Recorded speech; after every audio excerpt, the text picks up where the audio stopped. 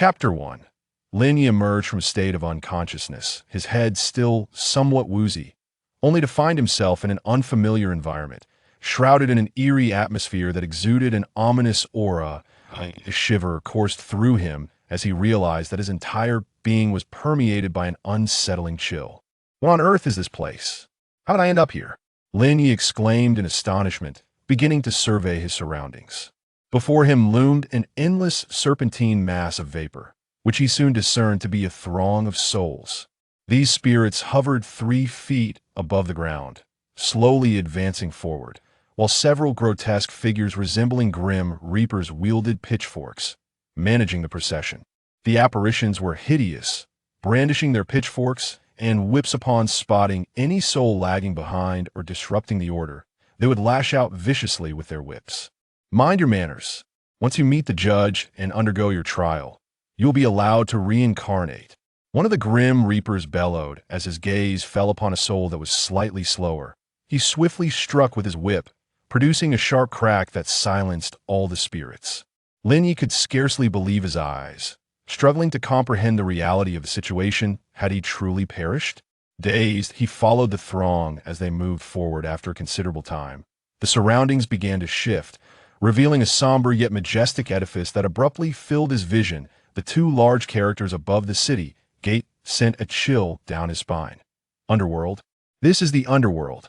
Have I truly met my demise? Lingye chuckled bitterly, shaking his head in disbelief. He never imagined he would find himself here at such a young age. But how had he died? Was it a chronic illness or a sudden demise? Wait, although I've been somewhat sedentary at home, my health has always been robust. How could I possibly be dead? Lingye racked his brain, recalling that he had spent the previous night alone in his dormitory, engrossed in reading Dragon Ball comics, savoring the plot until he inexplicably fell asleep. As he pondered the events of the previous night, his pace unconsciously slowed. Crack. A whip descended, interrupting Lingye's reverie, and a searing pain surged through him. Quit dawdling and keep up, the Grim Reaper shouted at Lingye. Suppressing the urge to cry out in pain, Lingye understood that he had to comply, as resistance would only lead to further trouble for himself. Thus, he trailed along leisurely behind the procession, passing through the city gate and finally entering the realm of the underworld. Soon, he spotted a colossal palace in the distance, the venue where the judges presided over the souls. The palace's facade was adorned with 100 towering doors, each several meters high. The narrow path ahead branched into over 100 smaller paths, each allowing passage for only 1 soul at a time. The spirits would be funneled into these numerous queues to enter the doors and face the judges. The workload of the judges seems quite substantial, Lingye mused, observing the multitude of souls lined up ahead. A sense of emptiness washing over him. After all, he had come to terms with his fate. Having lived a life devoid of significant wrongdoing, surely he wouldn't be relegated to the path of beasts? At that moment, a figure clad in a white robe approached him, topped with a long white hat. The white-robed figure scrutinized Lingye with a piercing gaze. Lord Wuchang. A nearby Grim Reaper called out respectfully. In the underworld, the status of the white-robed Wuchang was exceedingly high, ranking just below the 10 Yama kings and a few judges, thus commanding great authority. Ordinary Grim Reapers naturally showed utmost respect in their presence. That's him. The white-robed Wuchang pointed at Lingye, causing a wave of unease to wash over him. This soul is to be personally judged by Lord Lu. I shall escort him, he declared, waving his hand to envelop Lingye in a powerful force, whisking him away towards the grand hall of Lord Lu without a backward glance.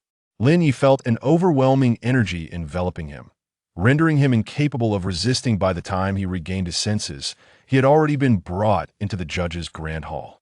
Is Lingye here? A steady voice resonated. Yes, my lord, the white-robed Wuchang replied solemnly. Lingye, still bewildered, lifted his gaze to behold a middle-aged man in a blue robe, seated with dignity at the judge's table, slowly perusing a scroll of black parchment. As he focused, Lingye caught sight of gilded characters embossed on the side of the scroll. Book of Life and Death. The gleaming letters stung Lingye's eyes, the somber blackness emanating an unsettling chill that sent shivers down his spine.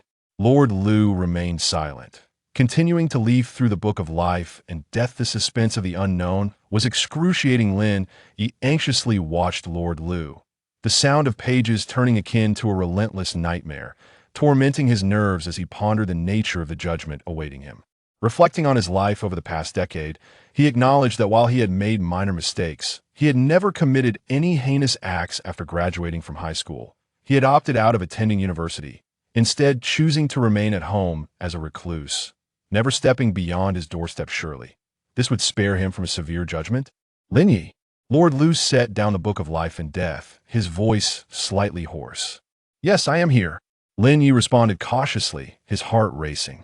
Do not be anxious, relax, Lord Lu said, a warm smile gracing his features. However, Lingye perceived it more as a professional facade, sending a jolt of alarm through him. This could spell trouble. Lingye, male, born in 1991, father, mother. Lord Lu recounted the details of Lingye's life, from minor transgressions like cursing and skipping classes to more serious offenses such as fighting and even recounting childhood incidents of stealing eggs from neighbors. Lingye felt cold sweat trickle down his back. Despite the brevity of the record regarding Lingye, a single line encompassed enough information to fill several terabytes of data. Lingye passed away in 2010 at the age of 19. Lingye listened intently, exhaling in relief. Once Lord Lu had finished recounting his life, he was indeed an ordinary citizen. A sense of joy welled within him. The absence of grandiose deeds was inconsequential, as it suggested that he had not committed any grave errors. Right? Based on your experiences, your life has been remarkably mundane, making you one of the most inconspicuous figures among the masses. However, this is not the reason I have summoned you.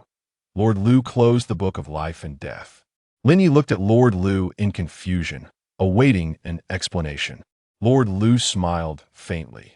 To understand this, we must go back several hundred years. Due to the rapid population growth of humanity in recent decades, the underworld has become increasingly overwhelmed, and the judges in Wuchang are terribly understaffed. Hence, we have drawn inspiration from some innovative management models used in the nearby realms of the universe. You must understand that under this new model, certain vulnerabilities in the administration of the underworld are inevitable. Although these vulnerabilities are minuscule and the likelihood of errors is almost zero, an error has indeed occurred. Lord Lu gestured towards the book of life and death. According to the original record, you were destined to become an outstanding scientist, achieving immense honors, surrounded by a large family, and passing away at the age of 89. However, due to a lapse in management, your life has taken a drastically different turn. This is a fault of the underworld, and I am here to offer you compensation. You may make 3 requests. The revelation that his life had been altered due to the underworld's oversight left Lingye stunned. As if a pie had fallen from the sky, the rapid shifts in fortune were overwhelming. 3 requests. Were they entirely at his discretion? Can I request anything? Lingye asked incredulously. Indeed, as long as it is within my capabilities, Lord Lu affirmed. Lingye felt enveloped by an overwhelming sense of elation. A pie had truly fallen from the heavens, and he was poised to catch it. He pondered what request to make. He realized that asking for compensation for his losses was too trivial.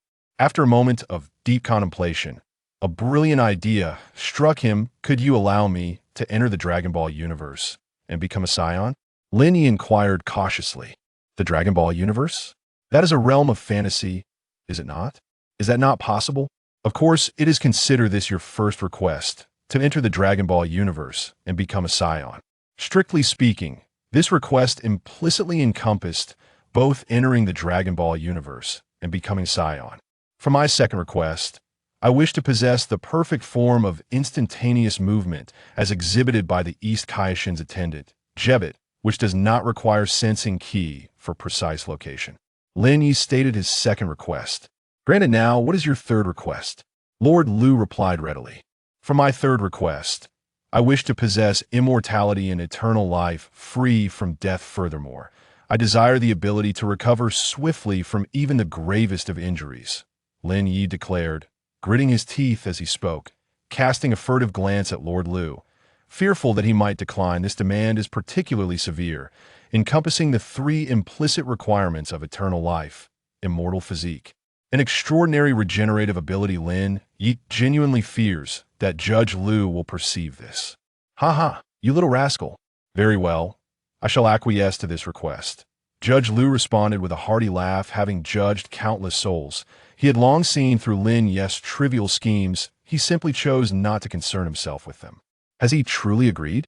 Lingye found it hard to believe. Fully aware of how monstrous the third requirement was, the mere notion of immortality could unleash chaos upon the entire world. However, if we were in the real world, I would indeed lack the authority to grant you eternal life after all. The cycle of life and death is a fundamental law yet. The Dragon Ball world is merely a realm of fantasy, and a slight modification of the rules suffices. Even should it be destroyed, it would inflict no harm upon the real world. So, I am indifferent to such matters. Upon finishing his words, Judge Liu conjured a substantial amount of pale energy, which he then infused into Lingye's soul. By the way, I shall bestow upon you an additional boon, allowing you to maintain your youth perpetually once you reincarnate. The divine power embedded deep within your soul will transform your body to fulfill your desires. Upon hearing this, Lingye's face blossomed with a smile. With these three requirements in place, he could traverse the Dragon Ball world. He could hardly contain his eagerness to enter this realm. Over the years, you are the only one daring enough to present such requests to me. I assure you, you shall be exceedingly satisfied. Judge Liu cast a peculiar smile at the white-clad ghost, but unfortunately, Lingye was too absorbed in his visions of the future to notice. Judge Liu opened a reincarnation portal within the Grand Hall. The white-clad ghost, understanding the cue, nodded and pulled Lingye into the portal. Lingye felt a sudden dizziness wash over him, and he promptly lost consciousness. On planet Vegeta, in the infant incubation chamber. This was a place of remarkable technological advancement, characterized by its expansive space, with rows of over 100 infant cradles lined up throughout the room. Each cradle was crafted from transparent materials, cushioned with comfortable cotton padding synthesized through advanced technology, ensuring that the infants could enjoy a superior slumber. Since King Vegeta led the Saiyans to ally with Frieza, the technology on planet Vegeta had developed significantly. A green-skinned alien with a duck-billed mouth patrolled the nursery, accompanied by several other aliens of similar appearance, who were busy recording infant data. Patinus, combat power of only 4, a low-class warrior at a rubbish. The leading alien scoffed, glancing at the energy detector beside the infant cradle. It seems this is the daughter of Rabaya. Rabaya is quite renowned among low-class warriors. Yet his daughter possesses such low combat power, being merely a low-class warrior.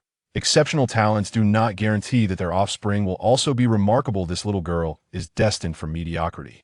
An alien reviewed the records and recited the details of the infant they were discussing.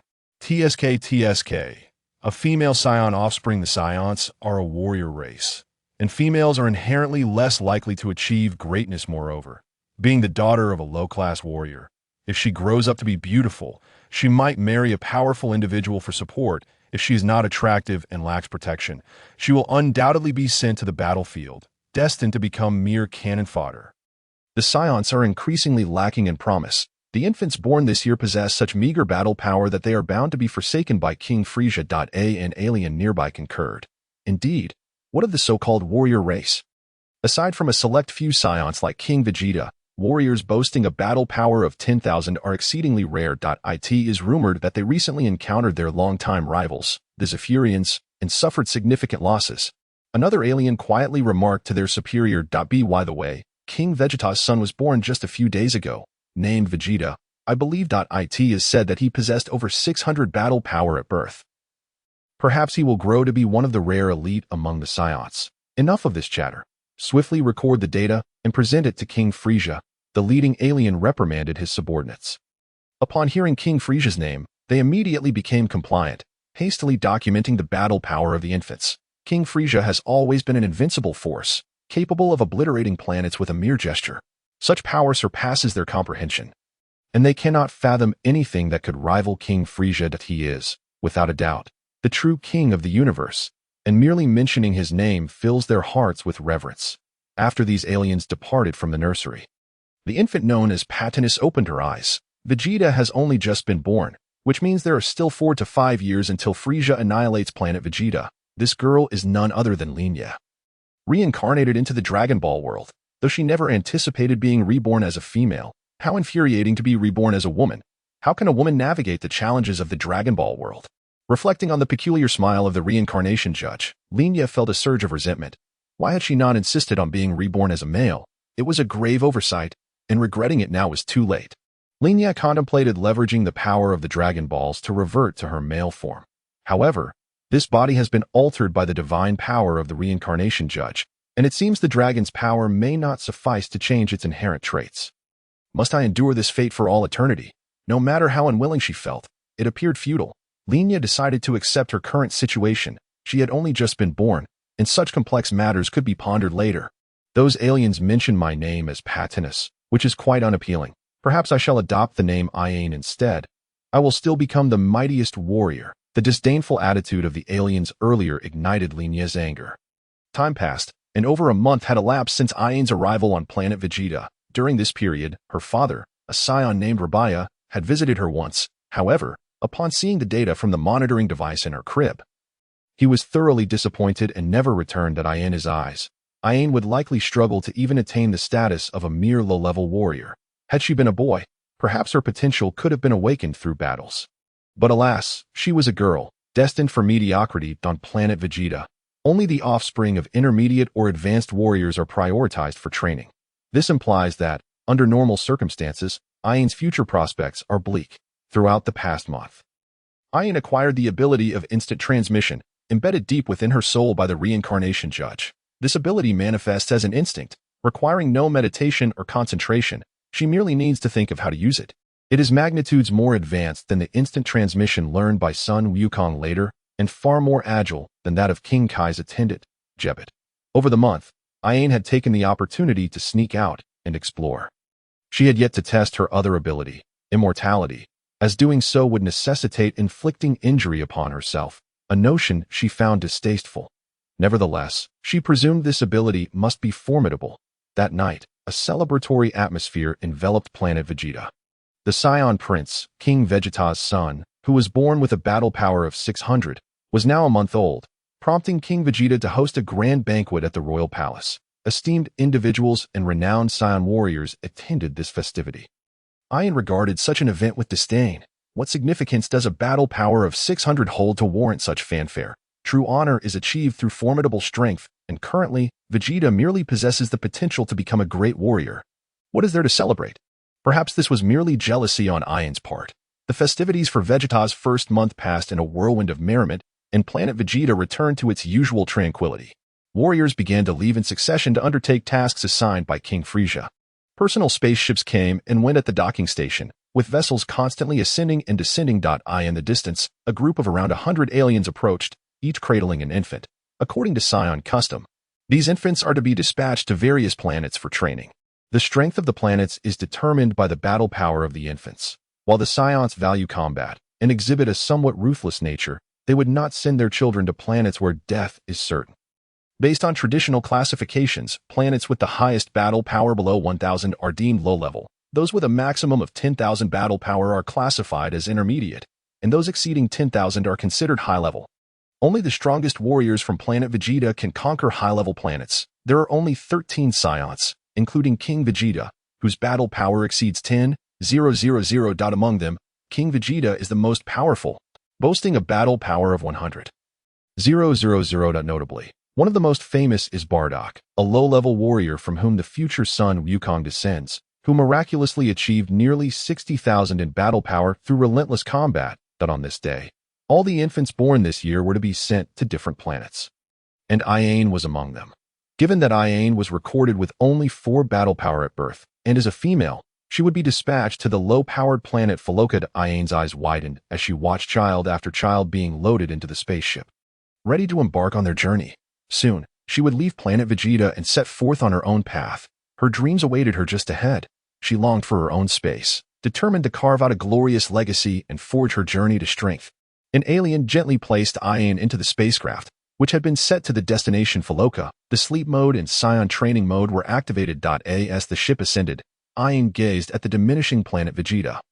reflecting on its beauty and wondering who could foresee its destruction at the hands of Frisia's energy sphere in just 4 years. With that thought, Ayaha closed her eyes, entering the Saiyan training mode. Awaiting the arrival at her destination. In the blink of an eye, Ayaha's spaceship had traversed the cosmos for over 8 months. A beep resonated through the ship as the computer's alert sounded. Target Faloka approaching. Expected arrival in 1 solar day. The announcement repeated, and as the alert chimed, the ship's sleep mode gradually deactivated, awakening Ayaha from her slumber. Are we almost there? Ayaha pondered. Although she had been in a state of sleep for over 8 months during the journey, the computer continuously infused her mind with Saiyan combat techniques. Her mind now brimmed with a myriad of combat methods, fueling her eagerness to land on planet Faloka and put her newfound skills into practice. Striving to calm herself, Ayaha closed her eyes to absorb the final day's teachings. Planet Faloka is a relatively primitive world inhabited by beasts. 70 of the planet is ocean, while nearly 30 of the remaining land is covered in ice and snow. With only about 20 consisting of land, most of which is jungle, leaving only a few plateaus and deserts. However, within this limited land area, various ferocious beasts and avian creatures thrive. As a low-level planet, the strongest species on Faloka do not exceed a battle power of 500, which is ample for Ayaha. Such a planet is perfectly suited for her training as a Saiyan. After all, Lingye's current combat prowess remains exceedingly low. Venturing to overly advanced planets is entirely unnecessary and could inadvertently lead to her demise. A peculiar goo sound echoed through the air. Amidst the jungle, a large bird ascended majestically, while not far off.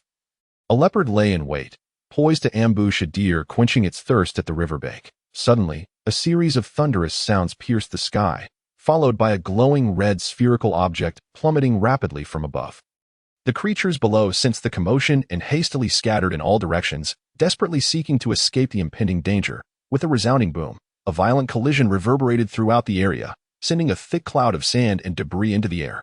A shockwave emanated from the point of impact, causing the towering trees to topple over, uprooted from the ground. Gradually, the dust settled, revealing an exposed area nearly 100 meters wide, with a massive impact crater approximately 40 meters in diameter and 10 meters deep at its center. As the spaceship's door swung open, Lingye emerged, clutching an energy detector resembling a single-frame device. Upon activating the device, a series of beeping sounds filled the air, and a plethora of data illuminated the screen. The detector indicated that the highest combat strength on this planet was around 467, situated over 1,300 kilometers away, and subsequently displayed dozens of signals surpassing a combat power of 300. The combat strength on Felix Star was not insignificant after all. Lingye continued her scans and soon identified nearly 100 sources boasting combat strengths exceeding 200, a noteworthy feat considering that the so-called god of martial arts, Master Rashi, possessed a combat power of nearly 139. Lingye then tested her own combat strength with the energy detector. With a beep, the device displayed a set of data points 17. It was slightly higher than when she was born. Lingye felt no disappointment. Although her combat strength was somewhat lacking, her almost bug-like special physique would make it easy to grow stronger. She resolved to commence her training, determined to follow the regimen she had learned from the spaceship. As days turned into weeks, a month swiftly passed. In the jungle, a small figure tirelessly practiced before a colossal tree, delivering punch after punch, the sound echoing through the air. Each strike from her petite fists caused the tree, over a meter in girth, to tremble, shedding leaves in abundance. Lingye withdrew her hands, crouched low, and delivered a powerful kick that struck the tree with a crack, toppling it to the ground. As the tree fell, Lingye leapt back 5 meters, a smile gracing her face as she beheld her achievement. With the days of practice, Lingye had honed her ability to control both the speed and power of her punches. Witnessing a gradual increase in her combat strength, which had now reached 21 points. Next, she resolved to challenge the more aggressive beasts lurking nearby. Activating her energy detector, she began searching for suitable opponents. Soon, she pinpointed a target, a signal source with a combat strength of 26 to the southwest. Without hesitation, Lingye set off, vanishing from her location in a flash, approximately 2 kilometers away. Lingye reappeared on the branch of a large tree. Surveying her surroundings, the area was densely packed with towering trees, and not far off, several rock formations jutted from the ground, where a large reptilian creature, reminiscent of a dinosaur, lay in wait. Her target, the giant lizard, possessed acute senses. Upon Lingye's arrival, it immediately detected her presence, roaring in fury and charging toward the tree she occupied. It was astonishing how such a massive creature could move with such swiftness. with a resounding thud. The lizard collided with the trunk, causing the tree to splinter and collapse. Seizing the opportunity, Lingye dashed to the side of the dinosaur, launching herself off the ground and delivering a powerful punch to its abdomen, sending the enormous lizard tumbling and kicking up a cloud of dust. The lizard emitted a pained roar, its tail whipping toward Lingye with incredible force. Startled, she narrowly evaded the strike by teleporting, reappearing behind the creature's head. "Take this," she shouted, unleashing a flurry of punches to its skull. The lizard, enraged by the blows to its head, bellowed in fury and lunged at Lingye with its gaping maw, revealing sharp teeth. Its speed was formidable, but Lingye had anticipated the attack, deftly sidestepping to avoid being caught in its jaws. Landing gracefully, she executed several backflips, creating distance between herself and the lizard before diving back in with a powerful kick to its elbow. The creature staggered, letting out a low growl as it prepared to retaliate. With a cacophony of strikes echoing in the air, both combatants exchanged blows, each sustaining injuries. Lingye retreated, wiping the sweat and blood from her forehead, her gaze fixed intently on her quarry. The lizard's thick hide rendered ordinary attacks ineffective. It was time to unleash her true power, she mused.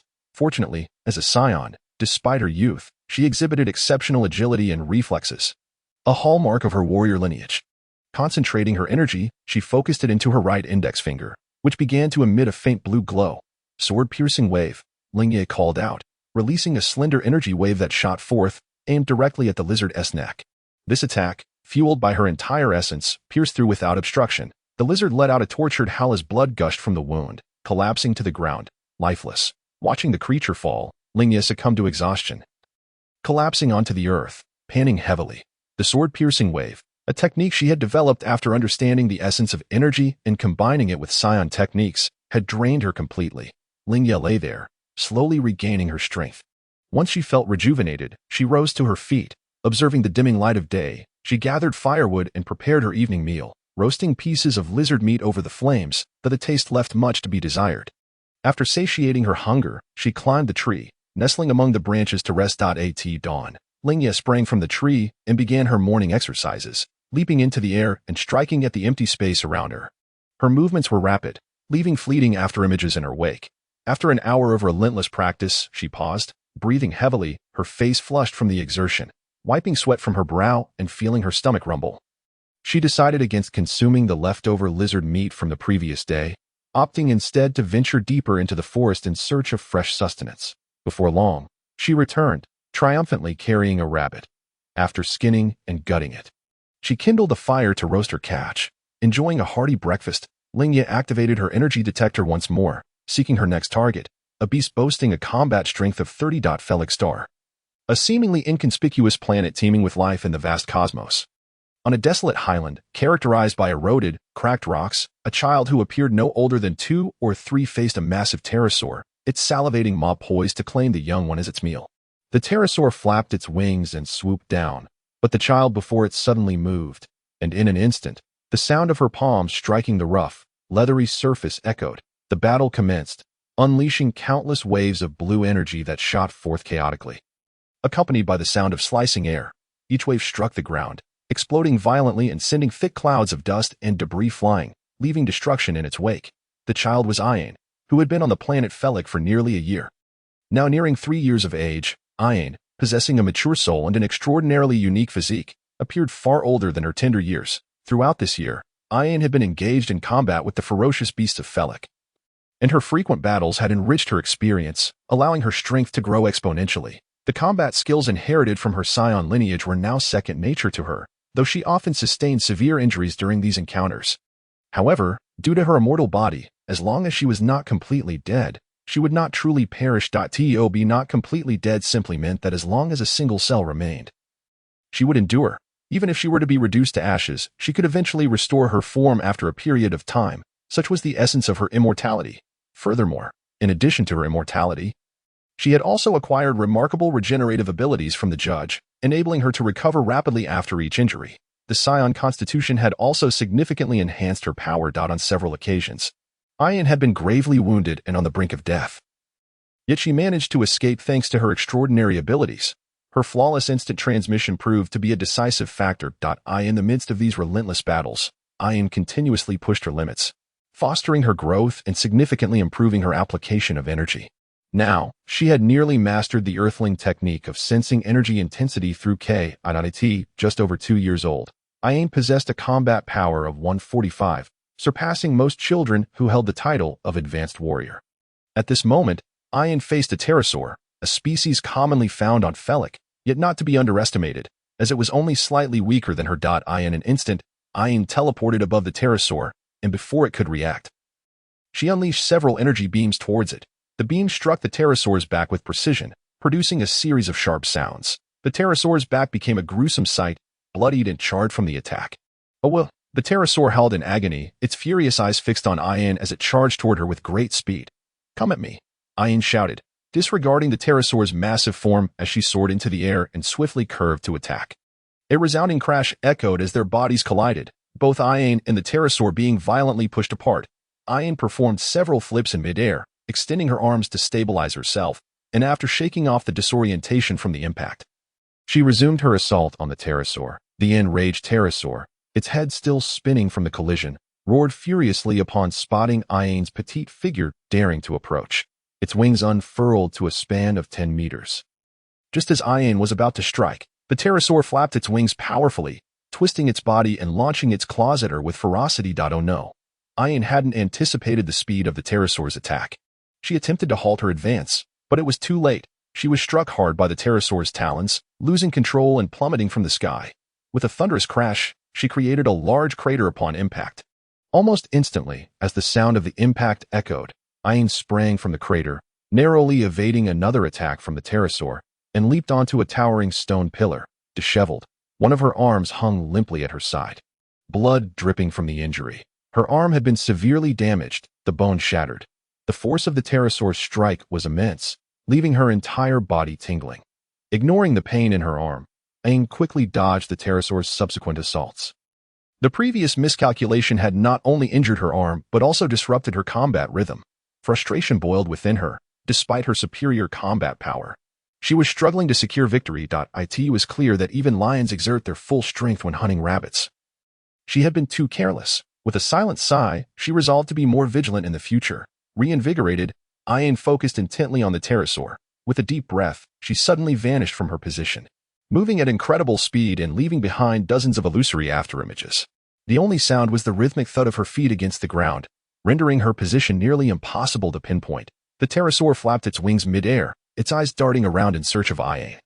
"Now's my chance," Ayaha thought. Seizing an opportunity to charge at the pterosaur, she accelerated, appearing before it in an instant, and lifted her leg to deliver a powerful kick. Her target was the joint where the wing connected to the back. Aiming to inflict maximum damage, with a resounding impact, Ayaha's kick struck the pterosaur's wing, causing it to tremble in the air. In pain, the pterosaur quickly lost its ability to fly and began to descend. Ayaha would not let such an opportunity slip away. She teleported beneath the pterosaur and hurled an energy sphere upward. Boom! The energy sphere erupted in a massive explosion, releasing a cloud of smoke. As the dust settled, the pterosaur's body was revealed, drenched in blood, and Ayaha recognized that victory was within her grasp. However, she needed to remain cautious to avoid a counterattack. Roar! The pterosaur bellowed wildly, its tremendous roar reverberating through the surroundings, causing the ground to tremble. Ayaha watched the creature warily, determined not to grant it any respite. Resolute, she launched into a rapid flurry of attacks, driving the pterosaur to the ground, where it roared in fury. In that moment, Ayaha unleashed over 800 powerful strikes against the pterosaur, which could no longer muster any resistance. The pterosaur, filled with rage, howled at Ayaha, its body glowing faintly red as its energy surged. Not good. Ayaha's heart raced, and she quickly distanced herself from the pterosaur. Boom! A mushroom cloud erupted in the sky, unleashing a wave of destruction that generated a visible shockwave, expanding outward at breakneck speed. Ayaha had no time to evade and was swept up in the shockwave, which obliterated everything in its path. Trees and rocks were reduced to rubble. After a lengthy pause, the dust and debris began to clear, revealing Ayaha's small form buried beneath the sand. She was gravely injured, the energy from the pterosaur's self-detonation having struck her directly. Her bones were severely misaligned, and her injuries were far worse than those inflicted by the pterosaur. Were it not for her immortality, she would have perished long ago. Struggling to rise from the debris, Ayaha gasped for air, her face pale. The extent of her injuries was dire. Nearly every inch of her skin was marred, blood oozing continuously. and many of her bones had fractured in the explosion. As she cautiously shifted her body, a wave of intense pain shot through her, contorting her features. Each movement was an arduous task. With immense effort, she managed to leave the battleground and find a slightly flatter area, where she collapsed in exhaustion. She had never anticipated such a disastrous turn of events. A bitter smile crossed her face as she assessed her condition. Numerous bones had broken, particularly one arm, which was entirely deformed and rendered useless. Her body was still far too fragile. Its resilience had not kept pace with her growing strength, limiting her performance in battle. If her physical form were stronger, she could withstand more powerful attacks. The disparity between her strength and durability was a significant disadvantage, necessitating immediate enhancement of her physical fortitude. Lying flat on the ground, Ayaha contemplated her situation, but her foremost priority was to heal her injuries. Gradually, she began to channel her ki. Initiating the healing process. Ayaha's body possessed not only the trait of immortality, but also the remarkable ability to recover rapidly. As she harnessed her energy, her wounds healed at an astonishing rate, the fractured bones rejoining seamlessly, while patches of old skin shed away, revealing soft, pale flesh beneath. After approximately an hour, all her injuries were completely mended. Lingye rose to her feet, twisting her neck side to side before stretching her body, producing a series of satisfying crackling sounds reminiscent of popping beans, accompanied by an indescribable sensation of comfort. She inhaled the vital energy in the air greedily, a feeling of having narrowly escaped death washing over her, as she sensed the abundant strength coursing through her, further enhancing her energy levels. This brush with death had propelled Lingye's combat prowess to new heights. Combat power, 270. Utilizing her energy detector, Lingye noted that a power level of 270 would rank her among the top 50 on the planet Felik. In less than 2 years, Sun Wukong would be born. At the age of 16, when he battled King Piccolo, his combat power was only a little over 260, meaning that she had surpassed him by 18 years to reach this level. After numerous battles, Lingye had amassed considerable combat experience, honing her judgment of battle situations and developing a keen insight into the dynamics of combat, particularly after this encounter. She recognized a severe deficiency in her physical resilience. The key factors determining victory in battle included situational judgment, attack speed, attack power, resistance to damage, and recovery ability. Situational judgment is cultivated through prolonged combat experience.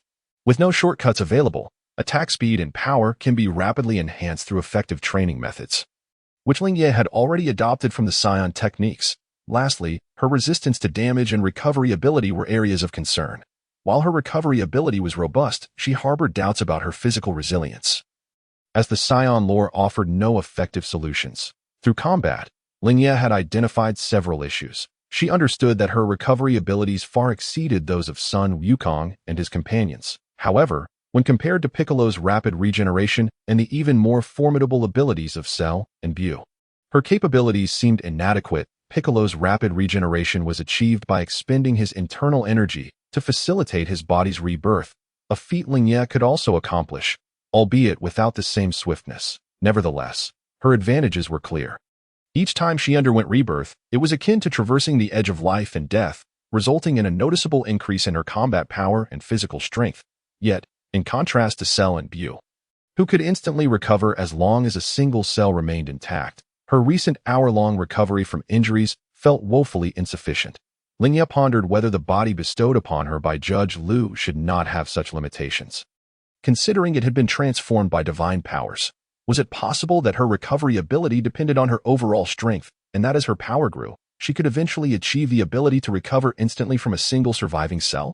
If she could reach that point, it would be akin to attaining a simplified form of immortality. Lingye's additional abilities were comprised of two facets. The first was an inherent trait of never succumbing to death. For instance, while Sun Wukong would perish if gravely injured, she could endure even the most severe wounds without fatal consequences. However, she could still suffer debilitating injuries, incapacitated unless struck by an overwhelmingly potent force capable of obliterating her body in an instant. Yet, even then, she would not meet her end. Shortly after her body vanished, she would resurrect, albeit with her injuries taking time to heal. The second facet involved her formidable recovery ability, which relied on her strength for enhancement. Her goal was to achieve a state where a single surviving cell could facilitate an immediate return to optimal condition. Only when these two aspects reached their utmost potential and harmonized perfectly could she attain true immortality. Lingye grasped that her recovery abilities would incrementally improve through combat experience, indicating that there was no immediate breakthrough available, enhancing her judgment, attack speed, attack power, resistance to damage. And recovery ability would require continuous battles. While judgment and recovery abilities would grow through experience, she could apply Saiyan training methods to enhance her attack speed and power. This left her grappling with the issue of damage resistance, which appeared to lack any effective training methods. Was she destined to rely on passive growth? The gravity chamber? Lingye quickly dismissed this notion, as the gravity chamber merely intensified the gravitational forces on her body, primarily aimed at improving speed and strength, with minimal impact on physical resilience. She would utilize the gravity chamber in the future, but not yet. Her physical form and strength were significantly misaligned. No matter how much her power increased, it did not correspond with her body's resilience. This was not solely Lingye's predicament. Sun Wukong and his companions faced similar challenges. Growing strength without sufficient physical durability. If only Sun Wukong's body could match his formidable power, he would not have sustained such severe injuries during battles against Vegeta or Frieza, and even against the android cell later on. For instance, during Sun Wukong's clash with Vegeta, he could not incapacitate his opponent. Despite the evident disparity in strength, nonetheless, one could not disregard the importance of physical resilience. Had Sun Wukong been capable of enduring higher multiples of the Kaioken technique, Vegeta would undoubtedly have been no match for him. Wait, Lingye had a sudden realization. Vegeta. Indeed, although Vegeta's combat power surpassed Sun Wukong's, when Sun Wukong utilized the Kaioken, he compensated for the disparity in power, yet still failed to inflict significant damage on Vegeta. Could it be that the Saiyans possessed an effective method to bolster physical resilience? No, that was not quite right. She was a Saiyan too, unlike Sun Wukong, who had suffered a traumatic head injury as a child and lost his memory of Saiyan combat techniques. She had inherited her Saiyan skills intact. The artificial moon. Lingye recalled that Vegeta had a technique called artificial moon, which she had yet to learn. Had she simply overlooked it, or was it a technique yet to be developed? Or perhaps it was reserved for elite warriors like Vegeta. Regardless, Lingye resolved to return to the location where she had descended on Felek, seeking the spacecraft that had carried her, hoping to uncover some discoveries. In a tranquil and serene forest, the wind rustled through the leaves, creating a soft, squeaking sound as the branches swayed. Sunlight filtered through the dense foliage, casting dappled patterns on the ground, while nearby animals lounged contentedly, enjoying their leisurely lives. It must be around here. Lingye soared through the air, surveying the thick jungle, which appeared remarkably similar, making it difficult to discern her exact location. With a swift whoosh, she ascended higher to broaden her field of vision. There, Lingye spotted a clearing devoid of trees and hastened her flight towards it, quickly arriving above the area. The massive impact crater remained, with scattered gravel and stones interspersed with patches of slender grass. At the center of the crater, a spherical spacecraft was partially embedded, its door ajar and covered in moss. Lingye descended and approached the spacecraft, excavating it from the pit entirely. With a beep, she pressed a button on the craft, prompting the computer to emit a series of hissing sounds as it initiated an automatic diagnostic. Once the self-check was complete, Lingye extracted a small incubation chamber from within and climbed inside, commanding the computer to search for information related to physical enhancement. Beep, beep, beep. The computer complied with Lingye's instructions but returned disappointing results. There was no data stored regarding physical enhancement. This meant that if she wished to strengthen her body, she would have to explore it on her own. Lingye emerged from the incubation chamber, disappointment weighing heavily upon her. She directed her palm at the chamber and unleashed an energy wave, with a resounding explosion. The incubation chamber shattered, sending forth clouds of black smoke, and then she aimed at the spacecraft, firing another energy wave. The spacecraft now held no utility for her, and there was no reason to leave it behind. She must obliterate all traces. Gazing at the destroyed vessel, Lingye felt a deep sense of frustration. Enhancing her physical resilience appeared to be a formidable challenge ahead. Meanwhile, on the distant planet Vegeta, a report was issued. Signal from spacecraft number 89 has been lost.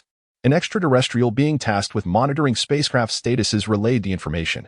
Spacecraft 89, query the database for crew information. A seemingly authoritative extraterrestrial maintained an indifferent expression, awaiting the results of the inquiry. The loss of the spacecraft's signal was a common occurrence and hardly surprising. As a member of Frieza's army, they engaged in numerous regional battles daily, with hundreds of spacecraft sometimes losing contact in a single day. The majority of these lost spacecraft have likely been reduced to cosmic dust, a phenomenon known as combat attrition. The distinction lies in the fact that they were not manned by standard battle vessels, but rather by the ships carrying newborn Saiyans. The disappearance of a signal from one of these vessels signifies that a young Saiyan child has gone missing. Ordinarily, this would be a matter of great significance. However, the indifference displayed by the extraterrestrial overseers can be attributed to their non-Saiyan heritage. According to the report, vessel number 89 was carrying a female Saiyan named Patinis, with the identification number X112316. Classified as a descendant of a lower-tier warrior, destined for the planet Fellow K.IT has been confirmed that vessel number 89 has lost its ability to return, and it is recommended that the ship be removed from the registry. The supervisor nodded, recognizing that it was the ship belonging to the daughter of Rabia.it appeared that the little one had perished, thus, her information should be deleted from the database. What a pity it is to lose a well-functioning vessel. Notify the logistics department that the loss of the ship will be deducted from Rabia's rewards. One cannot entirely blame these extraterrestrials for their recklessness, primarily because Saiyan children undergo computerized training, ensuring they do not stray far from their ships until they attain significant strength. These vessels are constructed from special materials, impervious to typical impacts. Thus, any damage inflicted upon them would require a force beyond that of an ordinary Saiyan child. It is highly likely that the little one has met her demise. These extraterrestrials are far from benevolent. Their presence here is solely due to the orders of King Frisia, and the lives of one or two Saiyans are of no concern to them. Without a vessel, even those who may still be alive cannot return. Their actions align perfectly with the intentions of Lingye, as the absence of recorded data means she will not be remembered by others, thereby sparing her considerable trouble. The extraterrestrials could never fathom that Lingye possesses complete memories from her previous life and has grown remarkably powerful in just over a year. Lingye, feeling somewhat despondent, flew through dense forests, with weaker beasts scurrying away at the sight of her. When encountering those stronger than herself, she lacked the desire to engage in battle and chose to circumvent them. Eventually, she reached the seaside, and gazing upon the vast expanse of the ocean, her spirits lifted significantly. Splash! In the distance, several colossal whales erupted from the water, sending towering jets of water skyward, which then cascaded back into the sea. The planet Felik is predominantly oceanic, teeming with diverse marine life. The ocean, Lingye exclaimed, snapping her fingers as a method to enhance her physical strength dawned upon her. She contemplated utilizing the ocean's pressure to force her body to grow stronger, gradually increasing her resilience according to the depth of her dives. The pressure of seawater increases with depth, exerting force upon her entire body without exception. The more she considered this method, the more feasible it seemed to her. She recalled the legendary body tempering techniques from her previous life, such as the golden bell shield, iron cloth shirt, and iron sand palm, which all relied on external forces to compel the body to grow stronger. Yet, none could compare to the comprehensive pressure of the ocean. With these thoughts in mind, Lingye swiftly descended from the sky and plunged into the water at depths of 10 meters, 20 meters, and 50 meters. She gradually began to feel the increasing pressure of the seawater, especially at greater depths. The pressure seemed to nearly double with each meter descended. However, this was not entirely accurate. Rather, it was that her tolerance was nearing its limit. Finally, at a depth of 340 meters, Lingye realized she could descend no further, as every bone in her body creaked under the pressure of the water. The lack of oxygen caused her to feel lightheaded, rendering her incapable of diving even another meter. Lingye's head broke the surface, and she inhaled deeply before plunging back into the ocean. Reaching 340 meters once more, she found it impossible to descend any further. Gritting her teeth as she dived downwards, forcing herself another 10 meters deeper, with a resounding crack, the pressure of the seawater shattered her bones, leaving her lower body a mangled mess, with blood oozing from her nose and ears. Teleporting to land, Lingye collapsed on the ground, gasping for breath. The influx of fresh oxygen rejuvenated her mind, and she greedily inhaled the air. How reckless I was! Lingye chuckled ruefully upon regaining her composure. Fortunately, Saiyans possess unique physiology. Although the pressure had impacted her physical form, a significant portion of the strain was absorbed by her skeletal structure, effectively mitigating the potentially fatal consequences of the rapid decompression. Utilizing the ocean's pressure to compel her body to grow stronger yielded remarkable results, albeit at a considerable cost. A moment's inattention could lead to her demise in the depths of the sea. The first attempt had already exacted a heavy toll on her, resulting in crush injuries to her lower body and severe damage to her head and internal organs. Thankfully, her ability to teleport allowed her to escape to land before facing fatal consequences. It was clear that she needed to approach this methodically, first acclimating herself to the depths of 300 meters. After fully recovering, Lingye submerged herself once more, this time exercising extreme caution. Upon reaching 300 meters, she halted, as she could already feel the immense pressure of the seawater. Her muscles were compressed inward, and she sensed a heavy pressure in her chest. With her internal organs being squeezed, Lingye endeavored to maintain calm, slowing her metabolism to prolong her time in the deep sea. Through repeated descents, she adjusted to the 300-meter depth, experiencing no discomfort, and she could distinctly feel her body growing stronger. It was time to challenge even greater depths. After a brief period of rest, she plunged to 350 meters, the very depth that had previously inflicted such grievous harm upon her. Once again, descending to this depth brought about intense discomfort. Her skin felt constricted, her organs pressed upon, and her bones creaked under the strain, while her ears throbbed with pain from the overwhelming pressure. Lingye lingered for a moment before teleporting back to land, resting briefly before once more descending to the depths of 350 meters.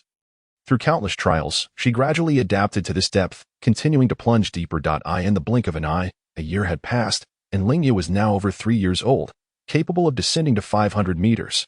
At 3 years of age, she had grown considerably taller, appearing more akin to a 5 or 6-year-old, no longer so diminutive. One night, facing the ocean beside a crackling campfire, Lingye skewered a large fish, over 2 meters long and more than a meter wide, over the flames. Filling the air with a tantalizing aroma, this fish would serve as her dinner. After such an extensive period of training, Lingye's physique had been significantly enhanced. The unique constitution of Saiyans, coupled with her exceptional recovery abilities, allowed her to engage in extreme challenges without trepidation. With each passing day, she could feel her strength growing with every punch she threw. At this stage, her body was in a vigorous growth phase, and relative to her combat abilities, her foundational power was still modest, resulting in significant progress. The assistance of ocean pressure enabled Lingye to manipulate her energy with precision. She could now control every strand of energy within her. When she concentrated her energy, she appeared as nothing more than an ordinary little girl, and no one would suspect that such a small child possessed formidable combat prowess. Since reaching 500 meters, the difficulty of each subsequent meter increased exponentially, with the demands on her physical strength becoming more stringent. Lingye established 5 levels of physical fortitude, with each level corresponding to an increase of 500 meters in depth. She was only just beginning her training at the 2nd level. After finishing her dinner, Lingye reclined on her bed, gazing at the twinkling stars in the night sky, marveling at its beauty, before drifting off to sleep. In the years 2007, 2008, and 2009, Lingye diligently performed push-ups, completing a total of 3,000, followed by her running regimen. These activities formed the core of her daily routine. Generally, such monotonous training could be dreary and lacking in necessary entertainment, leading one to question the purpose of such relentless self-discipline. However, the Saiyan blood coursing through her veins imbued her with an intrinsic joy for this seemingly tedious exercise, a benefit she had likely gained upon entering the Dragon Ball world.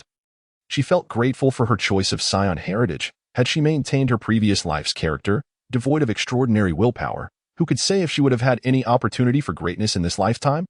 After stretching her muscles, she leaped into the ocean, diving deep to a depth of 500 meters, and then continued to descend further. The pressure around her surged abruptly, and a heaviness began to settle in her chest. At 550 meters, then 560 meters, Lingye pressed on, using the air to shield her vital areas against the crushing force of the sea.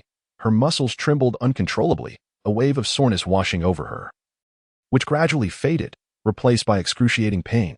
Lingye halted, remaining motionless in that position. She had encountered this situation countless times before, indicating that she had reached her limit and could descend no further. The intense pain persisted. Yet simultaneously, her regenerative abilities began to activate, as a unique energy secreted from every cell gradually repaired the damaged tissues. Under the immense pressure, cells shattered continuously, only for new ones to emerge and replace the destroyed ones. This cycle repeated, transforming every cell in her body. The newly formed cells far surpassed the originals in strength and vitality, exemplifying the extraordinary nature of the Saiyans. Although cell division typically has its limits, reaching a certain number of divisions halts further replication, which is a primary reason for the lifespan of biological entities. Yet Lingye remained unconcerned, akin to a newly wealthy individual recklessly squandering her seemingly infinite life potential. Humph. Lingye felt a muffled sound resonate within her body, and then a wave of lightness washed over her. It seemed as if the pressure of the seawater had lessened considerably. Her body had grown stronger, Elated, she realized her physical strength had reached remarkable heights. Upon returning to land, her previously pale skin glistened with an enhanced radiance, appearing as though it could burst at any moment, yet its actual resilience exceeded expectations. After a brief rest, she resumed her training and soared towards the depths of the continent in search of new prey. While physical strength was an asset that enhanced her combat capabilities, her inherent fighting prowess remained crucial. Now that her body had caught up, it was time to further bolster her combat skills. Lingye soon discovered a new target, a black panther with a combat power of approximately 300. She launched a fierce assault on the panther, unleashing a barrage of energy blasts. Taken by surprise, the panther was struck by the energy waves, producing a resounding boom, and dense smoke obscured her vision, preventing her from assessing the panther's condition. With a swift whoosh, the panther regained its composure and counterattacked, launching a claw towards her. Anticipating this, Lingye deftly seized the panther's paw and hurled it towards a distant rock. The panther collided with the stone, creating a thunderous crash as the rock shattered, and the panther vanished in an instant. Lingye's expression turned serious as she scanned her surroundings, her ears attuned to any sound. Here, she struck the air with decisive force. With a loud bang, the panther's head was struck directly, sending its body flying in a straight line. Seizing the opportunity, Lingye vanished from her spot and reappeared in the panther's trajectory, then slammed her fist down with force. The panther, disoriented from the relentless barrage, barely regained its composure before being met with another wave of attacks. Nearly 100 energy blasts rained down accurately upon it. Lingye continued her offensive, engaging in close combat, where her physical superiority became evident. The panther's strikes hardly affected her, yet her own blows inflicted severe damage upon it. A cacophony of attacks echoed around them, and the environment bore the scars of their fierce battle, littered with craters and upheavals. Both combatants moved with incredible speed, nearly imperceptible to the naked eye. With another resounding crash, Lingye and the panther were propelled apart, creating a distance of nearly 100 meters. Then, with a swift whoosh, she launched another strike. The ground where the panther had stood suddenly sank half a meter due to the tremendous force. Fissures spreading across the earth. Ugh! The panther let out a mournful cry as Lingye's fist pierced through its body, followed by a tremendous explosion. In this battle, Lingye emerged victorious. This was the advantage of her physical strength. The panther's attacks could not inflict substantial harm upon her, while she dealt crippling blows in return. Although the panther's combat power was comparable to hers, its physical resilience paled in comparison, leading to such an outcome. As seasons changed and time passed, several years slipped by unnoticed. In the blink of an eye, 5 years had elapsed since Lingye arrived on the Felic planet, adding the months spent traveling from Vegeta to Felic. She was now 6 years old. Based on her knowledge from her previous life, she inferred that the Vegeta planet had likely been obliterated by Frisia's energy sphere 2 years prior. 6. Lingye had blossomed into an exceptionally adorable child, with a delicate face, fair and rosy skin, and a pair of bright, expressive eyes that adorned her visage perfectly. Her slightly reddish flaxen hair cascaded naturally over her shoulders, and she donned a simple garment crafted from animal hides, exuding a wild beauty that promised to evolve into striking allure in her adulthood. According to the cosmic beings, even if she could not become a powerful warrior herself, her beauty might attract a formidable protector, granting her safety in this tumultuous universe, a common phenomenon that many envied. Yet, such a sacrificial exchange for survival was unacceptable to Lingye, who had already become strong enough to rely on no one for protection. Should she embark on a journey to Earth? Lingye pondered, only to dismiss the thought upon recalling that Son Goku was still just over 2 years old. Now was simply too early. Perhaps a few more years would be prudent. With a whoosh, she soared towards a mountain peak, leaving behind a beautiful arc in the sky. The strongest creature on Felic was a saber-toothed tiger with a combat power of 467, yet 2 years ago, Lingye had already surpassed it. Now, there was nothing on Felic that could challenge her. Her reluctance to leave stemmed from her desire to break through to the 5th level of her physical capabilities, which required a descent of 2,500 meters, a goal she had achieved 2 months prior. These 6 years had marked a magnificent transformation for her, evolving from a nondescript recluse into a Saiyan with a combat power of 860. Of course, there had been minor mishaps and unexpected events along the way. Nonetheless, these 6 years were profoundly significant for Lingye, heralding the beginning of a new chapter in her life. Although she did not plan to head to Earth immediately, it was time to depart from Felic. Remaining there offered little benefit, so she resolved to explore other planets. Lingye's home was nestled atop a mountain peak, within a cave that had once served as a den for a brown bear. Now claimed by her, After tidying up her belongings, she initiated a teleportation, leaving the Felic planet where she had resided for 5 years. In a distant world, far from Felic, Lingye materialized. The advantage of her teleportation ability lay in her capacity to visualize her destination beforehand. Preventing errors that could lead her into the void of space or even the core of a star, the distance she could teleport was intricately linked to her capabilities. In the Dragon Ball universe, the differences between various planets seemed rather nebulous, as if each world shared similar gravity and atmospheric composition. However, in reality, due to the variations in planetary size and mass, the universe harbors planets many times larger than Earth. With gravitational forces that differ greatly, coupled with differing atmospheric compositions, planets suitable for human habitation are exceedingly rare. Of course, for the truly powerful, conventional reasoning often fails to apply. Lingye's latest teleportation was to a life-sustaining planet, without a meticulously defined destination. Upon her arrival, she discovered a world devoid of civilization, populated only by peculiar cactus-like plants, with no other visible life forms. The air was thick with a noxious, sulfur-like scent, making it quite uncomfortable. Just as Lingye was preparing to teleport away, a brilliant fireball streaked across the sky, plummeting towards the ground. With a resounding boom, the fireball struck the earth, unleashing a tremendous explosion that kicked up clouds of dust and smoke. With her keen eyesight, Lingye quickly discerned that it was a spaceship. What a fortuitous encounter! Ayaha smiled gently as she flew towards the location where the spaceship had plummeted, unexpectedly descending just as she intended to leave. It was a disc-shaped spacecraft, approximately 150 meters in diameter, classified as a medium-sized vessel. At that moment, the ship was billowing black smoke, clearly rendered inoperative. Ayaha landed near the spacecraft and began to survey the scene.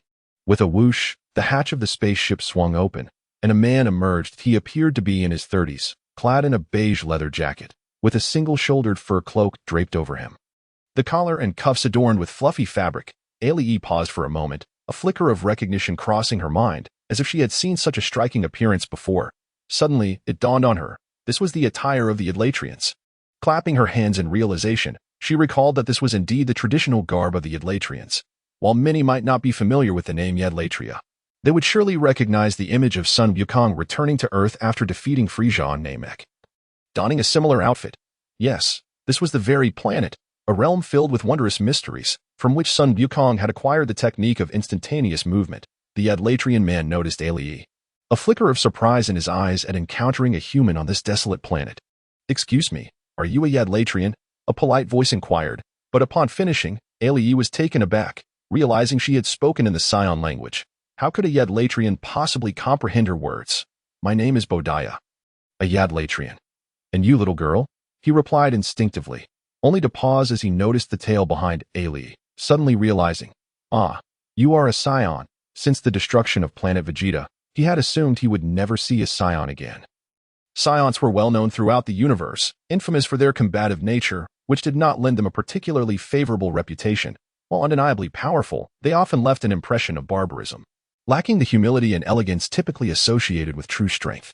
Following their allegiance to Frisia, the Saiyans became one of the prominent teams within his army, bearing the brunt of significant disdain. The destruction of planet Vegeta, coupled with the fact that many Saiyans were present on their home world at the time of its demise, meant that only a scant few survived this catastrophic event. In the cosmos, there existed both peaceful civilizations and those that reveled in combat. The peace-loving races rejoiced at the Saiyans' misfortune, while those who thrived on battle saw their disappearance as a considerable loss. The vanishing of such a formidable nation evoked a sense of melancholy. Bodaya's response rendered Ayaha speechless. He had comprehended the Saiyan language, noticing her silence. He assumed she was lost in thought due to the news of her home world's destruction. "Little girl," Bodaya called out with concern. "How can you understand me?" Ayaha finally asked, bewildered. "It is a secret technique of our Yidlatrians. Upon hearing another's speech, we can instantly replicate their language system," Bodaya explained. "How marvelous." Ayaha's eyes gleamed with desire. "Could you teach me this technique, uncle?" "Certainly, though it is not a grand secret. However, the techniques of Yidlatria are notoriously challenging to master," Bodaya said, glancing around at their surroundings. He shrugged, suggesting Ayaha wait while he rummaged through the wreckage of the spacecraft, hoping to find something useful. "Alas, everything is ruined," he lamented after searching for quite some time without success. "What are you looking for?" Ayaha inquired. "I was hoping to find something to repair the ship, but everything is beyond salvage," Bodaya replied.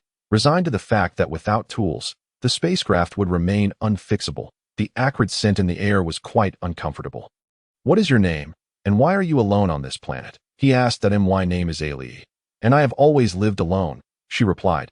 Bodiah, having dealt with other Scions before, naturally assumed she was among those sent to other planets for training.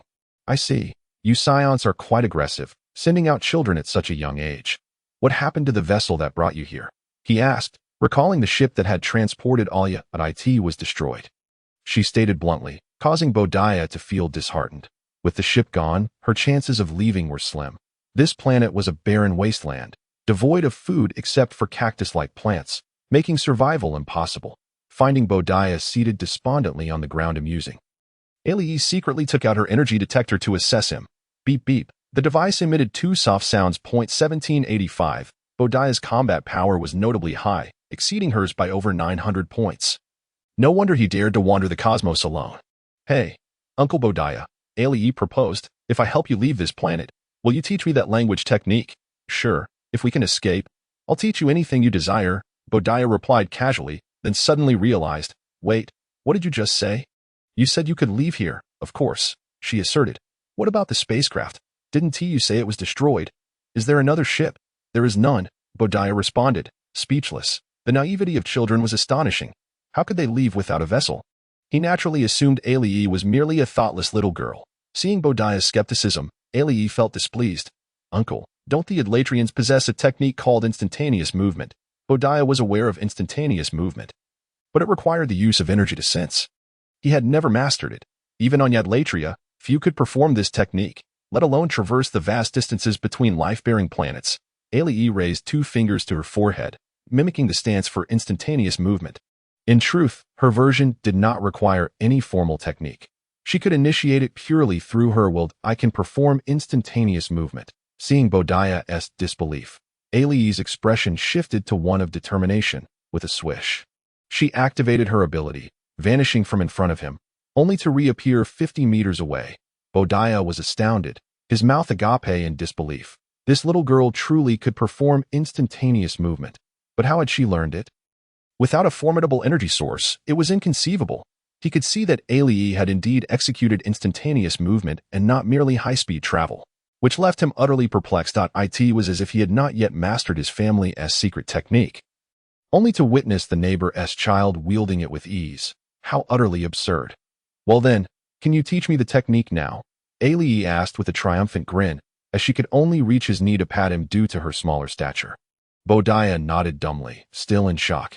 Ayaha grasped one of his feet, closing her eyes to locate Yadlatria. Fortunately, it was not too far from their position. "Found it," she exclaimed, envisioning the life-bearing planet that was Bodiah's homeland. Then, she activated her instantaneous movement, and in an instant, both Ayaha and Bodiah vanished from their original location.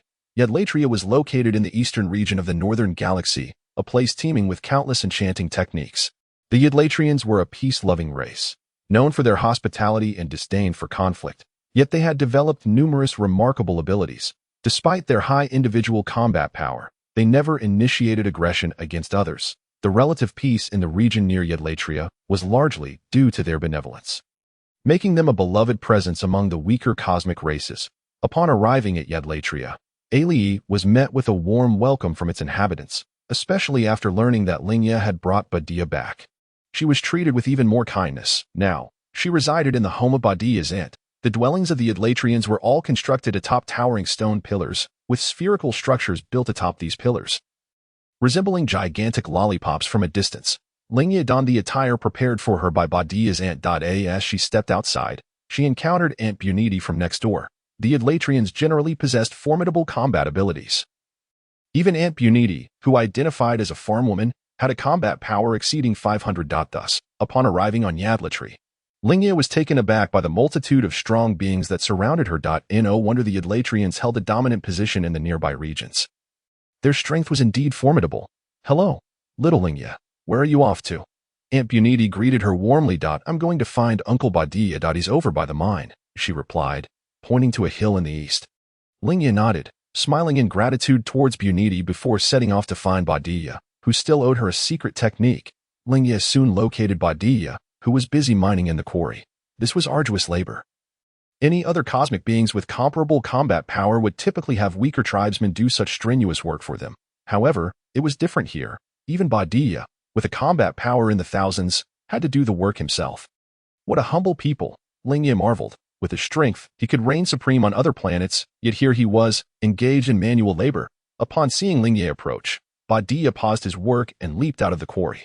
After learning her purpose, Badiya suddenly recalled the matter he had almost forgotten. He patted his head and smiled, leading Lingye to an open space where he began to teach her the secret language technique. Learning the secret techniques of Yadlatri was an intricate process, encompassing various fields. The language technique Lingye was currently learning was the simplest of them all, yet it involved complex subjects such as humanities, psychology, chaos algorithms, and more, leaving Lingye feeling dizzy. She couldn't help but admire the Yadlatrian predecessors who had created such profound knowledge. After 3 months of Badiya's continuous explanations and her diligent exploration, she finally mastered this technique. Once she did, Lingye had to concede that it was indeed a highly practical skill. At least she would have no barriers in communicating with the Namekians as soon as they spoke in their language.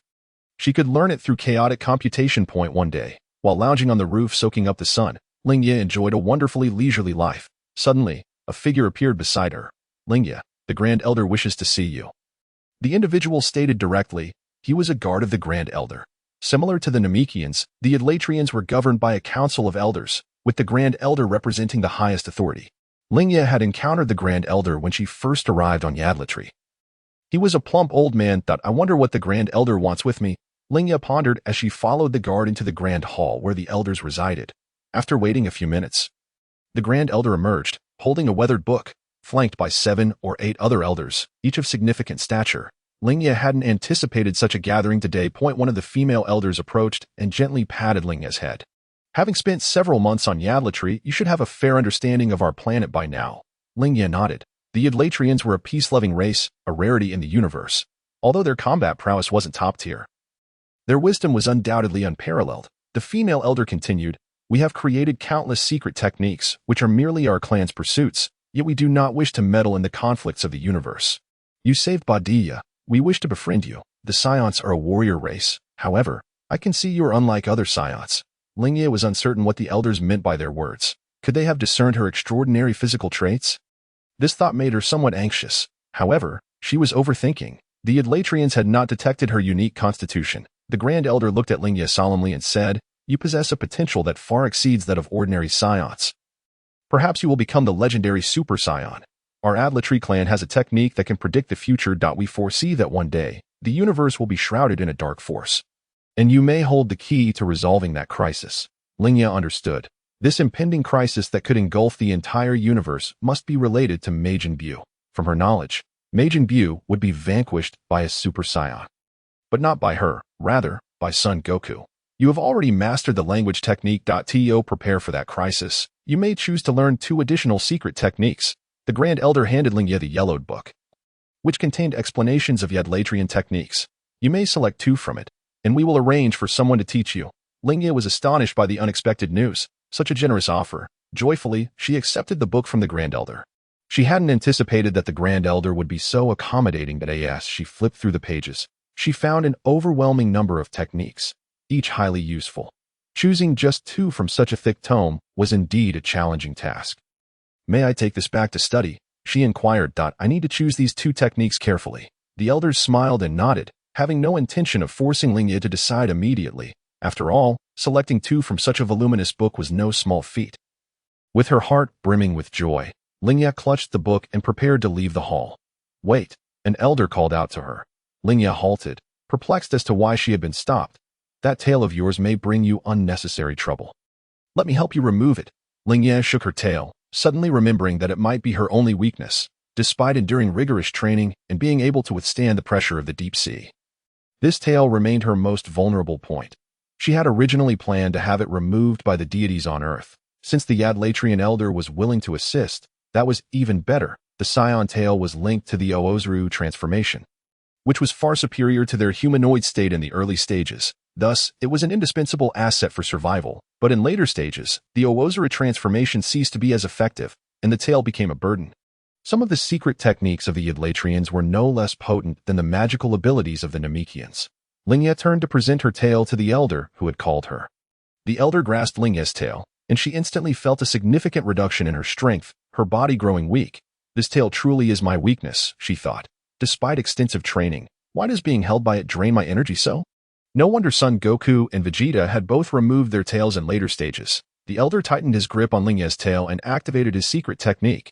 Lingye felt a tingling sensation in her rear as if electrified, followed by a sudden chill. Her entire tail was swiftly removed. Lingye accepted her severed tail, expressed her gratitude to the elder, and then exited the grand hall. Once outside, she unleashed an energy wave to obliterate her tail completely, leaving only a faint wisp of smoke in the air. Can that child truly save the universe? One elder pondered after Lingye's departure. No one replied. None could accurately predict the future. However, based on the visions seen in the secret techniques, it was indeed a Saiyan who would save the universe. I don't know. There is an indescribable aura about Lingye, a mystery that even I cannot discern, the Grand Elder eventually said, raising his hand. Regardless of whether she ultimately becomes the savior of the universe, she is a friend of our Adlatrian people. Ayaha hurried towards the abode of Badia's sister, cradling a tome that chronicled the arcane arts of the Yadarat. Along the way, amiable Yadarations greeted her with warm salutations. Before long, Ayaha returned to her residence, gently closing the door behind her and settling at the table to meticulously peruse each secret contained within the book. The tome detailed nearly 10,000 mystical techniques, each possessing unique functionalities.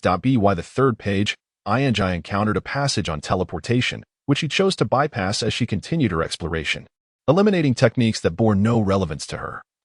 Particularly those pertaining to everyday life, she focused exclusively on those suited for combat, analyzing and comparing them in earnest, striving to select the most fitting for her capabilities. Absorbed in her studies, she lost track of time, even neglecting her meals when Badia's sister called her. After a night of relentless dedication, she finally identified two techniques she deemed exceptionally practical. The first, known as Unseen Eye, is a vision technique well suited for combat.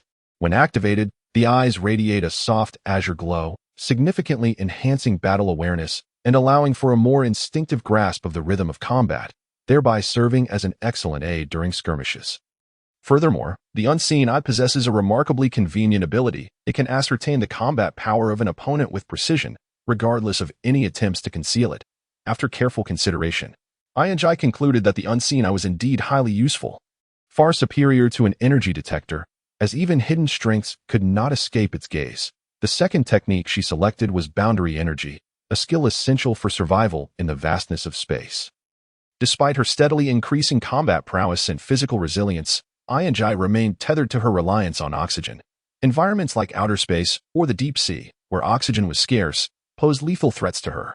Although she possessed an immortal form, it did not grant her the ability to survive in the vacuum of space. Should an enemy launch an assault in the cosmos, she would be left helpless. The Boundary Energy technique would liberate her from the constraints of oxygen, enabling her to absorb the ambient energy of the universe, thus allowing her to thrive in space and providing a supplementary energy source, ideal for confrontations with extraterrestrial foes. Having finalized her selection of these two techniques, Ayaha swiftly made her way to the Elder's Hall. The guards, upon seeing her arrival, did not obstruct her, clearly aware of her purpose.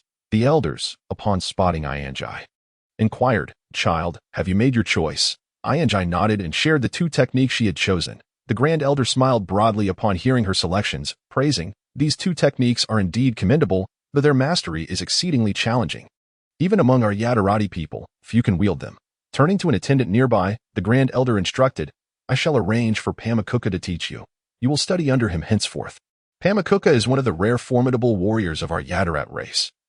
We have every confidence in his ability to guide you." Several elders chimed in with approval. Moments later, a robust middle-aged man entered, adorned in the distinctive attire of the Yadarat, albeit with a slight modification, battle armor.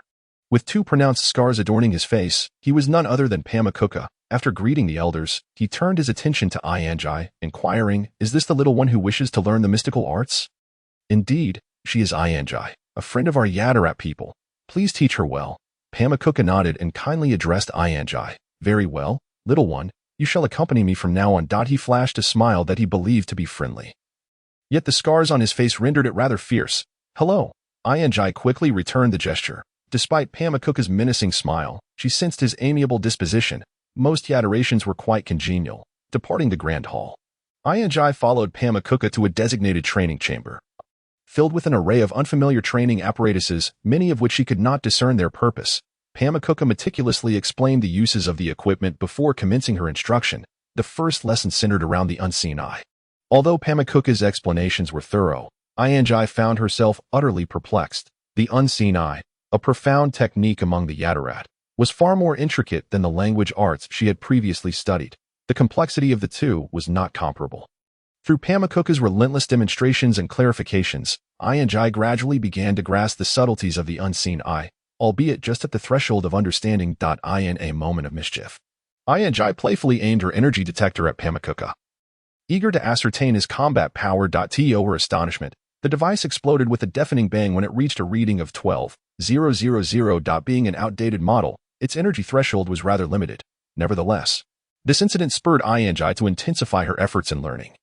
Recognizing Pamakuka as a formidable warrior with a combat power exceeding 10,000, offering invaluable guidance, diligently, Ayanjai engaged with Pamakuka, frequently posing her inquiries, to which he responded with patience and clarity. Time flew by, and under Pamakuka's tutelage, Ayanjai's abilities surged remarkably. After nearly a year of dedicated training, she finally mastered the unseen eye. The moment she achieved this, she activated it before Pamakuka. Her eyes emanated a gentle azure luminescence, the hallmark of the unseen eye's activation. Instantly, Ayanjai felt as though her mind had been refreshed, a cool sensation enveloping her as clarity washed over her consciousness. Before her, a series of numbers materialized. 34,000. To her astonishment, Pamakuka's combat power was an impressive 34,000, exceeding Vegeta's when he attacked Earth by 16,000. She then utilized the unseen eye to assess her own power. 850. Ayanjai was taken aback. She had not anticipated such a significant increase in her strength within a mere year. Overjoyed, she realized the impact of training under a powerful mentor, and she eagerly anticipated the prospect of learning boundary energy, curious to see how much her prowess would grow. Recognizing Ayanjai's exuberance, Pamakuka refrained from interrupting her enthusiasm. After spending over a year together, he had come to understand the diligent and endearing nature of the young girl before him. Once her excitement subsided, Ayanjai eagerly urged Pamakuka to teach her boundary energy without delay. She was impatient to begin, for while the unseen eye served as a supportive technique, boundary energy was vital for both survival and enhancement in the cosmos. Should she venture into space to harness its energy, her strength would surely escalate rapidly. Ayanjai understood that with her current abilities, she was undoubtedly invincible on Earth, and even in the broader universe, she could rival numerous planets. Yet, she felt this was far from sufficient. The world of Dragon Ball promised exponential increases in power beyond mere earthly standards. Initially, combat power might rise by tens or hundreds, which seemed impressive, but soon escalated to thousands and tens of thousands. As she approached the mid to late stages, the growth in combat power became absurdly rapid, as if one could effortlessly amass strength. In Ayanjai's view, such battles appeared wasteful, a squandering of potential that left her astounded. A person imbued with a sense of urgency, she believed that one must always consider the distant future to avoid imminent peril. Having only just begun her journey, she felt that small increments of growth were inconsequential. When the time came for her to reach combat power in the millions, tens of millions, or even billions, she would embrace the same extravagance as others. She aspired to become a formidable warrior. Next on her agenda was the study of boundary energy, a technique even more intricate than the unseen It involved the transformation of human characteristics, allowing life forms to thrive in the cosmos while absorbing its energies. A subject replete with complex and esoteric knowledge. Before diving into this advanced study, Ayanjai needed to familiarize herself with cosmology, spatial theory, biology, and psychology. Fortunately, she possessed a modicum of foundational knowledge in psychology and spatial theory, making the initial learning process somewhat manageable. However, the intricacies of biology and cosmology proved to be profoundly challenging, inflicting considerable hardship upon her as she endeavored to comprehend these tedious subjects over the course of 6 to 7 months. The ancestors of the Yatarations were truly remarkable, having uncovered such profound mysteries that defied simple description. The admiration within Lingye deepened. With so many secret techniques available, mastering even one would prove immensely beneficial. Fortunately, the Yatalat tribe is a peace-loving people, and many of the techniques they have developed can only be learned by those of kind heart. Otherwise, the mere existence of these techniques could plunge the entire universe into chaos. Lingye pondered that such restrictions likely serve as a safeguard for the Dragon Ball world itself. With this thought, she embraced her materials and continued her research. As time flowed gently by, A day finally arrived when Lingye emitted a sound of pure joy. She had finally comprehended these teachings. After 9 months of relentless effort, she had successfully mastered the materials, and with her newfound freedom, she was filled with exuberance. The next step was to embark on formal training and transform her body. In the vastness of outer space, a petite figure lay serenely amidst the cosmos, emanating a soft glow. Not far away, a robust man was practicing, his attention steadfastly fixed on the young girl beside him. With a tranquil expression, Lingye floated in the universe, invisible energies converging from all directions and entering her being. The influx of energy brought a rosy hue to her cheeks, her reddish linen hair cascading to her shoulders. With 2 strands framing her chest, and the tips glowing faintly red, this girl was Lingye, who had been in space for over 2 months, initially feeling somewhat out of place. Yet now, she had acclimated to the cosmos and could survive without relying on oxygen. The energies of the universe gradually gathered within her, enveloping her in an indescribable warmth that was exceptionally comforting. Today, she decided to conclude her training. Lingye opened her eyes and prepared to return to Yadalat alongside Pamakuka. Strolling through the bustling streets of Yadalat, she held various ingredients in her hands, taking leisurely steps. Having spent 2 years on Yadalat, it was time for her to depart. Before leaving, she wished to express her gratitude to Uncle Bodia and his family for their care. And thus she planned to cook a sumptuous lunch for them. After the meal, Lingye shared her intention to leave, momentarily startling the Bodia family. However, they quickly regained their composure, though they felt reluctant to see her go. They understood that Lingye would eventually depart. Seeing her resolve, they could only remind her to take good care of herself. Lingye nodded, feeling a deep affection for the Bodia family after 2 years of companionship. Reluctantly bidding farewell to them, she then visited Pamakuka's home to say her goodbyes. "Are you leaving?" Pamakuka remarked calmly, as if he had already anticipated this moment. Lingye nodded, a tinge of sadness in her heart. How swiftly time had passed, 2 years had flown by, and she was now ready to venture elsewhere. Do not neglect your training. Strength that does not advance will recede, Pamakuka diligently advised, fully aware that even without his reminder, this young girl would strive to improve herself. Lingye sniffled slightly, a wave of parting sorrow washing over her. "Thank you, Teacher Pamakuka." With little else to say, she bowed deeply to him before departing, watching her retreating figure. Pamakuka's lips moved as he shook his head. That child. After bidding farewell to the elders, Lingye activated her instant transmission and left Yadalat. During her 2-year residence on Yadalat, Lingye's experiences were immensely rewarding. Not only did she acquire powerful, mysterious techniques, but she also forged bonds with trustworthy friends and mentors. Furthermore, her combat power had surpassed the 4,000 mark, and at the age of 8, she had grown significantly taller. Standing at 1.2 meters, she was now undeniably a little beauty. With a swift motion, Lingye teleported several times, landing in a small asteroid belt, now located in the northern region of the North Galaxy, far removed from the eastern domain where Yadalat resided. Lingye paused on an irregularly shaped asteroid, sensing a faint energy fluctuation nearby. This asteroid belt was relatively close to a star, and the energy likely emanated from it. Determined not to waste a moment, she settled on the asteroid and began absorbing energy using her dimensional energy. The drifting energies were drawn towards her, gradually coalescing into invisible ripples that entered her body. Lingye's form began to exude a subtle pressure, her skin appearing to shimmer as if a radiant light danced upon it. As the energy converged, it resembled a thin mist, distorting her vision slightly.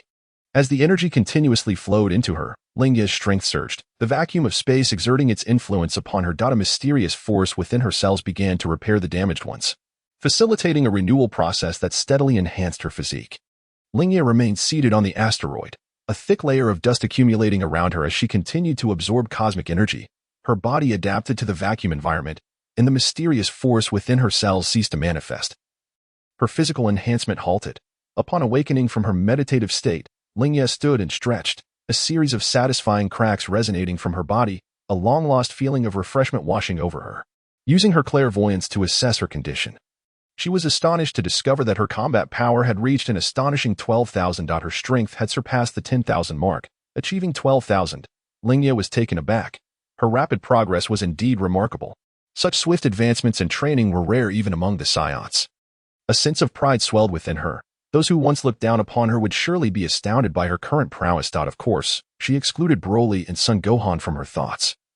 Broly was a legendary Super Saiyan, born with inherent differences from ordinary Saiyans, often succumbing to his rage, thus could not be deemed a typical individual. As for Son Gohan, she hardly regarded him, as his abilities were purely contrived. After all, he had reverted to normal during the Buu saga. Setting aside Broly, Son Gohan, and herself, she was undoubtedly among the fastest in terms of training speed. Lingye felt confident that with her physical condition, surpassing the likes of Goku and his family, as well as other powerful beings across the universe, was entirely within her reach. After a brief moment of organization, Lingye instantaneously teleported away from the asteroid belt. Reappearing on the distant planet Kano, the tranquil and profound universe was boundless, with twinkling stars adorning the seemingly peaceful void. The cosmos exuded a serene harmony, yet amidst this calm facade, myriad dangers lurked. Kano was one of the numerous life-bearing planets in the northern region of the North Galaxy, all under the dominion of King Kvira. Kvira, Frisia's brother, possessed a level of strength even more terrifying than Frisia himself. They belonged to the universe's mightiest race, originating from the Winter Star. From birth, their kin were encased in ice. The longer they remained sealed, the more formidable they became, being an exceptionally rare warrior race in the universe.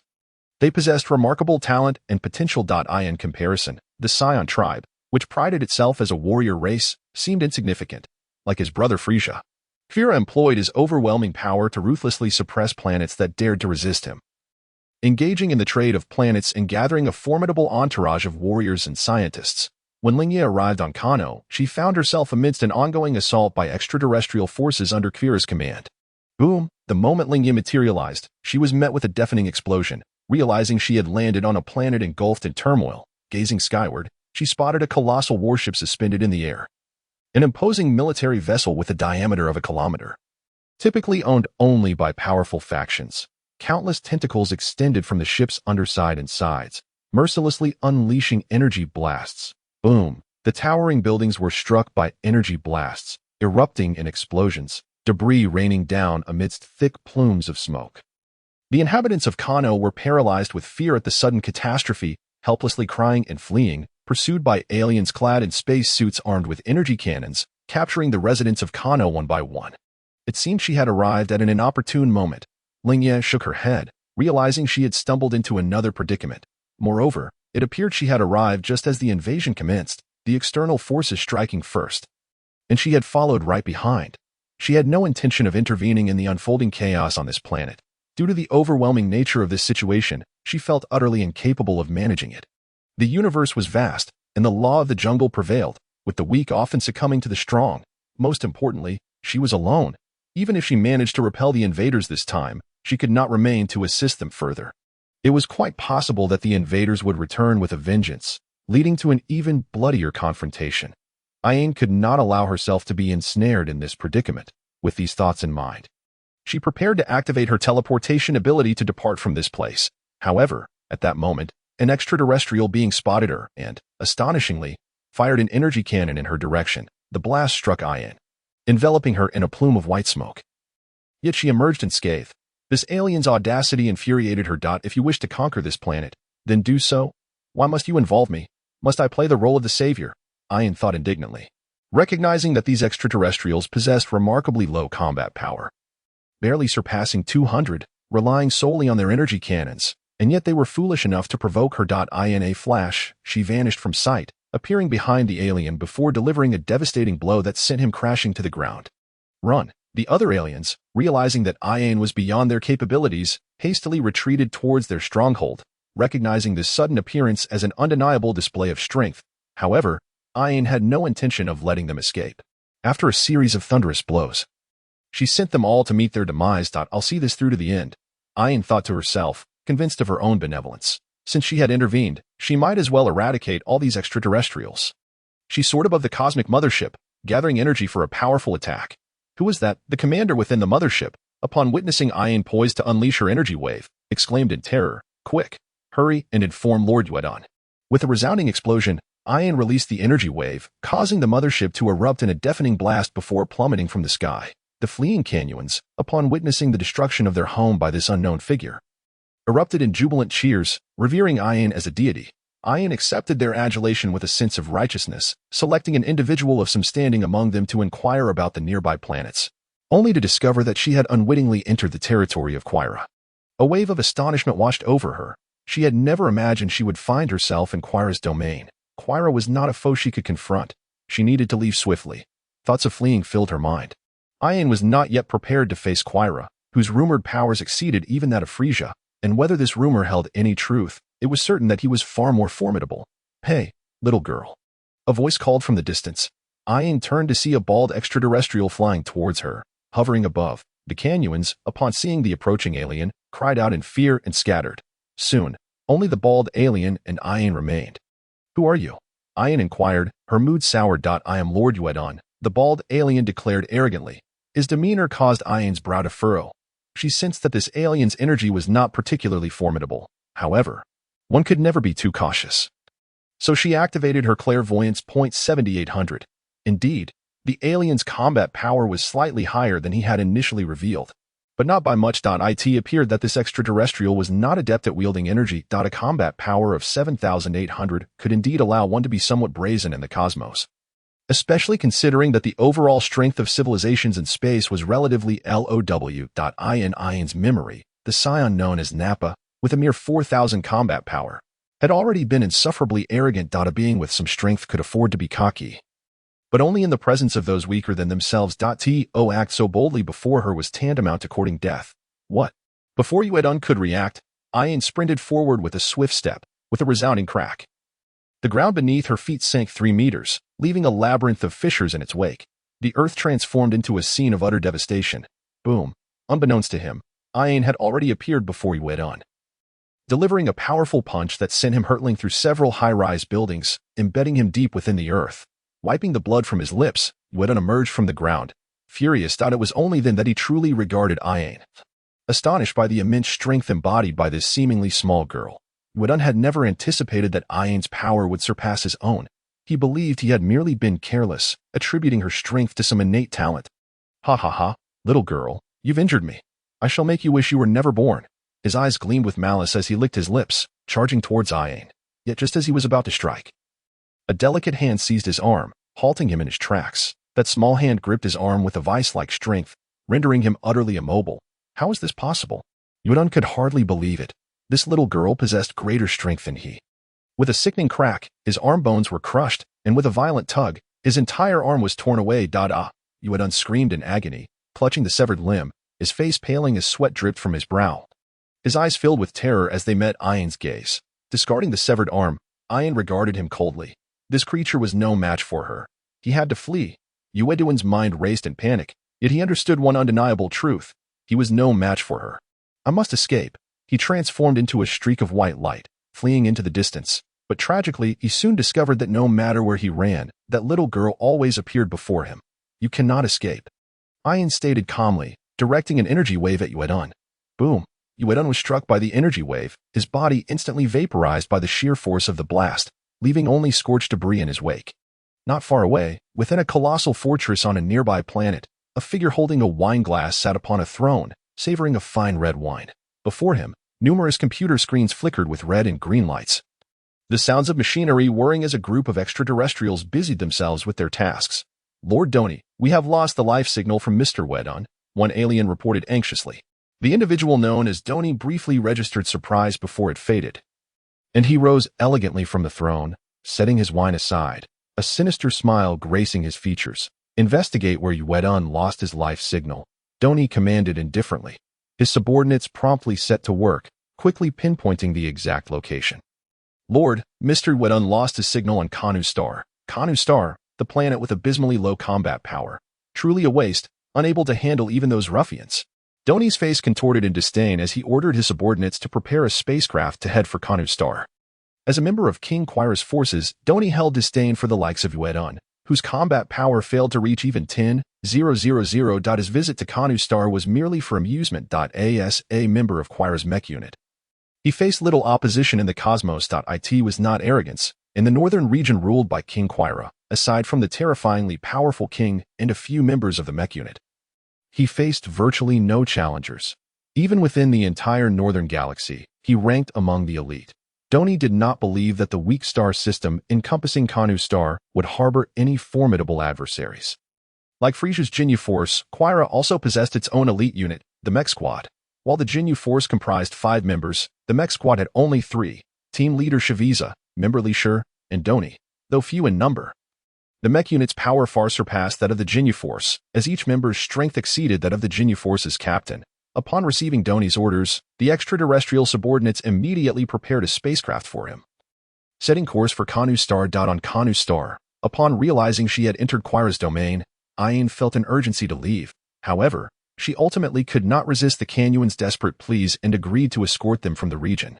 Seated atop the ruins of a once great skyscraper, Ayaha watched as the Canuans gathered their belongings and boarded their spacecraft, her heart heavy with sorrow for them.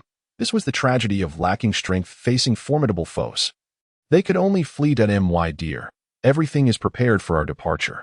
The Canorians, with a melancholic expression, reluctantly boarded the vessel of escape. Lingye nodded gently, rising to join them aboard the ship. Are you planning to flee to that planet?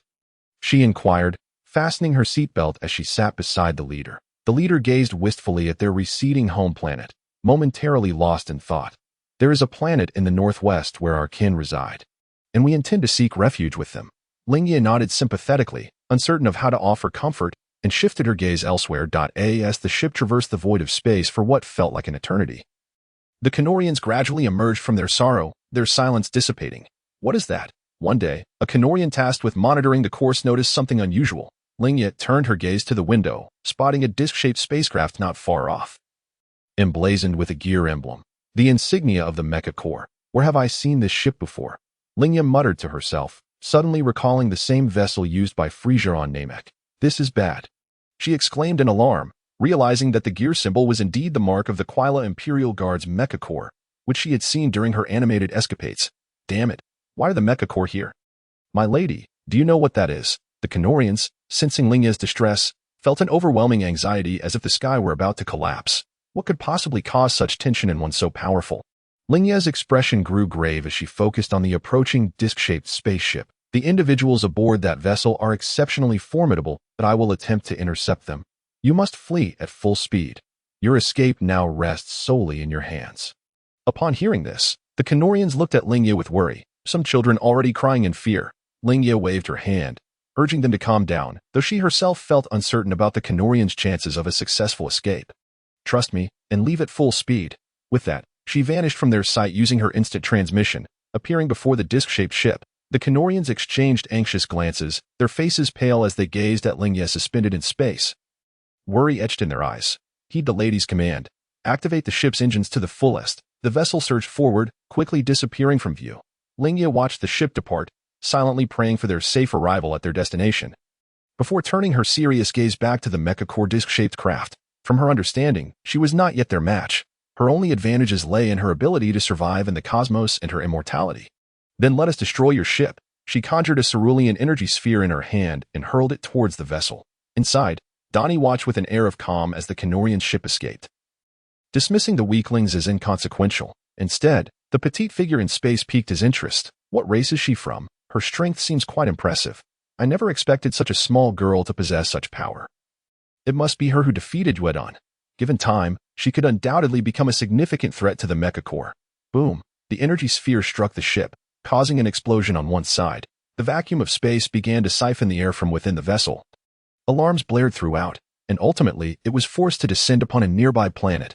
Lingye followed suit, eager to ascertain the true strength of the Mecha Corps members. In the original narrative, the Mecha Corps appeared exclusively in the movies. However, the main Dragon Ball storyline frequently contradicted the film's content, complicating her ability to predict events. Dani covered his mouth to avoid inhaling the harmful substances released by the ship's explosion and casually approached Lingye. May I have the honor of dealing with you personally? Not many here in the Northern Galaxy can claim such a privilege. You must be quite fortunate. Lingye's expression remained serious. Merely observing Dani's stance filled her with a profound sense of pressure. Let me see just how powerful you are, little girl. Dani activated his energy scanner, which beeped, displaying a reading of 12,000. An astonishing 12,000, Dani exclaimed in surprise. Offering a friendly suggestion, with such battle prowess, why not join me in serving King Quila? Impossible, Lingye retorted defiantly. Dani's expression shifted to one of regret at not being able to recruit her. If that's the case, then perish. With a swift motion, he vanished from view. Lingye scrutinized her surroundings, quickly locating Dani's position, and launched a punch in his direction. However, as her fist connected, she sensed something amiss. It struck only an afterimage. A mere phantasm. Realizing this, Lingye carefully assessed her surroundings, her eyes darting to track movement. Suddenly, she felt an unsettling presence to her side and swiftly dodged. Bang! Donnie's fist crashed into the ground, causing the earth to convulse violently, creating a massive crater spanning kilometers, riddled with crevices and unrecognizable features. That was close, Lingye thought, hovering above the transformed landscape, still shaken by the experience. Better worry about yourself. Unbeknownst to her, Donnie had positioned himself above Lingye. When did he? Lingye gasped, her body tensing instinctively in a defensive stance. Donnie, fists clenched, launched a powerful strike toward Lingye's head, and she felt a wave of dizziness wash over her as she plummeted toward the ground. Just before impact, she unleashed a burst of energy downward, stabilizing herself through the rebound. But Donnie pursued relentlessly, unleashing a barrage of attacks that forced Lingye into a defensive posture, soon leaving her body marred with wounds. Boom, boom, the two exchanged blows, their movements so swift that only fleeting shadows were visible. The battle's devastation spread across mountains, lakes, forests, and plains, obliterating vast swathes of land. Lingye paused to catch her breath, her energy waning. While Donnie appeared mostly unscathed, his combat suit merely tattered, his breathing calm and steady. With a whoosh, Donnie vanished once more, delivering a swift kick aimed at Lingye's abdomen. She caught his foot with both hands but was sent flying far away. Had her body not been exceptionally resilient, that kick would have surely broken her arms. The disparity in their strengths was staggering. Lingye felt a tingling sensation in her hands, her mind racing with thoughts as she let out a bitter laugh. Activating her clairvoyance to assess Donnie's power, 145,000, an astonishing figure indeed. No wonder she was outmatched. It seemed he was merely toying with her, not revealing his true strength. Lingye sighed inwardly, realizing that the Mecha Corps members were indeed terrifyingly powerful, leaving her breathless. Yet, she was unwilling to retreat so easily. I shall give it my all. Her eyes glimmered with a faint blue light as she resolved to charge at Donnie, releasing a torrent of nearly 100 energy waves, each imbued with a fearsome aura. Donnie smirked disdainfully, licking his lips, standing tall as he prepared to block the incoming waves with a single hand. Turn, Lingye commanded, and just as the energy waves were about to strike, they veered off course, targeting Donnie from an alternate angle. His eyes widened in surprise as the waves collided with him, unleashing a colossal mushroom cloud that obscured the sunlight, plunging the ground into darkness. But that was not the end. Lingye was gathering her energy for her ultimate move, sword-piercing wave. She uttered softly, unleashing a spiraling energy wave that struck true, generating an even more enormous mushroom cloud. The explosion releasing a tremendous shockwave that cleared the previously darkened dust from the sky. Exhausted, Lingye rested her hands on the ground, gasping for breath as her body rose and fell. Sweat glistened on her cheeks, her complexion appearing pale. As the smoke began to dissipate, revealing a terrifyingly deep crater in the ground, one that seemed to have been formed by a celestial collision. Lingye was stunned to see Donnie standing unharmed in the center of the crater. How is this possible? Lingye struggled to comprehend, her eyes flickering in disbelief. She could not fathom that her efforts had failed to inflict any damage. She crawled weakly, realizing that there was truly no way out this time. As the energy within her was nearly exhausted, the young girl was indeed remarkable. It seemed a pity to kill her. Donnie shook his head with a sigh, feeling a twinge of regret for such talent. Yet, one could hardly blame him. After all, she had refused to serve King Quila. As he spoke, he conjured a crescent-shaped energy slash in his hand, and without a second thought, he swung it down towards Lingye's head. Thud. The energy slash missed entirely. Donnie's expression shifted dramatically as he was astonished to find that the girl had vanished. Soon, he sensed a faint energy reaction. She had inexplicably transported herself into outer space. In that fleeting moment, she had managed to escape into the cosmos. It turned out that at the critical moment, Lingye had utilized teleportation. Due to the urgency of the situation, she had failed to select a precise location. Akin to a headless fly, relying solely on instinct to enter the universe, Lingye lay flat in the void of space, her heart racing with terror. She had narrowly escaped death, fortunately. She possessed a life-saving technique that had allowed her to break free from Donnie's grasp. Reflecting on Donnie's formidable strength, her complexion paled. If his mech troops were so terrifying, one could only imagine the power of their master, Quila, and Frisia. For the first time, Lingye felt acutely aware of her own vulnerability. She was simply too weak. Shaking her head, Lingye was about to focus on recovering her strength when she suddenly felt a pang of anxiety. Turning around, she was shocked to find that Donnie had somehow appeared beside her. Damn it! How could Donnie survive in space? Lingye felt a wave of despair wash over her. Escape was impossible, as she had no energy left in her body. Is that your special ability? Truly remarkable. Donnie remarked, curiosity glimmering in his eyes as he yearned to uncover the secret behind her technique. However, knowing she wouldn't divulge it, he refrained from asking. Without further ado, he unleashed a powerful energy wave towards Lingye. Startled, she closed her eyes in despair as the energy wave hurtled towards her. Alas, it seemed her journey would end here. Boom. A brilliant flash illuminated the cosmos, and though there was no sound, the blinding light heralded an unprecedented explosion. In its wake, Lingye was obliterated into cosmic dust. Observing that the girl had been reduced to mere particles, Donnie let out a cruel smile. He promptly notified his subordinates to dispatch a spaceship. Before long, a vessel approached from the distance. Donnie swiftly maneuvered through space and boarded the ship, departing the scene. Time passed, and in the aftermath of the explosion, a minuscule cell materialized from thin air. Barely visible to the naked eye, shimmering with a faint golden glow, from this cell emanated a mysterious force, rapidly proliferating until it formed a fleshy sphere the size of a ping-pong ball. This sphere pulsed with movement, gradually expanding until, after 3 days, it grew to the size of an infant. With its head and limbs faintly discernible. 3 more days passed, and Lingye was reborn, thanks to her immortal body. Otherwise, she would have truly perished.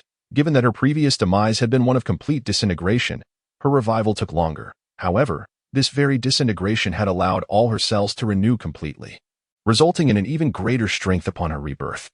After an indeterminate period, once she had regained her peak condition, her combat power soared to an astonishing 18,000, an increase of 6,000. This battle marked the most humiliating experience of Lingye's life.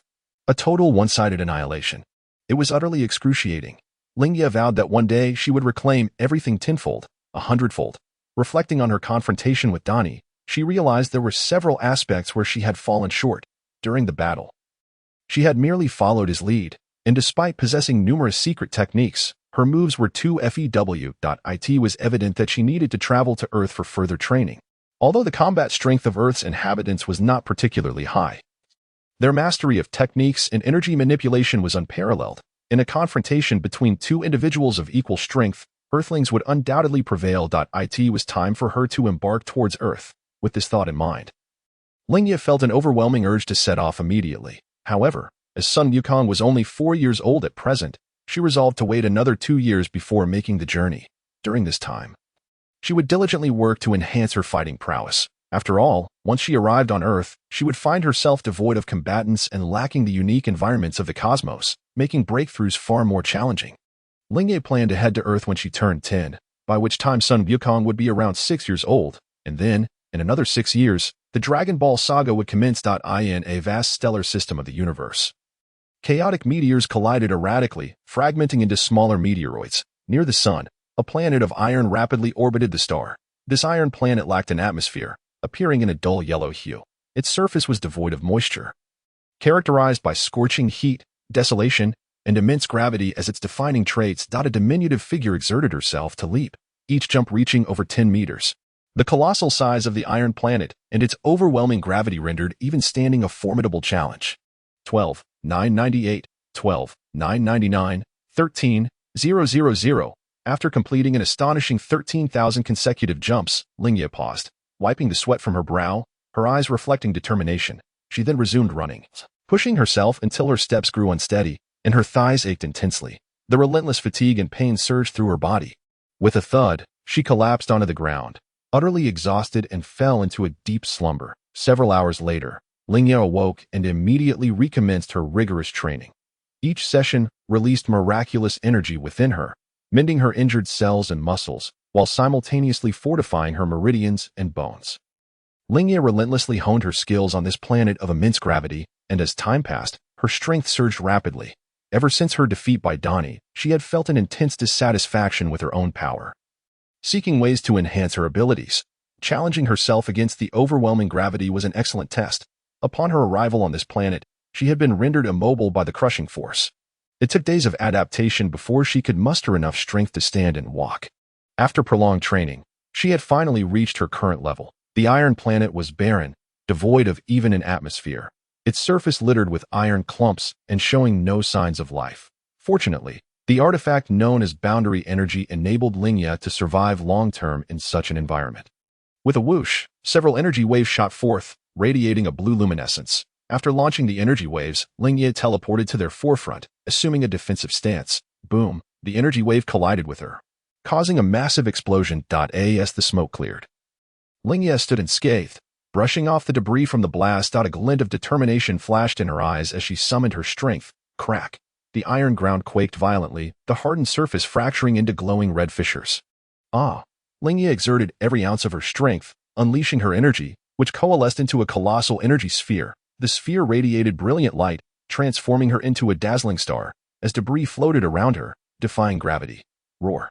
The energy erupted from Lingye, radiating outward like a tempest, coiling together into fierce, roaring dragons that voraciously consumed everything in their path. The high-purity energy generated extreme heat, melting to iron chunks on the surface, while powerful shockwaves reverberated across the undulating terrain, producing a piercing hiss. As the tumultuous energy gradually subsided, a massive pit measuring 50 cubits and over 2 meters deep appeared beside Lingye, filled with molten iron flowing like liquid. Above it, wisps of pale blue smoke floated. Surrounding the pit was a circular area of devastation stretching several kilometers. Observing the land ravaged by her own energy, Lingye's face broke into a smile. Her strength was steadily ascending. Excellent. Time for another 20,000 push-ups. Clapping her hands, she made a decision that would leave even the strongest men in awe. She then dropped to the ground and began performing push-ups, each set leaving her utterly exhausted, followed by a rest of several hours before resuming her training. Lingye persevered in her training on the Iron Planet until she felt she could no longer enhance her strength. The gravity of this planet had reached a point where it could no longer facilitate her growth. Sitting atop a towering peak, she gazed down at the scarred landscape below, a testament to her destructive power. Without stronger external forces, her strength would grow slowly, or even stagnate. A delicate, fair-skinned hand extended, forming a fist. And with a surge of effort directed towards a target 100 meters away, a wave of energy burst forth from her clenched fist, creating an unfathomable chasm at that distance. Her strength had increased manifold. Yet she still fell short of matching that rascal, Donnie. Despite her significant improvement, Lingye was acutely aware that she was not yet a match for Donnie. The might of the mech forces was formidable. If she did not strive diligently to enhance her own power, she would inevitably be left far behind in the unfolding narrative. In the early stages of Dragon Ball, both Sun Wukong and Piccolo were relatively weak, verging on feeble. However, upon entering the Namek saga, their abilities escalated at an astonishing pace. Beyond their exceptional lineage and innate qualities, their mindset played a crucial role. They trained with the heart of a true martial artist, a quality that even more powerful extraterrestrials could not rival. Adapting and growing stronger in the face of adversity, they continuously sought self-improvement. Though Earth as a whole boasted a lower level of power, its martial arts tradition was rich and profound. Various schools had, through prolonged exploration and refinement, developed a comprehensive training system, emphasizing both chi and mental state.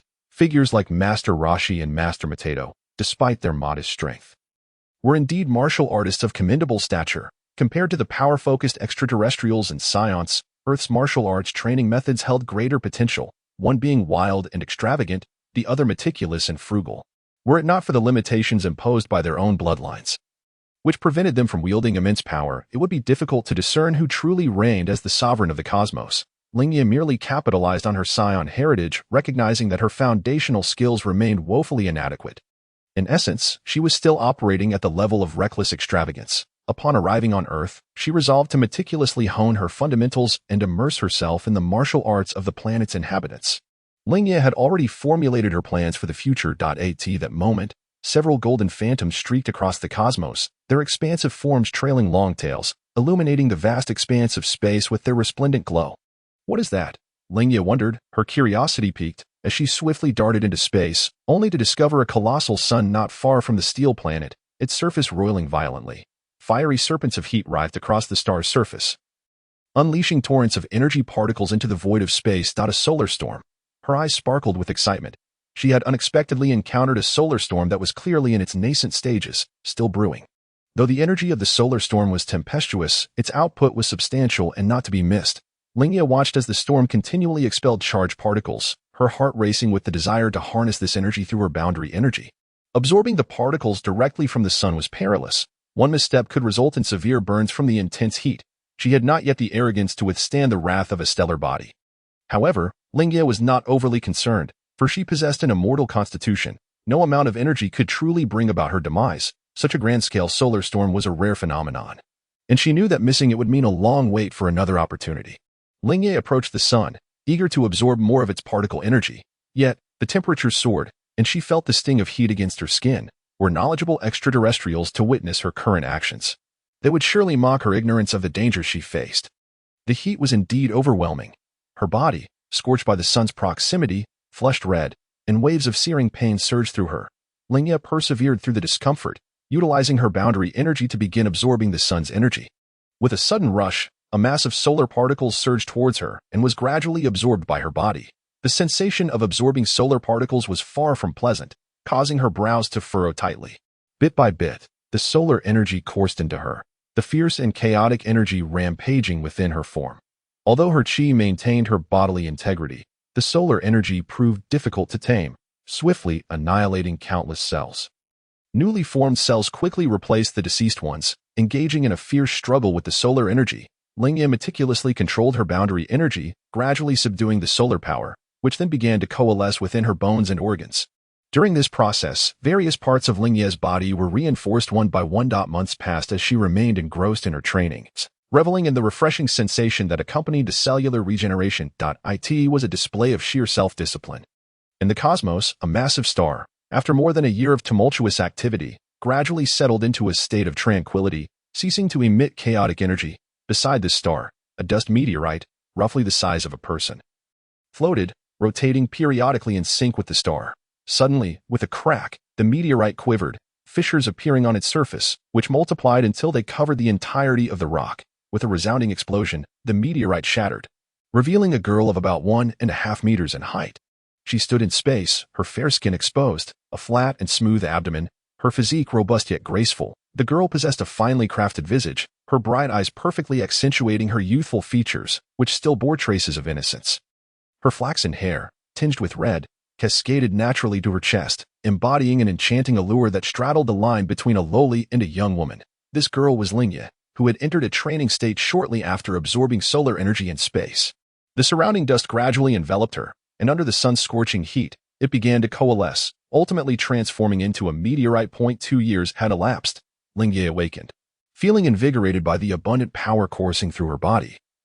A sensation she thoroughly relished. As she attempted to summon her chi, a brilliant golden light erupted from her form, and an overwhelming force surged forth, the golden radiance darkening the sky and illuminating the nearby cosmos.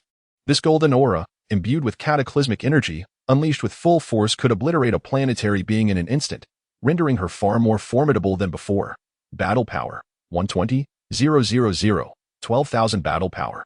A significant increase by several tens of thousands. After 10 years of relentless effort and countless trials, Lingye had finally attained a power capable of devastating the world, and at that moment, tears of joy threatened to spill from her eyes. Wait, Lingye noticed that her body had been stripped bare, the outfit she had brought from a Daltrat having been destroyed in the battle, leaving her without any spare clothing. She needed to find an outfit first. The sudden exposure left her feeling uncomfortable. She had gradually become accustomed to her own body. Her chest seemed to be developing slightly, akin to tender shoots sprouting from fertile soil, signaling the onset of her physical maturation. The intricacies of a girl's body could indeed be troublesome. During combat, it could hinder her movements, and high-intensity battles often resulted in torn clothing. Should she procure a battle suit? This matter pertained to her privacy, and thus warranted her attention. Yet the battle suits favored by extraterrestrials did not align with her aesthetic sensibilities, feeling rigid and unappealing. Looking at her own body, she clearly had the potential to become a beauty, and she refused to don anything unattractive. Lingye nodded. She held a degree of confidence in her appearance and proportions. In fact, she thought the casual outfit with skirt pants worn by Android 18 was quite nice, though regrettably lacking in durability. Earth, a cerulean planet situated in the southern region of the North Galaxy, was classified as a lower-tier planet, overlooked by many civilizations. Even humans armed with firearms possessed only meager combat capabilities. However, this unassuming planet should not be underestimated, for it harbored profound martial arts wisdom, waiting for the right key to unlock its potential and astound the universe. 6 years ago, when a Saiyan child descended upon this planet in a spacecraft, it was destined to become extraordinary. Lingye instantaneously transported herself to a small village in the northern hemisphere. Her first order of business was to acquire a few suitable outfits. She stealthily pilfered several sets of women's clothing from a villager's backyard, waiting for the owner to be distracted before making her escape to change. As she strolled down the street, passers-by occasionally turned to gaze at her, their expressions reflecting admiration and astonishment. This brought Lingye immense joy. Her appearance indeed captivated those around her. Indeed, regardless of gender, every individual holds their appearance in high regard. Judging others by their looks is not a reprehensible habit, but rather an instinctual behavior. As Ayaha gazed at the array of merchandise displayed in the shop, she realized, upon contemplating a purchase, that she lacked any form of currency from Earth. It dawned on her that she had spent many years in cultivation, virtually devoid of any concept of money. Had it not been for her memories from a previous life, given her trajectory of growth, she would undoubtedly have arrived on Earth knowing nothing and had a high probability of becoming a formidable criminal. Wow, what a beautiful young lady. Would you like to have some fun with us, big brothers? Ayaha frowned slightly, disliking such provocative remarks, and upon looking up, she found herself obstructed by 4 young men with dyed hair. One of the ruffians, captivated by Ayaha's exquisite features, reached out a hand in an attempt to touch her, but she deftly evaded his grasp. The young thug, his eyes gleaming with desire, stepped forward and said, "Don't run away, little sister. I promise I won't harm you. Just let me touch you." "Yes, yes, come play with us," echoed the other 3 ruffians, their laughter filled with greed. Though the girl appeared youthful and not yet fully matured, she already possessed an alluring charm. Looking quite delicate and adorable, Ayaha's expression darkened as she coldly replied, "Oh, you wish to play? I shall ensure you have a most enjoyable experience." With that, she seized the hands of the 4 ruffians and activated her instantaneous movement, transporting them to a forest. Where are we?" The ruffians shouted in fear, bewildered by their sudden change of surroundings. "I'm here to make sure you have a good time." Ayaha smirked coldly, channeling a slight surge of energy. Suddenly, a powerful force erupted from beneath her, causing the ground to plunge a meter beneath her feet, shaking violently as the clouds in the sky dissipated in an instant. The landscape beneath her transformed dramatically, becoming riddled with craters and ravines. The 4 ruffians were rendered dumbstruck by the scene before them, pleading for mercy. "Heroine, spare us. We promise we won't do it again," they cried, repeatedly bowing in submission. Ayaha regarded them with a frosty glare and commanded, "Hand over everything of value you possess." The ruffians exchanged glances, but dared not disobey, hastily surrendering all their cash to her. Upon counting the money, Ayaha discovered a sum of 300,000 in cash, quite a substantial amount. It appeared these were indeed sons of wealthy families. With that, she vanished before their eyes, having no concern for the fate of the ruffians.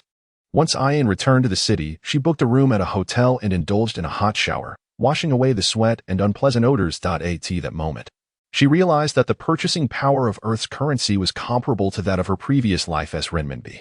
After instructing a server to acquire several sets of young women's clothing, Ayaha proceeded to a hair salon to tidy her hair. She requested the stylist to give her a chic layered haircut, leaving a cluster of long hair tied into a small braid cascading down her back, with 2 strands of slightly reddened hair framing her face. She admired the hairstyle of May Black Zaki from Outlaw Queen, and with her own hair being a reddish flaxen hue, it bore a striking resemblance to Black Zaki's crimson locks. Dressed in a blue striped casual shirt and denim shorts, Ayaha adorned herself with a pendant around her neck, transforming into a vibrant and youthful figure. Posing in front of the mirror, she nearly became entranced by her own reflection.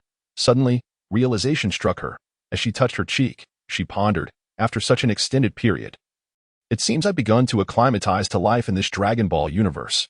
Glancing at her reflection, she concluded that she looked rather splendid. After a restful night at the hotel, the following day, Ayaha made her way to the Capsule Corporation, intending to acquire some tools for outdoor living. The Capsule Corporation, developed by Bulma's family, created a high-tech product allowing small capsules to store motorcycles, cars, planes, and even houses.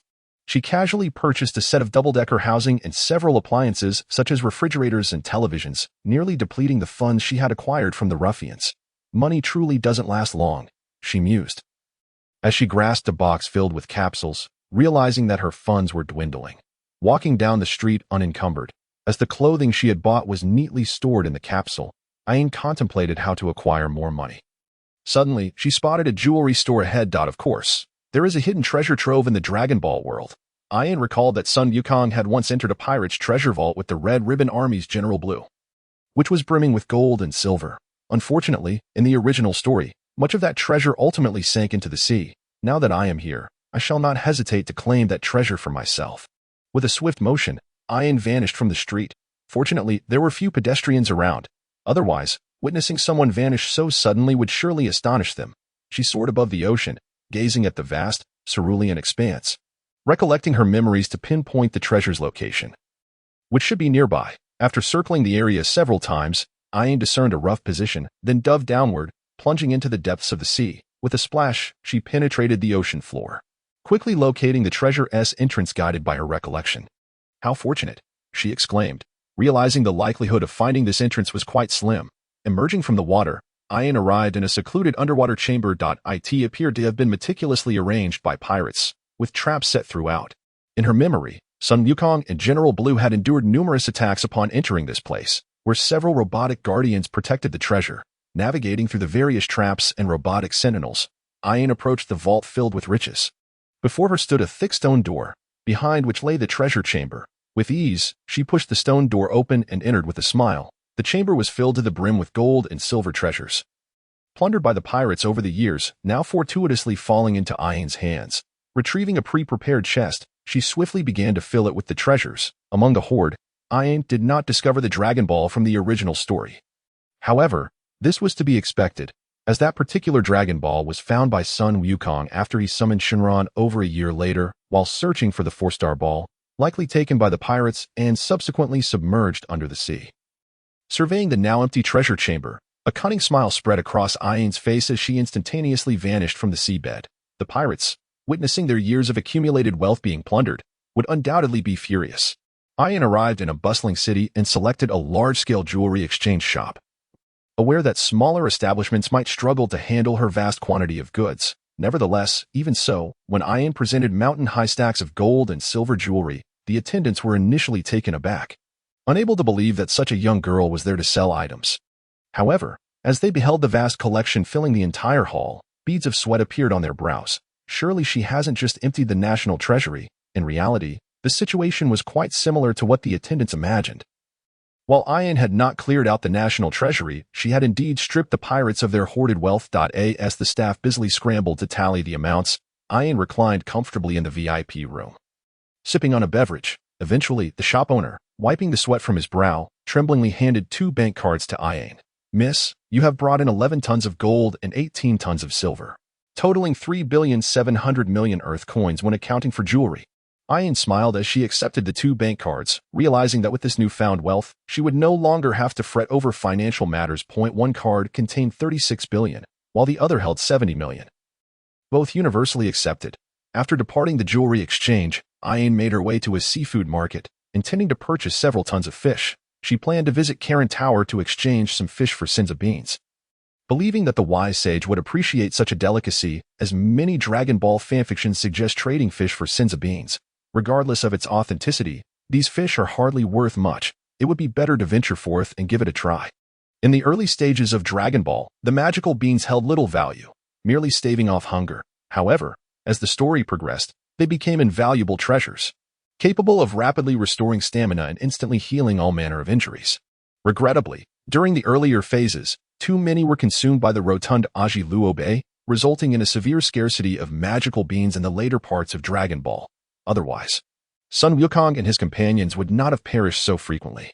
Lingye possesses an immortal body and boasts formidable regenerative abilities, rendering her independent of magical beans. Yet, not everyone shares her extraordinary physique. It would be wise to keep a few beans on hand for emergencies. To assist those around her, the staff meticulously divided an entire 10 tons of sea fish into 10 boxes, then pressed a button, resulting in a puff of white smoke that transformed them into 10 diminutive capsules. Lingye collected the capsules and placed them into a box before departing the seafood market. The universal capsule proved to be remarkably convenient, accommodating 10 tons of sea fish in a single box. In the sacred land of Karen, the Karen Tower is nestled within a nearby forest, guarded by a tribe of dedicated Native Americans. As Lingye soared above the sacred land, she spied a towering structure that pierced the heavens, its summit shrouded in white, billowing clouds. That was indeed the Karen Tower. It was astonishingly tall. The ancestors of Earthlings must have been quite remarkable to construct such a miraculous edifice. Legend has it that one must climb the tower unaided to reach its pinnacle. Although Lingye scoffed at this tale and held little belief in it, the truth remains that humans cannot currently ascend using any form of transportation upon descending near the base of the Karen Tower.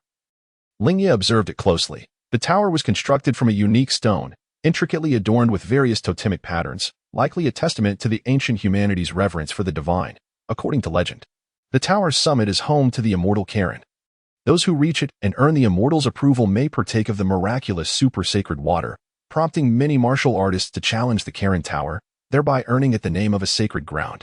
Indeed, an immortal resides at the summit, though Lingye knows it to be a being that has lived for countless years, predating even the gods themselves. Halt. Who are you? A voice called from behind. Lingye turned to see an Indian man with a face painted in stripes, wielding a bow and arrow. Emerging from the forest, he was Upa's father, the tribal chief, Bora. Lingye recognized Bora, who had perished at the hands of the world's deadliest assassin, Tao Pai Pai, while guarding the Karen Tower. Later, Sun Wukong had used the power of the Dragon Balls to revive him. At this moment, Bora appeared relatively youthful, accompanied by an Indian woman cradling a baby, presumably Upa and his mother, after Lingye explained herself. Bora lowered his bow. He felt a surge of fondness for the young girl daring to challenge the Karen Tower. After playfully interacting with the sleeping Upa, Lingye bid farewell to Bora's family and set her sights on the Karen Tower. Facing the tower, she propelled herself into the sky with a swift motion, generating a powerful shockwave that swiftly vanished into the clouds. Below, Bora's family gazed in awe at the sky, dumbfounded by the immense power displayed by such a small girl. After a long moment, Bora closed his mouth and turned to his wife, incredulously remarking, "That girl may truly be able to meet the immortal Karen. Indeed, it would be wonderful if Upa could grow to be as strong as her." As Lingye soared through the clouds, she soon beheld the spherical summit of the tower. Almost there, she beamed, exerting herself further, causing a gust of air to erupt beneath her feet. Instantly, her speed multiplied, generating an invisible whirlwind behind her. Whoosh! Lingye's figure arrived at the top of the Karen Tower, gracefully leaping into the summit, where she found a plump, white immortal peacefully slumbering on a bed, with several jars of water beside it. This was indeed the immortal. Just as depicted in the animation, it was said to be over 800 years old. Lingye approached the immortal and playfully tugged at its beard. Ugh! The immortal awoke, gazing at the young girl before it. Momentarily stunned, after a pause, it exclaimed, "A girl has managed to climb the Karen Tower, and such an adorable one at that." Lingye smiled gently, introducing herself and stating her purpose. "Greetings, immortal Karen. I have heard tales of your miraculous beans, which can stave off hunger for 10 days. I have come to propose a trade." Lingye artfully downplayed the bean's significance, merely mentioning their ability to prevent hunger. The immortal licked its claws, squinting its eyes. "Magical beans, you say? Where did you hear of them?" "I learned of them from the turtle hermit, who climbed the Karen Tower 300 years ago and encountered the beans," Lingye confidently replied. "The turtle hermit? Ah, that little rascal." The immortal showed no skepticism towards Lingye's words, knowing it possessed an abundance of magical beans, which held little value. It preferred fish instead. So, what do you propose for this trade? Seeing the immortal's lack of suspicion, Lingye breathed a sigh of relief. As long as she could secure the beans, everything would be fine. She produced a capsule filled with fresh sea fish, opening one with a boom that released a cloud of white smoke, revealing a large box of fish. "This is 1 ton of fresh sea fish, and I have 9 more capsules filled with various kinds of fish." The immortal discarded its walking stick and lunged towards the box of fish, sniffing eagerly. "How do you wish to trade?" "Magical beans are quite precious. I propose 1 ton of fish for 10,000 magical beans. I have 10 tons in total, so I would like 100,000 magical beans." As she spoke, she retrieved the other 9 capsules. The immortal darted forward, snatching the capsules from Lingye's grasp with the swiftness of a gust of wind, safeguarding the capsules filled with fresh fish. The immortal rummaged through nearby crates, finally uncovering a jar of magical beans in a neglected corner. Lingye's expression darkened at the sight.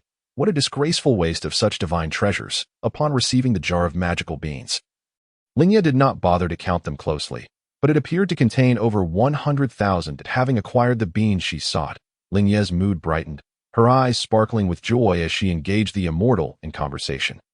The immortal, intrigued by the young girl who had scaled the Karen Tower, inquired, "Little one, who is your master, the turtle hermit?" "Not at all." Lingye shook her head. "I will seek him out, but I do not intend to become his disciple."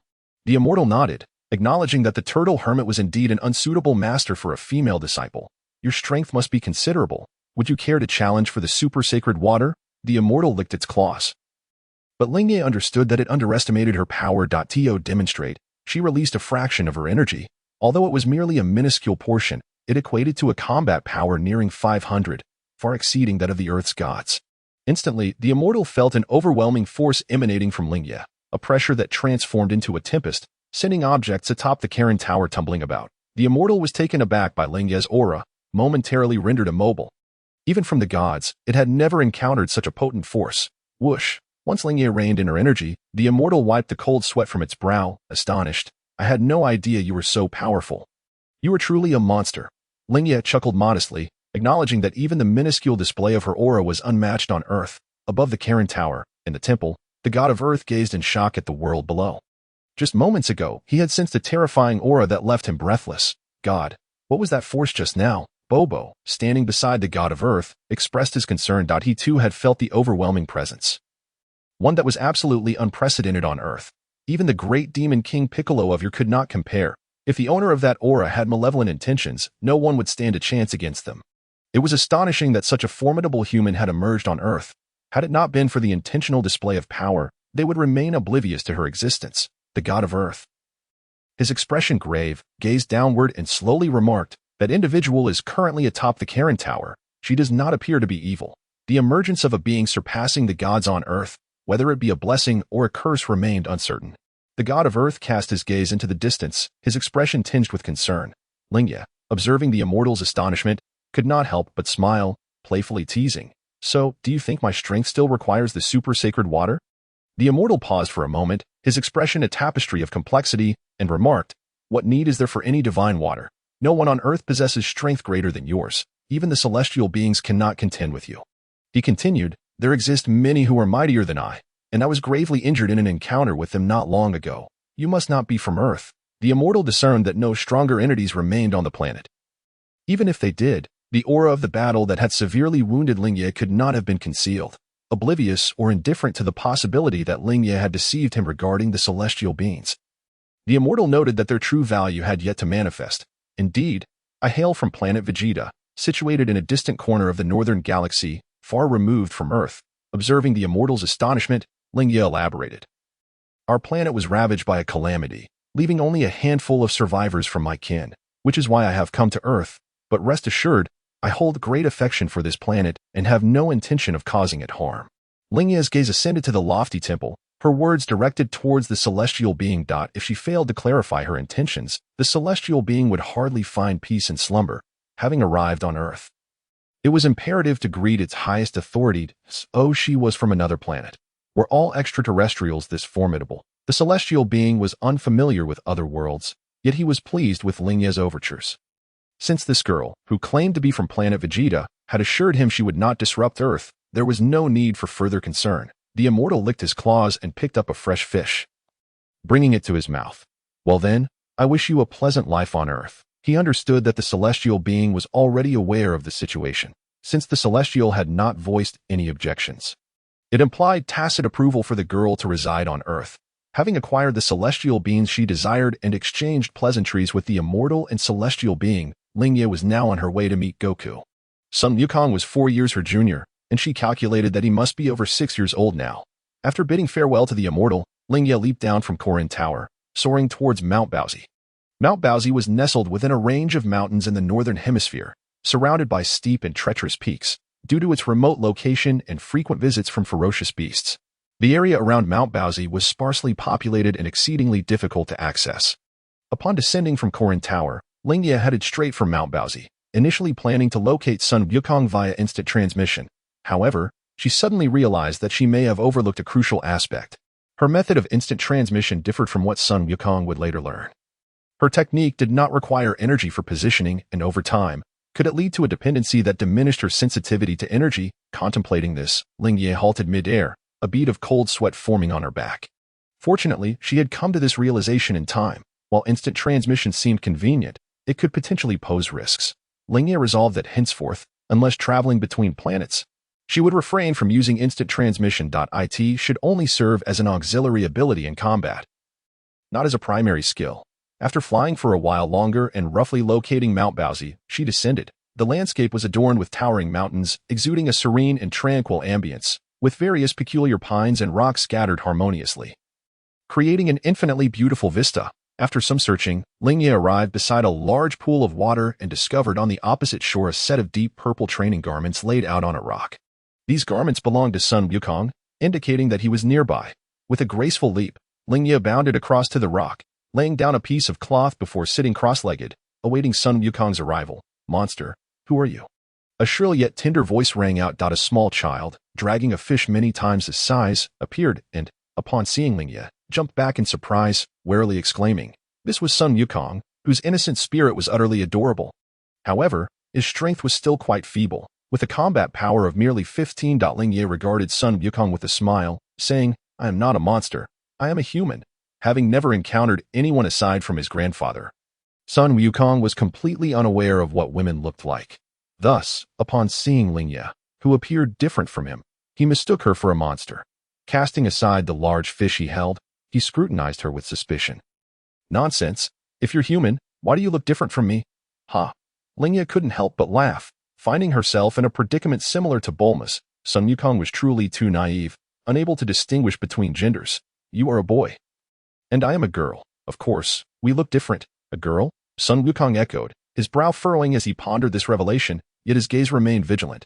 Yes, boys and girls do indeed look different. Didn't your grandfather ever tell you this? A light of realization dawned upon Sun Wukong as he recalled his grandfather's words. Oh, really? Grandpa did mention that. So you are a girl. He approached her, circling around with curiosity, only to notice that Lingye lacked a tail. Why don't you have a tail, and your hair is so long? Lingye, feeling somewhat at a loss under Sun Wukong's scrutiny, chuckled lightly at his inquiry. Not everyone has a tail like you. In the outside world, both men and women do not have tails. Sun Wukong recalled that his grandfather did not possess a tail either, thus he accepted Lingye's assertion. Lingye picked up the garments on the ground and handed them to Sun Wukong. After he donned them with a rustle, he curiously asked, My name is Sun Wukong. What is yours? Lingye. You can call me Lingye, or you can simply call me sister. Lingye replied thoughtfully, feeling it quite fitting for Sun Wukong to address her as sister. Considering she was 4 years his senior, and they both shared Saiyan blood, having laid the groundwork for a bond since childhood. Sister? Sun Wukong tilted his head, remembering his grandfather's advice to refer to older girls as sisters. Dragging the large fish he had just caught, Sun Wukong asked, So, sister, what brings you to Mount Baozi? I am here to find Sun Gohan. Lingye could not disclose that she was specifically searching for him. So she mentioned Sun Gohan instead. Gazing at Sun Wukong's innocent demeanor, she harbored doubts about whether he fully grasped the meaning of sister. You were looking for Grandpa. Sun Wukong's eyes dimmed slightly. Reflecting on the fact that his grandfather had passed away a year prior, Lingye recalled the storyline and, noticing his melancholic mood, offered consolation. I am sorry. I was unaware that your grandfather had passed. He once aided me, and since he is no longer with us, I will take care of you from now on. Seizing this opportunity to forge a significant connection with the protagonist, she continued.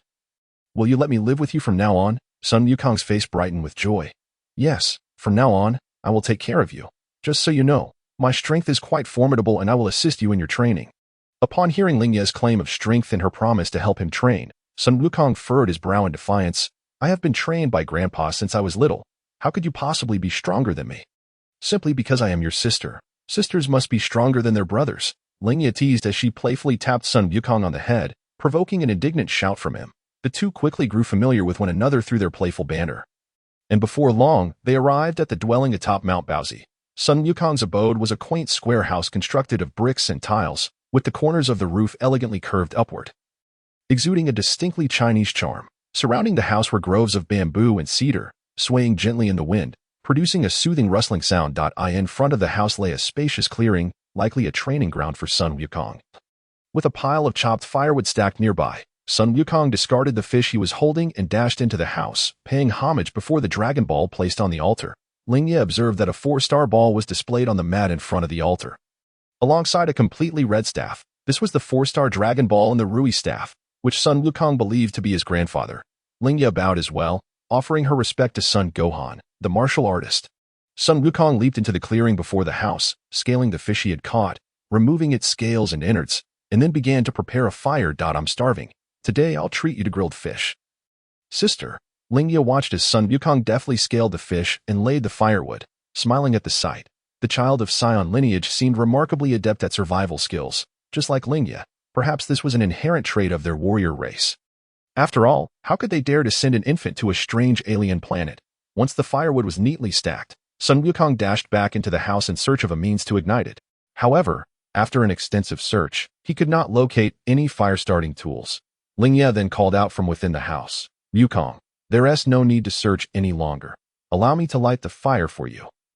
Stepping outside, Sun Wukong sheepishly scratched his head and replied, "Sister, I seem to have forgotten where I placed the matches." Lingye shook her head in resignation, pointing her finger at the carefully arranged firewood. With a gentle breath, a soft blue energy wave emanated forth. Puff! The energy struck the firewood, producing a faint explosion, and instantly, the pile of wood ignited into flames. Sun Wukong stared in astonishment, his mouth agape. He had never witnessed such a magical feat before, leaving him utterly mesmerized. "What an incredible technique!" he exclaimed as he leapt into the air, attempting to mimic Lingye's earlier gesture, pointing his finger vigorously, yet failing to unleash a similar energy wave. Lingye understood that this was due to the insufficient energy within Sun Wukong, preventing him from executing such a move. She approached him with a smile, saying, "This is the application of energy. The energy within you is quite weak, hence you are unable to perform this technique. First, you must strengthen your energy, and if you wish to learn, your sister can teach you." Lingye exuded confidence. Sun Wukong nodded eagerly, now convinced that his sister possessed strength far beyond his own. He felt immense joy at the prospect of her teaching him the ways of cultivation. "Oh, I am so full, I cannot eat another bite," Sun Wukong exclaimed, patting his swollen belly with satisfaction. He had nearly devoured an entire large fish by himself, while Lingye had only consumed a small portion.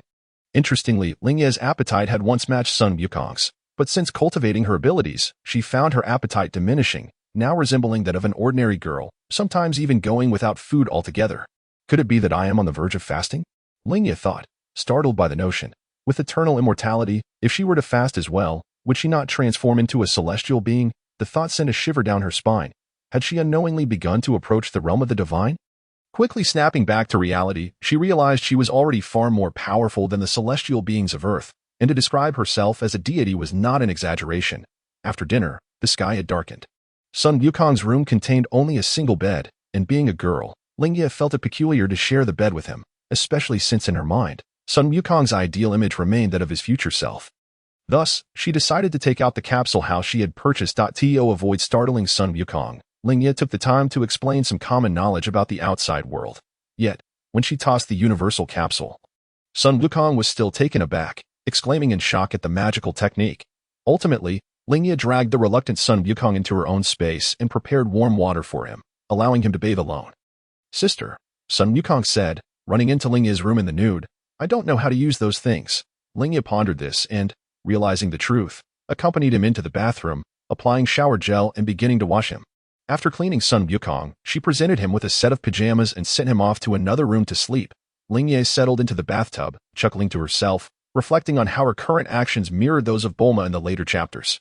After washing away the sweat, she donned her sleepwear and comfortably lay on her bed, contemplating her future path. The night was hazy, and tranquility enveloped the surroundings, interrupted only by the occasional chirping of insects. Suddenly, Lingye recalled a scene from the original story where Sun Wukong had barged into Bulma's room at night and pulled off her underwear. Initially, Bulma was oblivious, ultimately leading to an unfortunate outcome for the old pervert. Master Rashi, remembering Sun Wukong's mischievous history, Lingye hurriedly locked the door, nearly forgetting this incident. Sun Wukong had been quite young then. Unaware that such actions were inappropriate toward girls. It seemed she would need to not only teach Sun Wukong the art of cultivation but also reinforce his understanding of proper conduct. The following day, as dawn broke, the sounds of fist striking echoed in her ears. The early morning disturbance shattered her dreams. Lingye yawned, dressed quickly, and sleepily stepped out of her room, only to find Sun Wukong already training in the open space.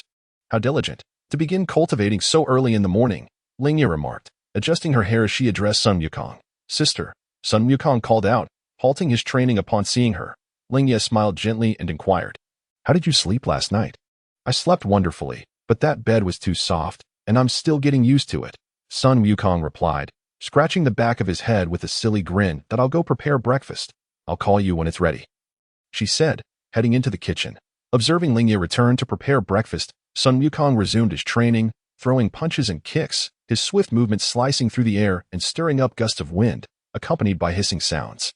After about half an hour, Lingye finished preparing breakfast and called Sun Wukong to eat. Handing him a towel to wipe off his sweat, she took her seat and began her meal. Her breakfast was modest, but she had prepared in abundance for Sun Wukong, presenting him with dozens of steaming buns stacked over a meter high. Watching him devour the buns voraciously, occasionally choking and washing it down with a whole cup of water. brought a smile to Lingye's face. This scene felt so genuine, as if they were truly a family, and she gradually embraced the role of a caregiver. Finally, she found some solace in this world of Dragon Ball. Beyond just cultivation, after breakfast, Lingye and Sun Wukong made their way to the clearing by the Mountain of Buns, where she intended to assess Sun Wukong's foundational skills. Sun Wukong procured a wooden stump with a diameter of over a meter and, gritting his teeth, hurled it skyward. Ha!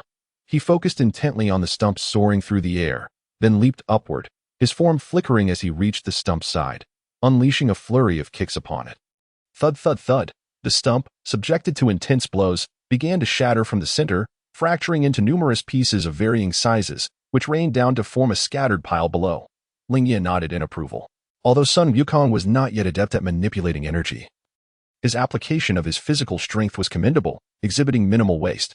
Truly, he was the child nurtured by Sun Gohan, with a solid foundation that, with careful guidance, could evolve him into an extraordinary warrior.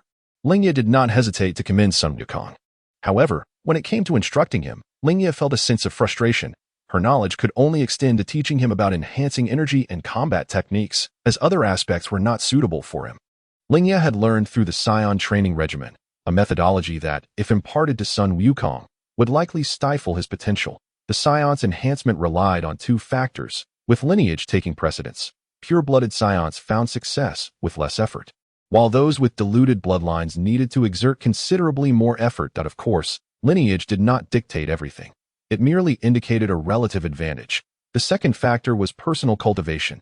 Saiyans were a warrior race, possessing a remarkable trait. When teetering on the brink of death, their fighting power would dramatically increase upon recovery. This phenomenon was due to their profound insights into enemy attacks when facing death, prompting their fighting instincts to seek methods of overcoming challenges.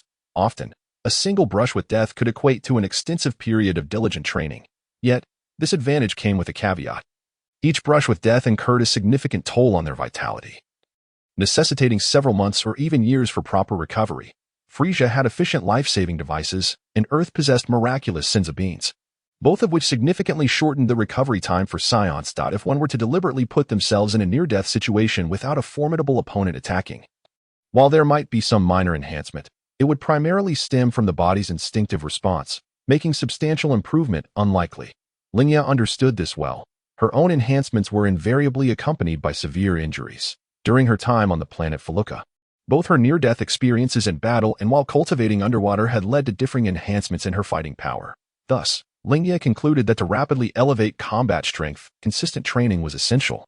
But practical combat experience was the most crucial factor.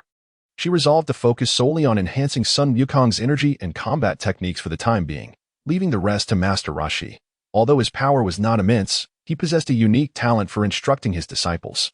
Wukong, pay close attention, Lingye said earnestly to Sun Wukong.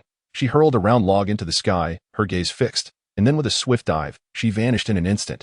Sun Wukong's eyes darted around, searching for Lingye, but to no avail. At that moment, a crackling sound echoed from above, and the sky roared with fierce winds, bearing down with immense force. In the blink of an eye, the log transformed into over 100 neatly arranged wooden sticks, their cut surfaces smooth and uniform, as if crafted by a skilled hand, all of equal size. One by one, the sticks landed together, forming a towering mound. Impressive, Sun Wukong exclaimed, clapping his hands in excitement. Sister, how did you manage to cut the wood into such uniform sizes? This is the application of Qi, Lingye said with a serious expression, formally imparting her teachings to Sun Wukong. First, you must learn to sense Qi, then continuously strengthen it. Once you accumulate enough Qi, you must also learn to wield it. Only then can you become powerful. Sun Wukong listened attentively, his eyes brimming with a thirst for knowledge.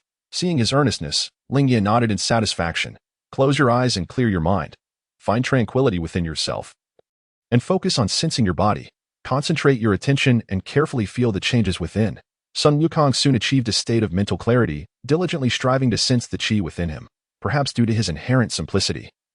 He detected the presence of Qi more swiftly than Lingye had at the beginning, and he could not help but exclaim, I truly feel it. It seems like there's a warm sensation inside my body.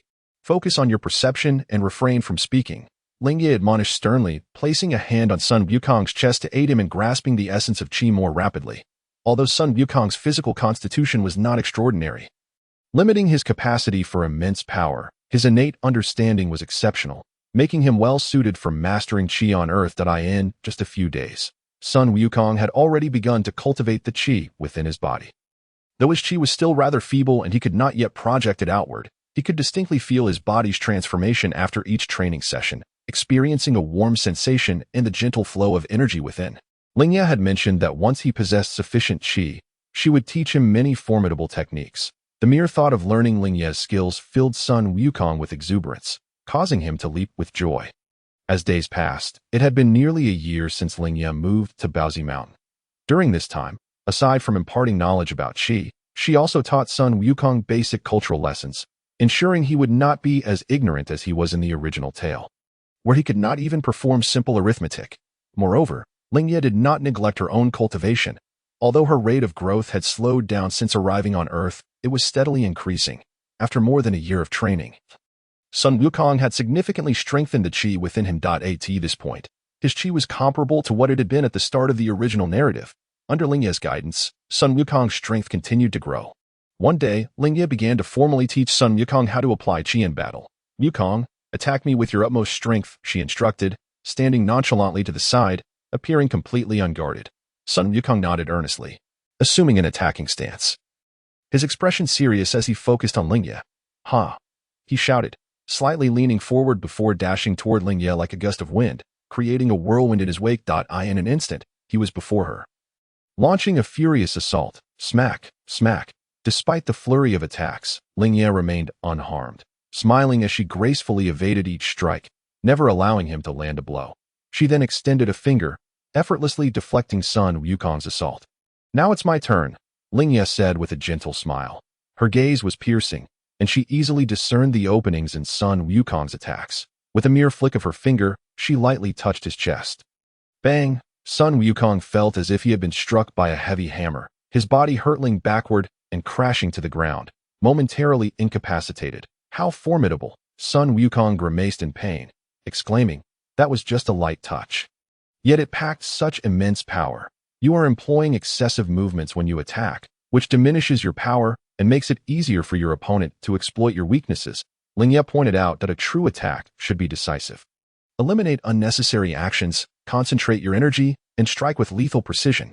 However, this applies only when there is a significant disparity in strength. If both parties are evenly matched, one must aim for a lethal blow with every strike.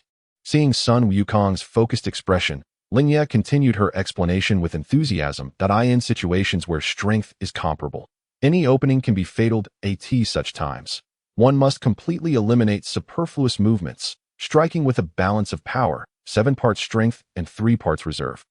You cannot afford to unleash your full might with every blow, leaving no room for retreat. One must remember that even the mightiest dragon can regret its actions. Lingye highlighted Sun Wukong's errors in his attacks, and he listened attentively to her guidance. However, in the vast universe, opponents often varied greatly in strength, making the overall advantage of power crucial. Next, Lingye began to explain the application of Qi. Before attacking, your Qi must surge with ferocity, charging forth without hesitation. As she spoke, a formidable aura emanated from her, reminiscent of dark clouds looming over a city, instilling a sense of dread that it carried an essence of annihilation, plunging Sun Wukong into a realm of terror, causing him to tremble involuntarily as cold sweat dripped down his back. When attacking, be as swift as lightning, as rapid as a tempest. Lingye's figure flickered and vanished from sight, leaving behind a series of fissures where she had stood. Tap, tap, tap. The sound of footsteps echoed around him, yet Sun Wukong could not sense her presence. Lingye deliberately slowed her movements to allow him to observe her actions. In an instant, her silhouette appeared across the skies, the earth, and the woods, leaving behind a myriad of afterimages that astonished Sun Wukong. When you strike, be as steady as a mountain, as heavy as a boulder. Lingye halted her rapid movements to continue her instruction. She clenched her fists and struck them together, generating a powerful shockwave that rippled from her fists, bending the surrounding bamboo and trees. The forceful gust compelled Sun Wukong to shut his eyes, and when he opened them, he witnessed Lingye leaping several dozen meters into the air before diving downward. Boom! Her fist struck the ground, causing the earth to tremble violently. The ground around her fist rapidly sank, and the intense vibrations accompanied by an overwhelming visual impact surged forth. Once the chaos subsided, a vast crater spanning over 100 meters lay before Sun Wukong. Sun Wukong was left in awe, for in his understanding, Even his grandfather, Sun Wufan, had never displayed such formidable power. Gazing at the ravaged ground, he spoke tremulously. "Is this the power of Qi?" Lingye nodded, smiling as she replied, "Indeed, this is the application of Qi. The physical strength of a person is ultimately limited, but Qi can unleash far greater combat prowess. Wukong, your Qi is not yet powerful enough to match mine, but there are a few techniques you can learn." Lingye planned to teach Sun Wukong the Kamehameha and the Flying Nimbus technique. As for other techniques like the Shadow Fist and Solar Flare, she intended to allow Sun Wukong to discover them on his own in the future. While she could teach him the application of Qi, she preferred to let his growth unfold naturally without excessive interference. Teaching him was easy, but for him to truly comprehend these lessons, he must experience them himself. "Really? Sister, what techniques are you going to teach me?" Sun Wukong asked excitedly, rubbing his hands together, eager for action. "The first technique is called Kamehameha," Lingye said, extending a finger towards Sun Wukong. "Kamehameha is the signature technique of your grandfather's master. Master Rashi. Your grandfather knows it as well. In essence, the Kamehameha is a method of concentrating and releasing Qi from within the body. When a person's Qi accumulates to a certain level, it can be released through an outlet. The efficiency of this release is also a factor, making Kamehameha a highly effective technique. Similarly, the Crane School's Dodon Ray operates on the same principle that grandfather's master. Sun Wukong widened his eyes, since this was the unique skill of his grandfather's master. Its power must indeed be formidable. Master Rashi, revered as the god of martial arts, possessed impressive abilities, although his lecherous tendencies detracted somewhat from his reputation. In Lingye's eyes, Master Rashi was a figure of mixed admiration and disdain. "I shall teach you your second secret technique, known as Wukong technique. This is a supreme art of the Crane School, which stands alongside the Turtle School. The Crane Master and the Turtle Master are brothers in arms, and the techniques within their schools are exceedingly practical. This technique, your grandfather never managed to learn." Observing Sun Wukong's eager demeanor, Lingye smiled and began to instruct him in the Turtle School's Kamehameha. First, she demonstrated the initial posture of the Kamehameha, and a brilliant azure wave of energy shimmered between her hands. She then launched the energy wave towards a distant mountain peak. Boom, the Kamehameha struck the opposing mountainside, instantly leveling half of it. Witnessing the tremendous power of the Kamehameha, Sun Wukong cheered with delight. He then attempted to replicate Lingye's movements to unleash the Kamehameha himself, however, lacking an understanding of the technique's underlying principles. He barely gathered a small amount of energy between his hands before it dissipated into a wisp of smoke. Lingye meticulously explained the Kamehameha's initial stance and key considerations, then encouraged Sun Wukong to practice independently. Sun Wukong immersed himself in his training, and with Lingye's guidance on methods and precautions, he practiced tirelessly. After several days, he finally succeeded in executing the Kamehameha, although his version lacked strength and resembled a puff of extinguished smoke. It was nonetheless a remarkable achievement that came more than 4 years ahead of the original tale. Next, Lingye began to teach Sun Wukong the Crane School's secret technique, Wukong technique. This involved concentrating energy in his feet and gradually elevating himself. Lingye instructed Sun Wukong, starting with the skill of levitation. The Wukong technique proved to be an exceptional combat skill, simplifying many tasks once mastered. Following her guidance, Sun Wukong slowly managed to float. Recognizing his aptitude, Lingye intensified her instruction, and eventually, Sun Wukong achieved the ability to soar freely through the skies. A year passed, and the now 12-year-old Lingye had entered puberty some time ago. Her body was beginning to develop, and her chest gradually rounded. Having studied biology, she understood this was due to the accumulation of subcutaneous glands and fat. Thus, she chose loose-fitting clothing, not wishing to possess an awkward physique. After initially feeling self-conscious about her changing body, Lingye had adapted to the transformations of adolescence. The development of her chest was inevitable and already noticeable, though these changes remained discreet and unspoken. However, there were more conspicuous alterations. Her height surged to 1.68 meters, nearing 1.7, presenting a figure that was undoubtedly mature. Moreover, with her physical growth, her strength had noticeably increased. It seemed that a Saiyan's power only surged upon entering this developmental stage, propelling them onto a fast track of growth. Lingye felt the rapid changes acutely. In addition, Lingye had grown her hair, which cascaded down to her shoulders. Apart from 2 long strands framing her face, she tied the rest into a single long braid.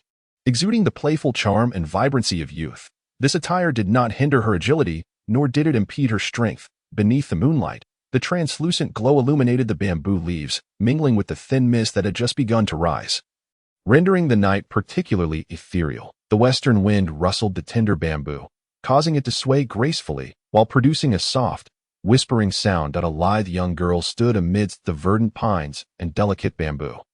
Holding a cup of steaming tea, gazing at the distant mountains, "Sister," called a child with a tail, who approached from behind. Lingye turned to see Sun Wukong. "What is it? Can't sleep." "I'm hungry again," he replied bashfully. Rubbing his belly, Lingye rolled her eyes in exasperation as she glanced at him, then headed to prepare a snack.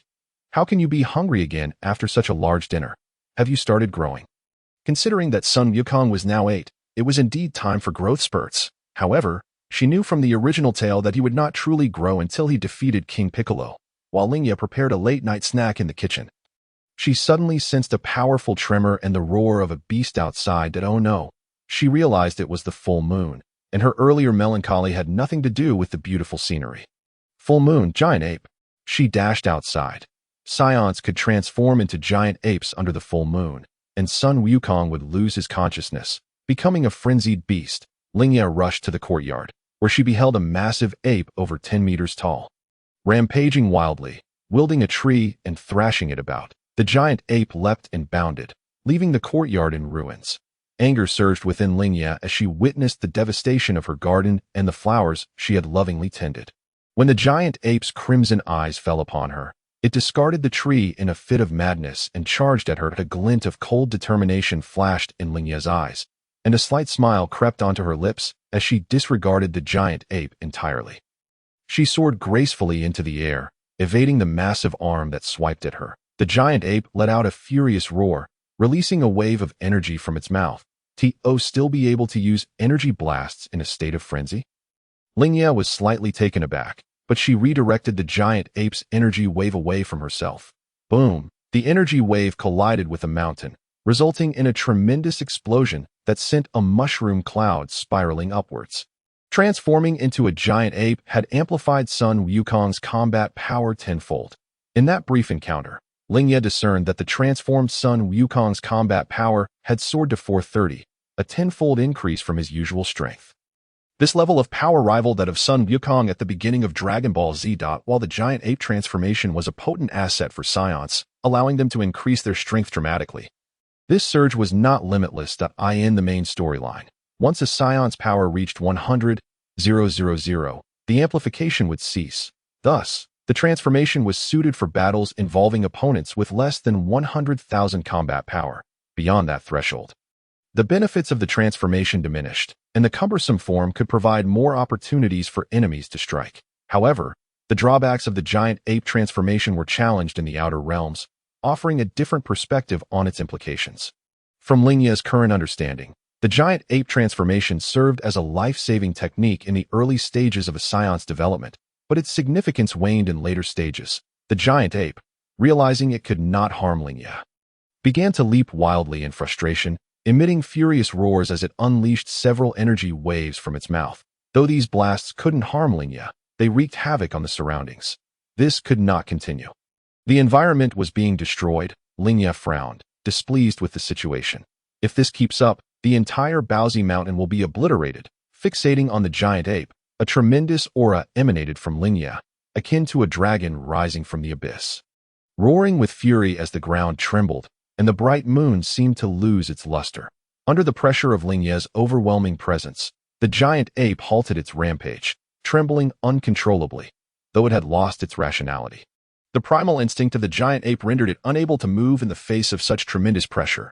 Lingye gathered energy into a Kamehameha slash, and in an instant, she vanished from her spot. As swift as lightning, appearing behind the giant ape, before it could react, she struck its tail with the Kamehameha. Snap! The giant ape's tail was severed, crashing to the ground and stirring up a cloud of dust. The giant ape let out a deafening roar before collapsing. Unconscious as it fell, its massive form gradually shrank, eventually reverting to Sun Wukong's original appearance. Gazing at Sun Wukong lying amidst the ruins, and then at the scarred earth he had devastated, Lingye couldn't help but chuckle softly, shaking her head in resignation as she carried him back to his room. The next day, Sun Wukong awoke from his stupor, completely unaware of the events from the previous night. Due to the loss of his tail, he momentarily lost his balance and fell with a thud. Confused, he asked Lingye, "Sister, why is my tail gone? Can it grow back?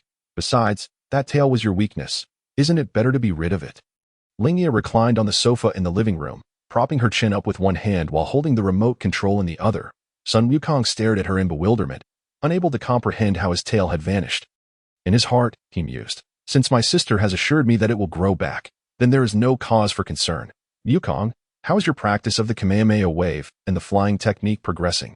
Ayaha, noticing the lack of entertaining television programs, set down the remote control and inquired of Sun Wukong that I have mastered them all.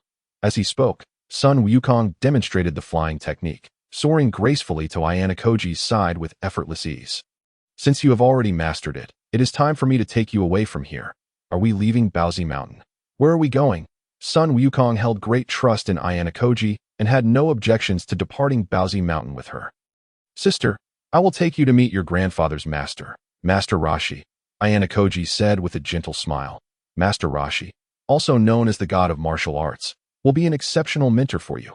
"Really? Grandfather's master? He must be incredibly powerful." Upon hearing that Ayaha would introduce him to Master Rashi and that he would receive guidance from him, Sun Wukong's face lit up with excitement. Ayaha nodded and remarked, "Master Rashi is considered the strongest among earthlings. And the turtle school he founded is a top-tier martial arts style, rivaled only by the crane school led by his disciple, Master Crane. However, when looking at the vast universe, Master Rashi is not particularly formidable." Though Ayaha wisely kept this thought to herself, regardless of his relative weakness, the martial arts techniques he possesses are certainly worth learning.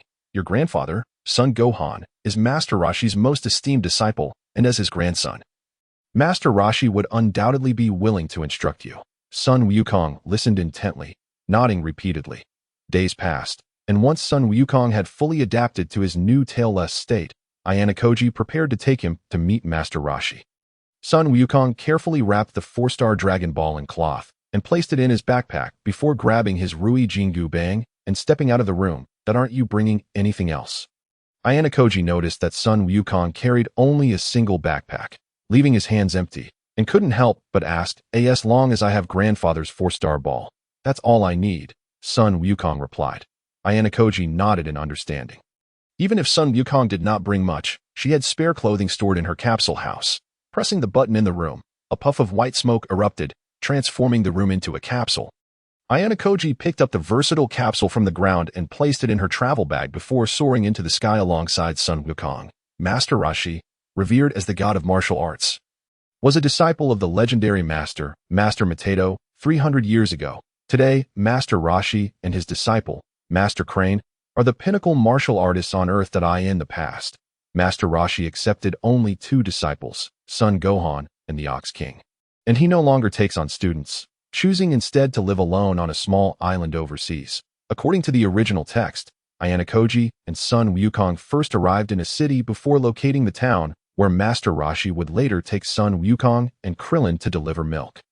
Upon reaching the town, Ayaha inquired with the residents to ascertain the location of Master Rashi's abode. The sea lay tranquil like a mirror, reflecting shimmering waves under the sun's rays. In the distance, 2 dark figures sped across the surface of the water, each leaving a whirlwind in their wake. After flying for a while, Sun Wukong asked Ayaha, "Are we there yet?" Ayaha glanced at the nearby islands and replied calmly, "It should be around here." Following the villagers' descriptions, the two continued to search for Master Rashi's home, soon spotting a small island. "Over there," Ayaha pointed to an island adorned with a pink house, exclaiming, "That is Master Matedo's residence." The turtle hermit's abode. After such a long flight, they finally found their destination. Ayaha grasped Sun Wukong's hand and accelerated towards the turtle hermit's house, causing a splash of high waves behind them. At that moment, Master Rashi, sporting sunglasses, lounged on a deck chair basking in the sun. Suddenly, he noticed a remarkably beautiful young girl descending from the sky with a small boy by her side. "The flying technique," Master Rashi exclaimed in astonishment. He could hardly believe that the two before him were employing the signature move of his rival, the Crane School. Could they be disciples of the Crane School come to trouble me? Master Rashi scrutinized Ayaha and Sun Wukong, initially harboring a hint of wariness. Yet he soon found himself entranced by Ayaha's beauty, a lewd smile creeping onto his face. But but this young lady is truly adorable. Her figure is so voluptuous and graceful, and those thighs, the pristine skin, the lovely curves. Oh dear, I'm losing control. Blood is about to gush out. Sun Wukong was taken aback by Master Roshi's lecherous demeanor and quickly asked Ayana. What is wrong with this old man? Is he all right? It's nothing. He simply has an excessive energy, Ayana disdainfully replied, her face displaying a terrifying smile as she thought to herself, how dare he look at me with such a lascivious gaze? I'll remember this debt. Excuse me, are you Master Mateto? My name is Ayana, and this is Son Goku, the grandson of Son Gohan. Ayana donned a bright, sunny smile, holding Sun Wukong's hand as she spoke. He has come to learn martial arts from you. The grandson of Gohan, Master Roshi dropped his lewd expression and regarded Sun Wukong with newfound seriousness. As one of the top martial artists on Earth, he sensed an unusual aura emanating from Sun Wukong. This child possesses a remarkably pure energy. It is the essence of the turtle school. Gohan once mentioned he had adopted a child. It must be him. Yes, Ayana nodded in affirmation, speaking on Sun Wukong's behalf. I didn't expect that in addition to adopting a boy, Gohan would also take in such a beautiful girl. Ayana shook her head, clarifying, I am not adopted by Son Gohan. Sun Wukong and I are not biological siblings. I see, Master Roshi nodded. How is Gohan these days? Why hasn't he come to visit this old man?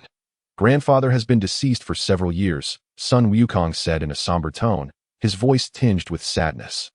Deceased? Master Roshi was momentarily taken aback, then sighed, saddened by the loss of his disciple. Turning his gaze to Ayana, devoid of any lingering lecherous glances, he asked, Young lady, you just performed the flying technique of the crane school.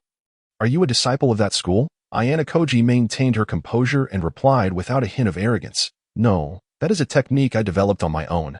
I am not acquainted with the crane school you speak of. Completely self-taught, and yet you've developed the flying technique? Master Roshi was momentarily stunned. To devise such a technique at such a young age speaks volumes of your talent. Gazing intently at Ayana, he saw that she was truthful and remarked, Young lady, you are quite impressive. Not only that, but Sun Wukong can also perform the Kamehameha wave, Ayana added. Really? Upon hearing that Sun Wukong could utilize the Kamehameha wave, Master Roshi's eyes sparkled with excitement. Sun Wukong. Show me your Kamehameha. Sun Wukong turned to Ayana, and upon receiving a gentle nod from her, he assumed the stance for the Kamehameha wave. Came, Sun Wukong called out, his hands forming claws as they slowly drew together. Channeling the energy within his body, he gradually concentrated it into his hands, an overwhelming pressure emanating from him. Hame. The energy in his claws intensified, creating a transparent distortion in the air, as his aura surged forth like a tiger unleashed. Freely expressing itself. Sun Wukong slowly retracted his hands to his waist, the energy he had gathered gradually coalescing. Finally, a qualitative change occurred as the energy transformed into a Kamehameha wave, radiating a brilliant blue light from his hands. He forcefully thrust the Kamehameha wave forward, his claws extending outward, and a powerful energy wave was unleashed, emitting such dazzling blue light that one had to squint their eyes against its brilliance. The Kamehameha wave shot across the ocean, creating a fierce whirlwind and sending a straight line of splashing waves into the air. What an impressive Kamehameha wave. It must have been taught to you by Son Gohan. Master Roshi remarked with a joyful smile upon witnessing Sun Wukong execute the authentic Kamehameha. It seems my turtle school has produced an exceptional disciple. Look at how this young child can perform the Kamehameha. One must possess at least 50 years of training to unleash a Kamehameha wave. Thus, it is evident that this child possesses remarkable talent. It wasn't taught by grandfather. My sister taught me both the Kamehameha and the flying technique. Sun Wukong honestly replied. Your sister taught you? The turtle sage turned his gaze towards Lingye, pondering the source of her knowledge. Lingye felt her cover about to be blown. She hastily explained, Sun Wukong's grandfather once aided me and even taught me the turtle school's Kamehameha technique. Later, while ascending the Korin Tower, I developed the sky dance technique under the guidance of a sage. This excuse was nothing more than a fabrication, yet no one would bother to verify it, serving as a rather convenient alibi. Upon hearing that Lingye had encountered a sage while climbing the Korin Tower, the turtle sage harbored no suspicions. Accepting the guidance of a sage and developing the sky dance technique was indeed plausible.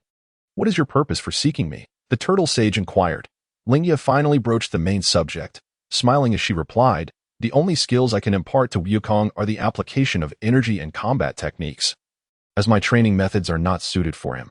Therefore, I would like Master Wutian to take Wukong as his disciple and guide him in his cultivation. Take him as a disciple, the turtle sage.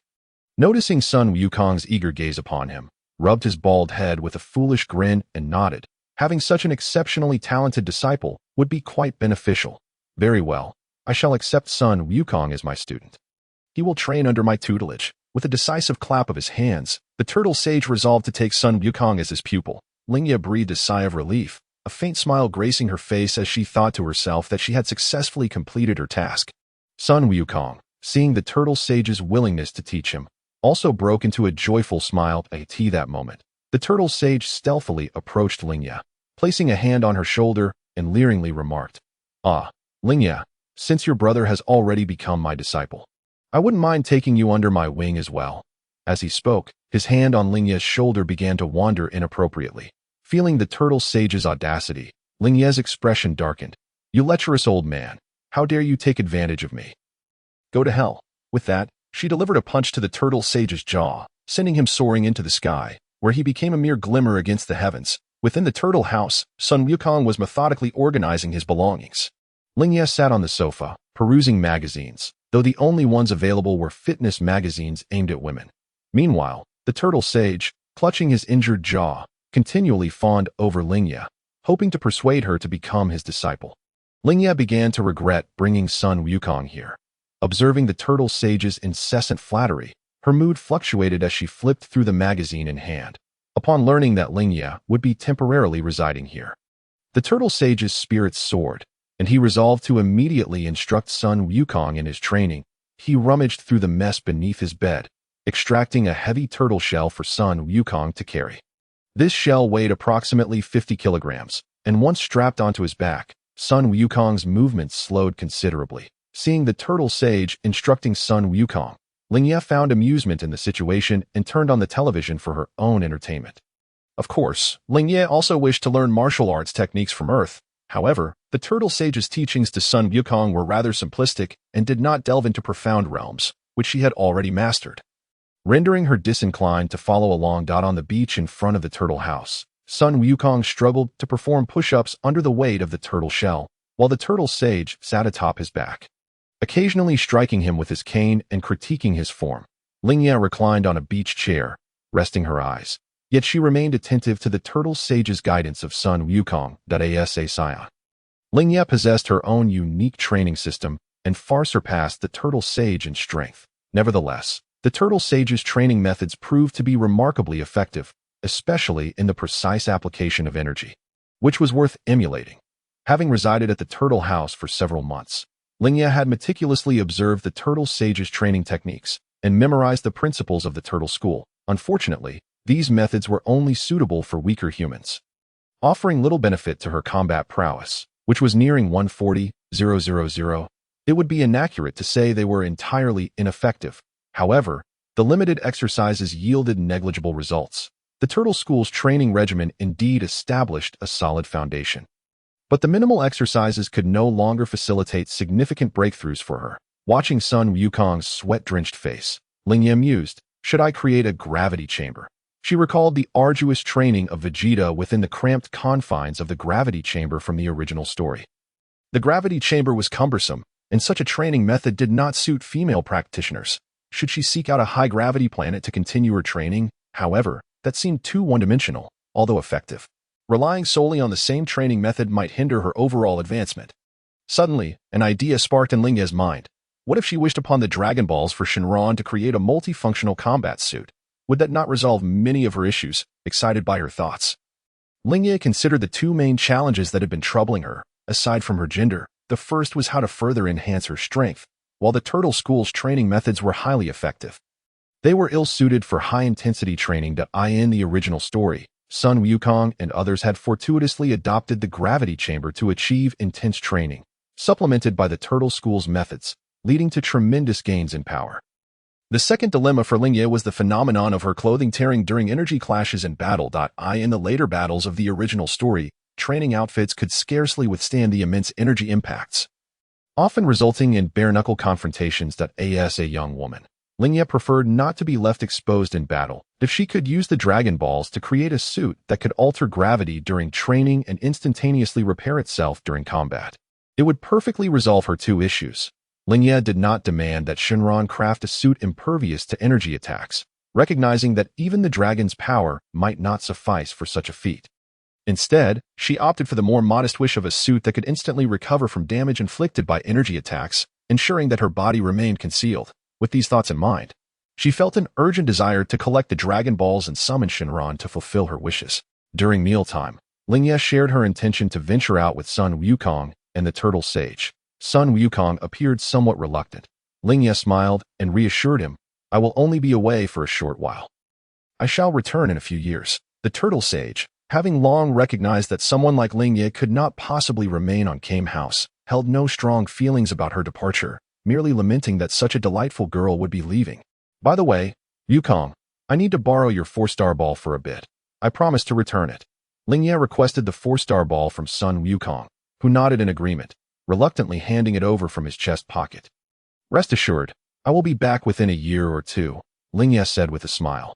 Then she turned her attention to the Turtle Sage, her expression shifting like the capricious weather, and bluntly stated, "You lecherous old man, hand over your Dragon Ball as well." The Turtle Sage blinked in surprise, yet seemingly accustomed to Lingye's assertiveness by now. He retrieved the Dragon Ball hanging around his neck and inquired, "This little orb is something I found in the sea. I thought it was special, so I've kept it with me. What purpose does it serve?" "None." Lingye swiftly denied that in the original story, Bulma had acquired his Dragon Ball after he had seen her underwear. Utterly unaware that she was not wearing any at the time, this incident was tragic for Bulma. As a young girl had her most private areas exposed to a lecherous old man, who had seen it multiple times. If the Turtle Sage were to discover the true nature of the Dragon Ball, she shuddered to think of what demands he might make of her. Yet, Lingye underestimated the Turtle Sage's cunning. He had already deduced that the Dragon Ball must hold some significance based on her attitude. With a lewd grin, he said to Lingye, "Little Lingye, if you give me a kiss, I will hand it over to you. What do you say?" Lingye's fury ignited at his words, veins pulsing on her forehead as she gritted her teeth and exclaimed, "You old fool, do you wish to die?" Sensing the wrath and formidable killing intent in Lingye's voice, the Turtle Sage sheepishly removed the string from around his neck and surrendered the Dragon Ball to her. "Humph, now that's more like it." After acquiring the Dragon Ball, Lingye utilized the sky dance technique to float into the air, addressing Sun Wukong and the Turtle Sage. "I will undoubtedly return within 2 years. Wukong, make sure to train diligently. And you, lecherous old man, ensure you teach Wukong properly, and do not impart any nonsense. Otherwise, beware of your bones." With that, without waiting for the Turtle Sage to react, Lingye exerted her strength, transforming into a fleeting shadow that swiftly vanished from Sun Wukong's line of sight. Once Lingye's figure disappeared, the Turtle Sage let out a sigh of relief. "Wukong, your sister is truly terrifying. It's a pity such a lovely exterior conceals such a dreadful temperament, showing no respect for her elders at all." Upon concluding her remarks, she bore a visage that reflected the harshness of the world. After leaving Kame House, Ayaha made her way directly to West City at this moment. Bulma was merely a little over 12 years of age and likely incapable of crafting the Dragon Radar.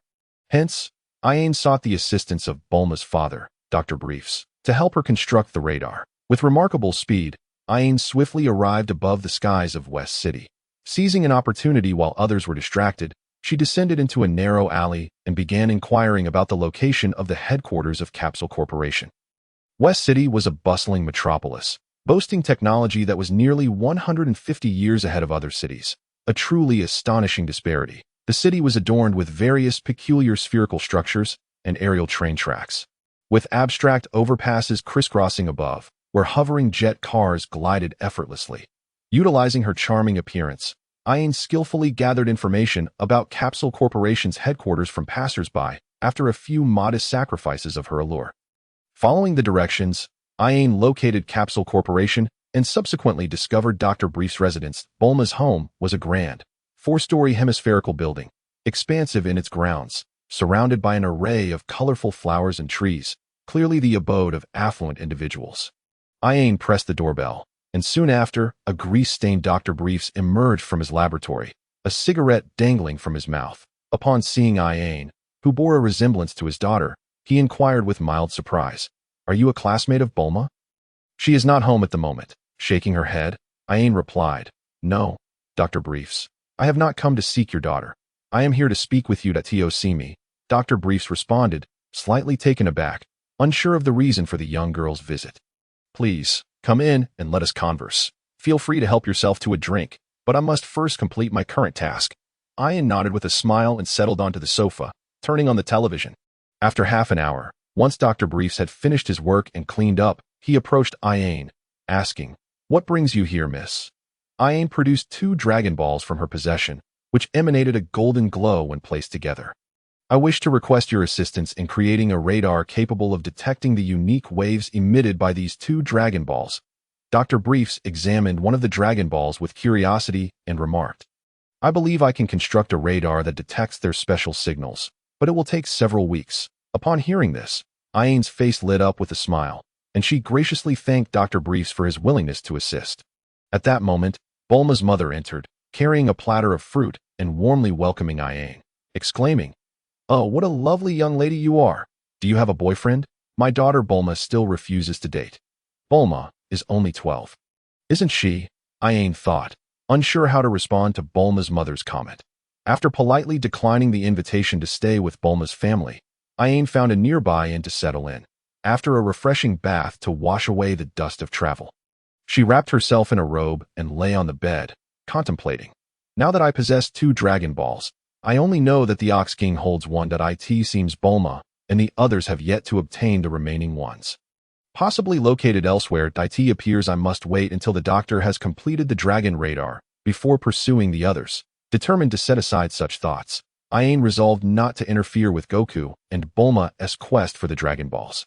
The Dragon Ball belonging to the Ox King would need to be returned after use. The following day, Ayain returned to Capsule Corporation, where she encountered wonders not found in other cities. She spent a substantial sum to acquire a luxurious villa, remarkably similar to Bulma's home, also hemispherical in design and featuring numerous glass windows. The residence comprised 4 stories with over 30 rooms, including a grand hall, kitchen, and bathrooms, totaling over 50 distinct areas. Ayain invested further in equipping each room with electrical appliances, curtains, and sofas, culminating in an expenditure of approximately 600 million. Reflecting on her expenses, she lamented, "With 36 billion in savings, I have squandered 600 million on merely one house. Money truly does not last." Transforming the grand villa into a capsule to carry at her side, Ayain began to explore West City, one of the most technologically advanced cities on Earth. It boasted an array of amusement facilities. Ayain thoroughly enjoyed several amusement parks, captured memories at renowned landmarks, and idly wandered through clothing stores, trying on numerous beautiful outfits, relishing the experience of being a living mannequin. 2 weeks swiftly passed, and Ayain once again found herself at Bulma's home. She pressed the doorbell, and this time, Bulma, a girl with blue hair clad in casual attire, answered the door. Ayain recognized Bulma as a good-hearted individual, though her portrayal in the earlier comedic chapters of Dragon Ball made her appear somewhat frivolous. Since the transition to the Dragon Ball Z saga, Bulma's character had evolved, showcasing her gentler, more nurturing side, especially in her relationship with Vegeta, which was marked by affection and mutual support, far more harmonious than Goku and Chi-Chi's sporadic reunions. Bulma, noticing the beautiful young woman at her door, inquired, "Miss, who are you here to see?" With a smile, Ayain responded, "You must be Bulma. I am here to see your father, Dr. Briefs, to check on the radar he was constructing." "You are the one for whom my father is building that peculiar radar," Bulma exclaimed. "He has been working on those 2 Dragon Balls for the past few days, and the radar is nearly complete." With that, Bulma ushered Ayain into the living room, inviting her mother to entertain Ayain while she went to fetch Dr. Briefs. Bulma's mother, upon seeing Ayain, warmly served her drinks. Shortly thereafter, Dr. Briefs approached, holding the Dragon Radar alongside the 2 Dragon Balls. "My dear girl, these Dragon Balls are truly extraordinary. They emit a golden light when brought together, and I have yet to uncover the reason behind their luminescence." He handed the radar and Dragon Balls to Ayain. He added, "This is the radar you requested. While it is capable of detecting the mysterious signals from these 2 Dragon Balls, I feel it still lacks something. Perhaps it would benefit from a music playback feature." If you don't mind waiting a few more days, I can enhance it further. We really need an MP3 feature? Ayaha chuckled softly, amused by Dr. Brief's peculiar aesthetic concerns. Inspecting the dragon radar, she noted that while it resembled Bulma's, it was more advanced, equipped with a global map for easier Dragon Ball location. Content with the radar in her hands, Ayaha expressed her gratitude. There is no need to add that feature. This dragon radar is already splendid. Thank you ever so much. She bowed with appreciation to Bulma's father. Dr. Briefs laughed heartily, patting his head in delight at completing yet another invention, never once considering a fee for his work at this moment. Bulma curiously examined the Dragon Balls and asked Ayaha, "Miss, what are these strange orbs for?" With a smile, Ayaha replied, "Bulma, we are of the same age. You may call me Ayaha." Bulma gasped in surprise, staring incredulously at Ayaha. Could this tall, stunning girl truly be her age? Immediately, Bulma felt a twinge of disappointment, realizing she paled in comparison. These two orbs are known as Dragon Balls, miraculous artifacts created by the celestial beings.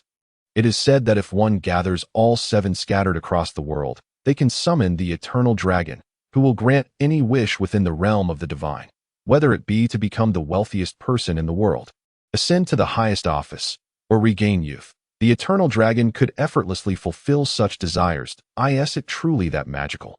Bulma's eyes sparkled with wonder, and even Dr. Briefs displayed a look of astonishment. Bulma eagerly implored Ayaha. "Ayaha, would you take me with you to search for the Dragon Balls?" Ayaha hesitated and shook her head, declining. "No, the journey to find the Dragon Balls is fraught with peril. You are still quite young. Perhaps wait a few years. When you turn 16, we can travel together. How does that sound?" Dr. Briefs also believed that Always' words held merit. Naturally, he felt uneasy about allowing his daughter to venture outside. Miss Always' reasoning was indeed sound. Wait until you mature a bit more before you embark on such adventures. Then your father and mother will find solace. Bulma shook her head in dissatisfaction. But Always is also out there searching for Dragon Balls alone. She is of my age and can hardly be older than I am. You are different. I am a friend of Master Roshi and possess considerable strength. Thus, I am not afraid of potential dangers. However, you do not possess the same level of power as I do, so it would be prudent to wait a few more years, Always patiently explained. Yet, Bulma remained unconvinced of Always' formidable abilities. Bound by her parents' restrictions, she reluctantly abandoned her desire to accompany Always on her quest for the Dragon Balls. Always retrieved the dragon radar and pressed the search button. Beep, beep, beep, after a series of tones.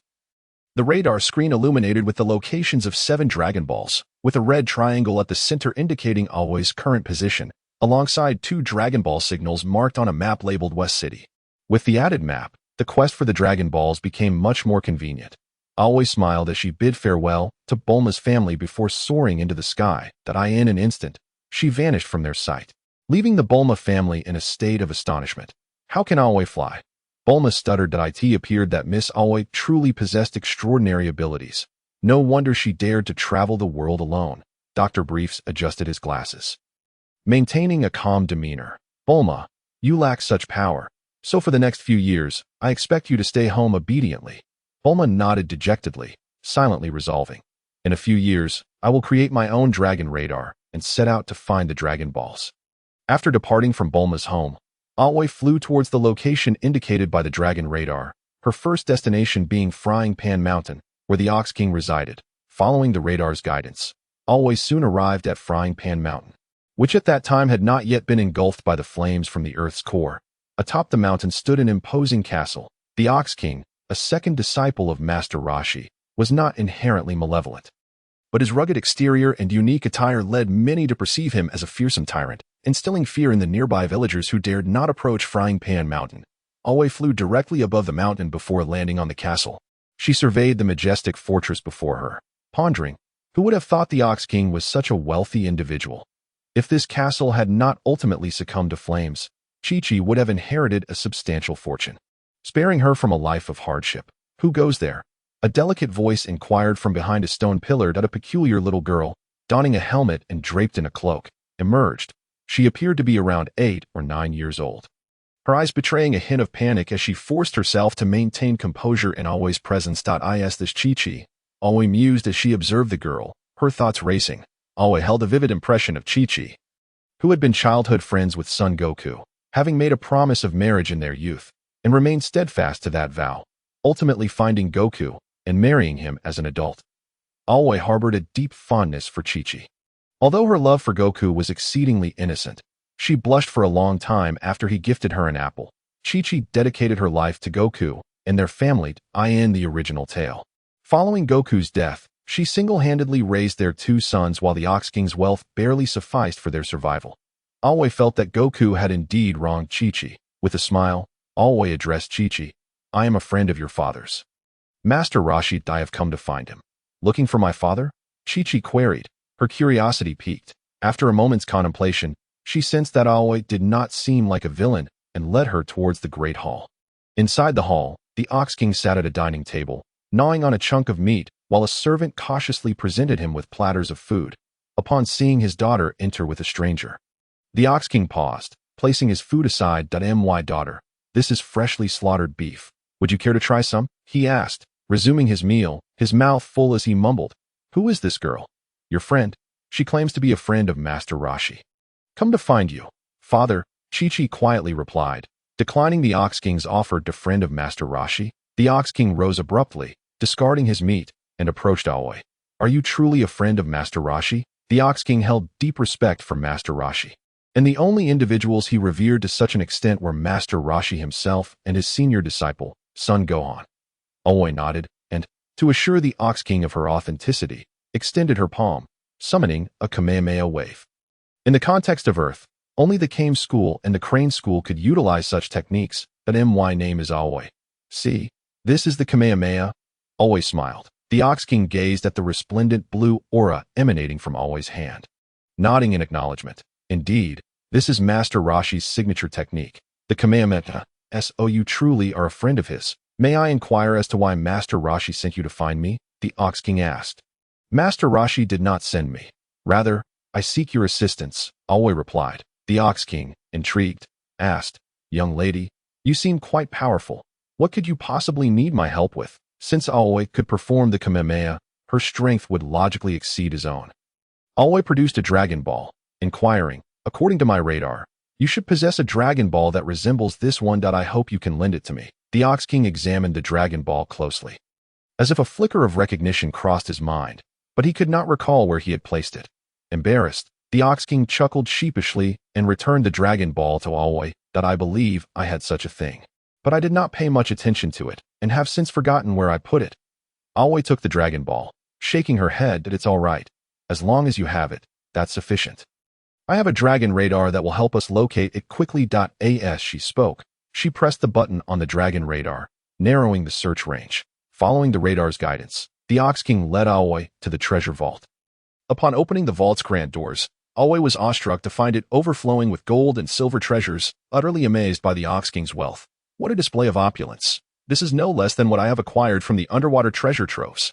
Aoi began to sift through the wealth, soon discovering the Dragon Ball buried beneath the pile, its surface shimmering with golden light. Stowing the Dragon Ball in her satchel, Aoi joyfully expressed her gratitude to the Ox King. Thank you so much. I will return it once I am done using it. That little orb has a rather unique appearance. You may keep it. No need to return it, the Ox King insisted nonchalantly. That simply won't do. I promise to return the Dragon Ball after I have used it. Aoi countered, understanding that failing to return the Dragon Ball might prevent Goku and Bulma from ever visiting Frying Pan Mountain again, jeopardizing the bond between Goku and Chi-Chi. Though Aoi's arrival would inevitably alter the events surrounding the Dragon Balls, the union of Goku and Chi-Chi must not be disrupted. Contemplating their marriage, Aoi's eyes sparkled with inspiration, and she sought to facilitate their connection. With a keen gaze at Chi-Chi, Aoi softly proposed to the Ox King. Uncle, I have a brother named Son Goku, the grandson of Master Roshi's first disciple, Son Gohan, who is of a similar age to Chi-Chi and is currently training under Master Roshi. I would like to see if it would be possible for Chi-Chi and him to be together in the future. What do you think? The Ox King's interest piqued upon hearing this. The grandson of Master Gohan, who is training under Master Roshi. He glanced at his daughter, then quietly inquired of Aoi, what is this Son Goku like? What is his strength? Aoi confidently reassured him, rest assured, Goku is quite naive, yet possesses remarkable strength. He has already mastered the Kamehameha. Such an exceptional son-in-law would be hard to find. once I bring Goku to meet you. If Chi-Chi has no objections, we can arrange their marriage. What do you think? Aoi enthusiastically promoted Goku to the Ox King. The Ox King nodded, expressing his concern for Chi-Chi's feelings. Of course, if Chi-Chi has no objections. I will certainly agree. However, since Sun Wukong is so exceptional in Lingye's eyes, it is reasonable to presume that the prospects for success are quite promising, unbeknownst to both Sun Wukong and Chi-Chi. Their sister and father have already been scheming their lifelong affairs. During the night, the castle at Pangua Mountain is aglow with lights, as the Bull Demon King has arranged a splendid banquet to celebrate Lingye's arrival. At the banquet, Lingye presents a photograph of herself with Sun Wukong to Chi-Chi, saying, "Chi-Chi, this is my younger brother, named Sun Wukong, that if you ever meet him, be sure to get along well." Chi-Chi takes the photograph. Gazing curiously at the boy named Sun Wukong, finding him quite adorable in the image at that moment, Lingye lowers her voice deliberately and whispers, "Perhaps he will be your future husband." Upon hearing Lingye's words, Chi-Chi's face flushes with embarrassment, and she shyly scurries away. Observing Chi-Chi's bashful retreat, Lingye chuckles softly and turns to the Bull Demon King, saying, "It seems that Chi-Chi is not opposed to this idea. It might indeed become a reality." With that, she bursts into laughter alongside the Bull Demon King. Meanwhile, Chi-Chi is left with a lingering impression of the boy named Sun Wukong, who might become her husband. After receiving a Dragon Ball from the Bull Demon King, Lingye hastens to search for the next. Following the guidance of her Dragon Ball radar, she arrives at a secluded valley surrounded by mountains. Caw! A crow caws among the branches, flapping past her. The small valley, encircled by towering peaks, rarely sees sunlight due to its low terrain, rendering it particularly deep and tranquil as Lingye treads along a weed-covered path. The protruding branches occasionally snag her sweater, leaving it riddled with lint. Looking at her now untidy sweater, Lingye feels quite disheartened. She had purchased it for its appealing style, never expecting it to become so disheveled so quickly. Raising her gaze to the sky obscured by tree branches, she quickens her pace, eager to locate the nearby fallen Dragon Ball and leave this place. The sudden roar echoes ahead, reverberating through the valley, startling a flock of birds into flight. Lingye turns to see a massive black bear appear before her. Wishing to ignore the bear, she attempts to sidestep it. However, upon spotting Lingye, the bear charges at her as if it has found a meal. Lingye furrows her brow and shoots the bear an icy glare, her eyes glimmering with a chilling intensity. Hiss! The bear halts abruptly, sensing the frigid aura in Lingye's gaze, and retreats hastily in the opposite direction. Well, at least it knows its place. Watching the bear scamper away, Lingye can't help but smile before continuing deeper into the valley. After approximately half an hour of walking, Lingye pauses, examining the Dragon Ball radar in her hand, which indicates the presence of 4 Dragon Balls in the vicinity. Subtracting the 3 she carries, it becomes evident that the 4th Dragon Ball is nearby. Lingye searches the area but finds no trace of the Dragon Ball. Leaving her puzzled, the radar clearly indicates that the Dragon Ball is located here.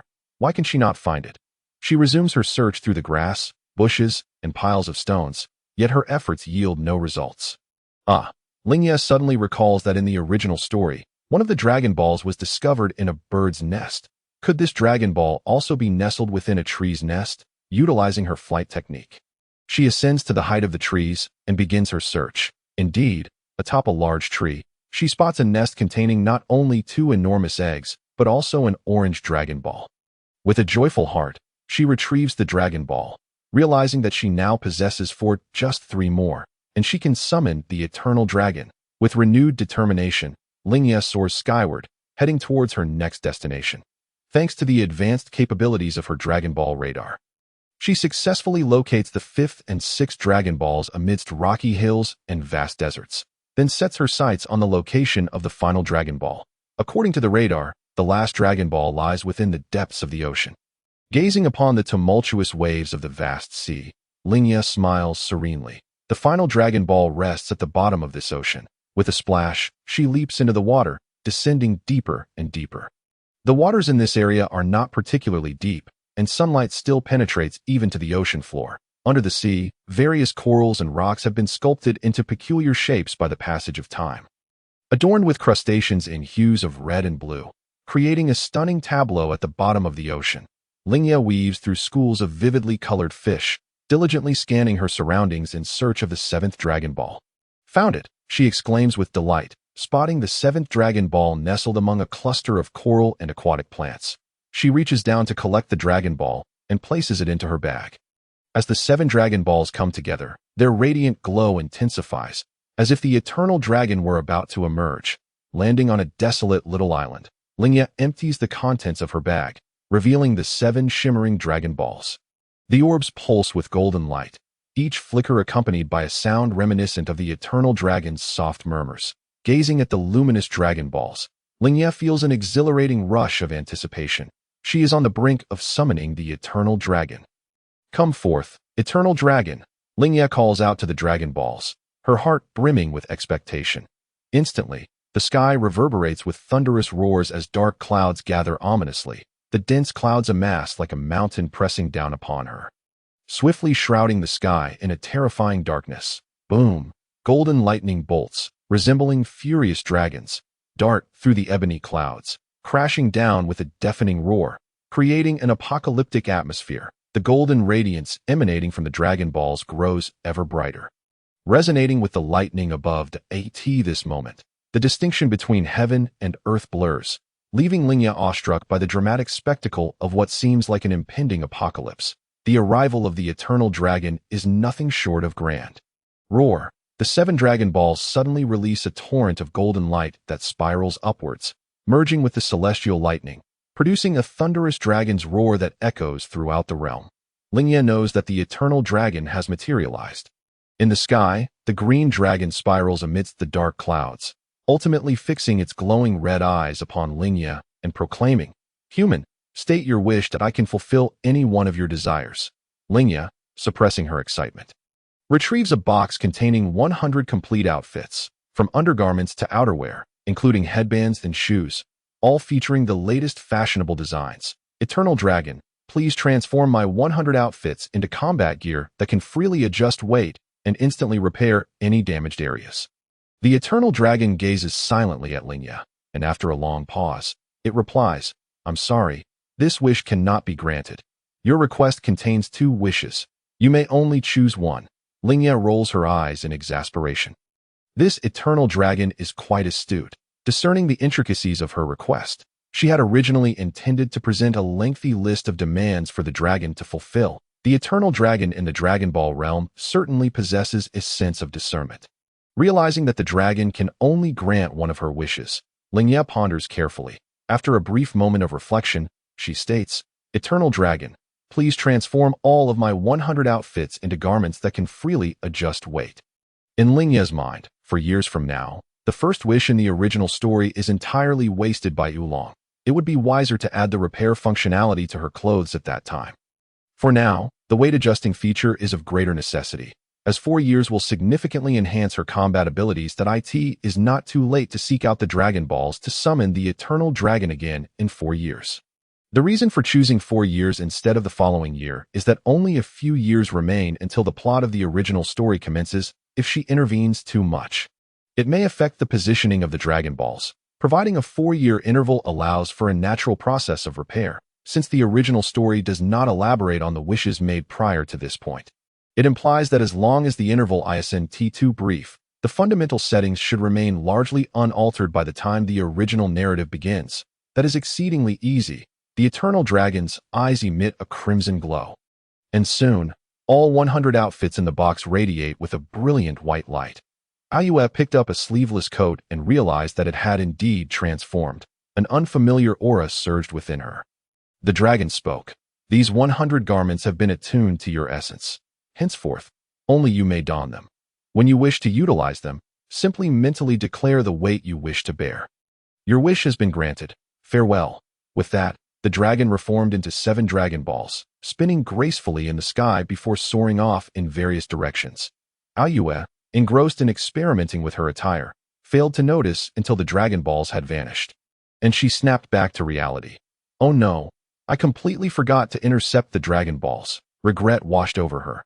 Having neglected to seize them, they had now transformed into stone and scattered across the globe.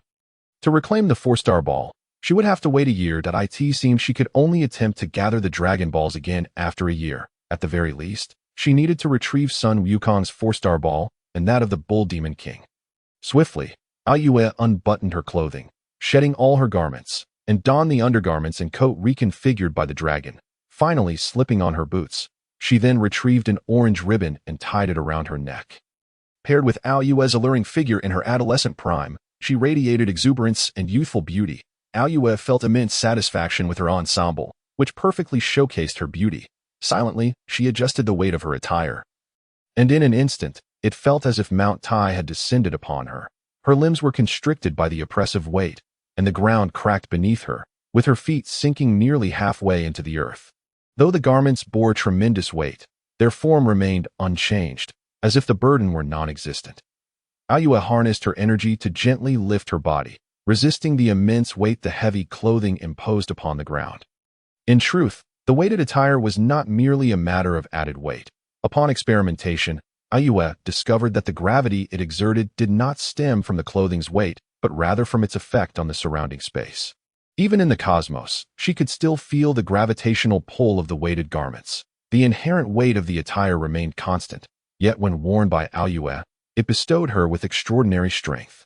As if she were tearing through the very fabric of space. It was astonishing that the dragon could create such a miraculous artifact. Curiously, this gravitational force was evenly distributed across every cell in her body. Ayaha employed her clairvoyance to gauge her battle power and found that once the weighted clothing was activated, nearly half of her former battle power of close to 140,000 was devoted to countering the pressure of the surrounding space. The higher her battle power, the greater the energy she exerted, and thus, the more significant the spatial pressure upon her. When she retracted her aura to half its original strength, she discovered that, even then, half of her energy was still engaged in counteracting the spatial pressure. The fact that half of her power was focused on space itself was simply extraordinary. Intrigued, she decided to increase the weight of her attire and wondered if there were any limits to the garment's weight.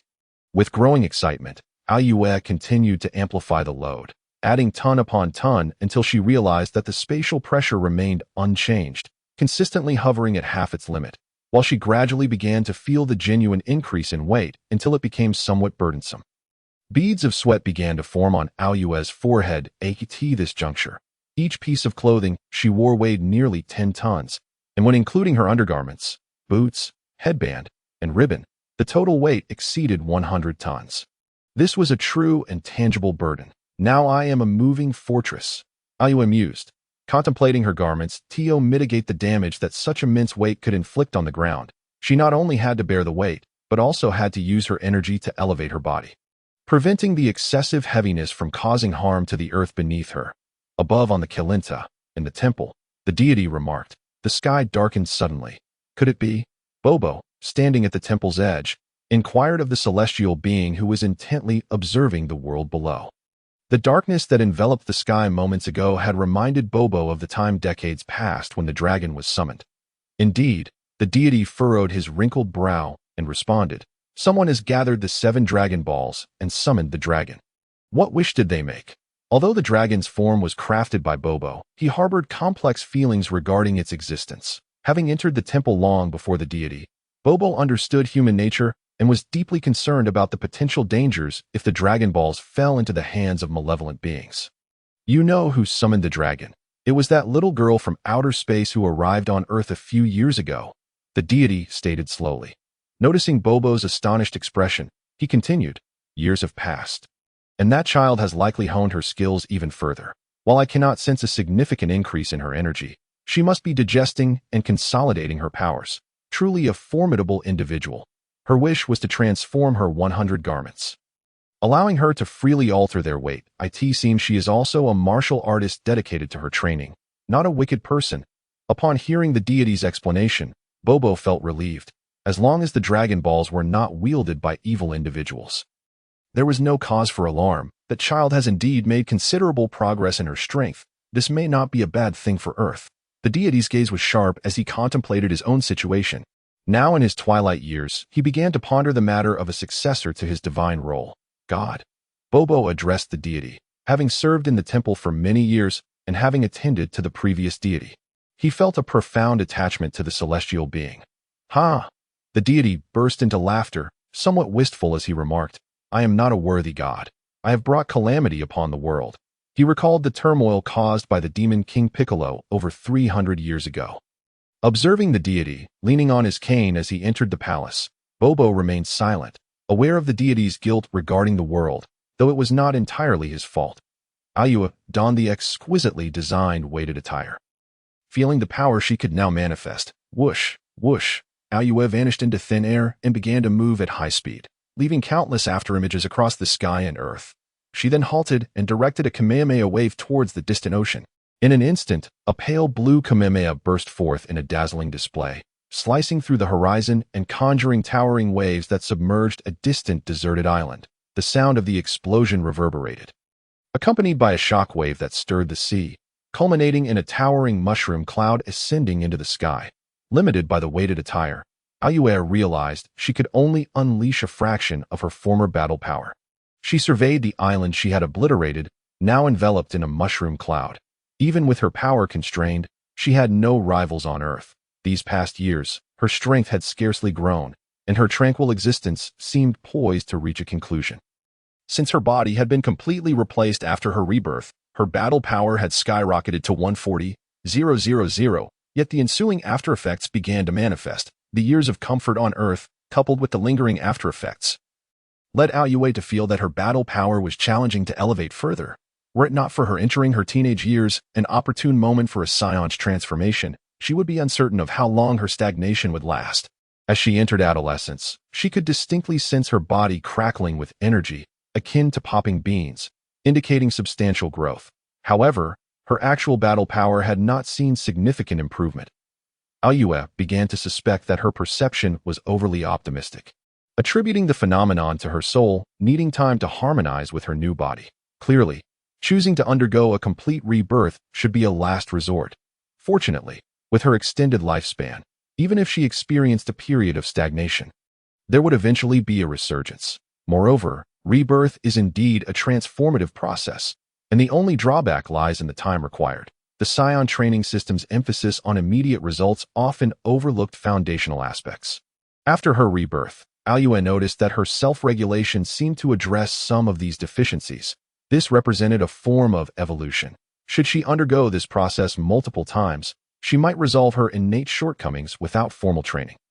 Yet, how much time would that require? With every gain, there is a sacrifice. The more significant the flaw, the longer the necessary reconciliation period following rebirth.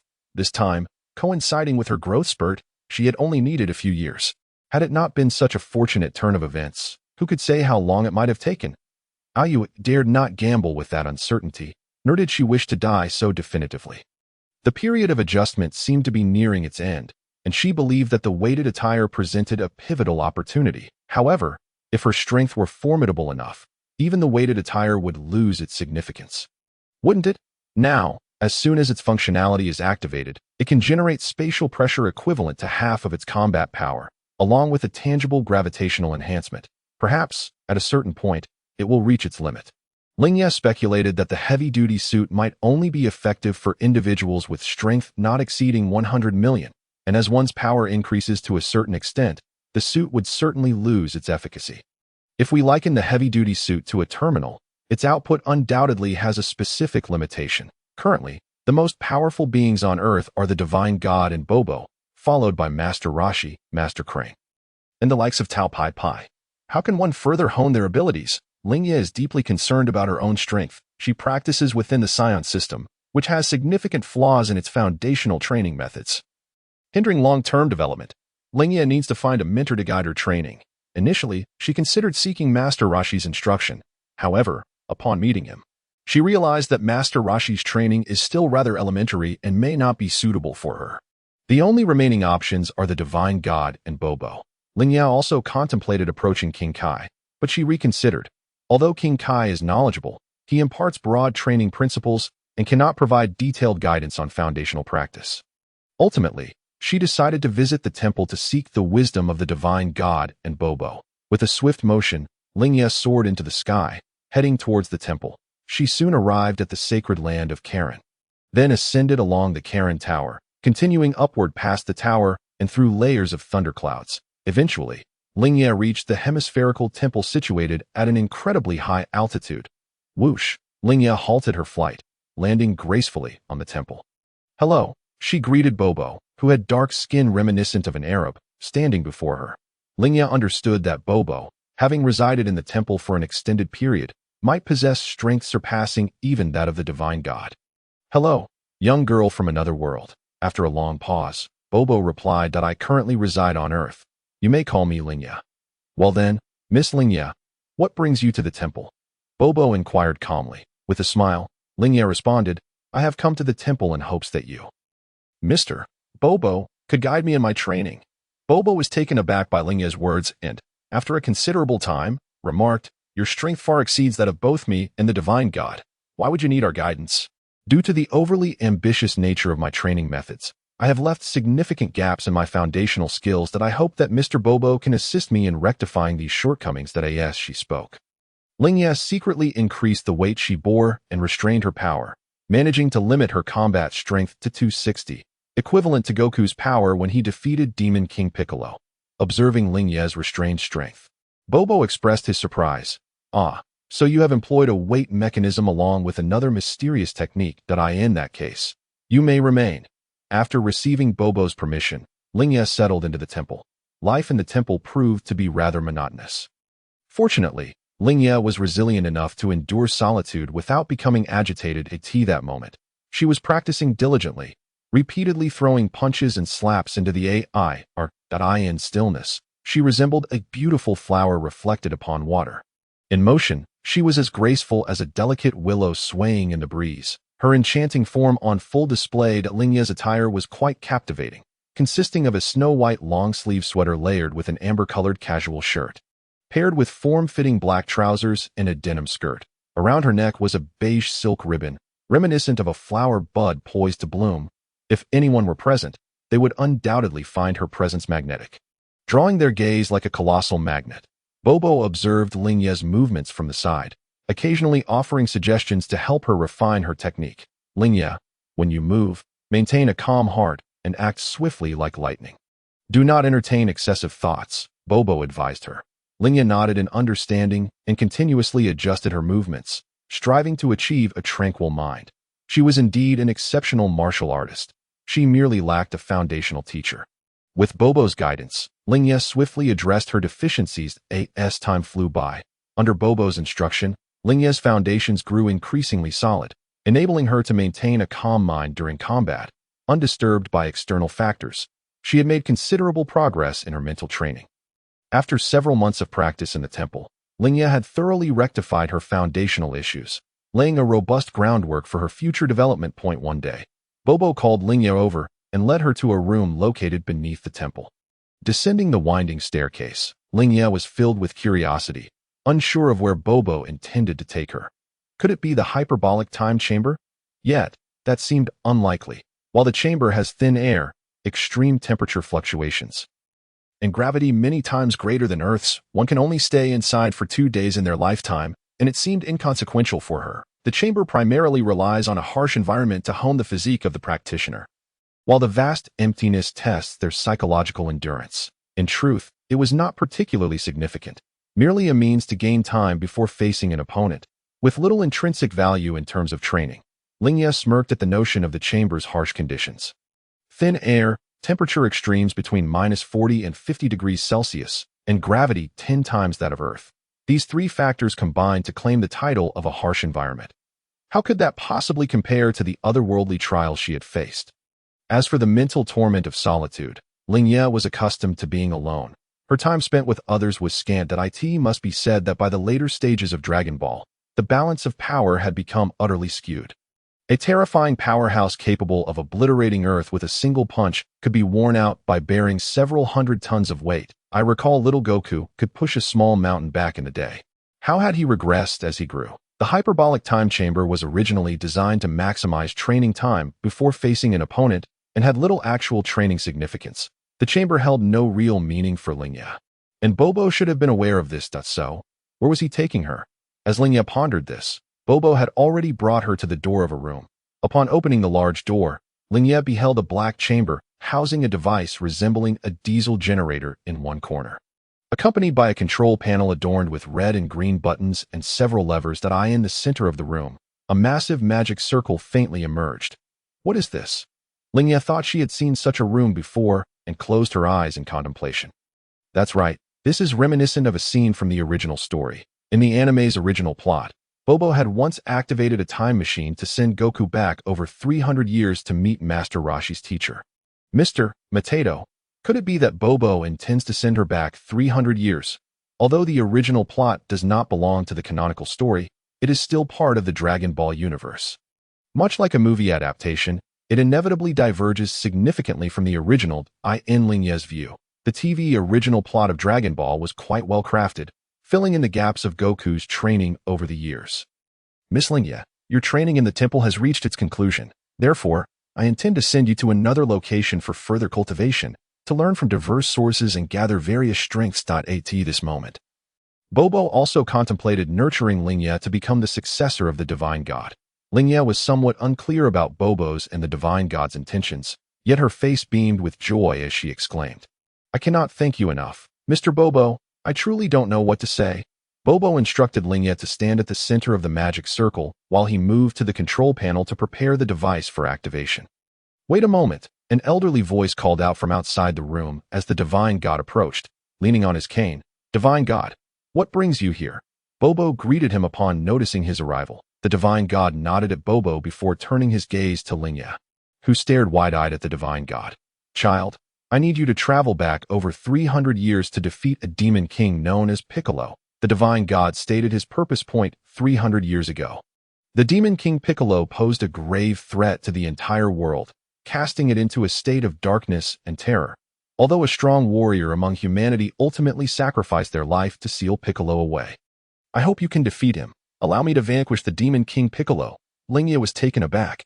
Defeating King Piccolo proved to be remarkably effortless. However, her concern lay in the potential ramifications of her return to 300 years prior.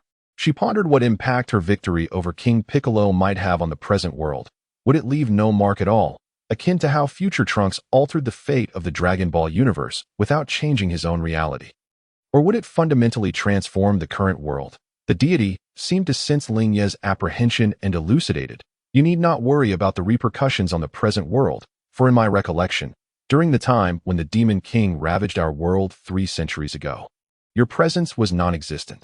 This implies that you are not a participant in the Demon King incident of this world. Now, as I send you back 300 years, whatever actions you undertake will not affect this world, but rather give rise to an entirely different one."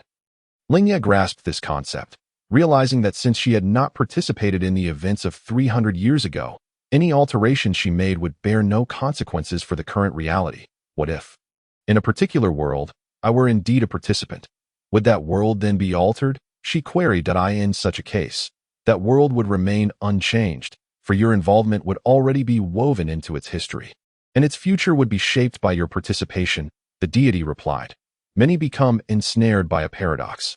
The notion of traveling back in time to slay one's grandfather, thus negating one's own existence, which in turn prevents the act of the grandfather's assassination, creating a contradiction. In truth, this is not a paradox, but rather a limitation in thought.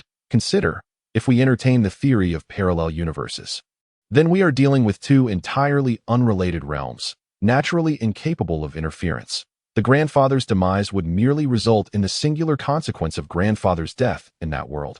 Alternatively, in a singular world theory, a time traveler attempting to kill their grandfather would evidently fail, as their existence confirms that the grandfather did not perish. Their intent to enact the grandfather's murder would be thwarted, indicating they are already a participant in history.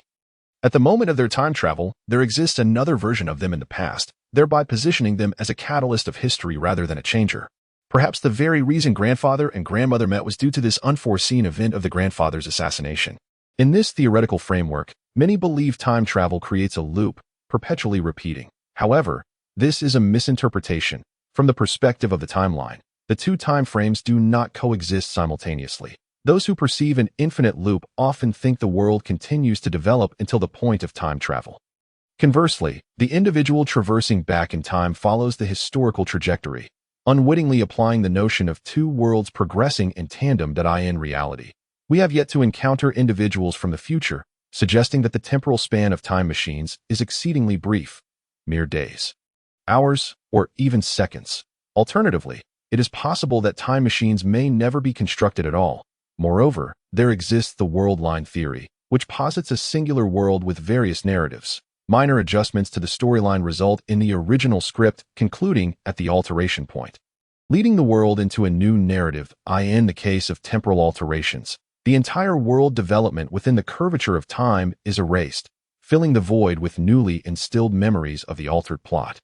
Proceeding authentically after the point of travel, due to the subtlety of these changes, the fates of individuals remain largely unaffected.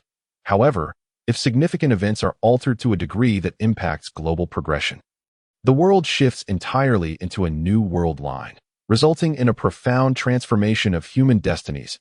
If one were to successfully eliminate their grandfather, they would effectively negate the original history following the grandfather's death, obliterating that timeline and subsequently filling in the memories, ultimately re-entering the authentic trajectory post-time travel. The prevailing theories of time encompass these three mainstream concepts, with the parallel universe theory being the most widely utilized and discussed in the realm of cosmic physics. If two universes of equal mass exist under identical physical laws, from the point of the Big Bang singularity, their every aspect would unfold in a consistent manner, with only minor, random factors slightly altering their worlds, resulting in two parallel universes. Conversely, the singular world theory possesses the most veracity, while the world line theory is the most novel and logically coherent. The deity's words imply that the Dragon Ball universe adheres to the parallel world theory. Therefore, regardless of Lingye's alterations, they shall not affect this world. Suddenly, Lingye contemplated, does this not mean that the Dragon Ball universe is replete with countless iterations? What shall it be termed? A grand interdimensional melee. Very well, I shall vanquish the Demon King. With her doubts assuaged, Lingye readily agreed. Upon her affirmation to defeat King Piccolo, the deity exhaled in relief and instructed Bobo to activate the time machine. Beep, beep. The machine emitted a series of sounds, and the central magic circle radiated a brilliant white light. Whoosh! A blinding flash of white light surged forth, compelling one to close their eyes against its brilliance. When Lingye reopened her eyes, the room was enveloped in faint wisps of green smoke, and her figure had vanished within the magic circle. Deity, do you truly wish for Lingye to slay the Demon King? Bobo inquired anxiously after Lingye's disappearance. The Demon King should have been eliminated long ago. If he is slain, then this world may never know the existence of the deity or the Dragon Balls. Perhaps the entire world could be transformed. The deity closed his eyes and spoke slowly. This serves as a trial for Lingye. Should she succeed in vanquishing the Demon King, she will be deemed worthy of inheriting the position of the deity. Do you intend to transfer the deity's position to Lingye upon her return? Bobo did not oppose the deity's plan.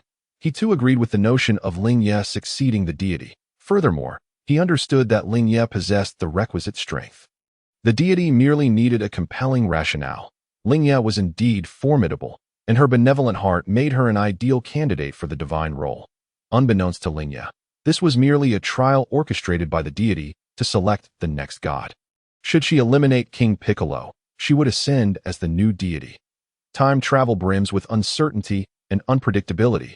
One misstep could lead to being lost in an unknown realm.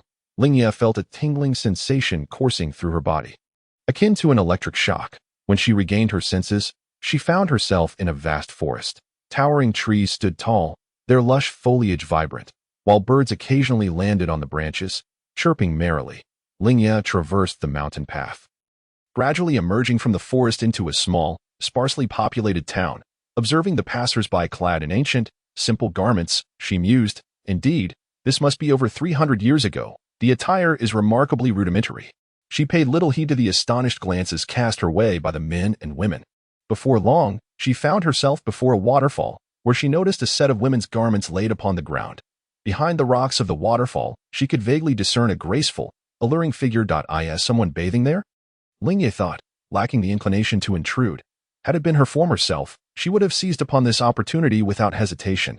However, now she was a woman herself, possessing both an exceptional figure and beauty, having long grown immune to the allure of other females. Moreover, her aspirations had evolved through her 2 lifetimes. Just as she was about to depart, Lingye caught sight of a man in a purple robe peeking from behind a large tree. How scandalous! He dares to spy on a woman bathing. Lingye was taken aback, but silently approached the man. Isn't she beautiful? Lingye whispered as she silently sidled up to him.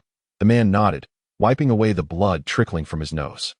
Exclaiming, "Too exquisite, my Fong Fong is utterly adorable." Fong Fong. Lingye recognized the name, recalling it belonged to the girl whom Master Rashi had secretly admired in his youth. Could this man be the youthful Master Rashi himself? At that moment, Wu Tian snapped back to reality, noticing a striking girl beside him. Realizing his voyeurism had been unveiled, Wu Tian was about to yell in shock when Lingye swiftly covered his mouth and dragged him away. "Miss, you are so charming. May I know your name?" Once they had distanced themselves from that compromising location, Wu Tian struck up a conversation with Lingye. Lingye shot him an exasperated glare. She had no intention of responding. Wu Tian, feeling sheepish, fell silent as Lingye led him toward the marketplace. "Where is Mr. Taita's dojo?" Lingye inquired as they walked through the market. "Da. Are you seeking the dojo of Master Wu Taido? I am indeed a disciple of Master Wu Taido, and I shall guide you there," Wu Tian proclaimed. Lingye smiled quietly, having already surmised his affiliation with the esteemed master. Otherwise, why would she inquire? In this era, Earth's technology remains underdeveloped, and even a small town feels exceedingly diminutive. Before long, Wu Tian led Lingye to the entrance of Master Wu Taido's dojo. The dojo itself was modest, housing approximately 30 students. Master Wu Taido was an exceptional martial artist with a unique perspective on Kung Fu, and Lingye sought an audience with him to witness the prowess of one so accomplished in martial arts. Upon entering the dojo and traversing several training halls, Lingye arrived at the inner sanctum, the dwelling of Master Wu Taido. From a distance, she spotted an elderly gentleman clad in a white martial arts uniform, seated on the wooden floor, cradling a cup of warm tea. "Greetings, Master Wu Taido." Lingye approached respectfully, stating, "I am Lingye, a martial artist hailing from afar, who has come to pay homage to the esteemed master and seek your guidance." Master Wu Taido set down his teacup, his piercing gaze scrutinizing Lingye as if attempting to see through her very being. "Young lady, I sense a natural essence in your movements. It appears your understanding of martial arts is not inferior to mine." Lingye humbly smiled, neither confirming nor denying his assertion. To engage in a friendly exchange with a true martial artist is indeed a joyous occasion. With that, Master Wu Taido rose and invited Lingye into the training area. Lingye understood that Master Wu Taido valued her presence and wished to spar with her. She adjusted her weighted attire, regulating her internal energy to match her combat prowess to approximately 200, comparable to Master Wu Taido's strength, and assumed a fighting stance. Master Wu Taido regarded the young girl with gravitas, finding it hard to fathom that such youth could possess strength on par with his own. Lingye mirrored his seriousness, feeling the unique energy emanating from the master, a majestic force that enveloped her. Whoosh! In an instant, Master Wu Taido vanished from her sight, and Lingye's eyes darted, tracking his swift movements. A fist suddenly appeared at her waist. Lingye deftly sidestepped, narrowly evading the blow, as a fierce gust of wind struck the ground, creating a series of explosive sounds. She deftly maneuvered to elude Master Wu Taido's relentless onslaught, each attack coming in waves, fierce as a wolf and roaring like a tiger. Lingye retreated several meters, then steadied her stance before launching herself toward Master Wu Taido. His gaze flickered as he meticulously observed her movements. Bang! As Lingye's punch surged forward, Master Wu Taido intercepted it with his elbows. Witnessing her unfeigned and decisive strikes, he nodded appreciatively before swiftly countering with his own attacks. Whoosh! Master Wu Taido appeared behind Lingye at an inconceivable angle, unleashing a punch aimed at her back. Anticipating his strike, Lingye smiled calmly and dropped low, evading the blow. The two engaged in a fierce exchange, their strikes escalating in speed until only the sounds of their combat echoed through the dojo. In the blink of an eye, they had already exchanged over 100 blows. Bang! A heavy fist from Master Wu Taido came crashing down, but Lingye gently deflected it, causing his punch to miss its mark. After an extended bout, neither exhibited any signs of fatigue, indicating they had yet to unleash their full capabilities. Lingye leaped back, creating distance, and unleashed a wave of energy, a brilliant azure blast shimmering as it soared toward Master Wu Taido. Seeing Lingye's energy wave, Master Wu Taido calmly extended his arms to absorb it. Boom! The wave exploded in his hands, the resulting destruction shattering the wooden floor into splinters that filled the dojo with dust. What an opportunity! Lingye seized the moment, charging at Master Wu Tai-do with a decisive assault. Caught off guard, he was propelled nearly 10 meters by her palm strike that Wu Tian, who had been astonished by the fierce battle, rushed over to help his master rise. It seems I have lost, Master Wu Tai-do declared, his demeanor composed and devoid of any airs of superiority. Indeed, true heroes emerge from youth.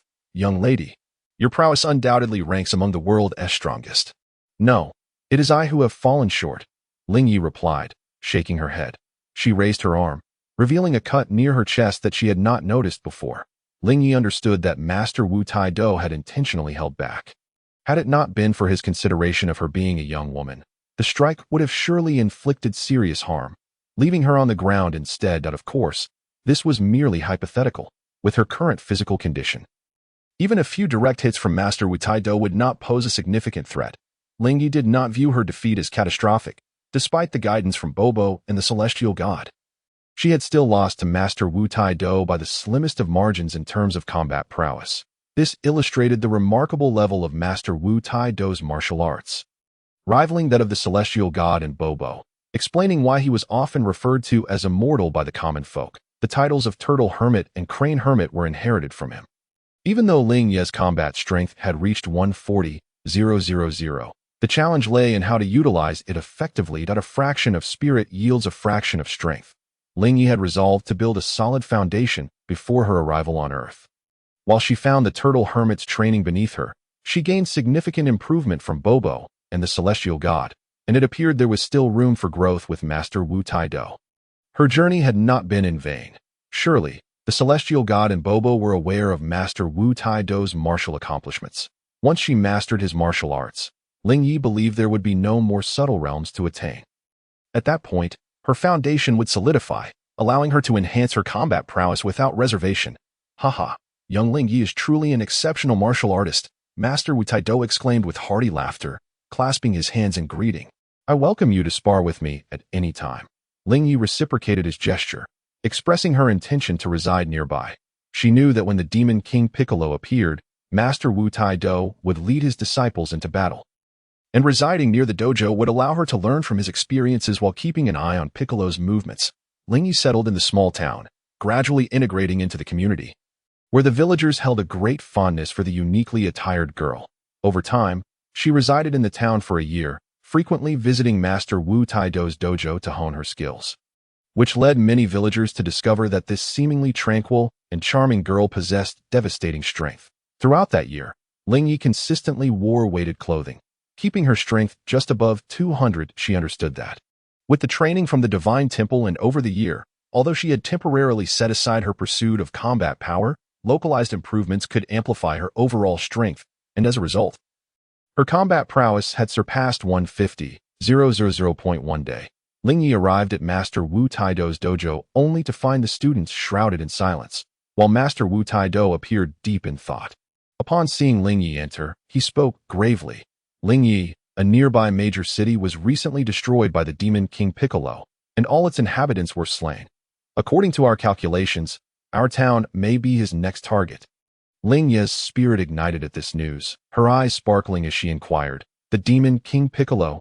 Indeed, Master Wu Tai-do replied solemnly. The Demon King Piccolo has obliterated dozens of cities, and now he has arrived here. The villagers of nearby hamlets are fleeing in fear of his onslaught. The terror of the Demon King Piccolo had spread across the globe following several earlier battles, plunging the world into a state of dread. Master, let us unite with others to confront the Demon King. The young turtle hermit proposed to Master Wu Tai-do. The other disciples, upon hearing this, began to murmur their agreement. Yes, Master, we should indeed go after the Demon King. Master Wu Tai-do stood, raising his hand to quell the discussions among his students. Turning his gaze to Lingye, he asked, Lingye, what are your thoughts? Lingye concurred with the disciples' sentiments, stating, I believe that to halt the Demon King Piccolo, we must join forces. However, for this battle, only the two of us are necessary. There is no need to involve others. Wu Tai-do nodded in agreement, and at that moment, Wu Tian, filled with reluctance, spoke up, Master, take us with you. We too wish to battle the great Demon King. At a glance from Lingye unleashed a formidable aura, enveloping them like an overwhelming tide, leaving Wu Tian and the others feeling adrift as if they were lost at sea. a piercing chill coursing through their veins. If I cannot withstand even a fraction of this pressure, how do you expect to confront the great demon King Piccolo? Remain here and focus on your training. Should we falter, at least you will be here to carry on. Under Lingye's oppressive presence, the disciples could only bow their heads in silence, abandoning any further thoughts of confronting the Demon King. Wu Taidu smiled at Lingye and proposed, "In that case, let Lingye and I confront the great Demon King Piccolo." Upon hearing their master's words, tears streamed down Wu Tian and the others' faces, their hearts filled with hope that their master could vanquish the Demon King. Along the winding path, Lingye and Wu Taidu donned their packs and bid farewell to their disciples, embarking on the journey to confront the great Demon King. Behind them, the disciples wept as they wished Lingye and Wu Taidu well. Wu Tian gazed longingly at the retreating figures of his master and Lingye, silently praying, "Master, you and Lingye must succeed in annihilating the Demon King." This sorrowful departure left Lingye feeling helpless. It seemed absurd that the mere presence of the great Demon King could imply her inevitable sacrifice. 3 or 4 days later, Lingye and Wu Taidu arrived at a city devastated by the great Demon King Piccolo. The surroundings were littered with shattered remnants, abandoned fields, and collapsed structures, painting a dismal picture of desolation. While the sky bore the crimson stain of the Demon King's dark power, witnessing the decay wrought by the Demon King, Wu Taidu's face turned ashen, his eyes wide with barely contained fury. Lingye, perhaps having seen the apocalyptic scenes of the Kunua planet, felt a deep-seated revulsion towards the devastation before her, her brow slightly furrowing. "Let us proceed directly to the Demon King's castle," Wu Taidu nodded. Agreeing with Lingye's suggestion, he was determined to resolve the threat posed by the Demon King as swiftly as possible. Before the palace of the great Demon King, Lingye and Wu Taidu stood before the ominously dark structure resembling a lair of malevolence.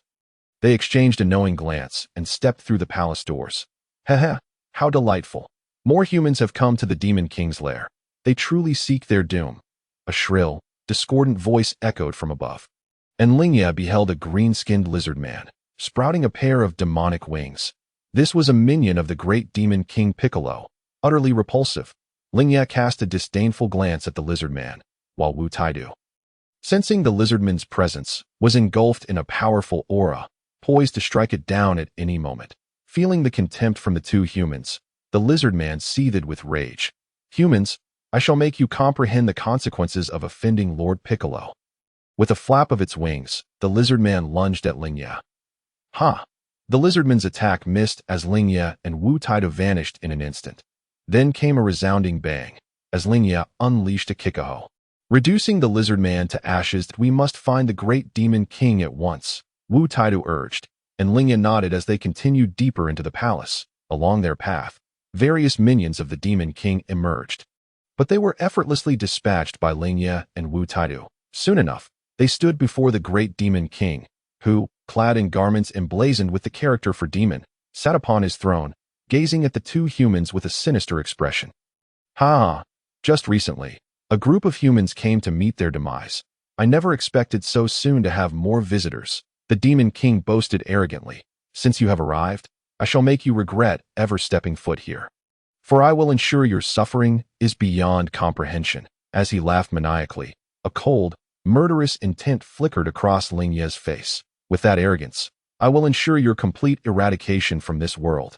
In an instant, Wu Taidu made his move, vanishing from sight and reappearing before the great Demon King, a fist imbued with immense force crashing down. Boom! The powerful strike stirred a fierce whirlwind, sending shockwaves that swept through the air, stirring up clouds of dust from the ground. Realizing the might of this attack, the great Demon King swiftly dodged aside. Realizing he had underestimated the two humans, the great Demon King felt his anger rise, his icy gaze sweeping over Lingye and Wu Taidu, a terrifying killing intent coalescing in the air. That Wu Taidu's expression grew serious as he focused intently on the Demon King, gathering his energy in preparation for an assault. "Ha!" Wu Taidu let out a sharp cry, his aura surging dramatically, as if a ferocious tiger had just been unleashed. Roaring with fury, in the face of this sudden escalation of power, the great Demon King's expression turned even colder. He had not anticipated that this human's aura would rival his own. Beside him, Lingye wore an astonished expression, taken aback by Wu Taidu's formidable strength. She had thought his focus on martial arts might render his combat prowess lacking. but it appeared he had revealed his ultimate technique, universal earth-shattering palm. Wu Taida bellowed, his body suddenly flickering as he inexplicably appeared behind the great Demon King. I and the Demon King's astonished gaze. A hand glowing with golden light came crashing down, emitting a blinding flash of electricity and carving a terrifying arc through the air. With an unstoppable force, the universal earth-shattering palm descended, sending the great Demon King flying several dozen meters. Crashing heavily against a stone pillar of the palace, Lingye watched in awe as Wu Taidu executed the universal earth-shattering palm, recognizing that he had clearly gained the upper hand in that exchange. The great Demon King let out a furious roar, wiping the purple blood from the corner of his mouth. Damn it, how could I be wounded? He swore vengeance, determined to shred the human before him into pieces. With a cruel, icy glare, he surveyed Lingye and Wu Taidu, licking his lips with a chilling smile, his fist clenched tightly as he malevolently declared, "You have wounded me, so prepare to welcome the embrace of death." The great Demon King's aura surged ominously, causing the entire palace to tremble as a whirlwind erupted around him. The deathly stillness filled the air, an atmosphere of desolation enveloping them, as if they were trapped in a boundless inferno. Surrounded by the stench of blood, the overwhelming scent reminiscent of a hellish battlefield caused Lingye's brow to furrow involuntarily. The great Demon King's power appeared even greater than when Sun Wukong had faced him. Was it due to him being at the peak of his strength? Confronted with the overwhelming aura, Wu Taidu's expression grew grave, his gaze fixated on the great Demon King. "Now, allow you to witness the true extent of my power." With that, the Demon King suddenly vanished, reappearing beside Wu Taidu, a razor-sharp claw, imbued with corrosive energy, lunging towards him. Wu Taidu remained unfazed, shifting his defensive posture to counter the assault with a firm stance. Hiss! The corrosive aura rapidly eroded the fabric of Wu Taidu's martial attire at the elbow, prompting a slight change in his expression as he swiftly retreated several meters. However, as Wu Taidu steadied himself, the great Demon King suddenly appeared before him, launching an attack aimed at his heart. Bang! In a moment of crisis, a delicate white hand clasped tightly around the descending claw. Lingye, with resolute determination, intervened, catching the Demon King's strike. The corrosive aura gnawed relentlessly at her hand, emitting a hissing sound. Wu Taidu, witnessing the corrosive energy consuming Lingye's hand, displayed a look of concern. Yet Lingye remained composed, her right hand firmly gripping the claw.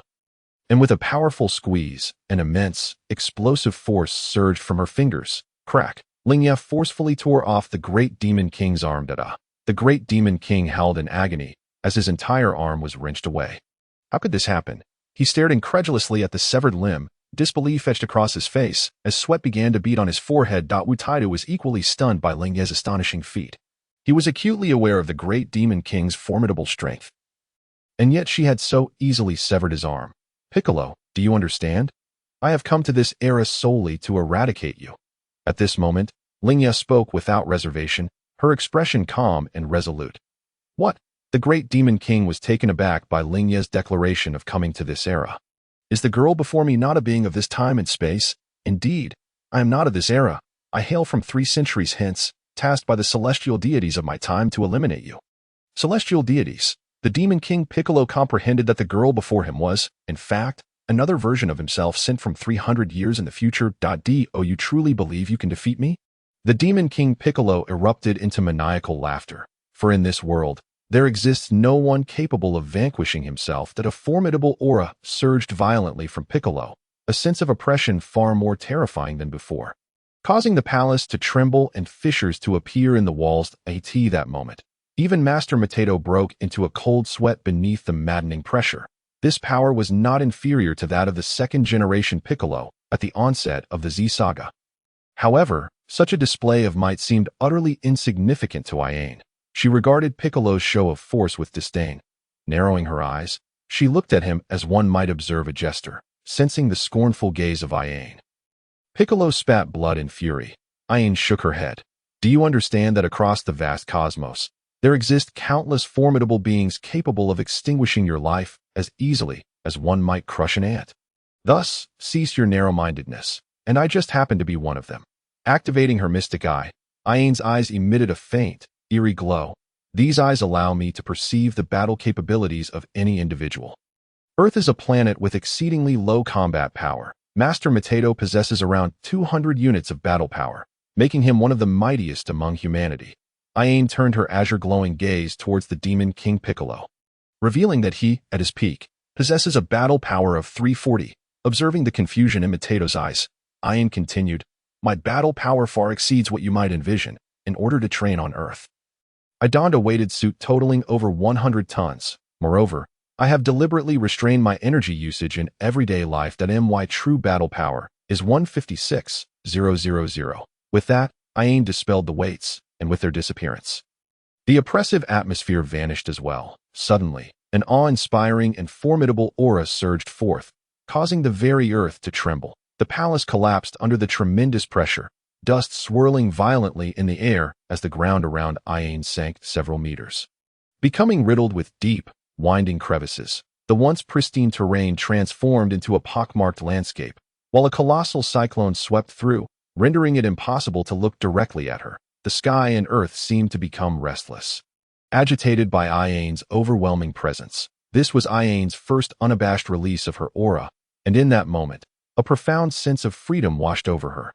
Gazing at Ayaha, who had undergone such a staggering transformation, both Piccolo and Matedo stood in stunned silence, unable to fathom the existence of such incredible power in the world. How is this possible? Piccolo's face contorted into a pained expression as he bitterly remarked, "With a being as monstrous as this in the world, how could his ambition to dominate it ever be realized? Piccolo, today you have no chance of escaping. Prepare to meet your demise," Ayaha said calmly to Piccolo. As if pronouncing his death sentence, Piccolo screamed in a frenzy, "No, I am the dreadful Demon King, and everything in this world is under my dominion. I will envelop the entire world in darkness." Silence. A piercing glint flashed in Ayaha's eyes as a surge of golden energy erupted from her, coiling like a great dragon, roaring skyward and bearing an aura that instilled terror across the globe. Charging towards Piccolo, boom! Piccolo was struck by the golden wave of energy without resistance, and it swelled and compressed violently, reducing the Demon King to ashes under the overwhelming force. Simultaneously, the celestial deities within the temple and the 7 Dragon Balls scattered across the world transformed into mere echoes of legend.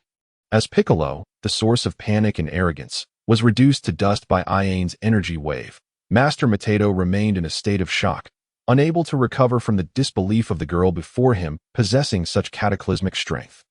Yet, the pockmarked and transformed landscape served as a constant reminder that this was indeed reality. Once again restraining her aura and restoring her weights, Ayaha reverted to her petite and graceful form. Seeing the astonished expression on Matedo's face, she smiled faintly. "The task assigned by the celestial deities has been fulfilled, and I have also gleaned martial insights from Master Matedo. Now, I shall await the passage of time for Bobo to retrieve me." "I cannot believe you are from the future," Matedo exclaimed, his face a canvas of astonishment, utterly taken aback by Ayaha's identity. After a brief exchange with the flustered Matedo, Ayaha returned to the small town alongside him. Gazing at the enchanting girl beside him, Matedo still could not fathom the immense power concealed within her delicate frame. Upon returning to the town, the villagers erupted in jubilant celebration upon learning that the Demon King Piccolo had been vanquished. That night, a grand festivity unfolded in the town. Ayaha and Matedo were surrounded by the enthusiastic villagers, who continually offered toasts and laughter, the banquet persisting until the early hours before gradually dispersing. Ayaha experienced the villagers' joy, which had burst forth following the overwhelming fear. With the demise of the Demon King facilitated by her intervention, the trajectory of this world had already diverged somewhat, and Matedo had not perished. The following day, Ayaha finally extricated herself from the adoring villagers. Phew!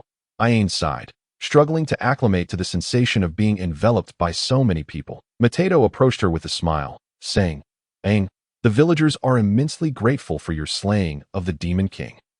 Ayaha rolled her eyes and replied helplessly, "My slaying of Piccolo was at the behest of the celestial deities. Even without my intervention, he would have been sealed away in history." Matedo shook his head, insisting, "I am well aware of the Demon King's prowess. Had you not intervened, as you mentioned, he would have indeed been sealed away in history. However, I can only surmise that I would have paid a considerable price. So I must thank you." Ayaha smiled gently and nodded. Accepting Matedo's gratitude that in history, Matedo led his disciples to confront the Demon King Piccolo, but he was defeated for the first time. Yet, due to his indomitable vitality, he did not perish from his injuries. He departed alone, leaving a message for his disciples that he would surely return.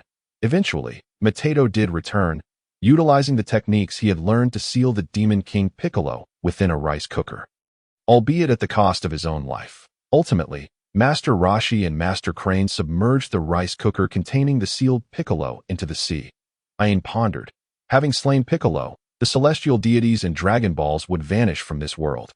In the future, Goku and Bulma would not meet, and the entire history would be altered. Suddenly, a troubling thought flashed through Ayaha's mind. With Piccolo's demise at my hands, Goku and Bulma may indeed never meet. However, the Saiyans at the beginning of the Z Saga will still come to Earth. Even if Vegeta and Frieza do not arrive on Earth and Namek, the androids will not appear. Yet, the egg of Majin Buu remains on Earth. If Majin Buu were to emerge, Ayaha's mood darkened, and she felt a twinge of regret for hastily killing Piccolo. The Dragon Balls, the very essence of the Dragon Ball world, is the Dragon Balls themselves. And thus, the connection between the Dragon Balls and the Demon King Piccolo, as well as the celestial deities, is intricately tied to the main storyline. The celestial deities are unaware of the future challenges Earth will face. They simply believe that by eliminating Piccolo, peace will reign, thus sending me to carry out this task. However, the consequences of my actions might very well mean that there will be no Dragon Ball warriors to contend with Majin Buu. Ayaha's face paled, as the realization dawned upon her that due to a moment of oversight, this world might plunge into eternal darkness. Wait, the world of future Trunks seems to lack the presence of Majin Buu. Could it be that this world might also? No, such a gamble cannot be entertained. Perhaps Trunks' world merely has not yet birthed Majin Buu. If Majin Buu were to manifest in this world, devoid of the guiding force of the Dragon Balls, it would spell disaster.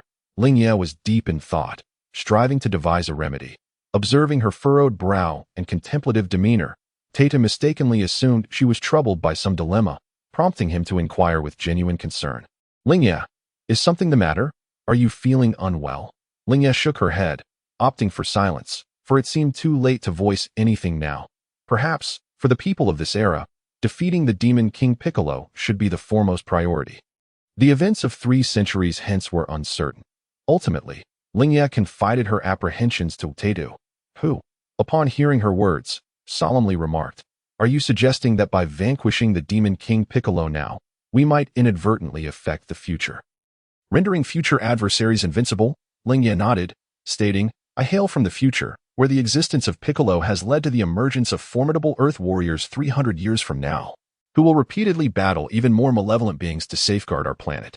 Now that Piccolo has been eliminated, I fear these warriors may never arise." With a hearty laugh, Tata responded, "Though the Demon King Piccolo no longer exists, we are still here. We can nurture the warriors of the future ourselves.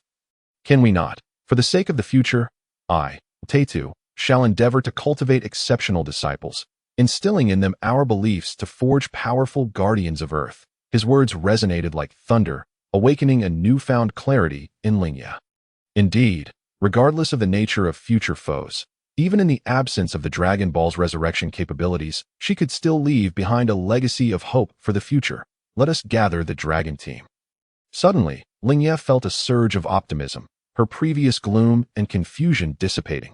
Yes, although the resurrection function of the Dragon Balls was lost, with clever planning, they could still achieve the ultimate goal of defeating Majin Buu. "Let us forge a new world," Lingye declared solemnly to Tatu. Tata nodded with a smile, recognizing the need to strategize for the potential emergence of an even more sinister Demon King Piccolo. Tata summoned his disciples, laying out plans to attract new apprentices and breaking the conventions of martial arts to impart his skills freely, aiming to cultivate the finest disciples. Under Tata's guidance, the young Master Roshi and Master Crane gradually enhanced their martial prowess. Avoiding the later discord that arose from Tatu's passing as time passed, Lingye sensed her departure from this world was drawing near. She contemplated leaving behind something to prepare for this world's future confrontations with extraterrestrial beings and malevolent entities. Acknowledging that her momentary oversight had led to an uncertain future, Tatu observed as Lingye retrieved a rice cooker. Puzzled, he asked, "What do you intend to do with that rice cooker?" "I sense my time in this world is coming to an end, and I wish to leave something behind, something that could prove useful in the face of future calamities." Lingye replied with a smile, placing the rice cooker in the center of the courtyard. Lingye extended her arm and inhaled deeply. A crescent-shaped energy blade coalesced in her hand. Puff! A scar appeared on her pristine arm, blood trickling down and into a pre-prepared wide-mouthed bottle. Lingye, what are you doing? Tata queried, a mix of horror and confusion in his expression. Ignoring his question, Lingye endured the pain from her wound, filling the bottle with her blood. Finally, she swiftly placed the bottle into the rice cooker and summoned her energy. In an instant, a tremendous surge of power emanated from Lingye as she meticulously formed a golden energy sphere, merging it with the contents of the bottle before sealing it within the rice cooker. Demon Sealing Wave. Lingye focused her energy and unleashed the technique upon the rice cooker. A brilliant blue dragon spiraled toward the cooker, the light so intense that it compelled one to shut their eyes. Bang! The demon sealing wave struck the rice cooker, sealing the bottle containing Lingye's blood within. Lingye picked up the rice cooker, wiping the sweat from her brow, her arm's wound already staunch due to her remarkable healing abilities. Set to mend shortly. Tatu approached with concern. Accepting the rice cooker, she offered, "Do not worry. My recovery capacity is formidable. The wound on my arm will heal swiftly." Lingye assured him that as she spoke, a golden glow emanated from her arm's injury. In Tatu's astonished gaze, small fleshy spheres began to sprout from the wound. These spheres gradually elongated, inducing a slight itch as an unblemished arm emerged. Lingye waved her newly healed arm, her skin radiant and smooth, concealing astonishing strength beneath its delicate surface. Tatu watched in awe as Lingye's healing prowess unfolded, his mouth agape in disbelief. He had never witnessed anyone recover from injuries so rapidly. Shaking his head in bewilderment, he remarked, "It seems you are the true monster." Lingye smiled softly, feeling exceedingly pleased with her regenerative abilities. Though this process consumed substantial energy in the short term, wielding a wounded limb in battle paled in comparison to fighting at full strength with a complete body. Her earlier predictions had proven accurate. Her healing abilities indeed strengthened with her power. With her current recovery capacity, she was nearly on par with the Namekians. Lingye embraced Tatu's words fully, possessing a clear understanding of her nature. "Indeed, I am a monster, a true immortal being. Yet, I take great pride in this transformation." Lingye handed the rice cooker to Tatu, her expression grave. "I possess an immortal form. As long as a single cell exists, I can regenerate infinitely. This rice cooker contains a sealed vial of my blood, which could theoretically be considered a part of me. However, as long as my original self remains, I cannot transform into another version of myself. When I depart this world, this vial should give rise to a new Lingye, a manifestation of my essence. I have infused it with sufficient life force. I hope you will safeguard this rice cooker, so that when an insurmountable evil arises in the future, you can unseal it and unleash my counterpart." Tata solemnly accepted the rice cooker containing Lingye's essence, his expression serious as he vowed, "Rest assured, Lingye, I shall preserve it with utmost care." That moment, Lingye recalled that the deity of this world had vanished, and a new one needed to be chosen, with Tata being an exceptional candidate. "Mr. Tatu, have you ever visited the Korin Tower?" Lingye inquired. "Korin Tower?" Tata shook his head, admitting, "I know of the sacred Korin, a legendary martial arts sanctuary, but I have not had the pleasure of visiting Korin Tower." Lingye hoped Tata would journey to Korin Tower and ascend as the new deity, adding, "At the top of Korin Tower resides a sage, a martial artist of remarkable caliber, and above that lies the deity." "The deity? The one who brought you to this era?" Tata asked, astonished. "Indeed, the deity is the guardian of Earth, responsible for maintaining order. The deity and the demon king Piccolo were once one, but due to certain circumstances, the deity could not descend to eliminate the demon king, leading me to take on that task." Lingye revealed the secrets of the deity, her expression tinged with melancholy at the thought of the deity's absence from this world. The death of the demon king signified the disappearance of Earth's deity. "Thus, I propose that you, Mr. Tatu, venture to Korin Tower. Perhaps you could inherit the deity's mantle." Tatu felt a profound admiration for the deity who had willingly perished alongside the demon king to protect Earth. Yet he held no desire for the position. Shaking his head, he respectfully declined Lingye's suggestion, stating, "I have no aspirations to become a god." Lingye understood that Tatu was a true martial artist, wholly devoted to his craft. With a unique pursuit of martial excellence, Mr. Tatu, should you become the deity, you would have the opportunity to meet King Kai, the overseer of the North Galaxy. King Kai is an extraordinary martial arts master, and receiving his guidance could lead to significant breakthroughs in your martial journey. Upon witnessing a glimmer of interest in Wu Taidu's eyes, Lingye continued to persuade him, once you ascend to the divine realm, Mr. Wu Taidu, you shall transcend the limitations of mortal flesh. In that exalted state, you will possess a lifespan far exceeding that of ordinary beings, enabling you to better safeguard our planet for the sake of Earth's peace. You must become a deity. Her words wove an enchanting spell around him. After a series of Lingye's relentless entreaties, Wu Taidu's resolve finally wavered, and he hesitantly declared, if that is the case, very well. I shall venture to Kailinta. Upon hearing Wu Taidu's consent to journey to Kailinta, Lingye's countenance relaxed. With Wu Taidu's willingness, the prospect of him becoming the new deity seemed all but assured. Several days later, Wu Taidu departed for Kailinta, carrying with him a rice cooker that sealed Lingye's arm, entrusting the dojo's management to the disciples of Master Rashi and Master Crane. With everything in order, Lingye felt at ease to leave this world. Wu Taidu would become the new deity. The dojo would nurture warriors, bolstered by her own sealed doppelganger. Even should formidable foes arise in the future, they would likely be able to contend with them. The reason for sealing her blood sample within the rice cooker using the magic sealing wave was primarily to prevent her genes from being disseminated. If a certain mad scientist were to exist in this realm, it was conceivable that before Majin Buu's emergence, the Dragon Ball warriors might encounter her cloned robots. Lingye, being acutely aware of her own extraordinary capabilities, was certain that as time progressed, her strength would only amplify. Ultimately, the only being capable of defeating her would be herself. Although the cloned robots might not possess the same attributes as Lingye, the Saiyan bloodline was undeniably potent in fact, due to her unique traits. They would be enhanced variants of the Saiyan bloodline, with potential surpassing that of the majority of pure Saiyans. The rice cooker was to be taken to the temple, and provided the timing was right, Lingye's doppelganger would be born to that point. She must admonish her doppelganger to refrain from wandering aimlessly in the early stages, lest her genetic material be exposed. Unlike her true self, the doppelganger lacked the characteristic of immortality, possessing only infinite lifespan and formidable healing abilities. Thus, it was imperative that she did not perish along the way. She could not resurrect as her true self could. Lingye bid farewell to Master Rashi and the others, embarking on her journey alone. The scenery of 300 years prior was far more splendid than that of Lingye's era, allowing her to unwind and explore the natural beauty around her.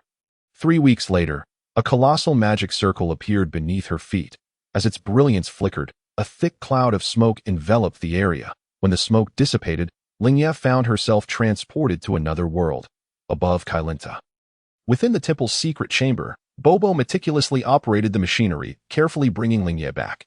Suddenly, a tremendous explosion rocked the chamber, filling it with dense smoke that forced Bobo to retreat into the corridor. Cough, cough. Mr. Bobo, what has caused such a cloud of smoke? Lingye emerged from the haze, covering her mouth with one hand, expressing her displeasure. The machine has not been used for a long time, and some components have begun to age, but it seems I must construct a new one. Bobo remarked with a calm demeanor as he observed the girl stepping forth from the fog. The thought of traversing time in such an antiquated machine sent shivers down her spine.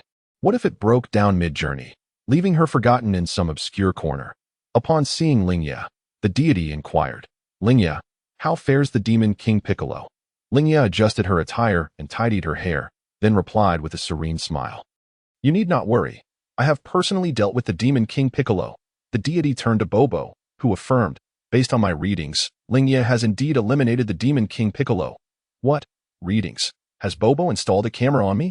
Lingye gasped, her expression darkening as she glared at Bobo, emanating a formidable aura. Sensing her potential for rage, Bobo hastily clarified, please do not be upset, Miss Lingye.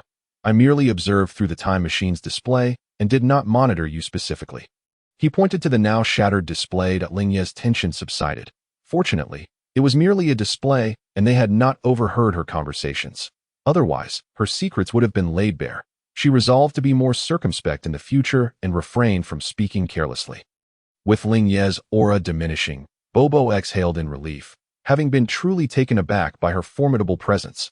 With Bobo's confirmation, the deity understood that the demon King Piccolo had indeed been vanquished by Lingye.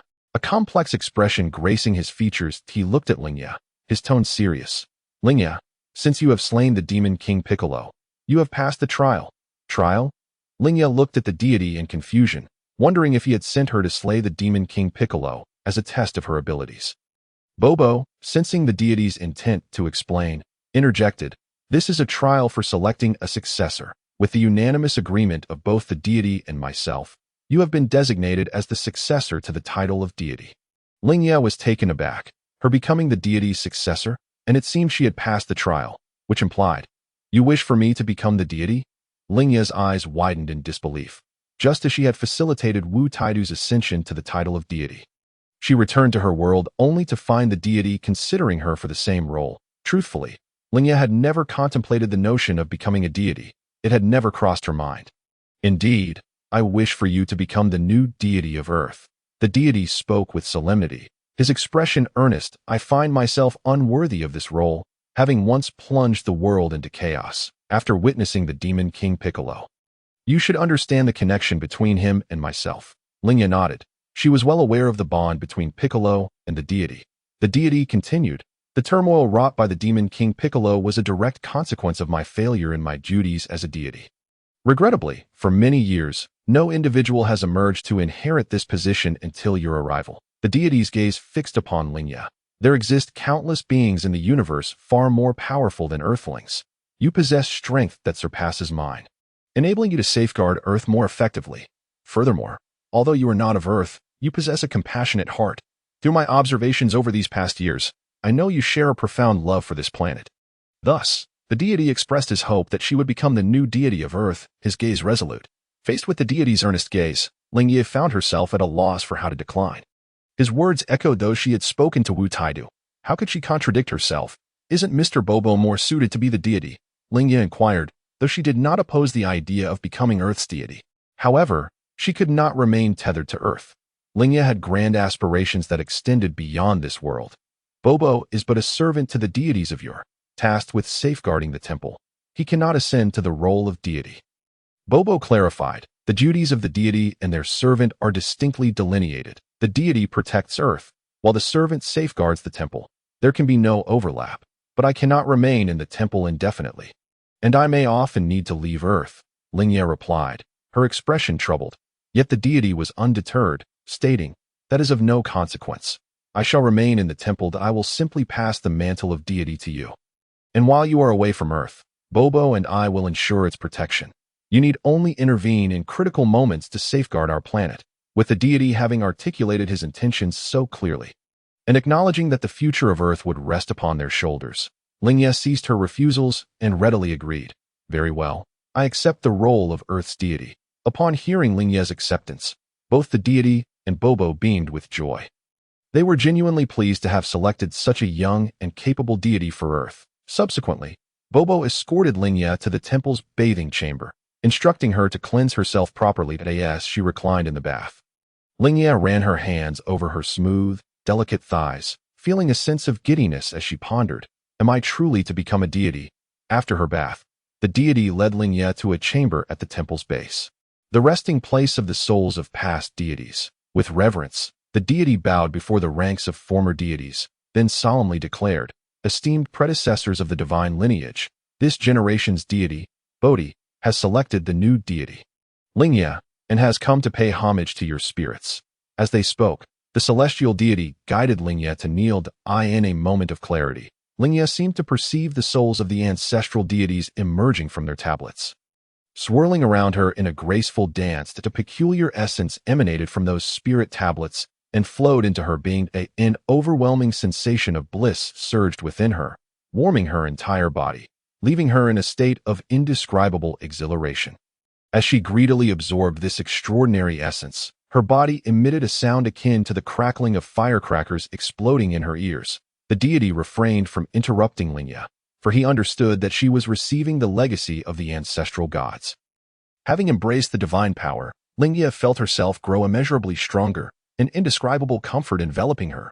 She stood, stretched her arms, and in that simple action, she exuded boundless strength, conjuring a whirlwind that howled like a wild stallion eager to gallop freely.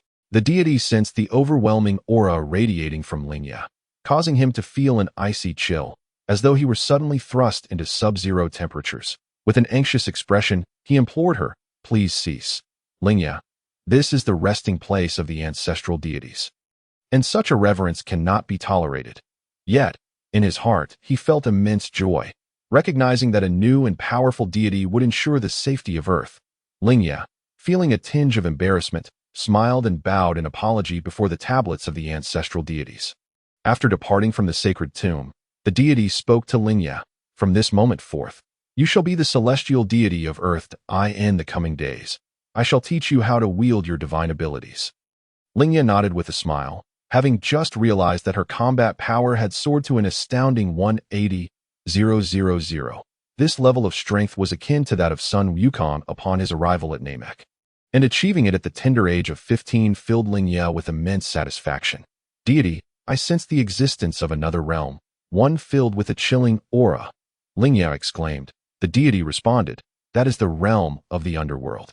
Celestial beings can traverse between the realms of the living and the dead. Soon, I shall take you to visit Lord Yanluo." The deity further instructed, "Lingye, you are now a celestial being, so there is no need to refer to me as deity.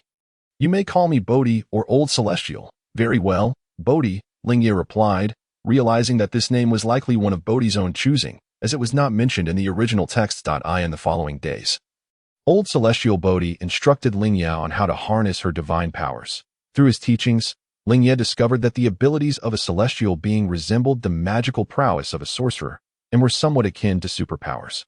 However, these abilities were hereditary and could not be learned through any other means. Old Celestial Bodhi was a Namekian who possessed inherently extraordinary abilities. He had not lost his divine powers. Once Lingye had become adept at wielding her celestial abilities. Old Celestial Bodhi took her to the underworld to meet Lord Yanluo, the ruler of death in the northern galaxy. Upon her first encounter with Lord Yanluo, Lingye was taken aback by his immense stature, matching the descriptions from the original texts. Utilizing her charm and eloquence, she established a commendable rapport with Lord Yanluo, often eliciting hearty laughter from him. Lingye became the celestial being with the closest relationship to Lord Yanluo in Earth's history. As Lingye prepared to return to the realm of the living, Lord Yanluo personally escorted her out of the Grand Hall, leaving Old Celestial Bodhi, who had never received such treatment, feeling a pang of envy. Lingye spent several more months within the Divine Palace, during which, under the guidance of Bobo, she became thoroughly acquainted with its structure, gradually evolving into a competent celestial being. Today, Lingye was to descend to the mortal realm. Having promised Sun Wukong she would return in a year or two, however, due to various delays, she had been absent for nearly 3 years. In a year, Sun Wukong would turn 12, and the narrative would commence. She needed to locate the 4-star Dragon Ball before then, and return with Sun Wukong to Mount Payos. Awaiting Bulma's arrival, it was hard to fathom that she had been in the Dragon Ball world for 15 years. And the story was about to unfold. Lingye mused, gently caressing her maturing form and smooth, fair skin, feeling increasingly enchanting. However, a sense of distress began to creep in. Being in constant proximity to such a beautiful, delicate body only intensified her affection for it, leading her to realize her growing inclination towards narcissism. Just as she was lost in thought, Old Celestial Bodhi approached her and said, "Lingye, I hear you are about to descend to the mortal realm?" Lingye returned to her usual demeanor and replied, "Yes, I have been away from Sun Wukong for 3 years. It is time to check on him." Old Celestial Bodhi nodded and reminded her, "Once you descend, be sure to empathize with the lives of the mortals and fulfill your responsibilities as a celestial deity. I know what to do," Lingye assured him, having begun to think from the perspective of a deity since assuming her role. By the way, Old Celestial Bodhi, noticing Lingye's casual attire, suddenly recalled something and said, "Your outfit is far too informal. I hope you will change it." Lingye rolled her eyes in exasperation and replied, "Please, Old Celestial. I am the first female celestial being in Earth's history. Is there a rule that dictates my attire must mirror yours?" She stubbornly defended her choice of clothing, unwilling to yield. Sighing, Old Celestial Bodhi conceded, "Very well, dress as you wish, but do not neglect the divine insignia." With that, he extended a finger and cast a spell on her garment. With a soft pop, a small character for deity was imprinted on the inner collar of Lingye's top. A stylish white celestial cloak draped over her shoulders, adorned with the character for deity on both the chest and back. Clad in her splendid and fashionable attire, with a 3-centimeter drape of the goddess cloak. Lingye appeared even more dignified and mysterious. This celestial cloak can be worn casually, but every one of your hundreds of tops must bear the divine insignia on the collar. I understand, Lingye languidly replied, taking out all her clothes and imprinting the character for deity on the collars before leaping down from the celestial palace. Watching her vanish from sight, old celestial Bodhi shook his head with a smile. Navigating through thick layers of lightning, Lingye beheld the spherical pinnacle of Corinne Tower. Reminiscing about the hermit she had not seen in years, she paused and stepped into the tower at tea that moment. The hermit was savoring the sea fish Lingye had left behind when he noticed her presence. Hello, it has been a long time, hermit. Upon hearing the greeting, the hermit set down the fresh fish and turned to see Lingye smiling at him. The hermit widened his eyes upon seeing Lingye clad in the white celestial cloak, dropping the fish he had been holding, utterly astonished by her appearance. Pointing at Lingye, the hermit exclaimed in disbelief. Lingye, is that outfit truly that of a celestial being? Indeed, hermit, I am the new celestial deity of earth, Lingye affirmed with a gentle smile, extending her hand to the hermit in camaraderie. I hope to rely on your guidance in the future. The hermit gazed at Lingye in shock, struggling to comprehend her new identity. The little girl who had only just scaled Corinne Tower years ago had now become a celestial deity. Lingye, you have truly exceeded my expectations. The hermit quickly regained composure and accepted Lingye's new status. Lingye smiled, having never anticipated her ascension to deityhood. Turning to the hermit, she explained, this was the choice of old celestial. To be honest, I was startled at first. I never imagined that a deity would choose me as their heir. The hermit nodded, recognizing that with Lingye's formidable power, it was only natural for her to be chosen by the celestial deity. However, he was surprised at how swiftly she had ascended to this status. I happened to be heading to the mortal realm. Since I passed through here, I wanted to see you. How were the fish? Would you like me to bring you some more next time? Upon hearing Lingye's offer to bring more fish, the hermit's ears perked up, eagerly listening to her words. Yes, those fish were exceptionally delicious. If possible, please bring me some more next time. Certainly. Here is the refined translation of your text. Very well. I shall certainly bring you a bounty of fish next time, Lingye replied with a smile. Nodding in agreement before gracefully leaping from the Kylan Tower and soaring towards the human realm, the celestial being observed the clouds below, licking its claws in anticipation of Lingye's next arrival.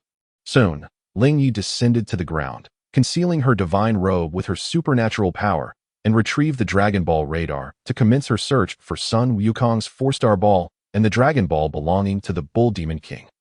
Beep beep. The radar swiftly displayed the locations of 7 Dragon Balls, and after a brief assessment, Lingye chose the one closest to her. With a swift motion, she darted towards the marked location. With her current prowess, even while donning weighted clothing, her speed remained impressively rapid. In no time, she arrived at a barren expanse, a plateau strewn with yellow sand. This plateau was adorned with clusters of stones, with pillars of varying sizes scattered across its surface. Proximity to a nearby desert resulted in significant temperature fluctuations between day and night, coupled with a scarcity of moisture, rendering the arid land nearly devoid of vegetation. Lingye alighted upon a cluster of stones in the desert, gazing at the dust-laden sky, her brow furrowing involuntarily. This plateau, at this rate, would soon transform into a desert. Earth, a stunning azure planet, boasts a harmonious distribution of land and ocean, with its temperate climate and minimal human disruption fostering a plethora of life forms. Yet, even on such a life-sustaining planet, there exist regions of extreme harshness. The environment of this plateau may not be exceedingly severe, yet it pales in comparison to other locales. The significant temperature variations and lack of moisture render it unsuitable for the sustenance of large populations of life, though some resilient beings manage to endure. Roar! A massive dinosaur emerged from behind the rocky outcrop, drooling profusely, letting out a fearsome roar as it regarded Lingye as its prey, lunging towards her, disgusted by the sight of the drooling creature. Lingye deftly leapt upward, narrowly evading the dinosaur's assault. Bang! The dinosaur's cumbersome body collided with a nearby stone pillar, producing a resounding noise that reverberated through the ground, dislodging loose stones that tumbled down upon the dinosaur's head. Rendering it dazed, shaking its head, the dinosaur charged at Lingye once more. Could it be that all dinosaurs were such foolish creatures? Observing the relentless approach of the beast, Lingye felt exasperated. She recalled the time when Son Gohan was pursued by a dinosaur during his training with Piccolo, which had relentlessly chased him, intent on making him its meal, only to have its tail severed and roasted by Gohan in the end. If it dares to pursue me, it must be prepared to face the consequences. In a flash, Lingye vanished from the stone pillar, her swift movements leaving behind mere afterimages, and within the blink of an eye, she found herself beneath the dinosaur. Boom! Her fist struck the creature's chin, eliciting a low, muffled groan as it succumbed to unconsciousness. Despite its formidable size, its strength was woefully inadequate, and it fell with but a few strikes. Lightly touching down, Lingye brushed her hair aside, glancing at the defeated dinosaur. She had no intention of roasting it, so she left the creature behind and departed. Long after Lingye's departure, the dinosaur sluggishly rose from the ground. Casting a terrified glance in the direction Lingye had taken before hastily fleeing in another direction, Lingye descended upon a thicket of dead trees and shrubs, pressing the button on her Dragon Ball radar to enlarge the map, which indicated that a Dragon Ball was nearby. It was indeed close. Lingye surveyed her surroundings, searching for the possible hiding places of the Dragon Ball. However, after an extensive search, she found no trace of it. Determined, she began to cut through the desiccated shrubs, delving deeper into the thicket. After clearing nearly half of the underbrush, she spotted a glimmer amidst a cluster of bushes that I found it. With a leap, she landed among the foliage, discovering an orange-red Dragon Ball wedged between the branches, reflecting the sunlight. As she pried it free, she realized it was not Sun Wukong's 4-star ball, not the 4-star ball. I shall return this one to the Bull Demon King. Lingye stowed the Dragon Ball in her satchel and activated the radar to locate the next one. Beep beep. The radar revealed signals from 6 additional Dragon Balls. Lingye gently ascended, flying towards the nearest signal. The wind howled fiercely around her, chilling her cheeks as her hair billowed in the gusts. Traversing through jungles and plateaus, she gradually approached a more level terrain. Lingye pressed onward, entering a rocky canyon where the ground was crisscrossed with fissures. Some crevices were long and unfathomably deep, while the jagged ravines formed isolated blocks of rock, their edges crumbling under the erosion of rain and wind. Finding the Dragon Ball here would prove troublesome. Lingye gazed at the intricate network of gorges, her mind racing. The fissures varied in width from a person's breadth to the size of a fist, all appearing bottomless, approximately 10 meters deep. If a Dragon Ball were to fall into one of these deep crevices, retrieving it would be exceedingly difficult. Expanding the radar's map to its maximum, she noted a signal indicating a Dragon Ball had indeed fallen into a fissure. Lingye chuckled wryly. To retrieve that Dragon Ball, she would need to scour the entire canyon. Slowly, she ascended to a height of 1,000 meters above the ground. Gathering her energy, she unleashed a surging wave of power that coalesced in her palm. Forming a powerful energy wave, her arm radiated a blinding light as she raised her fist, unleashing the energy towards the ground.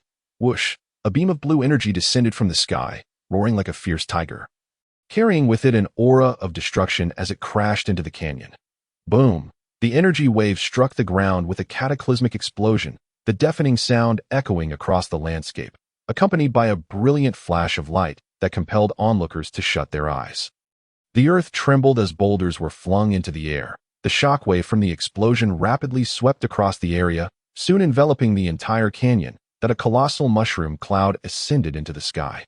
A powerful whirlwind stirring up dust and debris, creating a spectacle in the canyon that drastically altered its structure. As the tumultuous storm gradually subsided, thick smoke began to dissipate, revealing a transformed landscape. The rocky canyon had been leveled to the ground, littered with varying sizes of craters, wisps of smoke still curling into the air as if a cataclysmic event had unfolded. Lingye descended slowly. Standing amidst the ruins that seemed she had gone too far, gazing at the flattened canyon, she paused, realizing her earlier onslaught might have been excessively forceful. The Dragon Ball should not have been obliterated. Right, cautiously, she retrieved her radar, which soon indicated the presence of the Dragon Ball. Lingye exhaled in relief, grateful that her attack had not destroyed the Dragon Ball. Otherwise, she would have had to beseech the old heavenly god to recreate it. With the entire area now leveled, locating the Dragon Ball would prove challenging, but fortunately, the explosion had propelled it into the open, making the search considerably easier. Lingye pinpointed the general location and proceeded to bombard the area with energy waves, this time controlling the power to create only shallow pits. Before long, the Dragon Ball was unearthed. Catching the Dragon Ball propelled into the air, Lingye examined the number of stars upon it. 6-star ball. A twinge of disappointment washed over her. This Dragon Ball was not Sun Wukong's 4-star ball either. Carefully, she stowed the 6-star ball in her satchel and departed the area, continuing towards the direction indicated by her radar. As Lingye flew onward, the sky gradually darkened, and she landed near a serene lake nestled within a forest. Thud! She tossed out a multifunctional capsule, retrieving her luxurious villa, and entered the bathroom to indulge in a hot shower. Washing away all traces of dust, after a refreshing soak, she emerged from the bathroom clad only in a bathrobe, picking up a hairdryer to dry her damp hair, even clad in a simple bathrobe. The exquisite contours of Aoi's physique were strikingly apparent. The thin, unadorned fabric could do little to conceal her proudly elevated bosom, with ample patches of her porcelain skin exposed to the air. Her smooth, creamy thighs gracefully emerged from beneath the hem of her robe, evoking a delicate beauty reminiscent of a goddess emerging from the waters, igniting a fervent heartbeat and a rush of blood. As Aoi tousled her hair, she swiftly discarded the robe and made her way to the bedroom, where she retrieved a set of white lingerie to don. Gazing at her alluring form, Aoi realized she was becoming increasingly enchanting, to the point that she felt on the verge of becoming a self-absorbed narcissist. With a languid motion, she crawled beneath the covers, burying her head in the pillows, and soon succumbed to slumber. The following morning, sunlight streamed through the window, rousing Aoi from her dreams. She donned her clothes and proceeded to the bathroom for a brief wash.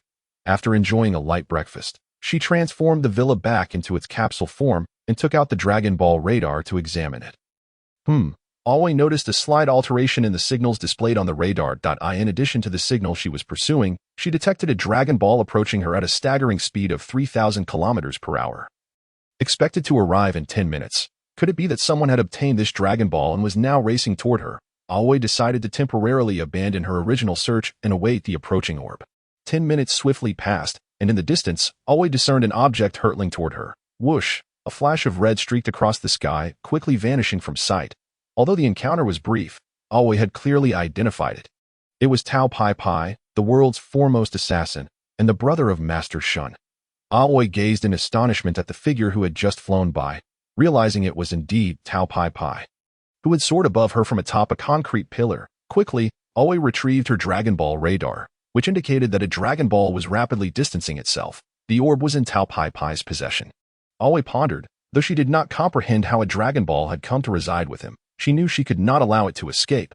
With a gentle lift, Aoi ascended and accelerated toward Tao Pai Pai. As the world's foremost assassin, he was among the rare few who could be compared to Master Roshi in strength, arguably even surpassing him. In the original tale, Tao Pai Pai had been commissioned by the Red Ribbon Army to seize Goku's Dragon Balls, only to be defeated by Goku after he ascended Kirin Tower. Aoi's speed exceeded that of Tao Pai Pai by a considerable margin, and before long, she found herself atop the very concrete pillar where he stood. Startled by the sudden appearance of a young girl on his pillar, Tao Pai Pai's expression shifted to one of incredulity as he spoke in a deep, foreboding tone. Who are you to dare present yourself before the world's greatest assassin? Tao Pai Pai. Aoi offered no reply, her demeanor calm as she deftly sidestepped his question. But a surge of explosive energy erupted from her feet, causing the concrete pillar to tremble violently. In an instant, the pillar disintegrated, transforming into a whirlwind of dust and debris. The force unleashed by Aoi had devastatingly compromised the structural integrity of the pillar, reducing it to mere particles. As the concrete crumbled beneath him, Tao Pai Pai leaped down, performing several somersaults in midair before landing on the ground, his face a mask of shock as he gazed at the girl not far from him. Aoi gracefully descended using her flight technique, her expression serene as she smiled at him.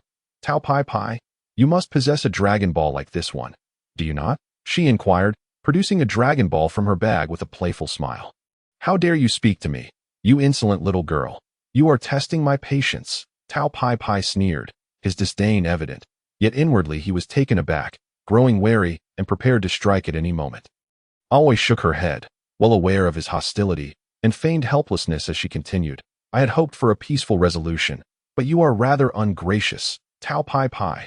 Seeing Aoi's audacity, Tao Pai Pai's brows furrowed in anger, his demeanor darkening as an aura of lethal intent erupted around him, chilling the air and filling it with an unmistakable scent of blood. Aoi grimaced at the oppressive atmosphere, disliking the dark, sanguine scent that permeated the air. Little girl, I had intended to grant you a painless demise, given your beauty, but since you have chosen to be so ungrateful, Do not blame me if you find yourself unable to escape death." With that, Tao Pai Pai lunged toward Aoi, transforming his palm into a blade, and charged at her with the ferocity of an army, his speed astonishing as he closed the distance. "Die, little girl," Tao Pai Pai bellowed, his massive hand swinging down toward Aoi's head with a menacing air. Boom! Just as his hand was about to connect, Aoi vanished in a flash, reappearing at an incredible angle beside him, grasping his palm with her delicate hand. The overwhelming force of his attack was abruptly halted, producing a dull thud as she gripped it tightly. Tao Pai Pai stared in disbelief at the girl who had thwarted his powerful strike, his expression a mixture of shock and confusion. "How is this possible?" he stammered, unable to fathom how such a slender hand could withstand his might. Attempting to withdraw his hand, he found Aoi's grip to be as unyielding as iron, causing a flicker of alarm to rise within him. Was this girl a hidden master, maintaining her youth for some unfathomable reason? Sweat beaded on his brow at the thought. Aoi, unaware of Tao Pai Pai's internal turmoil, regarded him with a teasing smile, her eyes sparkling with mischief. As he regained his composure, an inferno of fury ignited within him, his expression darkening further. Since his debut, he had never suffered such an affront. Vowing to dismantle the girl before him piece by piece, even if she were indeed a formidable master, he would demonstrate the prowess of the world's greatest assassin. With a fierce determination, Tao Pai Pai unleashed a barrage of kicks toward Aoi, his legs moving with blinding speed, creating a whirlwind of afterimages. Yet, despite his relentless assault, Aoi effortlessly evaded each strike, her agility rendering his efforts futile and leaving him increasingly frustrated. "Get out of my way," Aoi exclaimed, effortlessly tossing Tao Pai Pai aside, sending him crashing into a tree. The force of the impact broke several trees in succession before he landed heavily on the ground. Bang! The earth trembled as he created a sizable crater upon landing, lying in a disheveled heap. "Damn it!" Tao Pai Pai growled as he crawled from the pit, his fist clenched tightly, his face contorted with disbelief. Rubbing his numbed arm, he struggled to comprehend the situation. Aoi approached him with calm strides, casually brushing her hair aside as she spoke. "Hand over the Dragon Ball, and I may spare your life," covered in grime and blood from his many murders for money. Aoi had little regard for him, and was determined to teach him a lesson today. Surrendering the Dragon Ball would suffice, but refusing to do so would not end well for him. "Bah!" Tao Pai Pai spat, shaking his head, his expression grave as he assumed an aggressive stance. "You are utterly foolish," Aoi replied, shaking her head in disappointment. Whoosh! In an instant, she vanished from sight, leaving no trace behind. Tao Pai Pai, sensing her absence, heightened his vigilance, scanning the surroundings with darting eyes and straining his ears for any sound, desperate to locate her. However, the chasm between them was insurmountable. Aoi's presence was beyond his grasp. Suddenly, Aoi materialized directly in front of him, her exquisite, radiant smile beaming at him. "Oh no!" Tao Pai Pai reacted just in time to feel a jarring impact at his waist, a powerful force radiating from the blow. Aoi had appeared to his left, delivering a fierce strike to his midsection, propelling him through the as he landed. Tao Pai Pai struggled to rise, the searing pain in his waist causing his face to twist in agony.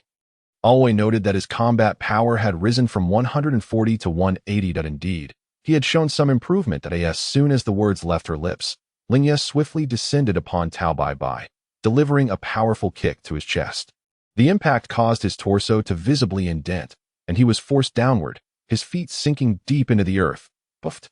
Tao Pai Pai coughed up blood and fell unconscious. Lingye approached his side, reaching into his clothing to retrieve a Dragon Ball. "Counting the stars adorning its surface. 4-star ball," she exclaimed, her face lighting up with a radiant smile. Having acquired the Dragon Ball she desired, her spirits lifted. She turned to leave that moment. A red energy beam surged toward her chest from behind. It turned out that Tao Pai Pai had not truly fainted. Instead, he had feigned unconsciousness to lure Lingye into a trap. Just as the energy beam was about to strike her, Lingye pivoted and caught it with a hand. The red energy wave struck her fair palm, emitting only wisps of faint smoke, causing her no harm whatsoever. Pai Pai was left dumbfounded, realizing that his proud technique from the crane school had inflicted no damage upon her. A fierce glint flashed in Lingye's eyes. In an instant, a formidable aura surged within her, enveloping the ground with an overwhelming presence, a divine majesty that filled the air. The clouds above seemed to vanish, and the earth began to tremble. Lingye extended a finger skyward, and the vast energy gradually coalesced around it, slowly forming a blue energy sphere the size of a peanut. The sphere pulsated at her fingertips, emanating a terrifying energy that was suffocating. The peanut-sized energy sphere rapidly expanded, soon reaching a diameter of 50 meters, radiating a chilling azure glow. Harboring a cataclysmic explosive force. In the terrified gaze of Tao Bai Bai, Lingye gently hurled the blue energy sphere toward him. With a thunderous explosion that reverberated for miles, the earth shook violently, and stones tumbled as a massive mushroom cloud ascended thousands of meters into the sky. The shockwaves spreading in a chaotic manner that was nearly blinding. From space, a brilliant point of light could be seen igniting, casting the world into a state of chaos for several minutes. Eventually, after a prolonged duration, the earth ceased its trembling, and the swirling dust began to settle, restoring tranquility in the place where the cataclysm had occurred. A vast crater measuring 10 kilometers in diameter had formed. With magma continuously erupting from its center, Lingye gradually descended from the sky, still clutching Tao Bai Bai, who had succumbed to unconsciousness. His eyes glazed over, observing the devastated forest that had fallen victim to her attack. Lingye felt a pang of remorse. The technique she had employed was a mimicry of Frisia's, albeit in a striking azure hue. In that critical moment, she had enveloped the entire area of impact with her own power, ensuring that the outside world remained oblivious to the events that transpired. Otherwise, her strength would have been known to the heavens, leaving the unconscious Tao Bai Bai behind on the ground. Lingye paid no heed to his fate and took flight. Had it not been for Tao Bai Bai's potential usefulness in the future, she would have dispatched him with a single blow. After a 3-year absence, Lingye returned to Frying Pan Mountain. In the distance, she spotted the towering green castle atop the mountain, the ancient fortress appearing particularly quaint amidst the lush greenery, surrounded by flourishing grass and dense trees, standing solitary in a sea of verdant mountains. Evoking a sense of timelessness, Lingye gracefully descended into the castle's gardens, taking a keen interest in the trees. At that moment, a servant responsible for the garden approached, and upon seeing Lingye, hurriedly rushed to report to Bull Demon King. Lingye paid no mind to the servant and continued her leisurely observation. Soon after, the robust Bull Demon King arrived, brandishing a large black axe, his booming voice echoing from afar. "Who dares to trespass in my garden? Come out at once." Upon catching sight of Lingye, his fierce demeanor transformed into a warm smile.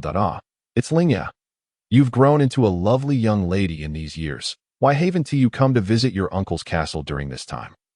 he exclaimed, tossing aside his axe, which struck the ground with a thud. Lingye, her face aglow with a smile, replied, "I have been traveling the world for training these past few years. Now that I have finished, I plan to visit Master Rashi's island that I happened to pass by here, so I thought I'd drop in. Since you're headed to Master Rashi's residence, please convey my regards to him. By the way, I have some local specialties. Could you take them with you?"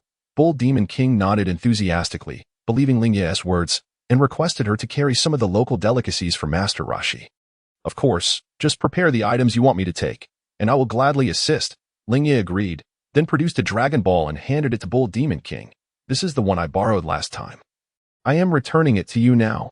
Bull Demon King accepted the Dragon Ball, carelessly placing it in his pocket without a glance, leading Lingye to the castle's hall, instructing the servants to prepare a feast in her honor. "Where's Kiki? I haven't seen her around," Lingye inquired, glancing around, noting the busy servants but not spotting Kiki's figure. "Kiki went to the village to deliver food to some elderly folks," Bull Demon King replied, mouth full of meat, his words somewhat muffled. Lingye nodded. Although the villagers feared Bull Demon King, they held Kiki in great affection, as she frequently visited to assist those in need. After a light meal, Lingye bid farewell to Bull Demon King, collecting the entire cart of local specialties he had prepared for Master Rashi, ready to set off for Kame House. Just before leaving, Lingye turned to Bull Demon King and said, "In a little over a year, I will come back with Sun Wukong. Don't forget about him and Kiki." With that reminder, she swiftly took to the skies, soaring into the distance. Kame House. Master Rashi drooled as he leered at a fitness instructor on television. Outside, Sun Wukong, burdened by a heavy turtle shell, was jogging around the small island. "Ha! Ha!" he panted, his small face glistening with beads of sweat as he ran. Suddenly, he spotted a small figure flying toward him from afar. As the figure drew closer, Sun Wukong realized it was Lingye. "Sister!" he exclaimed, his heart racing with excitement as he dashed toward her. Lingye descended in front of Kame House. Catching sight of the approaching Sun Wukong, having grown significantly in the 3 years since their last meeting, she beamed with joy. "Wukong, I'm back. And here is your Dragon Ball. She tossed the 4-star ball to him. Sun Wukong caught it with outstretched hands, pulling Lingye along as they headed toward Kame House, shouting, Grandpa Rashi, my sister is back. Lingye is back. Master Rashi turned from the television, just in time to see a stunning beauty enter the room. His eyes widening in surprise, he sprang from the sofa, panting heavily as he approached Lingye, brimming with excitement. Wow, what a beautiful girl. Is this really Lingye? She has indeed grown more lovely, he exclaimed. May I touch your chest? Master Rashi's eyes gleamed with mischief, his trembling hands reaching for Lingye's chest. Humph. Lingye scoffed, unceremoniously swatting away his gnarled hands, her expression icy. Master Rashi, have you not yet outgrown that old habit? Dare to try that again. And I'll break your hands. Master Rashi retracted his hands, his face flushing with embarrassment as he looked at Lingye, mumbling, Why has your temper grown so fierce? You won't even let me touch your chest. What are you mumbling about? Lingye's expression darkened, her eyes exuding a frosty aura. Nothing. I just wanted to say, why did it take you so long to return? Wukong and I have missed you dearly. As Master Rashi diverted the conversation, he began to recount the remarkable progress that Sun Wukong had made during his 3 years of arduous training.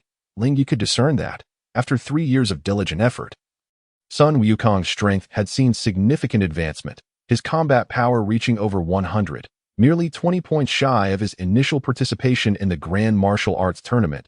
By the way, when I returned, I passed by Bull Demon King's Frying Pan Mountain.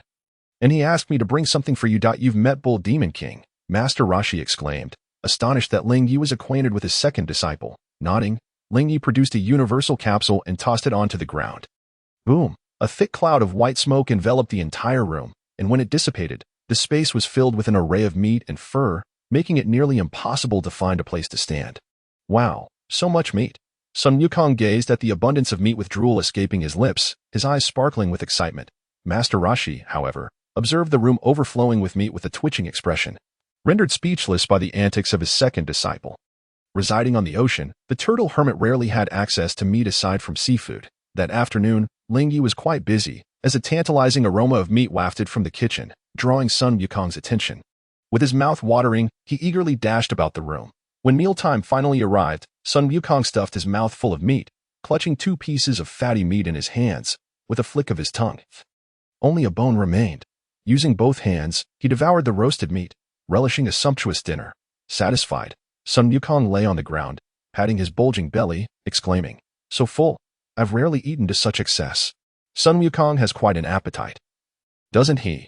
How have you managed these past few years? Lingye whispered to Master Rashi, curious about how the turtle hermit sustained Sun Wukong, given the apparent scarcity of provisions in the modest turtle house.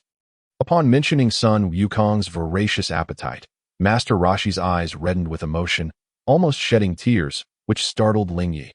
Unbeknownst to her, since her departure, all of Sun Wukong's sustenance had fallen squarely on Master Rashi's shoulders, who had been oblivious to the sheer magnitude of Sun Wukong's appetite. In just a day's time, the turtle house's supplies had nearly been depleted by Sun Wukong.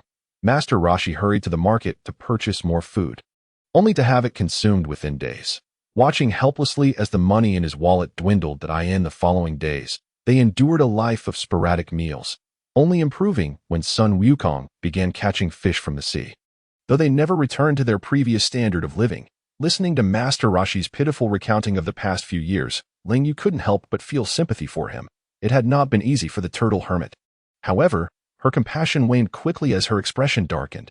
Seeing that he had garnered Lingye's sympathy, Master Rashi buried his head against her chest, nuzzling against her soft form. Indeed, this old man was utterly unworthy of sympathy.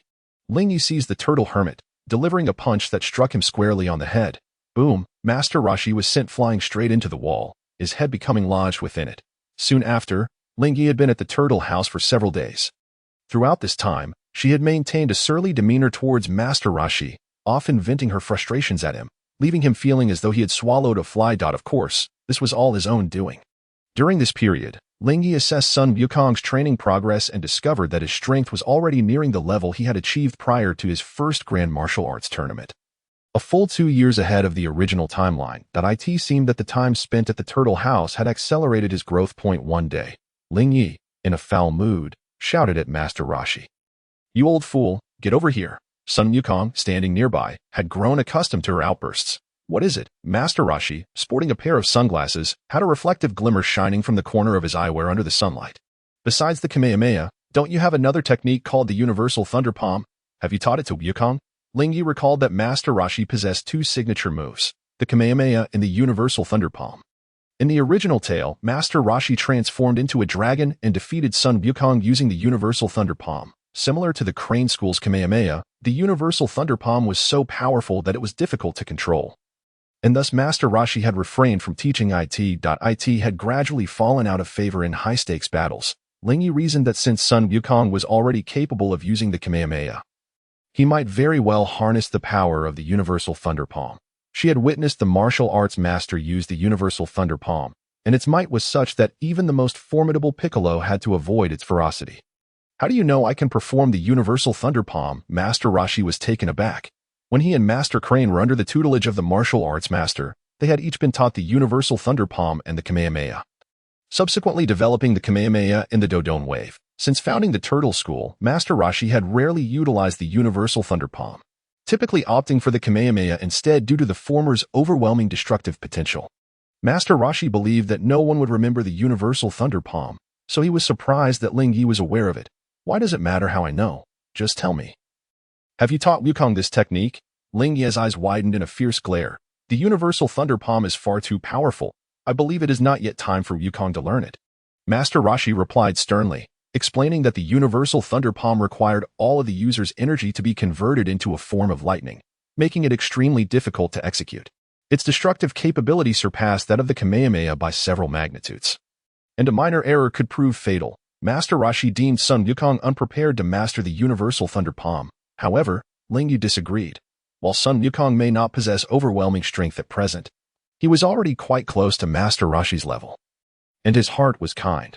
Therefore, there was little cause for concern regarding any potential misuse of the Universal Thunder Palm. Furthermore, Master Crane had entrusted his Kamehameha to his disciple, Tian Xinhan, a disciple of the Turtle School.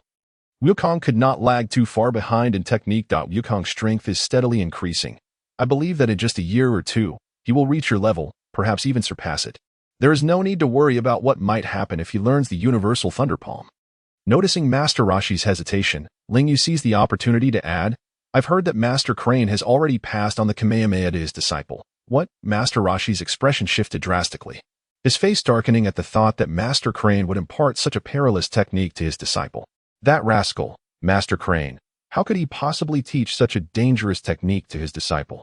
Has he forgotten the martial arts master's warnings? Master Rashi's expression hardened, his face etched with frost, his eyes glinting with cold fury. Master Crane had gone too far. How could he allow such a technique to be taught so soon? Bring Wukong here. I shall teach him the Universal Thunder Palm, Master Rashi declared with firm resolution. Before long, Sun Wukong stood before Master Rashi. Grandpa Rashi, what do you need from me? He inquired earnestly. Upon hearing that he was to learn a new technique, he immediately brightened. Master Rashi nodded and began to instruct Sun Wukong on the execution and precautions of the Universal Thunder Palm. Sun Wukong, the Universal Thunder Palm is an extraordinary technique, one of my master, the martial arts master's, signature moves. Once you learn it, you must never use it recklessly to avoid causing unnecessary harm. Master Rashi cautioned. Sun Wukong nodded earnestly, taking Master Rashi's words to heart. In the days that followed, Master Rashi diligently taught Sun Wukong the Universal Thunder Palm, and gradually, Sun Wukong began to grasp its principles, eventually managing to unleash a smaller version of the technique. When executing the Universal Thunder Palm, his entire being became enveloped in powerful currents, emitting brilliant flashes of electricity as his internal energy transformed into lightning. Two streams of immense electrical force would shoot from his palms, obliterating his adversaries, though Sun Wukong's strength was not yet sufficient to unleash the full might of the Universal Thunder Palm. Even his nascent attempts resulted in arcs of electricity crackling around him, with two bright currents converging in his palms, radiating a unique blue light as he released the lightning gently. The two bolts of lightning surged forth like silver serpents, weaving and twisting as they blazed with dazzling light, roaring forth at incredible speed towards the ground. Boom, the ground was struck by a bolt of blue lightning, instantly fracturing into countless fissures. A powerful current ravaged the earth, emanating from the center and spreading in all directions, as ethereal blue arcs of electricity flickered incessantly. Clods of mud and sand were forcefully blown away, creating a circular pit several meters deep. With wisps of smoke rising from the periphery, Master Rashi observed this spectacle with a nod of approval, astonished at how quickly Sun Wukong had mastered the universal shock palm. He recalled how long he had trained under Master Matedo. Realizing that the comparison was indeed unfathomable, the destructive power of the universal shock palm far surpassed that of the Kamehameha, causing devastation that was several times greater than that produced by the latter. Yet, it still paled in comparison to the Kamehameha cannon, which, as depicted in the original text, had created an unfathomably deep square pit at the World Martial Arts Tournament when Tien Shinhan unleashed it. The disparity in strength was evident. Sun Wukong's combat power stood at just over 100, while Tien's had been nearly 180 at that time, with Sun Wukong having mastered the universal shock palm. Lingye prepared to take her leave from Master Rashi. After a brief tidying up, she intended to depart with Sun Wukong at that moment. Master Rashi called out to Sun Wukong. "Wait, Wukong, I have something for you." Lingye speculated that Master Rashi was about to bestow upon Sun Wukong the Nimbus Cloud. "What is the old man going to give me?" Sun Wukong inquired, turning to Master Rashi, instead of responding. Master Rashi leaned on his cane, gazing toward the horizon, and then shouted, "Nimbus Cloud." Following his gaze, Sun Wukong looked up at the sky. In the distance, a yellow object came soaring towards them, which upon closer inspection revealed itself to be a golden cloud. The yellow cloud approached swiftly, and with a whoosh, the Nimbus Cloud came to a halt beside Master Rashi, floating a meter above the ground. "Wow, what a gigantic cotton candy!" exclaimed Sun Wukong as he leaped onto the Nimbus Cloud. Bouncing upon it without falling off, it seemed that this cloud could indeed support a person, that is the Nimbus Cloud, a mode of transportation for flight, remarkably swift. Only those with even a hint of malice in their hearts cannot ascend upon it, Lingye explained, then promptly leaped onto the Nimbus Cloud as well. The Nimbus Cloud can only be ridden by those of benevolent hearts, and such clouds are abundant atop the Korin Tower. Master Rashi's Nimbus Cloud must surely have been gifted by a celestial being. Master Rashi was not surprised by Lingye's knowledge of the Nimbus Cloud's origin, as it was only natural for someone who had scaled the Korin Tower to be informed about such things by a celestial.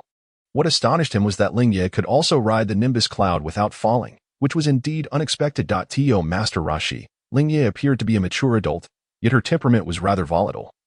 Lacking the innocence of Sun Wukong, Lingye had been influenced by the material and spiritual elements of the outside world, so it was surprising that she could also ride the Nimbus Cloud. Unbeknownst to Master Rashi, while Lingye was a kind-hearted individual, she was far from naive. Her ability to ride the Nimbus Cloud stemmed from her divine identity. The cloud was formed under the influence of celestial powers. As a deity of Earth, Lingye could effortlessly ascend upon it. As Lingye and Sun Wukong rode the Nimbus Cloud, they soared over majestic mountains, serene lakes, and winding valleys, soon arriving at the mountain range where Baozi Mountain was located. It was springtime, and the mountains were adorned with a plethora of blooming flowers, a vibrant tapestry of colors, reds and greens, gracing the landscape. The vegetation thrived, exuding vitality. After disembarking from the Nimbus Cloud, it vanished into the horizon in an instant. It had been over 3 years since they had left Baozi Mountain, and the small brick house atop the peak had grown somewhat dilapidated. Moss covered the walls, the courtyard lay overrun with weeds, and the ancient pines and tender bamboos had sprouted new branches, showcasing a charming green hue. Lingye opened the small house where Sun Wukong resided, only to find it filled with dust due to prolonged neglect. Spider webs adorning the corners, covering her nose with her hand, she stepped inside, surveying the furnishings. Aside from the grime accumulated from disuse, some tables, chairs, and bedding showed signs of decay, indicating that everything within would need to be replaced. She retrieved a universal capsule, tossing it onto the vacant patch of ground in the courtyard, and summoned her luxurious villa. With a resounding boom, a thick cloud of white smoke billowed, revealing a grand 4-story villa in the center of the yard. "Wow, when did you change your house, sister?" Sun Wukong marveled, seeing that Lingye had produced a much larger and more opulent residence than before. Lingye led Sun Wukong into the villa, smiling gently as she explained. "I felt that the previous house lacked grandeur and spaciousness, so I decided to upgrade to a larger one." Sun Wukong nodded, albeit with a hint of confusion. To him, as long as a house was habitable, its size mattered little. Lingye then produced another universal capsule from her bosom, handing it to Sun Wukong. "Wukong, this is my old house, which I no longer need, so I'm giving it to you. It is fully equipped with living necessities for your convenience." Sun Wukong accepted the universal capsule with a smile, placing it in his belt alongside the 4-star ball. That evening, Lingye prepared a feast of roasted meat brought from the Bull Demon King. And after a simple night's rest, she set off alone to a nearby town to procure some living supplies and a substantial amount of food. As winter faded into spring, time flew by. And over a year passed in the blink of an eye. In the courtyard, a graceful young woman practiced martial arts alongside a boy, their movements fluid and captivating.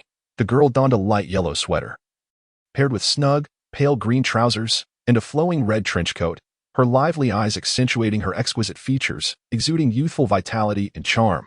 This young woman was Lingye, and aside from her enhanced abilities, her physique had become increasingly alluring.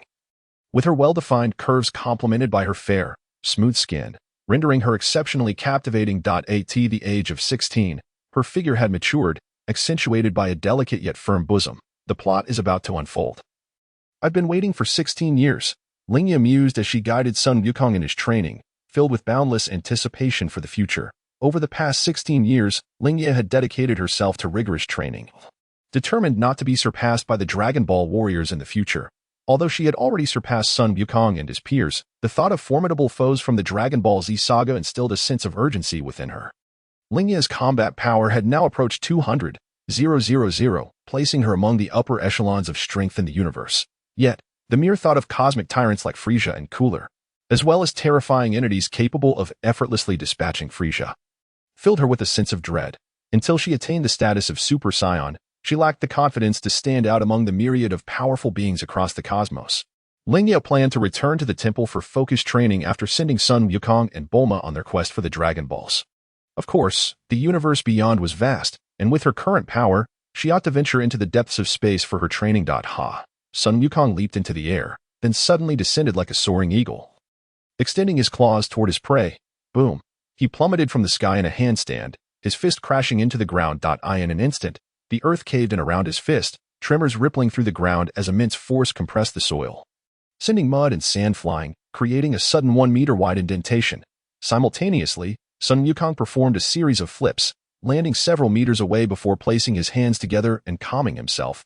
After more than a year of training, Sun Wukong had significantly improved his strength, reaching the level he had during his participation in the first World Martial Arts Tournament in the original story. One morning, Lingye lazily rose from bed and approached the mirror to groom herself.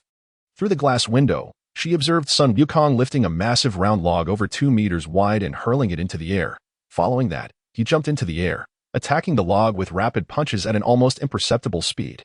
After enduring a barrage of his strikes, the log exploded, shattering into over 100 equally sized pieces. In the instant the pieces began to fall, Sun Wukong swiftly moved, his figure a blur as he caught each falling fragment, reassembling them into the original log by the time they landed.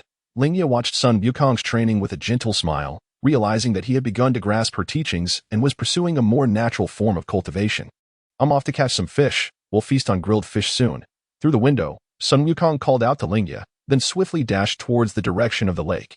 Lingye shook her head helplessly, pondering to herself, considering the time, Bulma should also be heading towards Baozi Mountain by now. I truly anticipate the unfolding of the plot. After leaving home, Sun Wukong's figure darted through the forest, and in a flash, he arrived beside a vast lake, where he spotted a large fish swimming within.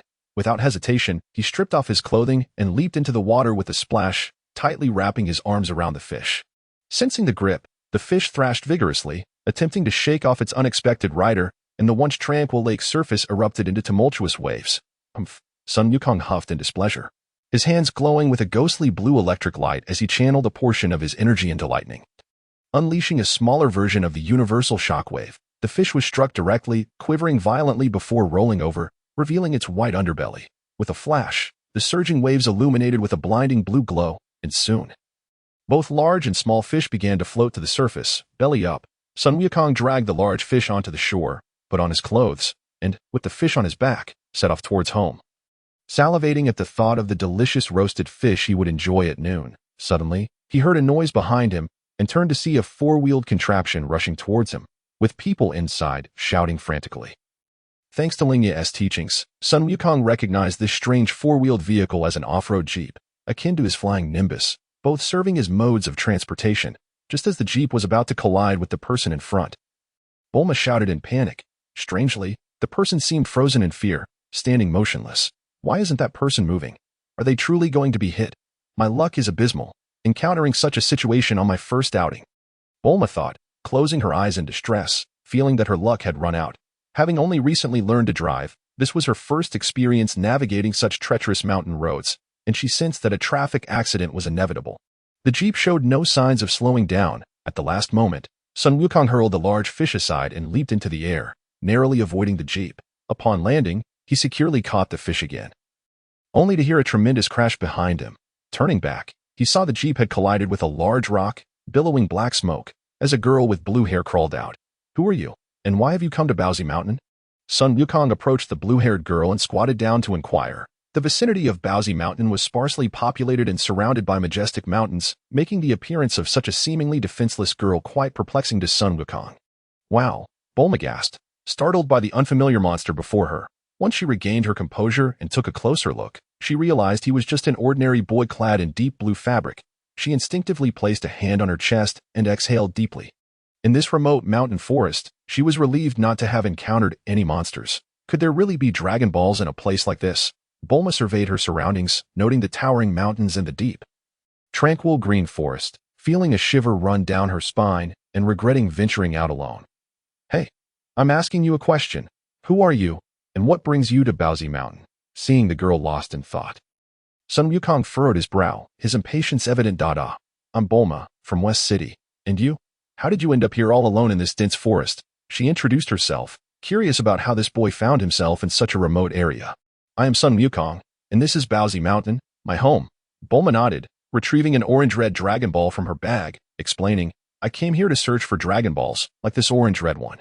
Legend has it that if one gathers all 7 scattered around the world, they can summon a dragon that will grant any wish within the power of the gods. I heard that someone once found all 7 and became a king.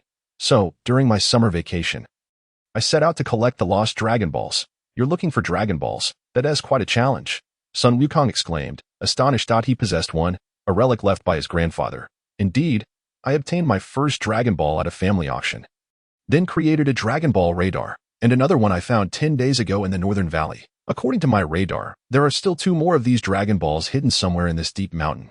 By the way, have you seen any of these balls?" Bulma produced a compact Dragon Ball radar and pressed a button. Beep, beep. The radar screen lit up, displaying signals, with 2 bright spots indicated by a red triangle in the center, and 2 more nearby. Bulma enlarged the screen and pointed towards one end of a mountain, stating, "According to the radar, the other 2 Dragon Balls are in that direction." Sun Wukong glanced in the direction Bulma indicated and sighed. "Ah, that is the direction of my home." "Your home?" Bulma exclaimed in surprise, quickly pointing to the Dragon Balls. My 2 Dragon Balls have 2 stars and 5 stars, which means they are the 2-star and 5-star balls. "So, your home should also have 2 Dragon Balls. How many stars do they have?" "4 stars and 6 stars, Sun Wukong replied after a moment's thought. "Then please, take me to your home," Bulma eagerly urged. Sun Wukong regarded her with confusion but relented. "All right, I'm heading home anyway. Just follow me." With that, he hoisted the discarded fish upon his back and began walking in the direction of his home. Bulma cast a glance at the overturned Jeep, realizing it would take time to repair, and hurriedly followed after Sun Wukong. The mountain path was rugged, and Bulma, accustomed to the comforts of West City, found the trek exhausting. By the time they reached the summit of Baozi Mountain, she was panting heavily, on the verge of collapse. Sun Wukong noticed the nearby villa had its doors and windows tightly shut, so he led Bulma into his small abode.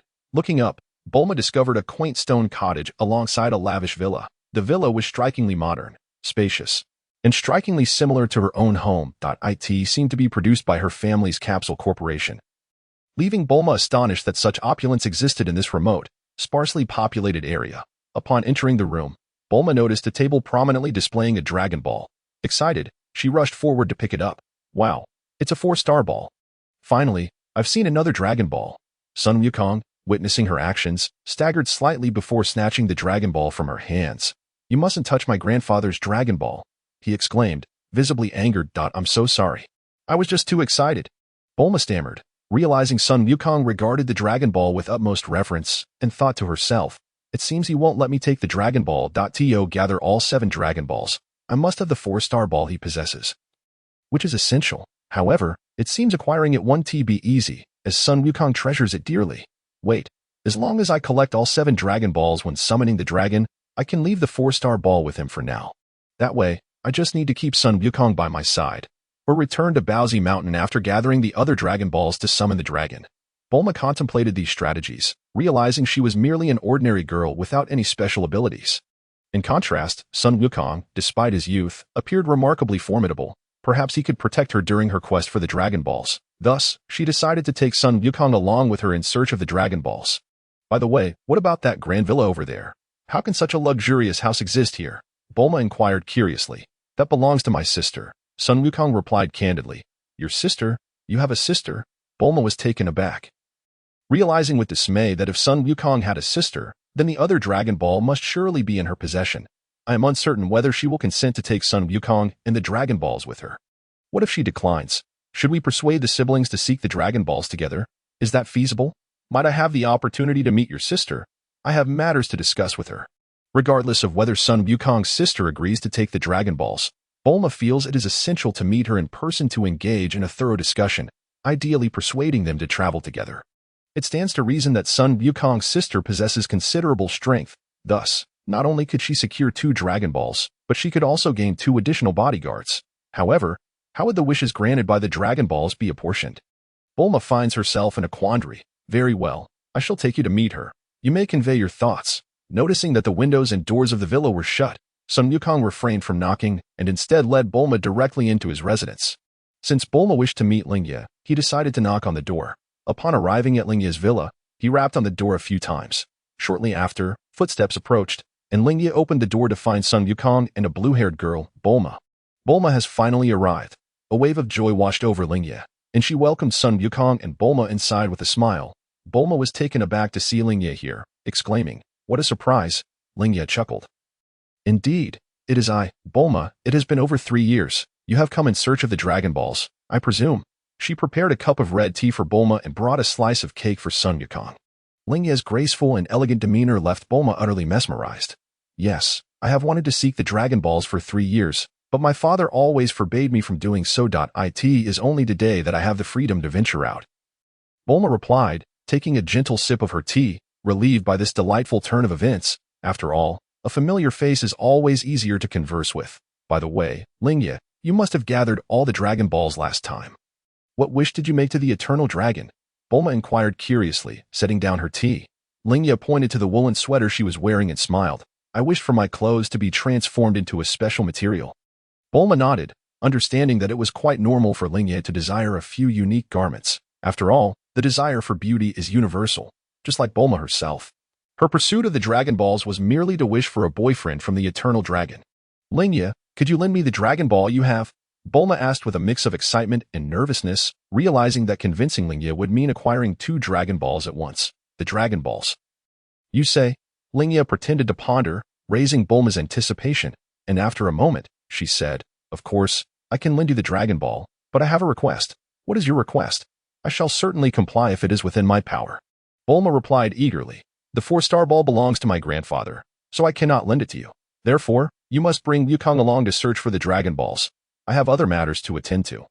"So I shall not accompany you," Lingye stated. "You won't join us in seeking the Dragon Balls?" Bulma exclaimed in surprise. "Having already sought the Dragon Balls once, you must have ample experience. Why not join us?" "Just to keep us company." "Indeed, searching for the Dragon Balls must be quite entertaining. Come along with us," Sun Wukong chimed in. Well, Lingye had initially intended for Wukong to travel with Bulma, after which he would return to the temple for a period of training. However, seeing Bulma and Wukong encourage her to join them, Lingye hesitated slightly. Realizing that their quest for the Dragon Balls would not take months, she made a decision. She would accompany Bulma and the others in their search for the Dragon Balls before returning to the temple later.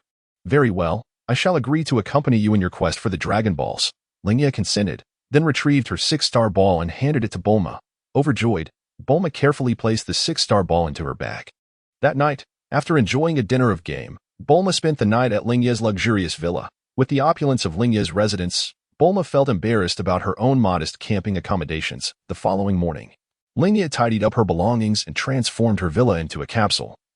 Storing it away, she also put away any unused furniture from Wukong's room, including tables, chairs, and bedding, to prevent them from being damaged by insects or moisture. Once everything was in order, the trio set off. Ready to embark on their quest for the Dragon Balls, Lingye donned a red and white sweater, topped with a white coat, paired with jeans, and a white sun hat, resembling a traveler setting off for an adventure. Bulma, let us depart in search of the Dragon Balls, Lingye declared. Prompted by Lingye's enthusiasm, Bulma nodded excitedly and mounted her outdoor motorcycle, heading into the distance. Meanwhile, Lingye and Sun Wukong leapt onto the Nimbus cloud. Following closely behind Bulma, shortly after setting off, the trio was ambushed by a pterodactyl, which attempted to snatch Bulma as prey. However, Sun Wukong swiftly dispatched it with a single strike of his power pole. Lingye, observing the event, refrained from intervening, while Bulma, much like in the original tale, was so frightened that she wet her pants. They soon encountered a bear bandit, who was also easily defeated by Sun Wukong. That night, Bulma and Sun Wukong stayed in Lingye's opulent villa. Say, Lingye, are you and Sun Wukong truly siblings? I can't help but feel it's not the case. Why does he have a tail? Bulma inquired curiously. After several years, Sun Wukong's tail had indeed regrown. Lingye leisurely flipped through a magazine and replied, Wukong and I are not biological siblings. He was abandoned in the mountains when he was very young. Later discovered and raised by his grandfather. After his grandfather passed away, he lived alone in the mountains. I met him later. I see. Bulma exclaimed, enlightenment dawning upon her. What about you? We already possess 4 Dragon Balls. How do you propose we continue our search for the others? Lingye queried. Bulma contemplated for a moment, then produced her Dragon Ball radar, pointing to one of the bright spots on the display. Look. The central red arrow indicates our current location, where 4 bright spots are concentrated. The next one is approximately 1,200 kilometers west of here. Bulma was aware that Lingye also possessed a Dragon Ball radar. Crafted by her father 3 years prior. Since I am still in school, I took advantage of my summer vacation to embark on this adventure. Hence, I only have 30 days to find the remaining 3 Dragon Balls. I am not as leisurely as you. After a lengthy conversation with Lingye, night fell, and she returned to her bedroom, lying on her bed with her hands behind her head. In the original story, Bulma and Sun Wukong had only 3 Dragon Balls, later acquiring one from Master Roshi. Currently, having used 1 Dragon Ball, she still retained the one from Master Roshi. Thus, the remaining 3 Dragon Balls were one in Yulong's small village, one with the Ox King, and the other in the possession of Chao Fan. Their next target should be Yulong's small village. The following morning, Sun Wukong arose early to practice, just as he did in the original tale, where he encountered Master Roshi's turtle after a year apart. Knowing Master Roshi's turtle, Wukong decided to return it to the sea. Before departing, Lingye discreetly spoke to the turtle, instructing it to tell Master Roshi to meet the Ox King at Frying Pan Mountain in 10 days. As the Ox King had encountered some difficulties and required Master Roshi's assistance, Wukong, it's all your fault for meddling, causing us to waste a day. I wonder if we can collect all 7 Dragon Balls before school starts. Bulma complained, riding her off-road motorcycle with a disgruntled expression. She felt a sense of relief that Wukong possessed the Nimbus cloud. Otherwise, they would have wasted far more than just a day. A few days later, they arrived at the small village indicated by the Dragon Ball radar. Strangely, the large village was entirely shut up, with not a soul in sight. The streets were littered with debris, swaying in the wind, resembling a scene of desolation after a disaster. The deserted streets and tightly locked doors and windows evoked a chilling sense of fear. Where is everyone? Sun Wukong wondered, scrutinizing the village. Lingye shook her head, pointing to a window of one of the rooms. The villagers are hiding behind their doors, observing us. Something must have occurred here that instilled fear in them. Bulma activated her Dragon Ball radar, stating, regardless, the Dragon Balls must be here. We simply need to acquire them. Is anyone there? Why won't you respond? Sun Wukong pressed his ear against a window, noticing someone hiding inside. Bang! With a single, forceful punch, Sun Wukong shattered the door and proceeded inside. Lingye, with her right hand pressed against her forehead, found herself at a loss for words regarding Sun Wukong's reckless behavior, and she followed him into the room. At that moment, a dark shadow burst forth from the side, wielding an axe and aiming a strike at Sun Wukong. Be careful, Bulma shouted urgently upon witnessing the attack. In the instant the shadow lunged, Sun Wukong deftly evaded the axe, leaping forward to seize it from the assailant. To Bulma's astonishment, the attacker turned out to be an ordinary villager. What on earth are you doing attacking us? Bulma exclaimed furiously. The villager, overwhelmed with fear, glanced at Lingye and the others, and under pressure, recounted the recent events in the village. It was revealed that a monster named Wulong had been terrorizing the area, abducting young women one after another, leaving the villagers terrified and confined to their homes, with the next target being their daughter. So, you're saying that this Wulong monster will return tomorrow at noon to take your daughter? Bulma inquired. Yes, the villager replied, trembling with anxiety. We can help you deal with this Wulong monster. but on the condition that you hand over one of those orange-red beads from your village, Lingye stipulated. Indeed, as long as you agree to give us the Dragon Ball, we can eliminate that Wulong monster for you. Bulma chimed in excitedly. Did you not witness how formidable that little boy was? Believe me, this companion of mine is equally powerful and will surely assist you in defeating Wulong. Really? The villager, half convinced, pondered the exorbitant cost of hiring an external martial artist, which their small village could not afford, and reluctantly nodded in agreement, adopting a desperate attitude. Ultimately, an elderly woman from the village produced a Dragon Ball she had found, agreeing to relinquish it as a reward for Lingye and her companions.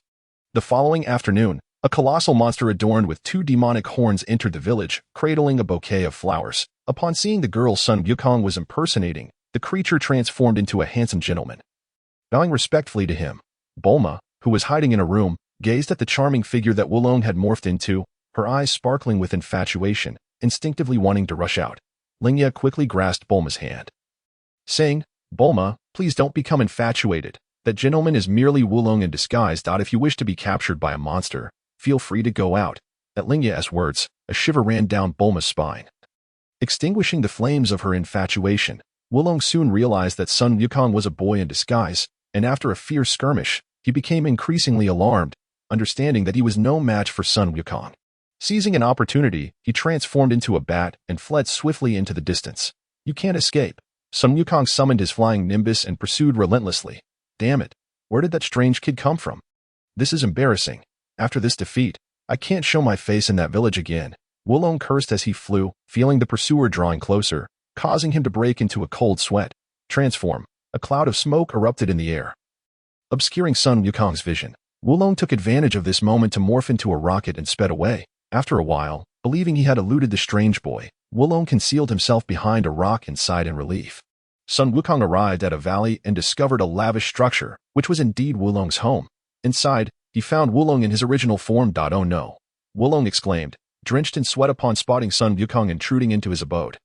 The conclusion unfolded just as in the original narrative, with Sun Wukong triumphantly returning to the village with Wulong and the abducted girl, fulfilling Bulma's wish to obtain the Dragon Ball from the elderly woman. After acquiring the 5th Dragon Ball, Lingye and her companions set off once more in search of the next one. On a sunny afternoon, as the gentle breeze caressed the landscape, Lingye and the others navigated a fast boat through the mountain streams, flanked by weeping willows and lush grass, while the vibrant sounds of birds echoed from the verdant bamboo groves. Only 2 Dragon Balls remained. We are progressing much faster than anticipated, Bulma declared cheerfully. Why must I accompany you? Wulong, bound by ropes in the rear seat of the boat, grumbled with a sullen expression. Lingye, sitting at the back of the boat, brushed her windswept hair aside and replied, because Wulong, your transformation skills are remarkable. They may prove useful along the way. Besides, if we leave you behind, who knows whom you might deceive next? Wulong gazed at Lingye's enchanting visage, his face suddenly contorting into a lewd grin reminiscent of Master Roshi's. Contemplating that perhaps a journey wouldn't be so bad. Thump! Lingye's fist landed on Wulong's head. Behave yourself.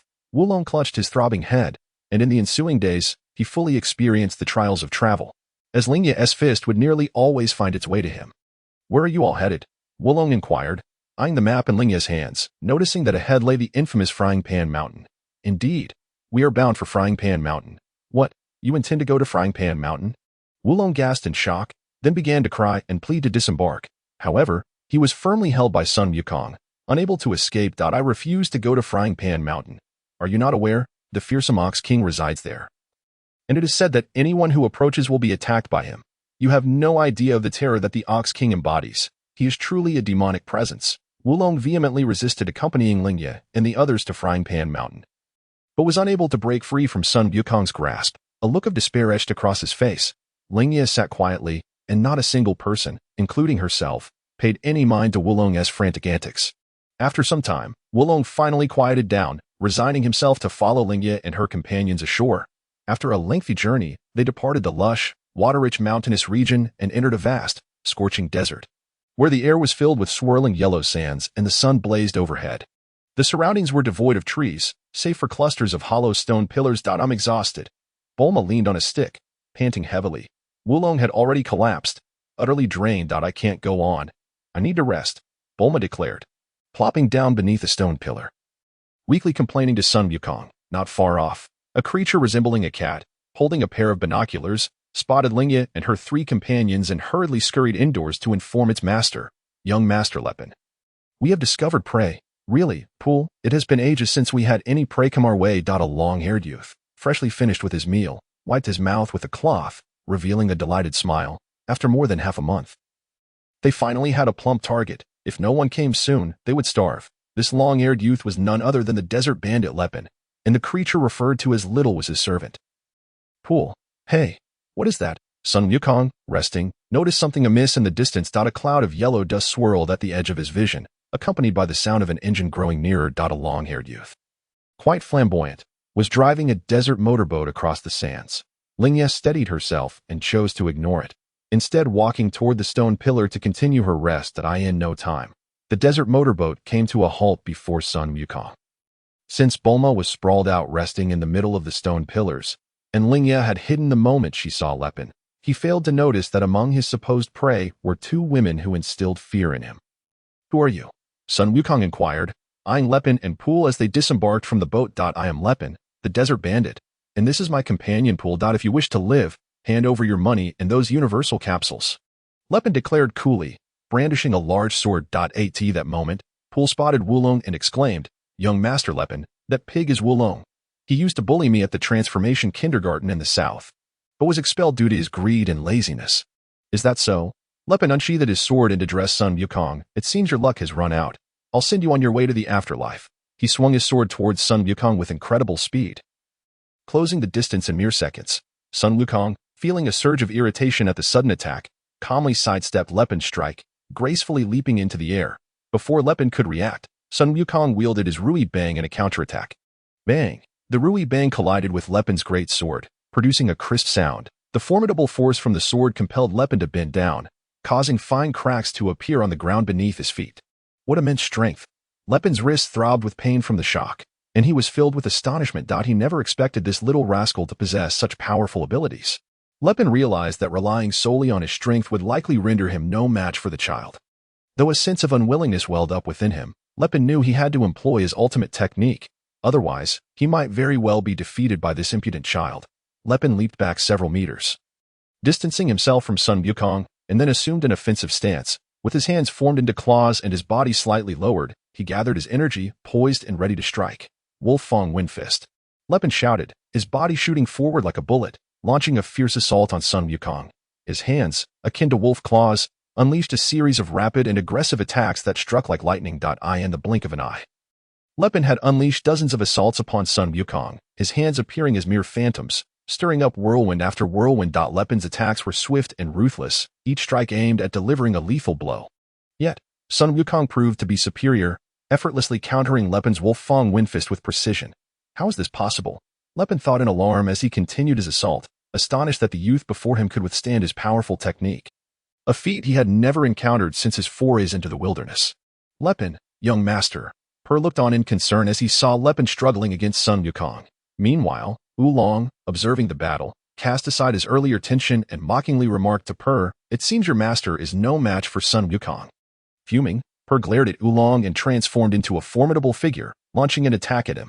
Oolong, caught off guard by Per's sudden onslaught, retaliated in anger. On the battlefield, seeing he could not gain the upper hand with his attacks, Lepin began to alter his strategy, striking with fists and feet that found their mark.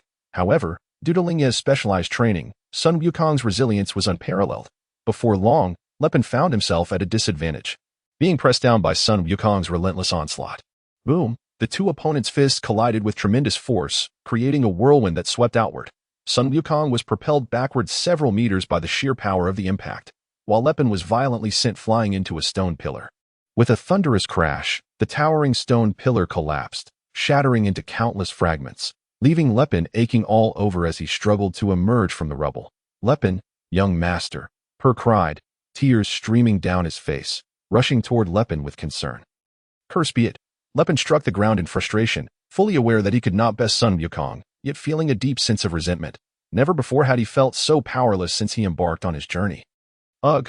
Bulma, who had been resting beneath the stone pillar, was awakened by the cacophony of battle. Spotting Lepin in the distance, she exclaimed, "Handsome," her face lighting up with excitement as she dashed toward him.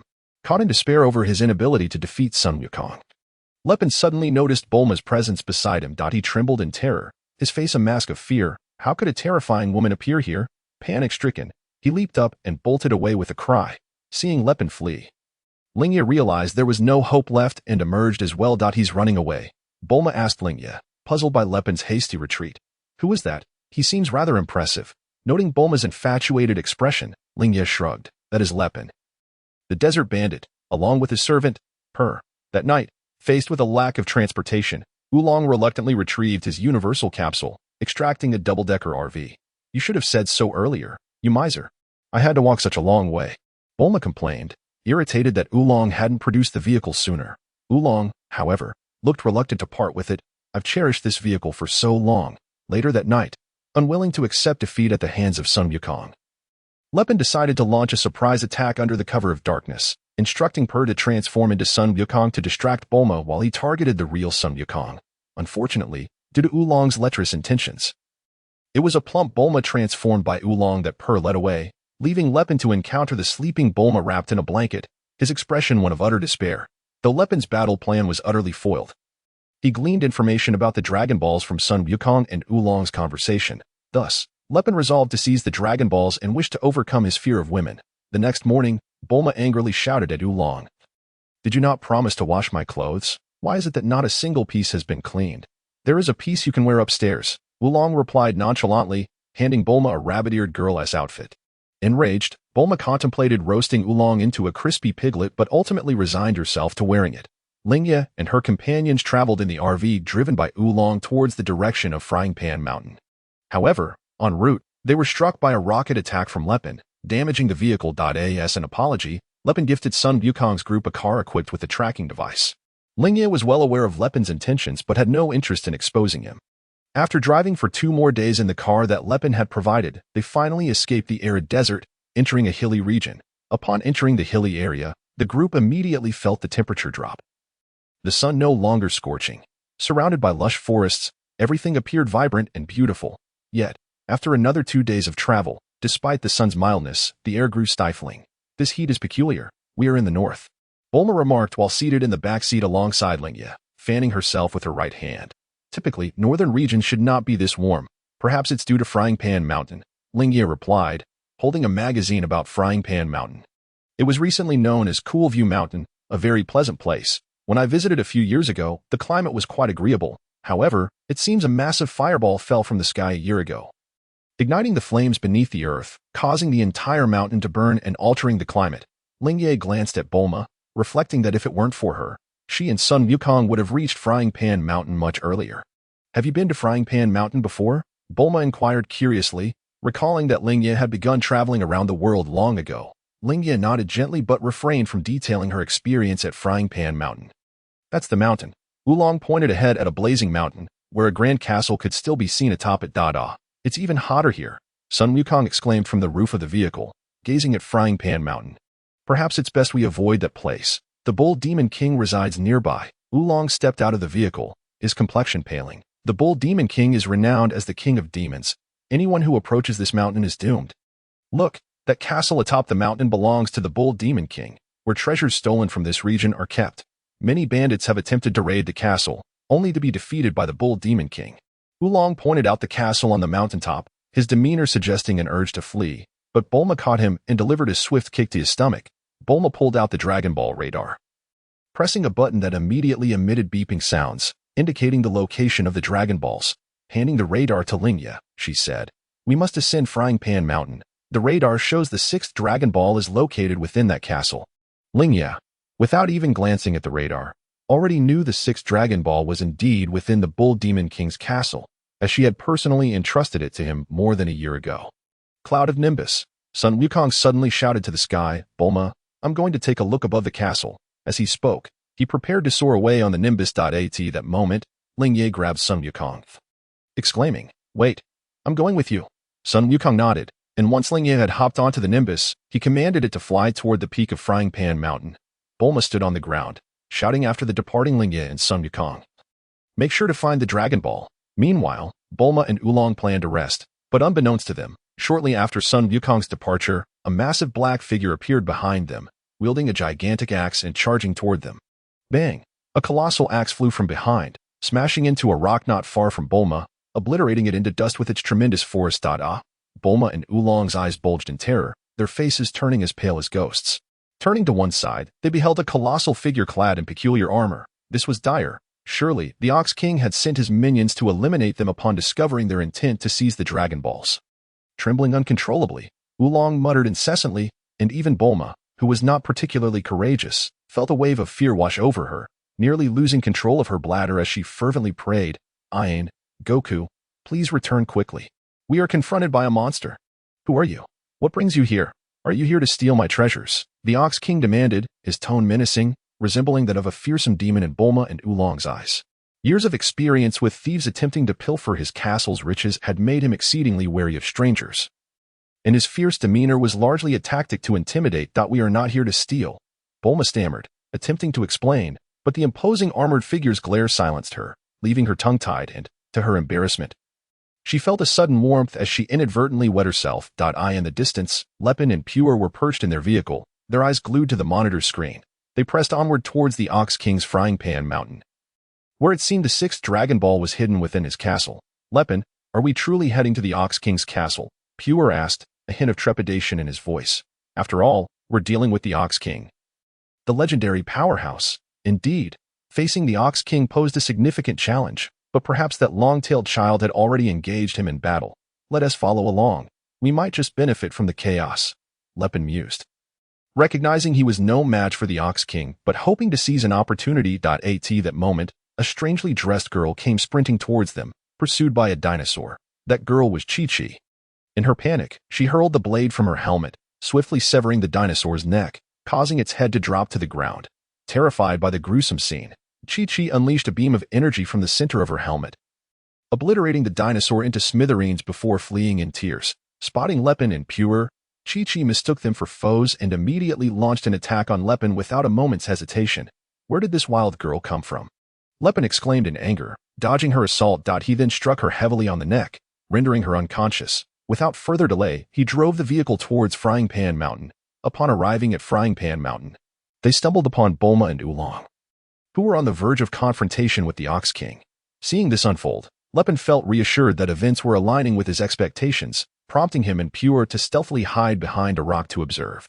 "We truly are not here to steal," Bulma quavered, attempting to clarify her intentions to the Ox King, but he remained skeptical, his gaze still fixed on her with suspicion, leaving Bulma feeling despondent. Meanwhile, Ayan and Goku, having circled the castle in search of the Ox King, returned on the flying Nimbus. Goku leaped off the Nimbus and positioned himself between Bulma and the Ox King. "Who are you, old man? Why are you scaring Bulma? Are you trying to bully her?" His tone was direct and disrespectful, causing Bulma's heart to race. "You fool, watch your words. That is the Ox King. We're finished." Just then, Ayan descended gracefully on the Nimbus. Upon seeing her, the Ox King was taken aback.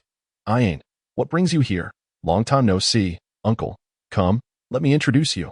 This is Gohan's grandson, and the third disciple of Master Roshi," Ayan cheerfully proclaimed. "What do you think? Not bad, right?" The Ox King understood the implication of Ayan's not bad and scrutinized Goku with keen interest. Nodding appreciatively, he remarked, "Indeed, he's quite impressive." He arrived on the flying Nimbus, something even Master Roshi cannot achieve. "Truly a remarkable young man." Ayan rolled her eyes. "Isn't that obvious? If that old lecher could ride the Nimbus, it would be a miracle." The Ox King burst into hearty laughter. Once he settled, he leaned closer to Ayan and whispered, "Joking aside, you mustn't speak of Master Roshi in such a manner. He values his dignity." Ayan smiled dismissively. "He lost all dignity in front of me long ago." The Ox King was visibly moved, giving Ayan a thumbs up. "You truly are remarkable, Ayan. Only someone of your caliber could manage to keep Master Roshi in check." "Hey, you two have been chatting for ages. So, you know each other?" Bulma interjected, bewildered. Ayan glanced at Bulma and noticed her visibly shaken expression. Her eyes inadvertently fell on the damp patch on Bulma's jeans, rendering her speechless. "At your age, as a girl, this is rather undignified," she thought, quickly diverting her gaze. "Anyway, Goku is Gohan's grandson, now also the third disciple of Master Roshi. His grandfather, Gohan, and the Ox King are brothers in arms, with Gohan being Master Roshi's first and second disciples." The Ox King nodded along, confirming Ayan's words. "So, it turns out you are all family," Bulma exclaimed, her expression one of disbelief. "What, that long-tailed kid is actually Master Roshi's disciple?" Lepin gasped upon hearing this. trembling involuntarily. It made sense why that boy was so powerful. He was a disciple of Master Roshi. A disciple of the god of martial arts, Gohan's grandson, and now a brother to the monstrous Ox King. What a fearsome background. Lepin felt a twinge of pain in his jaw. By the way, where's Chi-Chi? Ayan asked, scanning the crowd and realizing Chi-Chi was nowhere to be seen. She figured that in the original story, Chi-Chi might have gone to Master Roshi's to borrow the fan.as if on cue. The Ox King chuckled. I sent Chi-Chi to borrow the fan from Master Roshi. If we can obtain it, perhaps we can extinguish the great fire on Frying Pan Mountain, but the fan was discarded after being soiled by Master Roshi. Ayan interjected. Chi-Chi's efforts may be in vain. What? Master Roshi threw the fan away. The Ox King was taken aback, unable to fathom how Master Roshi could have discarded the fan. Then how can we extinguish the fire on Frying Pan Mountain? Ayan smiled knowingly. Earlier, she had instructed the turtle to notify Master Roshi to come to Frying Pan Mountain, and she anticipated he was on his way. There's no need to worry. I've already sent for Master Roshi. He should be on his way here now. Master Roshi is coming to Frying Pan Mountain. The Ox King's eyes widened in disbelief. Initially, he found it hard to believe. After all, Master Roshi was a top-tier sage who appeared rather ordinary and aloof. When the Ox King had once invited him to a banquet, he had been turned down, likely due to his disdain for the ostentatious decor of Frying Pan Mountain. What a magnanimous gentleman. Looking at Ayan with admiration, the Ox King raised a thumb. I never expected you could persuade Master Roshi to come to Frying Pan Mountain. Truly impressive. Is his job that difficult? Ayan scoffed. I reckon the moment he knows I'm here, he'll come running. The Ox King beamed with joy. This is fantastic. If Master Roshi comes, he will surely find a way to extinguish the fire on Frying Pan Mountain. Meanwhile, behind the distant rocks, Lepin wore a shocked expression. Whispering to Pure, did you hear that? They mentioned the god of martial arts, Master Roshi, is coming here. We might meet that legendary figure. Pure nodded eagerly, his tail wagging, astonished that such renowned individuals had converged at Frying Pan Mountain.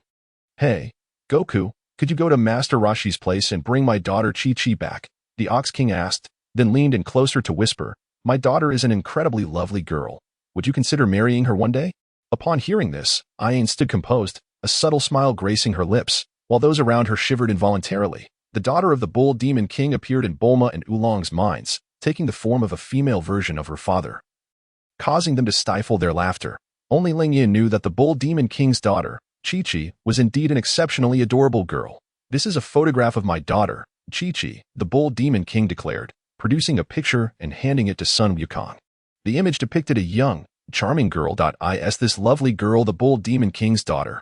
Bulma and the others exclaimed in astonishment upon seeing Chi-Chi's photograph, incredulously remarking on her stunning beauty. This defies all logic. Leping, peering through his binoculars, was taken aback. That girl is the Bull Demon King's daughter. Memories of the girl he had knocked unconscious flooded his mind, and he couldn't help but shudder, realizing the gravity of the situations. She was akin to a colossal ticking time bomb. Leping, what do we do? That's the girl. Pulu exclaimed in a panic, fearing the wrath of the Bull Demon King if he discovered they had incapacitated his daughter. Leping gulped nervously, feeling his composure falter. He dared not make a move, and could only watch as Sun Wukong took the photograph of Chi-Chi and swiftly flew towards her unconscious form. Sun Wukong soared on his nimbus cloud towards the Kame house, spotting the fainted girl along the way. After comparing her with the photograph, he confirmed that the unconscious girl was indeed Chi-Chi. He landed beside her and gently roused her from her stupor. As Chi-Chi regained consciousness, she gazed at the boy standing before her, finding his face vaguely familiar, as if she had seen him somewhere before. Suddenly, she recalled the photograph Lingye had shown her, mentioning that this boy would become her future husband. The thought of him possibly being her destined partner caused her cheeks to flush crimson. Are you Chi-Chi? Sun Wukong inquired, curiously observing the girl turning red. Chi-Chi shyly nodded in affirmation, recognizing that she was the person he had been searching for. Sun Wukong wasted no time in lifting Chi-Chi and placing her on the nimbus cloud, which she did not fall from. Only those with pure hearts can ride this cloud. You must possess a truly innocent spirit, Sun Wukong praised.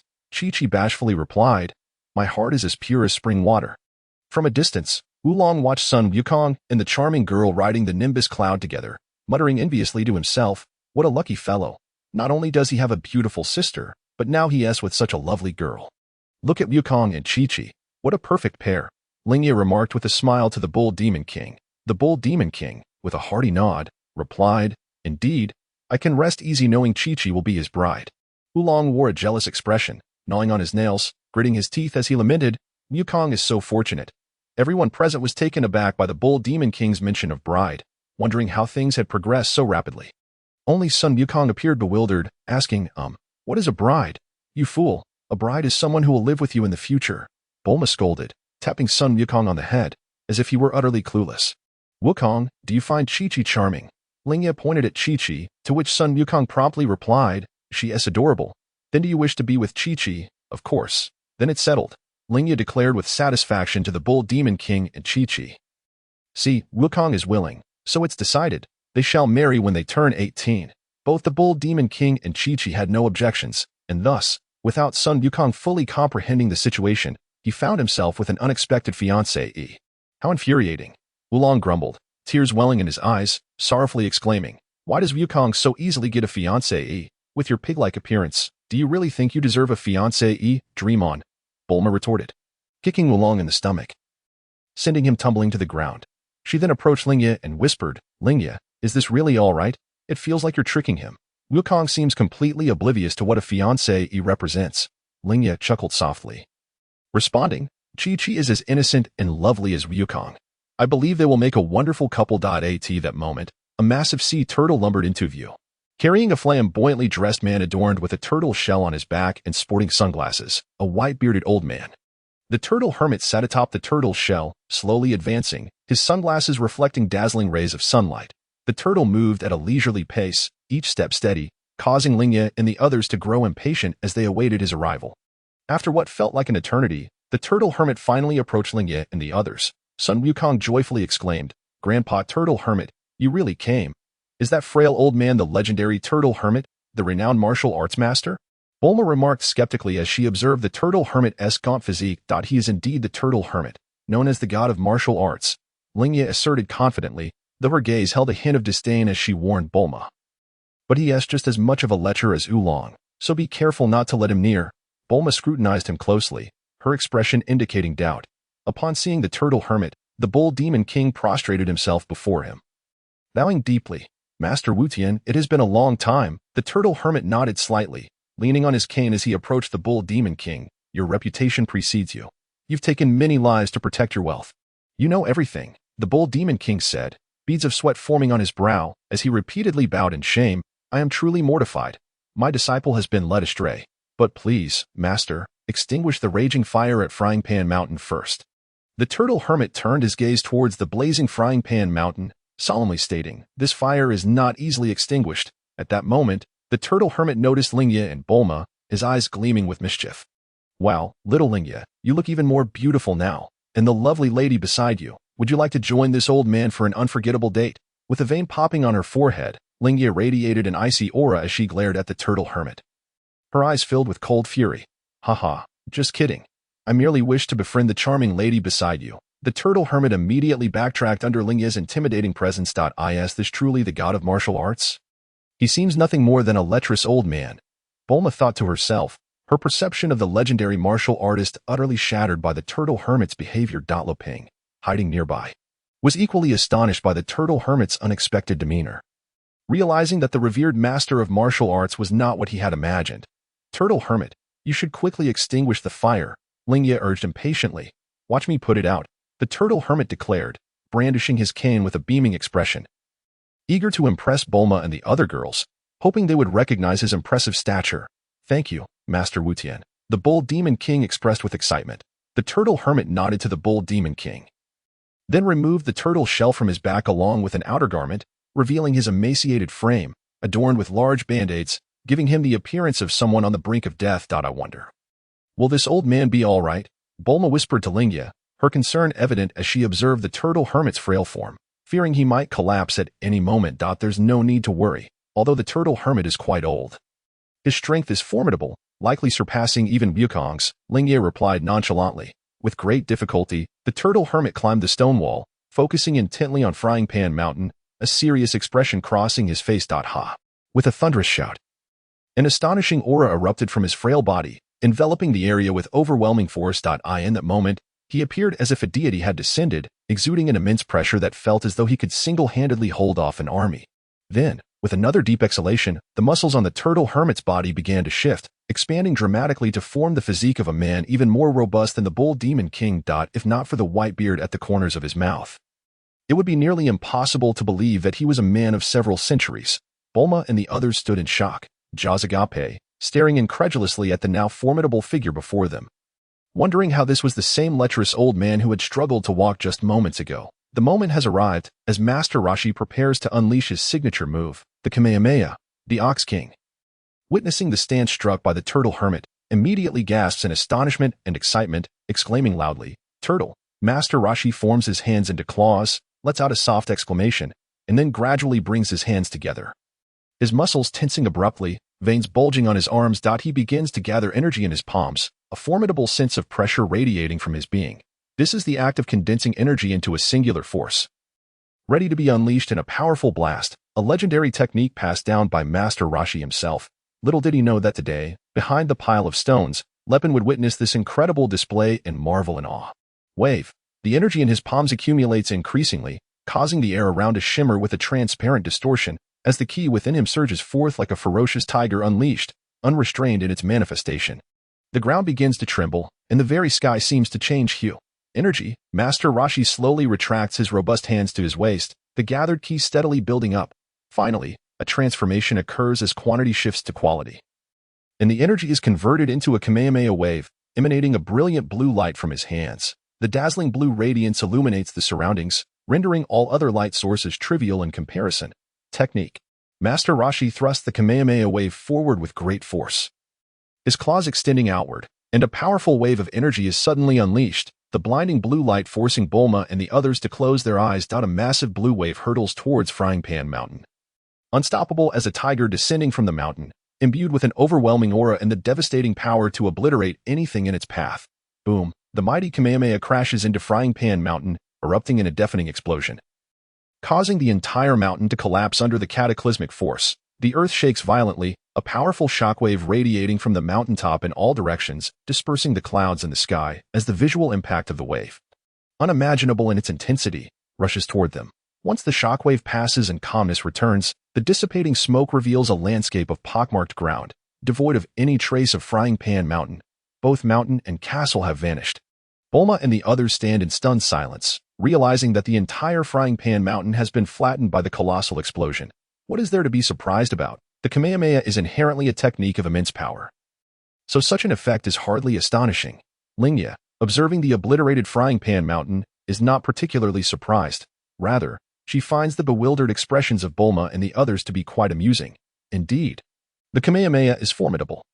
Although I can perform it as well, it seems my prowess pales in comparison to that of the turtle hermit. Oolong, momentarily taken aback, turns to Sun Wukong. Did you say you can also perform the Kamehameha? Sun Wukong, feeling the weight of numerous gazes upon him, chuckles sheepishly and scratches his head. I can, but my power isn't quite as strong. Perhaps I may have exaggerated a bit, gazing at the charred remnants before him. Master Roshi appears momentarily stunned, and after a prolonged silence, he shyly admits, I might have gone a tad overboard. Having witnessed the terrifying might of Master Roshi, Lepin's excitement reaches a fever pitch. Yet, fearing they might discover his presence, he stealthily attempts to slip away. Unbeknownst to him, Lingye had already spotted him from the outset. Soon after, amidst the ruins of Frying Pan Mountain, Bulma discovers the sixth Dragon Ball, leading Lingye and her companions to bid farewell to the Ox King and his daughter. Just before departing, Chi-Chi requests that Sun Wukong return to marry her in the future, to which Sun Wukong, misunderstanding her request as a call to retrieve something, absent-mindedly agrees. Subsequently, Lingye and her group encounter the rabbit army capable of turning people into carrots. And after vanquishing the army, they march towards the castle where the final Dragon Ball lies. During the clash with the rabbit army, Lepin joins the fray, and naturally, as depicted in the original story, he becomes part of the team seeking the Dragon Balls. After several days of shared adventures, Lepin unexpectedly begins to overcome his fear of women. It appears that habit has a significant impact here. Though he still instinctively feels fear upon seeing women, it is no longer as severe as before. It seems that before long, Lepin will no longer harbor any fear of women. Days later, the six companions enter the territory controlled by the Tasty Rice King. Surrounded by an endless expanse of wasteland, filled with towering plants resembling mushrooms. Curious, Oolong asks as he sits in the driver's seat of the hovering vehicle, Bulma, now that we have gathered the Dragon Balls, what wish will you make? I know this one. Bulma wants a Prince Charming. Lingye answers on Bulma's behalf, causing Bulma to blush and exclaim, Lingye, how could you just reveal someone else's wish? What? A Prince Charming? Oolong gasps, suddenly feeling a chill run down his spine. Could it be that this quest for the Dragon Balls is merely a frivolous endeavor? How did I get roped into this? For such a trivial wish. You're traversing the world. Thud. Bulma delivers a punch to Oolong's head, causing him to bow in pain and glare at her in discontent. Women lack ambition. If it were me, I would wish for the love of every woman in the world. Do you think everyone is as much of a lecher as you? Lingye cast a disdainful glance at Oolong, seemingly unimpressed by his aspirations. What about you, Lepin? What is your wish for the Dragon Balls? Sun Wukong inquires of Lepin, but Lingye answers for him again. Lepin wishes for the Dragon Balls to help him overcome his fear of women. Such petty wishes.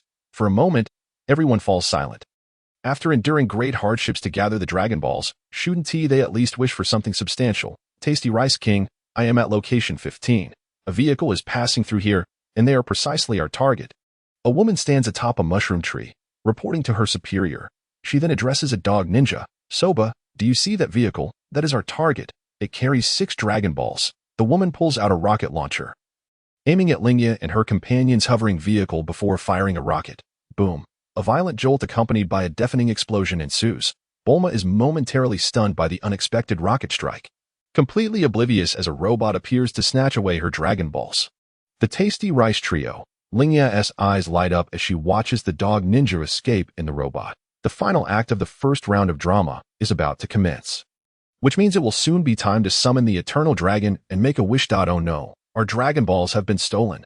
Bulma cries out, tears streaming down her face as she realizes that 5 of the 6 Dragon Balls she had so painstakingly collected have been taken from her. Feeling as if she has plummeted from heaven to hell. All right, stop crying. Wukong's 4-star ball is still in our possession, and when the time comes, we can retrieve all the Dragon Balls. Lingye offers her handkerchief to Bulma, pulling out the Dragon Ball radar and stating, look, apart from Wukong's 4-star ball, the remaining 6 have been gathered. This is a prime opportunity. It's our turn to strike now. Bulma pauses, recalling that they have Lingye, Sun Wukong, and Lepin, 3 formidable allies on their side. The prospect of reclaiming the Dragon Balls suddenly seems quite achievable, prompting her to shift from tears to determination as she declares fiercely, indeed, those who dare to steal our Dragon Balls will face severe consequences. And we shall reclaim all of theirs. A cold smile flashes across Bulma's face, startling Oolong. Indeed, one should never underestimate a woman. Following this, the 6 of them make their way toward the Tasty Rice King's castle. Arriving as darkness falls. As in the original tale, without Lingye's intervention, Bulma and the others fall prey to the Tasty Rice King's trickery, becoming trapped within the castle. Wukong, go destroy the castle, Lingye commands. Sun Wukong nods, leaps into action, and assumes the stance for the Kamehameha. Is that not? Oolong rubs his eyes, recalling the powerful technique Master Roshi showcased days ago at Frying Pan Mountain.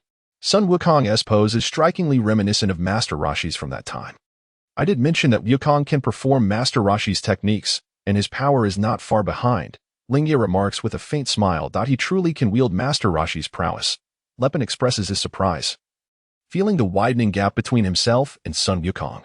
Sun Wukong thrusts the Kamehameha forward with great force, his claws stretching forward, and a powerful wave of energy erupts. The Kamehameha emits a blinding blue light, causing Bulma and her companions to instinctively shut their eyes.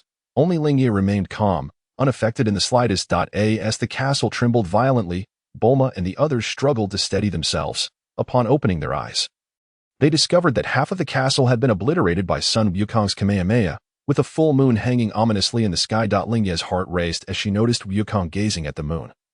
A sense of foreboding washing over her. Oh no, everyone, take cover, she shouted urgently.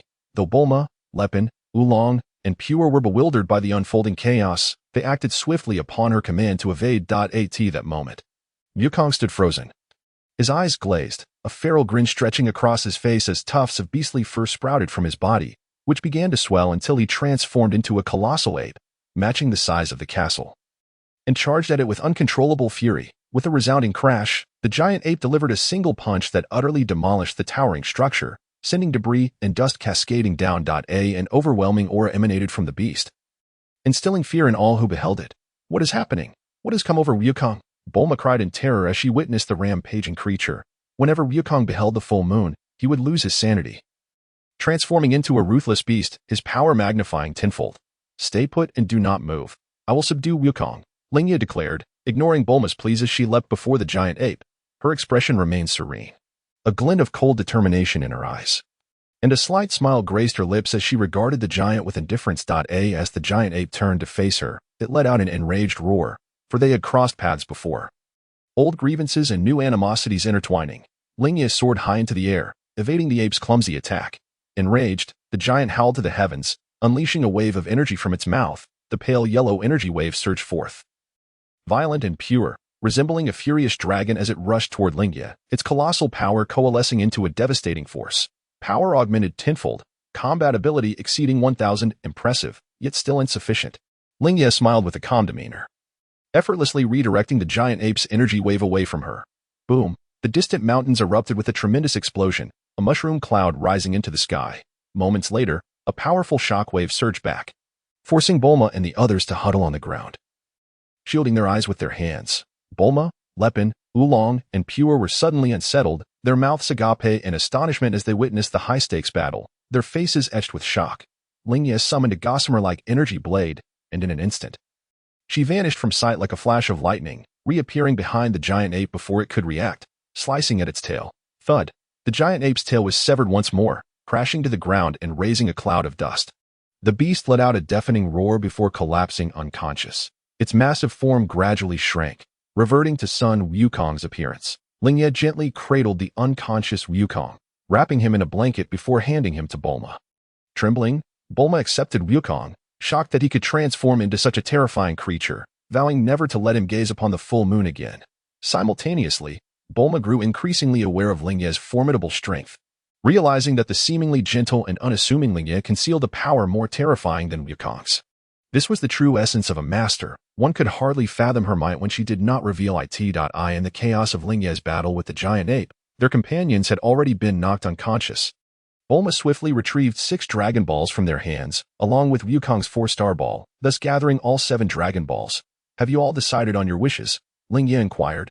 Bulma glanced at Lepin. I originally wished for a Prince Charming, but now that I have found one, I no longer need this wish. I won't need one either. Lepin shook his head, having overcome his fear of women with Lingye's help, achieving his goal of seeking the Dragon Balls. Then may I have the chance to wish? Oolong eagerly asked Lingye. However, she firmly declined. No, the wishes cannot be granted to you. Why do Bulma and Lepin get to ask for wishes, while I am denied even a chance? Oolong protested angrily. Lingye dismissed his complaints with indifference. It's because you are a lecher. Who knows what perverse wish you would make if granted the Dragon Balls? Exactly.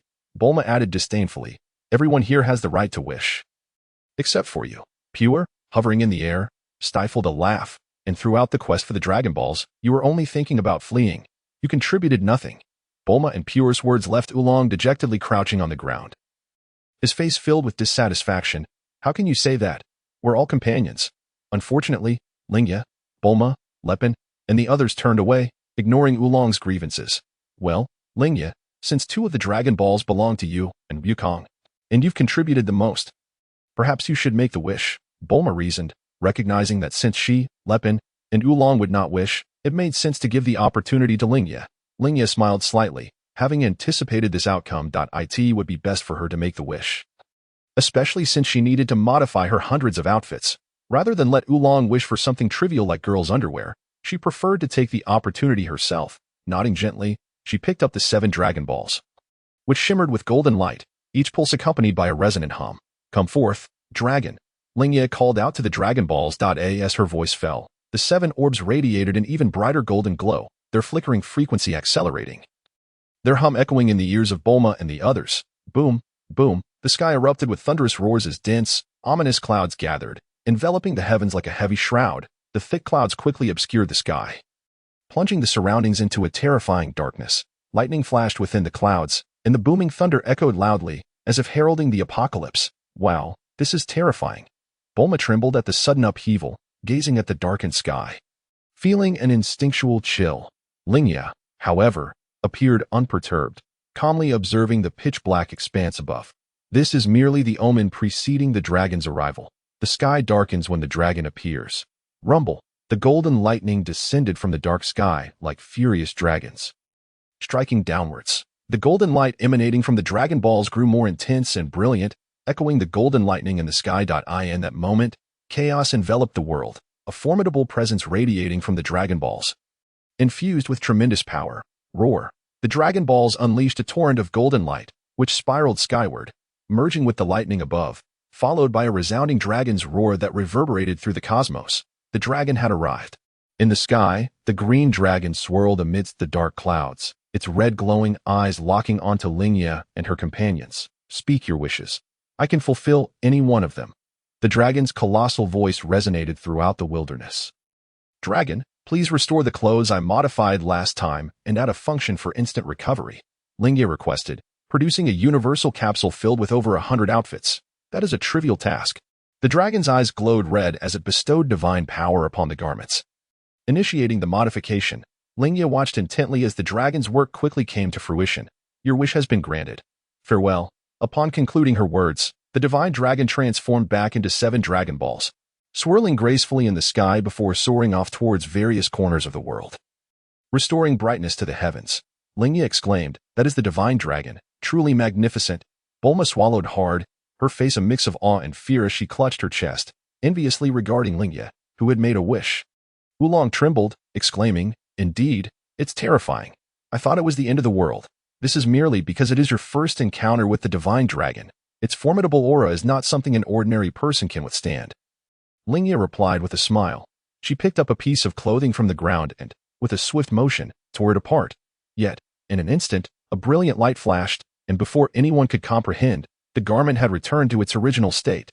Satisfied, Lingye gazed at the restored clothing and tucked it away. The divine dragon's transformation was indeed gratifying. Lingye would no longer worry about being exposed during battles due to torn garments. Bulma, intrigued, looked at Lingye's attire and remarked, is this the clothing you had the divine dragon modify? It looks stunning. Lingye nodded, stating that with these garments, future battles would be much more convenient.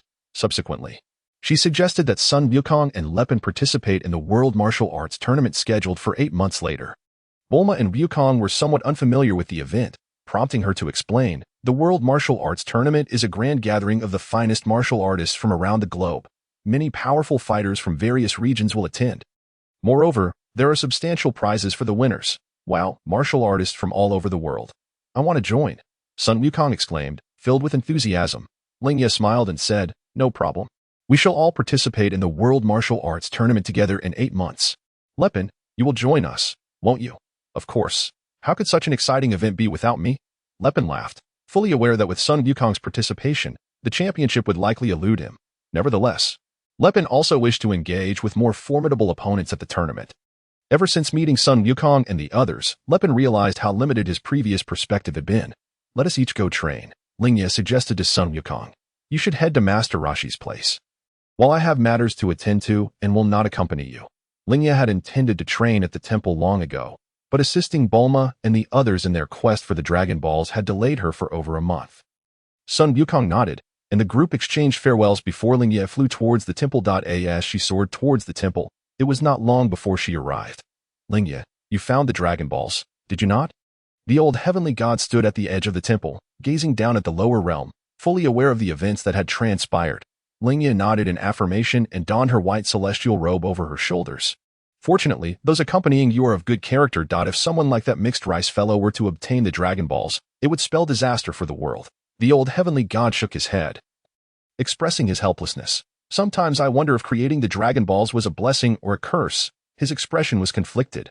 While the existence of the Dragon Balls offered hope, it also provided a chance for those with malevolent intentions. Should the Dragon Balls fall into the hands of the wicked, it would indeed lead to calamity. Lingye was at a loss for how to articulate this contradiction. Perhaps with gain comes loss. And the essence of the Dragon Ball world lies within its existence. Without the Dragon Balls, the world would undoubtedly lose much of its luster. Whether the Dragon Balls should exist is a question only time can answer. Yet Lingye held a favorable view of their existence. Lingye passed by the old heavenly god and Bobo, settling into her room within the temple. For the next few days, she remained engrossed in her training. Heavenly God, this is some fruit for you. Bobo entered, carrying a platter of fruit and placing it on the table. Observing Lingye seated on the carpet in meditation, he refrained from disturbing her and prepared to leave. Bobo was solely responsible for all matters within the temple, attending to the needs of both heavenly beings while managing various tasks. At that moment, Lingye opened her eyes and called out to Bobo. Bobo, wait a moment. I have something to discuss with you. Bobo halted and approached Lingye, gazing intently. Bobo, you are busy managing everything and taking care of both me and the old heavenly god. Isn't it exhausting? Lingye inquired with concern. Despite the seemingly tranquil environment of the temple, it was only when Lingye ascended to the position of heavenly god that she truly began to understand the demands of the role. Not only must one stay informed about the happenings in the lower realm, but also respond promptly to any insurmountable issues that arise, while maintaining communication between the underworld and the living realm. Every quarter, a report concerning the jurisdiction must be submitted to the underworld, which need not be exhaustive but must include significant events and records of key individuals. All in all, the responsibilities were quite demanding.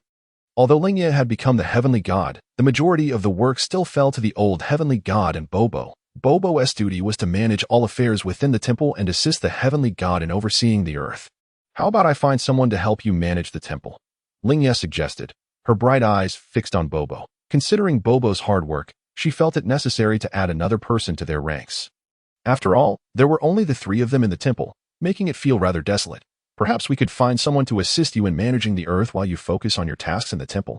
Bobo remained silent, leaving Lingye uncertain of his agreement with her proposal. This suggestion is quite sound. Bobo. It is indeed too much for you to handle alone. The old heavenly god approached, glancing at Lingye before stating earnestly.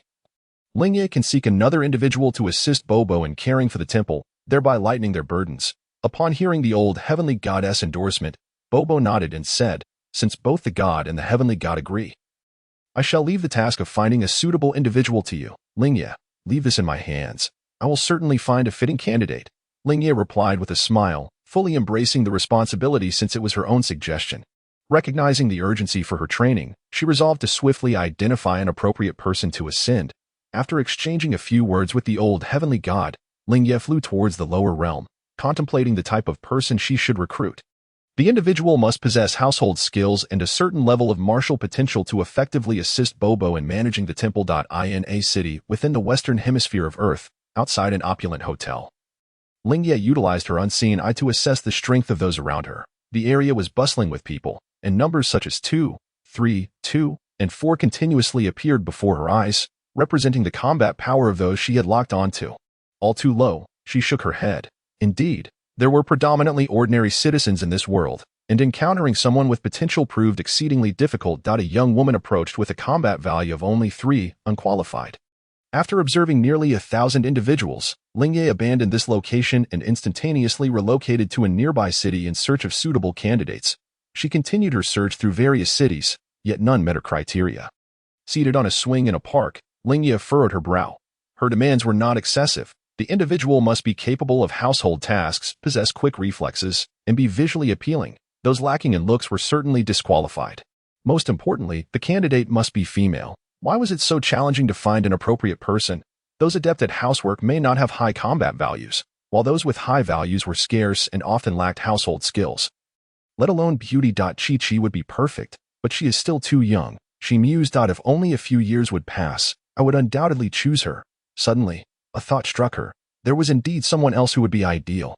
Lingye recalled a certain individual, believing that she would be exceptionally suited to assist both herself and Bobo at the temple. With determination, she swiftly flew towards the location where this person could be found. The individual Lingye sought was Launch, a unique character from the original tale who possessed a dual personality. In her blue-haired form, Launch was gentle, kind-hearted, and diligent. However, upon sneezing, she transformed into a blonde-haired version with a violent temperament. Becoming a notorious criminal on the in the original story, Launch was rescued by Sun Wukong and Krillin, who brought her to Master Roshi's place, where she remained and took care of household chores, indicating that managing the house would certainly not be an issue. Later, the blonde Launch developed feelings for Tenshinhan during the World Martial Arts Tournament and left Master Roshi's to live with him and Kaiatsu. Until the point in Dragon Ball Z where Tien Shinhan and Kaiatsu arrived at the temple to receive divine martial arts training. Launchi had vanished without a trace. It was only upon the emergence of Majin Buu that she made her reappearance, coinciding with Goku gathering the energy of Earthlings. In that moment, Launchi appeared considerably aged, seemingly working at a courier company, and had remained unmarried throughout her life. It is indeed a pity that such a distinctive and formidable young woman was ultimately abandoned by the author. Given that the temple required an assistant, Launchi would have been a fitting choice, and it could have allowed Bobo and the Supreme Kai to guide her in her training, ensuring she would at least rival Krillin in the future. As Aoi descended into a desolate wilderness strewn with sandstone, surrounded by swirling yellow sands and jagged rocks, she noticed a blue-haired girl crouching helplessly, her gaze darting around. Nearby, 2 police officers lay frothing on the ground amidst the wreckage of their dismantled patrol cars, while Goku and Krillin stood beside them. With Krillin still in a youthful state, it appeared that Goku had already rescued Lingye from the clutches of the police. Observing the scene, Aoi made an inference and slowly descended from the sky. "Goku, look, someone is flying down from above," Krillin exclaimed, startled. "What? A person can fly? Could it be a monster?" With that thought, he quickly hid behind Goku, exposing half of his bald head. Goku looked up in surprise, recognizing the newcomer as Aoi. "Sister, how did you end up here?" he exclaimed. "Oh, Goku, do you know this stunning beauty?" Krillin asked curiously. "Yes," Goku replied earnestly, "she is my sister." "Sister?" Krillin was taken aback by Goku's revelation, glancing back and forth between Goku and Aoi in disbelief, his face reflecting skepticism. He had never heard of Goku having such a beautiful sister, and her ability to fly was indeed a curious talent. "Goku, is this your friend?" Aoi smiled and greeted him. "Yes, his name is Krillin, and he wants to train under Master Roshi." However, Master Roshi disagreed, insisting that Krillin must bring back a beautiful girl. Goku nodded, affirming the absurdity of the request. "Indeed, Master Roshi has quite the questionable taste. Goku, do not emulate his bad habits," Aoi responded, shaking her head in disapproval. She then turned to Krillin, smiling gently. "Hello, I am Aoi. Hi, I'm Krillin," he stammered, his cheeks flushing crimson. He had never spoken to such a beautiful older sister before. Aoi chuckled inwardly at his innocence, then pointed to the blue-haired Lingye crouching on the ground. "I am taking this girl with me. You need not worry about Master Roshi. I will speak to him and ensure he accepts you as his disciple." "Really?" Krillin's eyes sparkled with excitement as he gazed at her. "You can persuade Master Roshi to accept me as his disciple?" "Absolutely. It seems that Master Roshi is quite intimidated by Aoi." Goku whispered a crucial piece of information to Krillin. Aoi, unfazed, offered a nonchalant smile and approached the blue-haired Lingye, helping her up from the ground. "If you have nowhere to go, come with me." Lingye, feeling desolate, nodded in agreement upon hearing Aoi's words. Suddenly, she realized she might have just made a hasty decision and felt a twinge of regret. Hee. Aoi smiled and wrapped her arm around Lingye's slender waist. With a startled cry, she leaped into the air. "Goku, I'm off. I'll speak to Master Roshi, and remember to train hard. We shall meet again at the World Martial Arts Tournament." As Aoi departed with the same carefree demeanor, Krillin stood there dazed, taking a while to regain his senses. Shortly thereafter, Goku and the startled Krillin rode the Kintowan back to Master Roshi's island. In the sky, Aoi flew swiftly with the blue-haired Lingye, the refreshing breeze brushing against them. Overcome by fear, Lingye tightly shut her eyes, oblivious to the vast ocean several hundred meters below. The moment Aoi embraced her, the softness of Lingye's form pressed against her chest sent a thrill of excitement through Aoi, evoking a sense of cherishing beauty that was indeed sublime. "Wow, we're flying so high." Lingye opened her eyes and glanced down. Immediately startled, Aoi smiled faintly and, with a swift motion, increased their speed dramatically. Before long, they arrived at the small island where Master Roshi resided. Upon seeing the 2 beautiful women approach, he immediately discarded his magazine and hurried over. "Aoi, what brings you here? And who is this lovely lady?" Aoi cast a glance at Master Roshi and replied coolly, "This is my assistant. However, I have not brought her here for any connection with you. I merely stopped by to inform you of certain matters." "What matters?" Master Roshi's demeanor turned serious. "There is a boy named Krillin. Please take him as your disciple." The little bald monk, Master Roshi appeared taken aback. "You traveled all this way just for that?" "Indeed, that is the case." To his surprise, Master Roshi shook his head repeatedly. No. While the lad possesses some martial arts foundation, to enter my turtle school, he must first undergo my tests." "Your test is for him to bring a beautiful girl. What an arduous trial," Aoi retorted with a hint of sarcasm. Upon realizing that Aoi was aware of these details, Master Roshi's face flushed with embarrassment. "Have you met Krillin and Goku? Did they tell you all this?"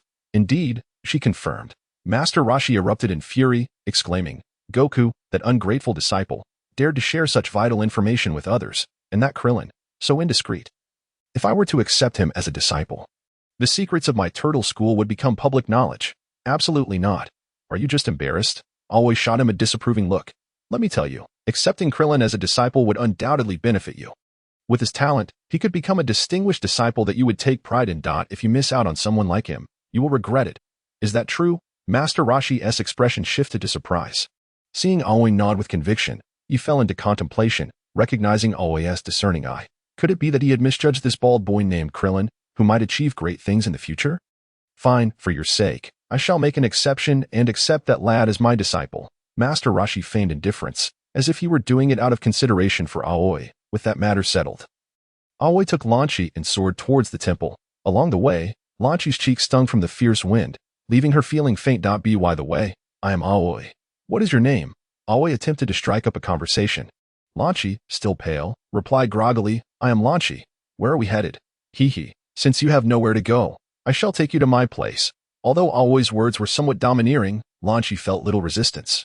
Perhaps captivated by Aoi's enchanting presence or simply weary of her aimless, wandering existence. Regardless, when Aoi expressed her intentions, Lanchi did not object and accepted her words. Aoi smiled, her eyes shimmering with determination. Thus, her choice for an assistant was solidified. Achu. As they flew, a strand of Aoi's hair brushed against Lanchi's nose, triggering a sneeze that transformed the blue-haired Lanchi into golden-haired Lanchi. Realizing she was being held by a beautiful girl while the cold wind swirled around them, the now golden-haired Lanchi trembled, struggling to break free. Who are you? Let me go, or I swear I'll kill you, she shouted angrily, attempting to escape Aoi's grasp. Yet, Aoi's strength was far beyond what the golden-haired Lanchi could contend with a fierce gaze. A surge of power coursed through her fingers, ensuring Lanchi remained still. Quiet down. A girl should act like a lady. Stop referring to yourself in such a manner. Learn from your other self. Regardless of how loudly Jinfa Lanchi yelled, Lingye remained unfazed. The incessant noise became unbearable, prompting her to deliver a firm slap to Jinfa Lanchi's backside. When dealing with such a boisterous girl, a more forceful approach was warranted. Stunned by the unexpected strike, Jinfa Lanchi exclaimed, How dare you hit me? I won't let you get away with this. Put me down. Is that so? Lingye replied coldly, her gaze piercing into Jinfa Lanchi, an overwhelming aura of dread enveloping her. It felt as if she were plunged into an icy abyss, the temperature around her plummeting to freezing levels. You said it. I will let go. With that, Lingye abruptly released her grip, and Jinfa Lanchi plummeted from the heights. A long, piercing scream echoed as Jinfa Lanchi continued to fall. As the ground loomed ever closer, regret flooded her mind. Why had she asked that woman to release her? How could such a cruel person actually let her go? In a swift motion, just as Jinfa Lanchi was a mere 2 or 3 meters from the ground, Lingye darted forward and caught her. After a brief moment of cushioning, they landed safely. Jinfa Lanchi felt her legs weaken, collapsing helplessly onto the ground, tears streaming down her face as she began to sob uncontrollably. Lingye offered her a tissue to wipe away the tears. If you behave and listen to me, nothing like this will happen again, understand? She warned with a fierce demeanor. Intimidated by Lingye's threat, Jinfa Lanchi settled down, allowing Lingye to lead her without daring to move, fearful that the girl before her might toss her from the sky once more. Where are you taking me? Jinfa Lanchi's heart raced with unease. To my place of residence. From now on, you will stay there, and specialized individuals will guide you in your training, Lingye replied, her tone softening. Don't even think about escaping. Once you arrive there, you won't have anywhere to run. It was essential to note that the temple was suspended high above, far from the ground, rendering any escape virtually impossible. Why have you chosen me? Jinfa Lanchi inquired. Because you are the perfect candidate. From this day forth, you shall be my possession. Lingye chuckled menacingly, sending a shiver down Jinfa Lanchi's spine. The latter, believing the threat to be genuine, felt a wave of despair wash over her. Had she encountered a female rogue? Thus, Lingye continued, you must obey me. Wouldn't it be better to be like another version of yourself? Cease this raucous behavior, or I shall teach you a lesson. As she reprimanded Jinfa Lanchi, they soared towards the temple. Moments later, they traversed through dense clouds, arriving at the magnificent temple suspended in the sky. Bobo and the elder deity awaited them. Recognizing at once that the girl Lingye had brought was the one she had chosen, upon witnessing the grandeur of the temple for the first time, Jinfa Lanchi was left awestruck. It was astonishing to discover such a magnificent structure high above in the distant heavens. Elder deity, is this the attendant deity you sought? Why does her aura seem so chaotic? Bobo remarked, sensing the turmoil emanating from Lanchi. It appeared that if she could not even control her own energy, rigorous training would be necessary. Had the practitioners of the lower realm become so inadequate? The elder deity approached, placing a hand upon Jinfa Lanchi's head to assess her. This girl seems to possess 2 souls, making her an exceedingly rare dual soul bearer. The chaos within her aura stems from having 2 souls within a single body. Such individuals have a clear distinction between good and evil, indeed making her suitable as Lingye's attendant deity. Lingye nodded in agreement. Recognizing the elder deity's accurate assessment of Lingye's condition, the presence of two souls within one body had resulted in a rare duality of personality, with the blue-haired Lingye being gentle and kind, while the golden-haired Lingye exhibited a more brutish nature. Indeed, the elder deity speaks the truth. She is indeed a dual soul bearer. Lingye gestured towards Lingye, addressing Bobo. For the next few months, you must rigorously train this golden-haired girl. I want her to grow strong in a short time. As for the blue-haired version of her, we shall see how it unfolds. With that, Lingye placed a strand of hair before Jinfa Lingye's nose.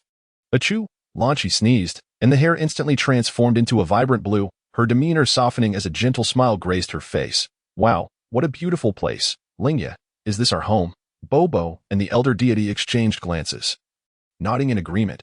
Indeed, she exhibits a dual personality, and this blue-haired girl possesses a truly pure heart.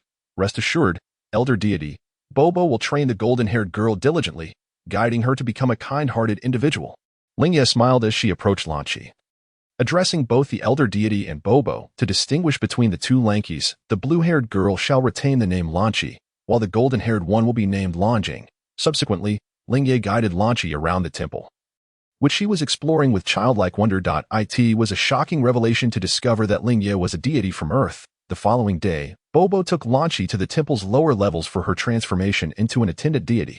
First, they established a master-servant bond, after which Lingye shed her garments, entering the sacred pool to undergo the divine transformation brought about by the temple's holy water. The refreshing water flowed into her body, continuously enhancing her physical form, gradually purifying her essence and turning her into a demigod, all while her martial potential began to rise. A deity could be paired with an attendant deity, with the latter's power deriving from their master. The holy water could only be endured by those who had established a master-servant relationship. Otherwise, it would be akin to corrosive sulfuric acid. When Lingye emerged from the sacred pool, her body had undergone a remarkable transformation. Her skin appeared more delicate and radiant, her soft form harboring incredible potential. It was now time to commence Lingye's training, with Lingye and Bobo tirelessly instructing both Lingye and Longjing, day and night. Lingye focused her training on Lingye, primarily at night. During these sessions, she was comparatively gentle, whereas Bobo's training was rather harsh. Throughout the day, Bobo subjected Longjing to grueling drills, the sounds of impacts and cries echoing through the air. The 7 months of training felt like a living hell for Lingye, while Lingye continued to enhance her own skills without pause. After 7 months of relentless effort, Lingye's combat prowess finally surpassed the 200,000 mark, reaching an impressive 210,000. Meanwhile, Lingye's fighting ability, due to the shared body of her two personalities, reached 140, placing her among the elite in terms of human combat strength on Earth. This was a result of the Divine Water's baptism, with its effects becoming increasingly apparent over time. At this juncture, Lingye also learned of Lingye's age. She was merely 16. Finally, with just 1 month remaining until the 21st World Martial Arts Championship, Lingye arrived early at the temple square, fully dressed. Her reddish-brown hair had been cut into a stylish bob, the childhood braids long gone, a green ribbon tied at one side. She wore a white tank top, her figure poised and arms bare. Her denim shorts and olive green casual attire allowed for swift movement. Lingye's appearance mirrored Lingye's, with a red ribbon adorning her hair, a light green tank top, and azure denim shorts. Under the guidance of Lingye and Bobo, Lingye had easily mastered the manipulation of energy. Already capable of utilizing aerial techniques, the temple, suspended in the sky and enveloped by divine power, made ordinary aerial techniques impossible. Lingye and Lingye descended from the temple, cutting through the dense clouds until they soon spotted the rounded pinnacle of Kylan Tower.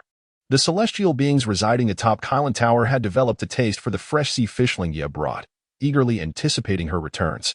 According to the original tale, the moment when Sun Wukong ascended Kylan Tower was drawing near.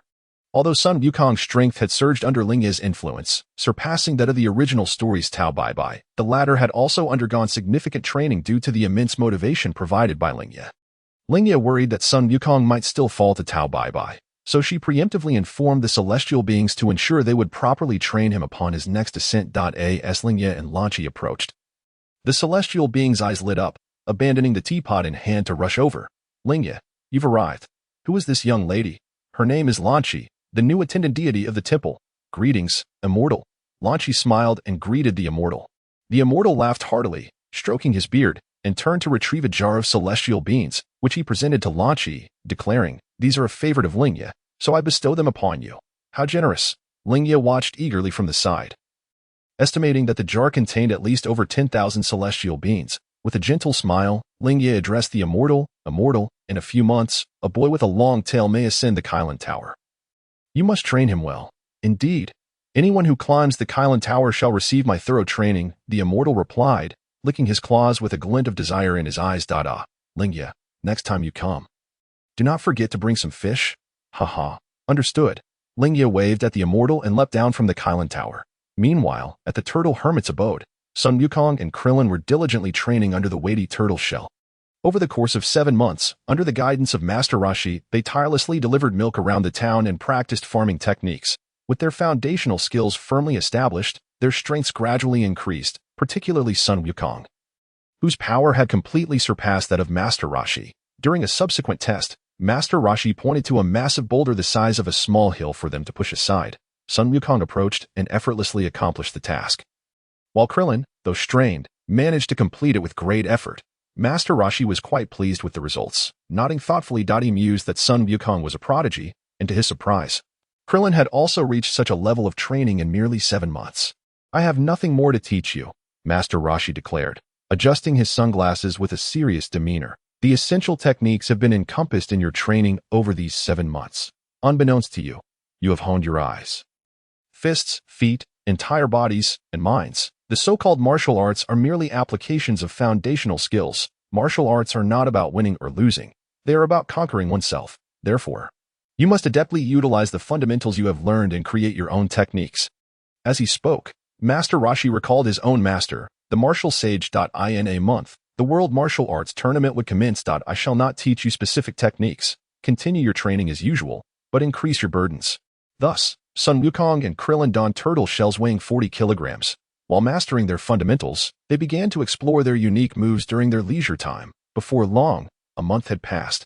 According to universal measurement units, Sun Wukong and Krillin's power levels reached 160 and 120, respectively. On this day, Master Rashi clad Sun Wukong and Krillin in tailor-made suits, boarding a flight to the venue of the World Martial Arts Tournament.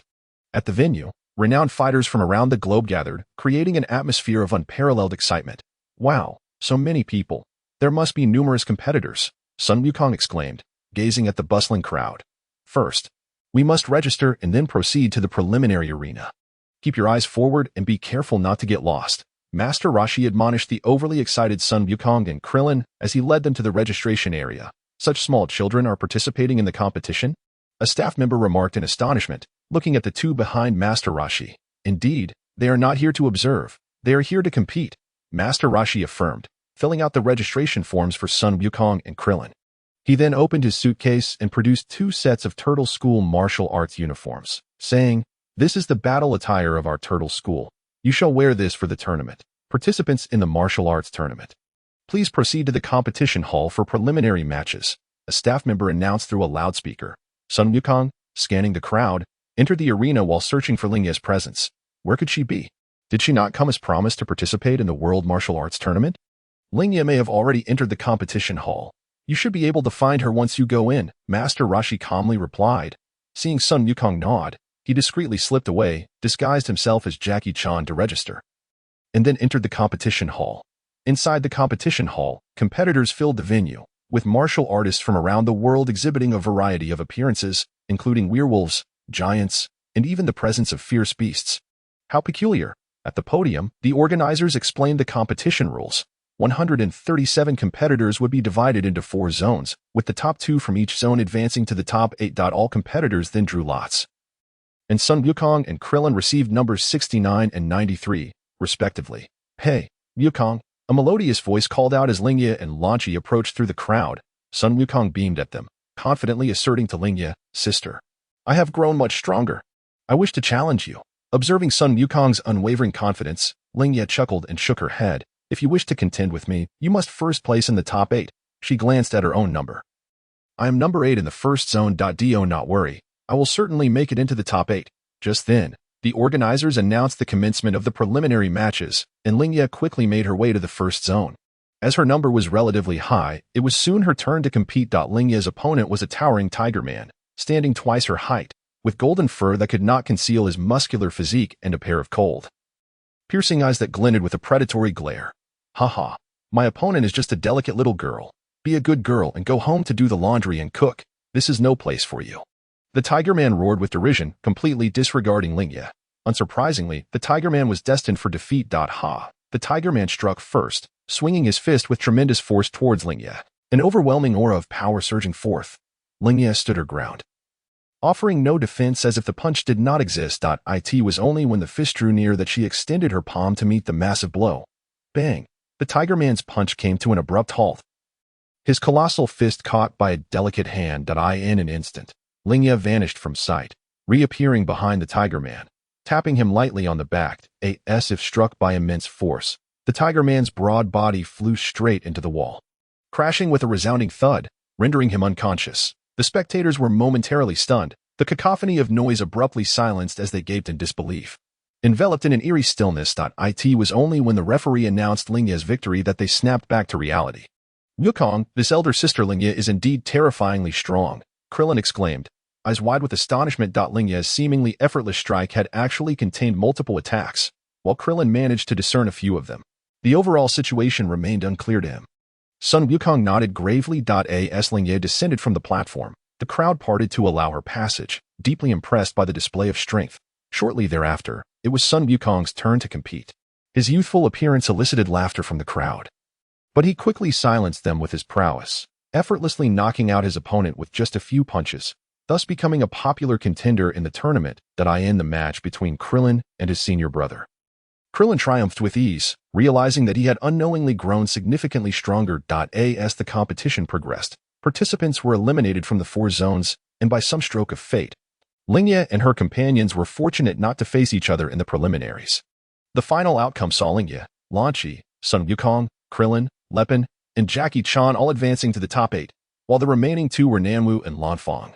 Among the top 8, 6 were already acquainted. Taking advantage of the moment when no one was watching, Lingye approached Jackie Chan, asking, "Why are you, old pervert, here to compete?" Jackie Chan, startled, hadn't expected to be recognized so quickly. He chuckled and rubbed the back of his head sheepishly. I didn't expect to be recognized so soon. You truly are perceptive, Lingye. I am here to assess Wukong and Krillin's strengths, Jackie Chan replied earnestly. Wukong and Krillin are both my disciples at the Turtle School. I cannot allow them to become arrogant. Otherwise, it would hinder their future in martial arts. Lingye nodded in agreement, recognizing Master Roshi as a truly dedicated teacher. The method of teaching employed by Master Roshi involves allowing his disciples to explore independently before honing their martial arts skills, thereby enabling them to progress further along the path of martial arts. Outside the martial arts arena, a throng of people gathered densely, making even the slightest movement a considerable challenge. Lingye walked at the forefront, emanating an icy aura that instinctively parted the crowd before her. Despite Lingye's striking beauty, the chilling presence she exuded compelled those around her to maintain their distance. Master Roshi trailed behind Lingye, wiping the cold sweat from his brow with a handkerchief, astonished by how such a delightful girl could project such a fearsome aura.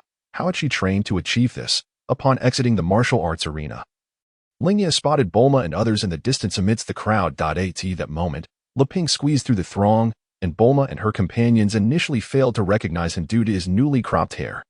Wow, Leping, your new haircut makes you even more handsome, Bulma exclaimed, her eyes sparkling, as she placed her hands on his shoulders. Leping, feeling a mix of bashfulness and delight, waved his hands dismissively, though a broad smile adorned his face.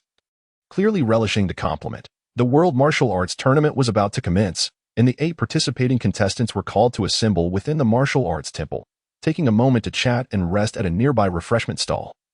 The loudspeaker around the venue echoed a call for the 8 competitors to enter the martial arts temple. Let us go, Lingye declared as she stood up, leading Lingye, Sun Wukong, Leping, and Krillin towards the martial arts temple behind the grand arena. Do your best, they cheered. Go for it. Bulma and Oolong fervently encouraged Lingye and her companions, to which Lingye responded with a serene smile, waving back at Bulma. Inside the martial arts temple, all 8 contestants gathered.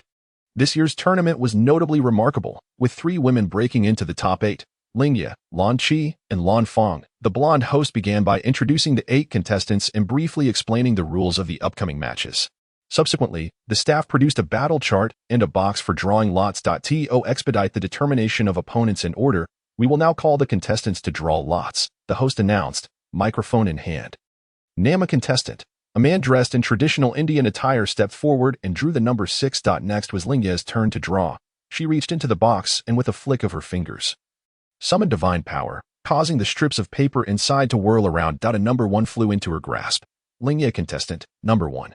Upon the hostess announcement, the staff inscribed Lingye's name in the first position on the battle chart.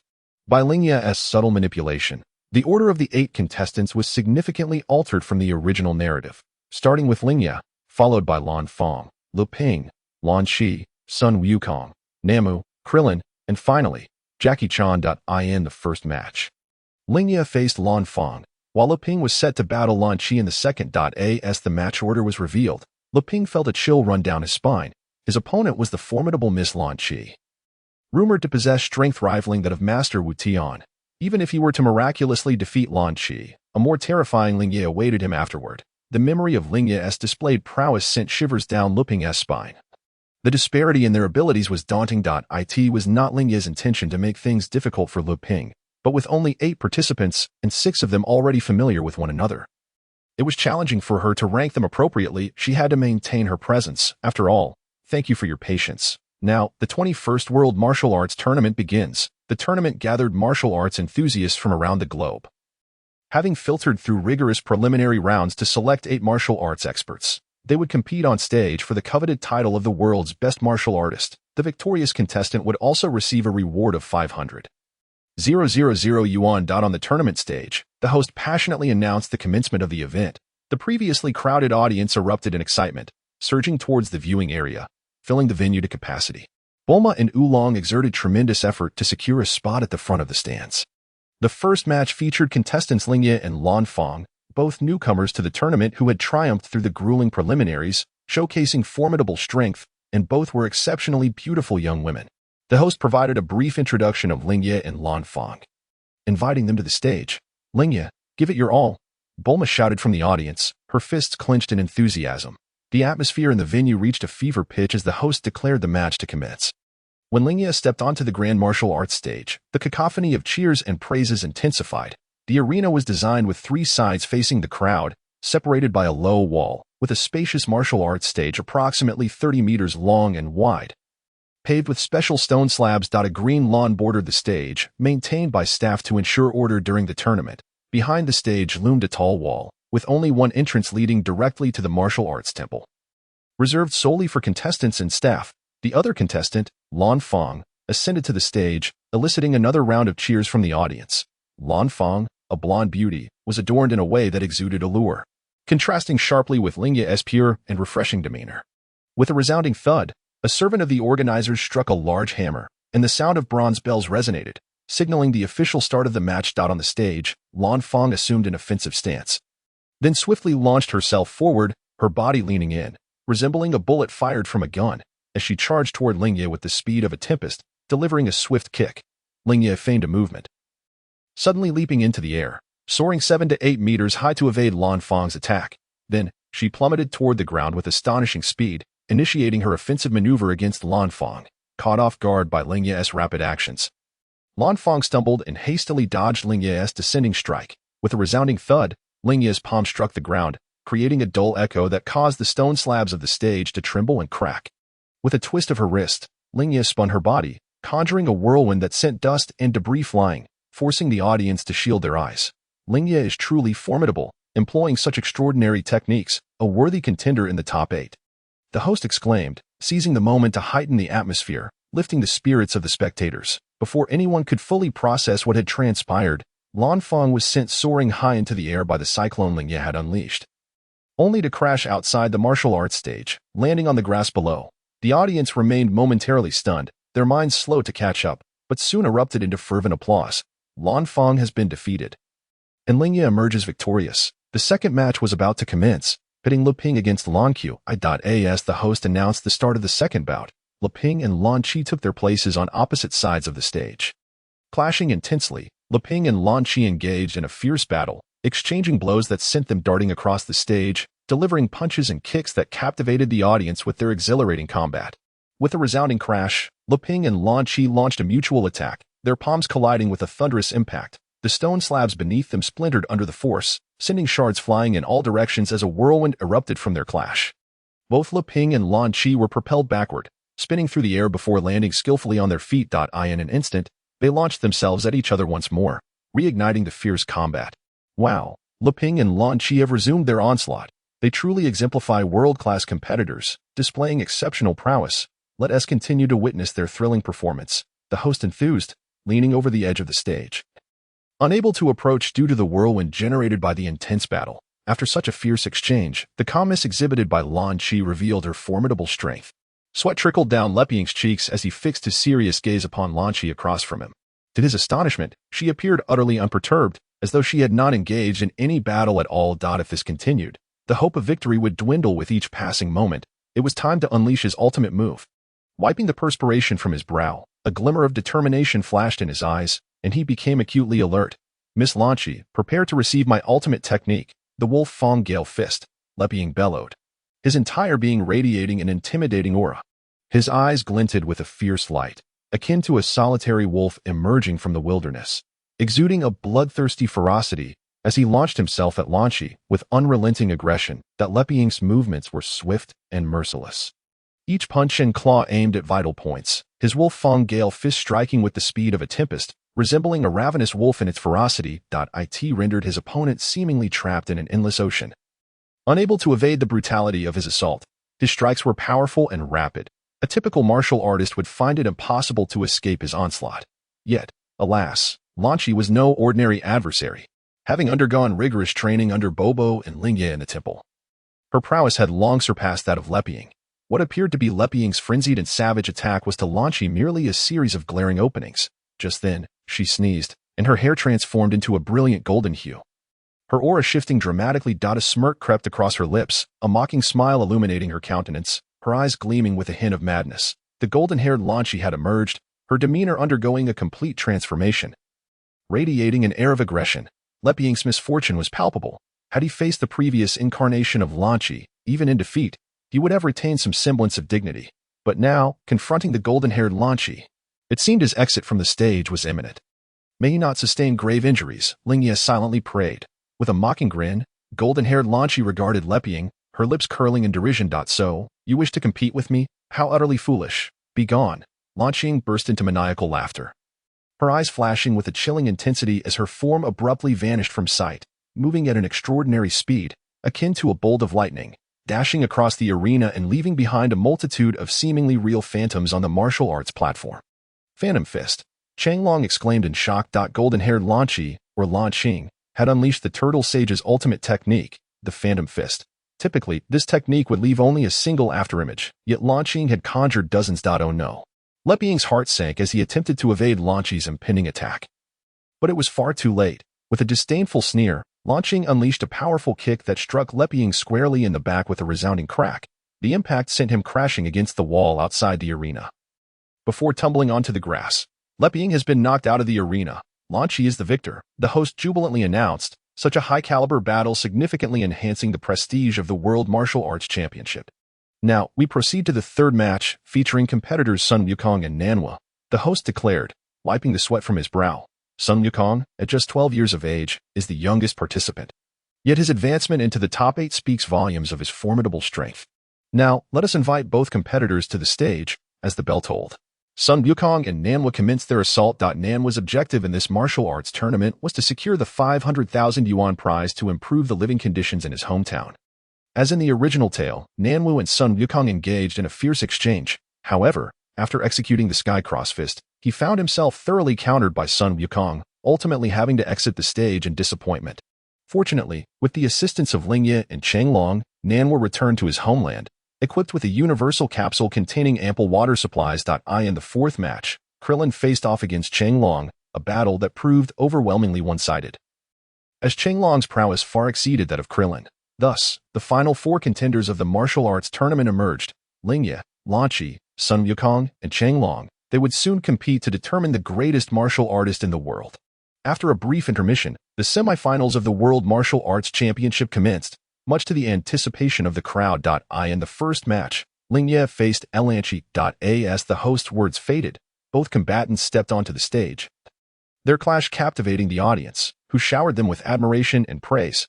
Lan Qi, please make your move first, Lingye said, arms crossed, Exuding an air of relaxed confidence, there was no doubt in her mind. Lingye was merely there to hone her skills.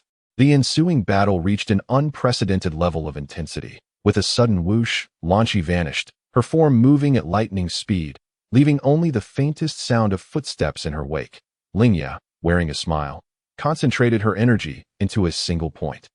And with a swift step, unleashed a formidable explosive force from her foot. With a thunderous boom, Lingye shot forth like a bolt of lightning, the ground beneath her shattering under the force of her thrust. Creating a shallow crater surrounded by intricate cracks. In the blink of an eye, Lingye reached Lingye's side, delivering a precise strike that sent Lingye reeling. Their movements were a flurry of speed, the exchange transpiring in less than a second, punctuated only by the sounds of impacts echoing throughout the arena. How terrifying! Krillin exclaimed, beads of cold sweat forming on his brow as he observed the fierce clash of the two combatants. Their strength transcended the imagination of ordinary individuals. Changlong's expression grew serious. If anyone among you could attain the strength of either of them, you would stand at the pinnacle of humanity. Leping's face paled, his legs trembling as fear gripped him. Had Lingye exhibited such power during their earlier bout, he doubted he could have withstood even a single blow. In stark contrast, Sun Wukong was brimming with excitement. His mouth stretched into a wide grin as he cheered for the two formidable fighters. Lingye, unleash your full power. Let us bring this battle to a swift conclusion. Lingye, observing Lingye, who had been fighting for over half an hour, noted the signs of fatigue in her aura. It was time to conclude this trial. Nodding, Lingye gathered her energy. Suddenly, an astonishing force erupted from her, a tempest of raw power surging forth, reminiscent of a dragon ascending to the heavens. Its overwhelming presence suffocating the air around them. A powerful whirlwind enveloped the arena, stirring up dust and debris, prompting spectators to shield their eyes. The audience was electrified, feeling fortunate to witness such a spectacle. And the anticipation for the ensuing battle ignited their fervor. As she released her energy, Lingye smiled gently, compressing her own weight to match Lingye's aura before unleashing her own force. With a resounding boom, a whirlwind erupted around Lingye, her presence equally formidable. Lingye and Lingye stood on either side, resembling twin eyes of a hurricane, capturing the attention of all present. The atmosphere was charged with an exhilarating energy. Leping leaned forward, shielding his eyes against the overwhelming intensity. The fierce clash resumed on the martial arts platform, each movement generating powerful gusts of wind. The violent whirlwinds interspersed with vibrations that allowed the spectators to viscerally experience the collision of iron and blood. After several minutes of fierce combat, both combatants paused, the silence enveloping the arena as the audience held their breath, creating an eerily quiet atmosphere. Then, Lingye and Lingye acted simultaneously, standing on opposite sides of the platform. They stepped forward, placing their hands before their chests, slowly spreading them apart, their fingers splayed like eagle talons. Witnessing their synchronized movements, Changlong, Sun Wukong, Leping, Bulma, and Oolong all gasped in disbelief. Are they really going to use the turtle hermit's technique?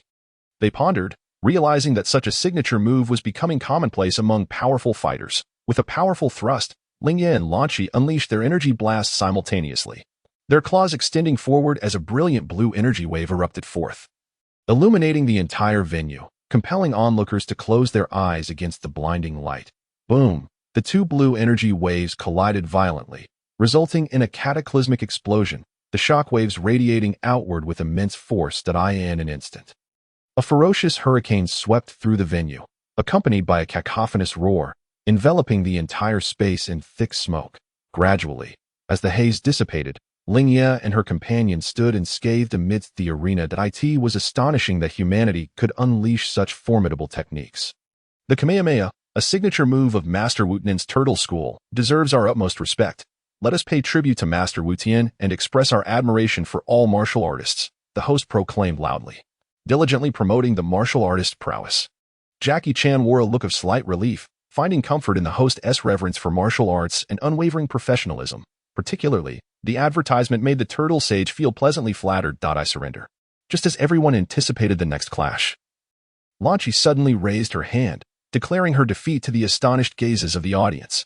Lingye had conceded, voluntarily surrendering.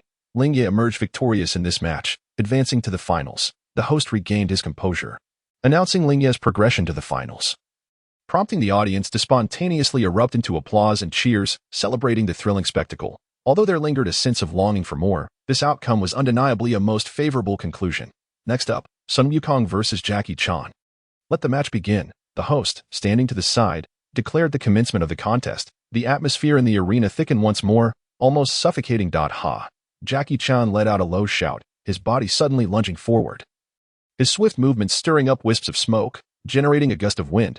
Jackie Chan's form resembled a war chariot, fierce and formidable, charging towards Sun Wukong with an undeniable intensity. Sun Wukong remained calm. His gaze fixed intently on Jackie Chan with a sharp clap. He parried Jackie's incoming kick, swiftly turning his body and appearing beside Jackie in an instant. Before Jackie could react, Wukong delivered a powerful punch. Jackie was taken aback, his brows furrowing slightly as he realized Wukong had already closed the distance. In the face of Wukong's fierce punch, Jackie, unable to evade in time, brought his arms together, bracing himself for the impact. Bang! Wukong's fist struck Jackie with tremendous force. Yet, Jackie managed to absorb the blow by bending his arms, though the sheer power still sent a jolt of pain through them, propelling him like a cannonball. Such overwhelming strength. With a slight twist, Jackie felt his bones creaking, rubbing the area that had been struck by Wukong's attack, his entire arm tingling. That was an incredibly forceful punch. His whole hand felt numb. Wukong had truly grown significantly stronger.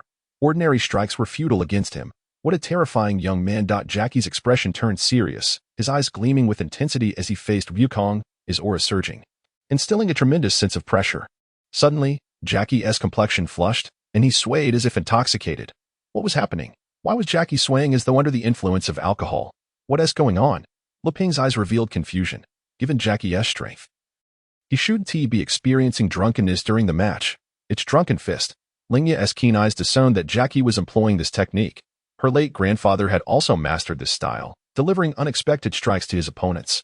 Sun Wukong, regaining his composure, recalled his grandfather's techniques. He became frenzied, his eyes gleaming with ferocity, baring his teeth as drool dripped from his mouth. What has happened to Wukong? Krillin was startled by Wukong's demeanor. Jackie too felt perplexed. Just then, Sun Wukong lunged at him, attempting to bite fiercely. This startled Jackie, who hurriedly dodged. However, Wukong quickly pursued, launching a series of attacks that left Jackie's clothes in tatters. What kind of attack is that? Frenzied fist. What frenzied fist? It's more like rabies. Jackie shouted in exasperation, unable to execute drunken fist. The higher the skill, the more formidable the opponent. Indeed, the preliminaries were thrilling. And it seemed the youthful Sun Wukong had the upper hand. Veins bulged on Jackie's forehead. He suddenly gestured with both hands towards Wukong, murmuring incantations. This was hypnosis, and Wukong collapsed to the ground, entering a deep slumber. Referee, count the seconds. The host, upon being reminded, snapped back to reality and began counting seconds for Wukong. Wukong, wake up, get up quickly, or you'll lose. But Wukong remained sprawled on the ground. Sound asleep. It's futile. If I don't call him, he won't wake up. Jackie confidently clasped his hands behind his back. Gazing indifferently at Wukong. My purpose for entering this competition is to teach Wukong and others the lesson that there are always greater talents beyond. Wukong, it's time for your meal. Bulma suddenly recalled something. Shouting at Wukong. It's useless. Jackie was about to continue when he was taken aback to see Wukong suddenly spring up, scanning the surroundings for food. What? How could this be? Jackie was astonished. Merely the mention of food had freed Wukong from his hypnosis. A bead of sweat trickled down Jackie's forehead. Since hypnosis had failed, he would have to resort to more direct means. Wukong quickly recovered from the hypnosis. The earlier debacle made him more vigilant. As Jackie charged towards him, Wukong leapt swiftly, performing flips in midair to evade Jackie's assault. Fool, did you think you could dodge my attack like that? Jackie, seeing this, abruptly pushed off the ground, launching himself into the sky. Wukong, watch out behind you. Krillin and the others cried out in alarm. Yet Wukong made no response, remaining suspended in the air, allowing Jackie to strike. What? Jackie's foot connected with Wukong, but he immediately sensed something amiss. The kick felt insubstantial, like striking thin air. Oh no. When did this kid learn the Shadow Fist technique? Jackie's heart raced, feeling a chill above him. Without his knowledge, Wukong had already positioned himself overhead. Hi.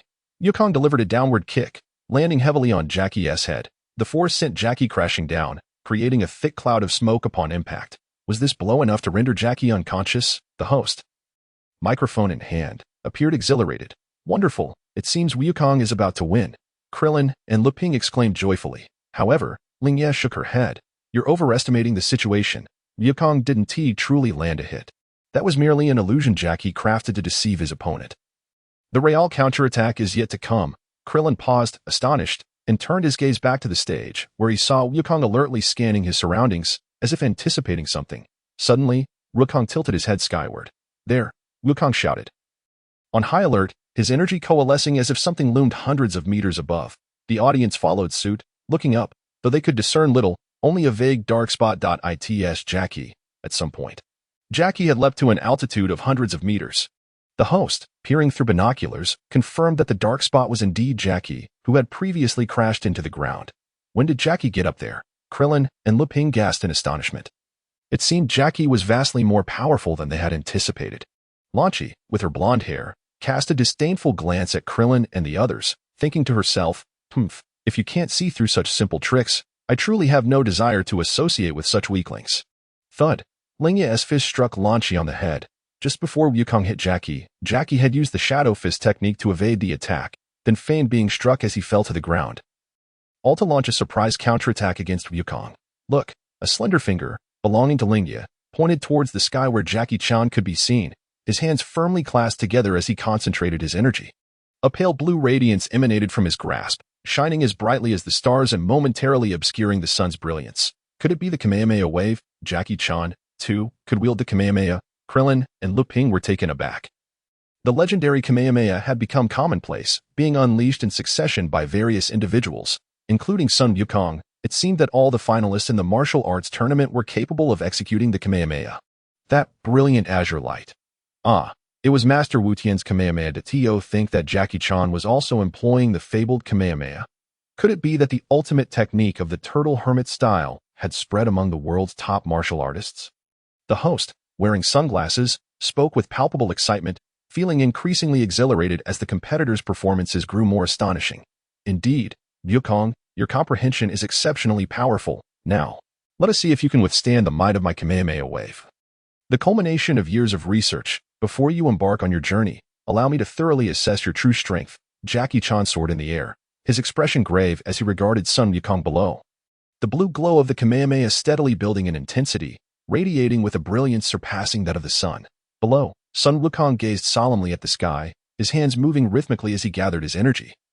Mimicking the stance to unleash the Kamehameha that I promised Lingye I would reach the finals. There's no way I can falter here. Let us see whose Kamehameha is mightier. Prepare yourself, Sun Wukong shouted with exuberance.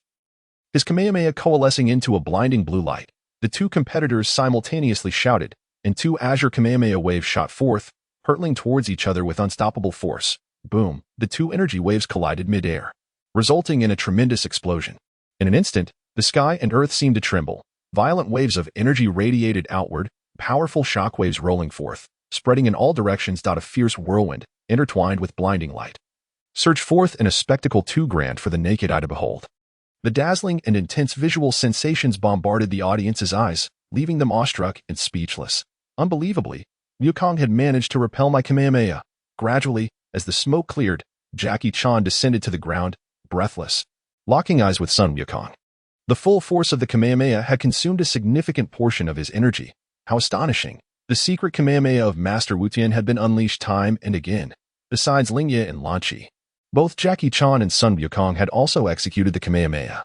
What a breathtaking battle it had been, resulting in a draw. The formidable contenders emerging from this tournament could be deemed the finest since its inception. Each clash has been nothing short of extraordinary. Cameraman, ensure that the footage of these battles is preserved meticulously. We must convey the truth of these encounters to the world. The host shouted with fervor, eager for the world to witness the true might of the martial artists at the Grand Martial Arts Tournament. Wukong's energy showed little sign of depletion. He truly was an unfathomable force, and I find myself utterly outmatched. It seems the future belongs to the youth. There is no need for further combat.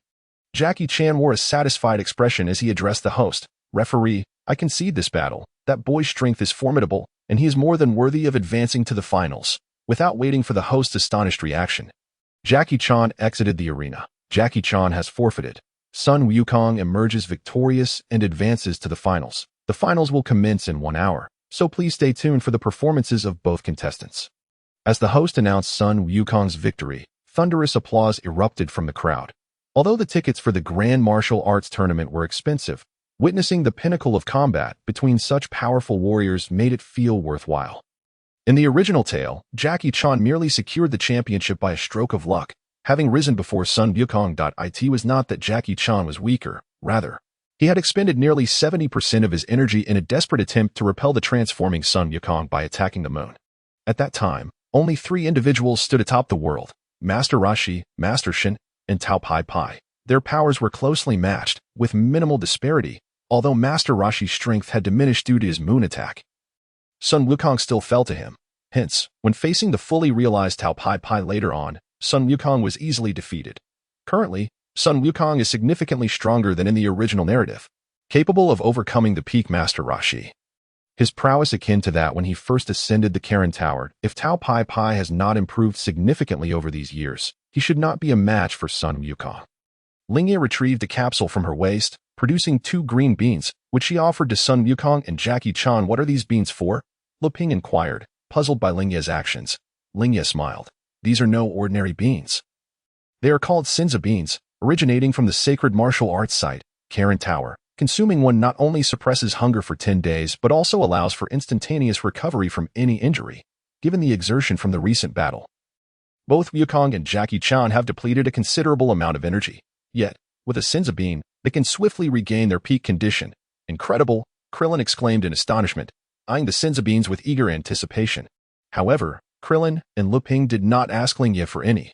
They believed that such valuable beans must be exceedingly rare, and Lingye likely possessed only a few.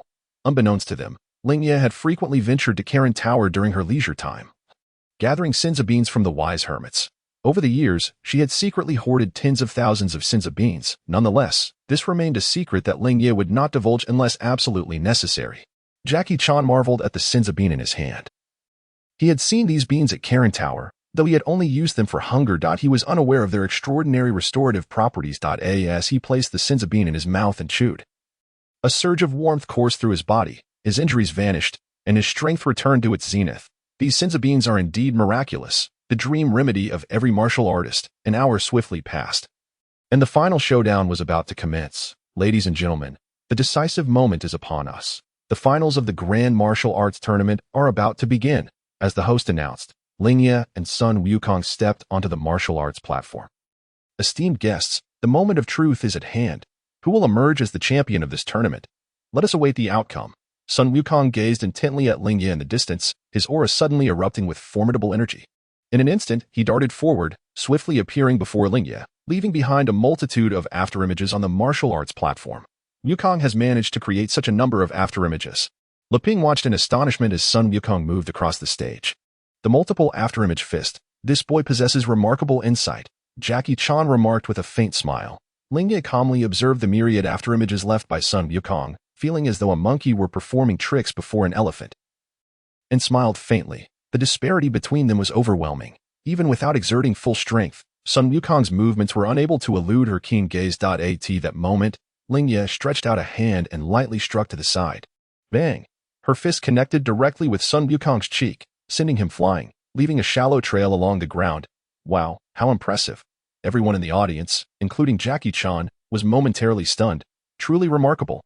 Sun Wukong sprang to his feet, letting out a fierce cry as he charged forward with even greater speed. Fist raised to attack. Lingye sidestepped with a swift motion, reappearing beside Sun Wukong in the blink of an eye. "Oh no!"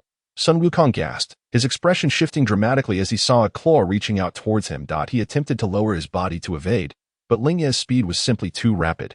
In an instant, she had seized his arm. Suddenly, an immense force surged from his arm, propelling Sun Wukong into the air. By the time he regained his senses, he was already soaring high above the ground. In his peripheral vision, Lingye's figure reappeared, and Sun Wukong looked up to find her inexplicably beside him. In combat, excessive movements are unnecessary.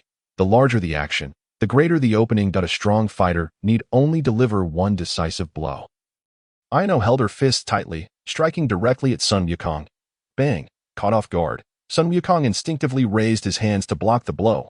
With a thunderous sound, his body plummeted from the sky like a cannonball, crashing into the ground and creating a deep pit, from which smoke and debris erupted, scattering in all directions. The crowd felt the earth tremble beneath them, followed by the sound of cracking.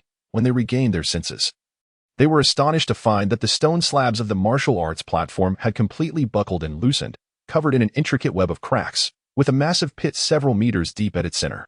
"Is Wukong all right?" Krillin stared in shock at the enormous crater on the martial arts platform, wondering if Ayano had gone too far. Jackie Chan fixed his gaze on the platform, reflecting on the disparity in strength between Sun Wukong and Ayano. Ayano had landed a decisive blow on Sun Wukong, sending him underground. It was uncertain if he could rise again. The host crouched at the edge of the martial arts platform, cautiously observing the unfolding scene. Ayano, with an air of composure, floated beside the pit, gazing at the dust rising from it, a smile gracing her lips. Suddenly, a blue beam of light shot up from the pit, grazing Ayano's cheek. The energy wave stirred the air, a warm current brushing past her face, causing a strand of her hair to flutter in the wind. Yet that was all, as Sun Wukong unleashed the Kamehameha again, rebounding from the ground with a counterforce. Ayano swiftly struck him back down to the earth. Sun Wukong clearly was not willing to concede. Another flickering blue energy wave erupted from his palm, hurtling towards Ayano at incredible speed. How intriguing. Ayano remarked with a slight smile, standing there unperturbed, devoid of any defense. Just as the energy wave approached, she suddenly swung her arm, her fingers forming a fist, effortlessly redirecting the attack to the side. The formidable Kamehameha seemed to encounter an irresistible force, veering 90 degrees and shooting off toward the horizon. With a resounding boom, it grazed the eaves of the martial arts temple, utterly demolishing a corner of the structure. By altering the trajectory of the Kamehameha, it rendered Wukong's technique completely ineffective. Jackie Chan's expression shifted in surprise. It became evident just how elevated Ayano's capabilities were, as the Kamehameha had been entirely nullified. The energy wave may appear solid, but there are numerous ways to counter such an attack, provided one's physique is sufficiently robust. Even if struck head-on, one would sustain no injury. Ayano stated matter-of-factly. What we perceive as the flawless Kamehameha seems imperfect in her eyes. Krillin exclaimed in disbelief. Ayano was correct. Releasing the energy in the form of an energy wave could easily be countered if one lacked adequate foundation. Observing the fierce exchanges on the martial arts platform between Ayano and Sun Wukong, Jackie Chan fell into contemplation. On the platform, Sun Wukong's body slowly began to levitate. Ayano, noticing this, smiled serenely and descended into the sky as well. Eye in the heavens, Ayano's fists intertwined, creating a cascading wave of strikes that surged towards Sun Wukong like a torrent. Sun Wukong assessed the situation, continuously shifting his form to evade her attacks. The clash of their fierce battle resonated with deafening sounds, each strike echoing in the hearts of the spectators. That a faint blue energy wave surged from below. Ayano's face flickered with a light smile as she swiftly descended beside Sun Wukong, delivering a powerful kick. At the moment her foot connected with Sun Wukong, Ayano realized she had struck only an afterimage. Sun Wukong suddenly materialized, launching a fierce assault towards her. Ayano had no time to evade and received a solid punch. But you have underestimated me. A voice echoed in her ear as she unexpectedly closed in on Sun Wukong, delivering a powerful blow. With a whoosh, Sun Wukong was struck by tremendous force. Boom! His body crashed heavily to the ground, sending the stone slabs soaring.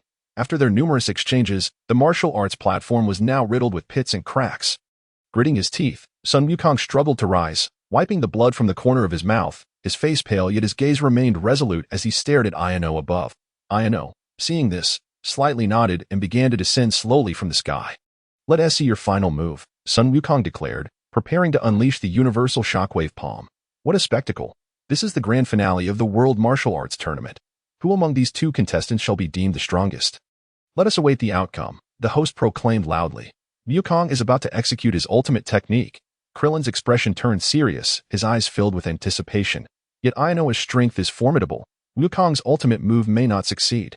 Jackie Chan remarked gravely. Eye in the sky, Sun Wukong closed his eyes, his muscles quivering rhythmically, akin to a heartbeat, as he gritted his teeth, summoning every ounce of energy within him. Suddenly, a colossal pressure erupted from his form. A tempestuous force comparable to that of a mighty dragon, sweeping downwards with overwhelming intensity. The ferocious energy stirred a whirlwind, an oppressive sensation bearing down on everyone, as if they had stepped into a realm of despair, rendering their surroundings chillingly eerie, with an almost suffocating pressure making it difficult to breathe. Ugh, I can scarcely breathe. From the stands, Bulma and Oolong's faces turned pale, their bodies trembling. Good heavens, is this truly Wukong's full power? Krillin felt as though he had been struck hard. This young boy possessed strength that likely surpassed that of his grandfather, Son Gohan. Jackie Chan realized he had underestimated Sun Wukong. This family was nothing short of terrifying monsters. Sun Wukong concentrated all his energy into his hands, which began to emit a brilliant glow. Two powerful currents surged from his palms, instantly transforming into ferocious bolts of lightning. The sky was electrified. with intertwining arcs of white lightning resembling countless silver serpents dancing through the air, roaring towards the ground with thunderous sounds. Prepare yourself. Sun Wukong was ready, his face taut. Beads of sweat rolling down as arcs of electricity crackled around him. Two bright currents converging in his hands, radiating a unique azure glow. He gently released the lightning from his palms, shouting towards the ground, "Universal Shockwave Palm." In an instant, two bolts of lightning shot forth like rampaging dragons. Emitting a serpentine glow as they raced towards the earth with furious howls, the crowd squinted against the brilliant light, the dazzling brilliance forcing them to shut their eyes. Meanwhile, Ayaha stood proudly, tilting her head slightly, half closing her eyes to observe the universal shockwave palm unleashed by Sun Wukong. Universal Cataclysmic Fist. This was a move evolved from the universal shockwave palm. In that moment, the ground around Ayaha began to collapse, the surrounding rocks fracturing rapidly, forming a massive depression as the entire martial arts platform was engulfed in a colossal circular pit. Blinding light surged from the pit, resembling a phoenix poised for flight, radiating with a proud aura and brilliant lightning as it ascended, charging toward the dragon in the sky. Boom! The mighty lightning dragon collided with the incoming lightning phoenix, producing a thunderous roar that echoed throughout the heavens. Erupting in a breathtaking display of light. In that moment, it seemed as though the sun had vanished, and the earth trembled in response. The entire cosmos descended into chaos, rendering the distinction between sky and earth indistinguishable. A terrifying shockwave, accompanied by extraordinary lightning, roared outward in all directions. The resounding thunder merged with distant echoes, reverberating across the horizon. Gradually, the brilliant light began to fade. The earth ceased its trembling, and the fierce winds subsided into a gentle breeze. As the spectators regained their sight, they were left in awe at the scene before them. The martial arts platform, once measuring over 30 meters in length and width, had been utterly transformed. A massive pit over 20 meters in diameter now dominated the center, surrounded by a patchwork of small depressions and irregular cracks, leaving no intact stone in sight. Yet, at the heart of the crater stood a young girl with an exquisite complexion and crystal-clear eyes. Completely unscathed, her attire showing not a single shred of damage. In her hand, she held a boy who had already fallen unconscious. Is this the extent of Ayaha's power? Krillin swallowed hard. It was his first encounter with such a terrifying older sister. He had already fainted. Let us start counting the seconds. Ayaha approached the host and said. The host, finally regaining his composure, began to count the seconds, and soon, 10 seconds had passed. The decisive battle of the 21st World Martial Arts Tournament had finally concluded, and the champion was none other than contestant Ayaha. Miss Ayaha has been crowned the champion of this tournament. Let us all applaud and cheer for the thrilling match brought to us by contestants Ayaha and Sun Wukong. The host excitedly announced this news, and the crowd erupted in a frenzy, with applause and cheers ringing out. As the World Martial Arts Tournament came to a close, the throngs of people gradually dispersed. After the event, Ayaha walked alongside Lu Ping, who was carrying Sun Wukong, and joined Bulma and the others. Is Wukong all right? Bulma scrutinized Sun Wukong on Lu Ping's back. He is fine. He is just exhausted. Ayaha replied with a gentle smile. The Saiyan physique thrives on intense battle stimuli, so one can imagine that when Sun Wukong regains his strength, his fighting power will certainly increase significantly. Honestly, watching your battle with Wukong was utterly exhilarating. I never expected you both to be so formidable. Once seated in the rest area, the group began to chat, and Krillin felt a chill run down his spine at the thought of the earlier fight. Ayaha smiled and said, "Don't be so modest. I believe you all will achieve that in the future." Ayaha was not merely comforting them, but genuinely believed that in the future, Krillin and the others would possess powers far beyond their current capabilities. Really? Krillin asked with a hint of anticipation. Absolutely. Ayaha replied with a smile. You are already quite impressive. As you encounter stronger opponents, your own abilities will significantly improve. That is fantastic. After hearing Ayaha's words, Krillin felt a sense of elation, thinking that this older sister was not only powerful but also had a way of comforting people that was exceptionally pleasant. By the way, here is something for you. Ayaha produced a dozen sins of beans and handed them to Krillin. What is this? Krillin's eyes widened in astonishment. Senza beans, these possess miraculous properties. Are all these beans for me? Krillin asked in disbelief. Indeed, they are for you. And everyone else gets some too. Saying this, Ayaha took out several more and distributed them to everyone present. Even Bulma was unexpectedly gifted a few. Holding a few beans that could save their lives in critical moments, Krillin and Lu Ping were nearly moved to tears. If only we could cultivate Senza beans scientifically. How wonderful that would be, Bulma mused. Give it up? That is impossible, Ayaha said with a smile, shaking her head. Just then, Sun Wukong woke up, and upon seeing Ayaha distributing sins of beans, he perked up instantly, without hesitation. He collected a share, fully aware of the importance of these beans. Thank you so much, Ayaha. Krillin carefully tucked the sins of beans into his pocket, expressing his excitement. Ayaha smiled, her lips curling upwards. Giving away dozens of sins of beans didn't faze her, as she had hundreds of thousands in her possession. However, Krillin and Lu Ping's emotional expressions made her feel a little smug. Hey, where's Master Roshi? I haven't seen him around, Sun Wukong said, shaking his head as he scanned the surroundings. He has shown up. Did he not come to watch the match? Hi, an elderly voice called from a distance, revealing Master Roshi in a black suit, running towards them with a suitcase in hand. Master Wu Tian, where on earth have you been? I was watching from the back. I just went to the restroom. By the way, Master Wu Tian, did you see my match? Yes, I watched all of it. You all performed excellently. There you are. I've been searching for you for quite a while, the blonde host shouted as he rushed towards them. Miss Ayaha, here is your prize of 500. 000, please accept it. The host pulled out a thick stack of cash and handed it to Ayaha. Thank you. Ayaha replied with a smile, accepting the prize. For someone whose net worth is in the billions, this mere sum held little significance. Yet, she felt a fondness for this host who had always adhered to professional ethics, even as he continued to host the World Martial Arts Tournament decades later. By the way, will you participate in the next World Martial Arts Tournament? I'm not certain, but these three will definitely participate, Ayaha said, pointing to Sun Wukong, Krillin, and Lu Ping. That is truly unfortunate, however. I believe that with Sun Wukong and the others participating, the next tournament will indeed be spectacular. The host expressed his regret over Ayaha's potential absence, but he felt reassured knowing that Sun Wukong and others would compete. Rest assured, new strong contenders will emerge in the next tournament.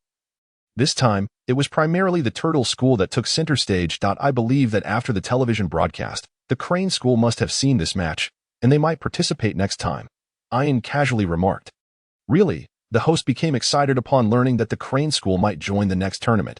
Ayaha, will the Crane School really participate in the next competition? Krillin asked, puzzled after the host left. I believe they will. The Turtle School's performance this time was too outstanding for the Crane School to ignore, so sending disciples to compete in the next tournament is highly likely, Ayaha replied nonchalantly. Ayaha is right. Given Master Crane's character, he will undoubtedly send disciples to participate in the next World Martial Arts Tournament. So you all must intensify your training over the next few years, lest you be surpassed by the Crane School's disciples, Master Roshi said with a serious expression.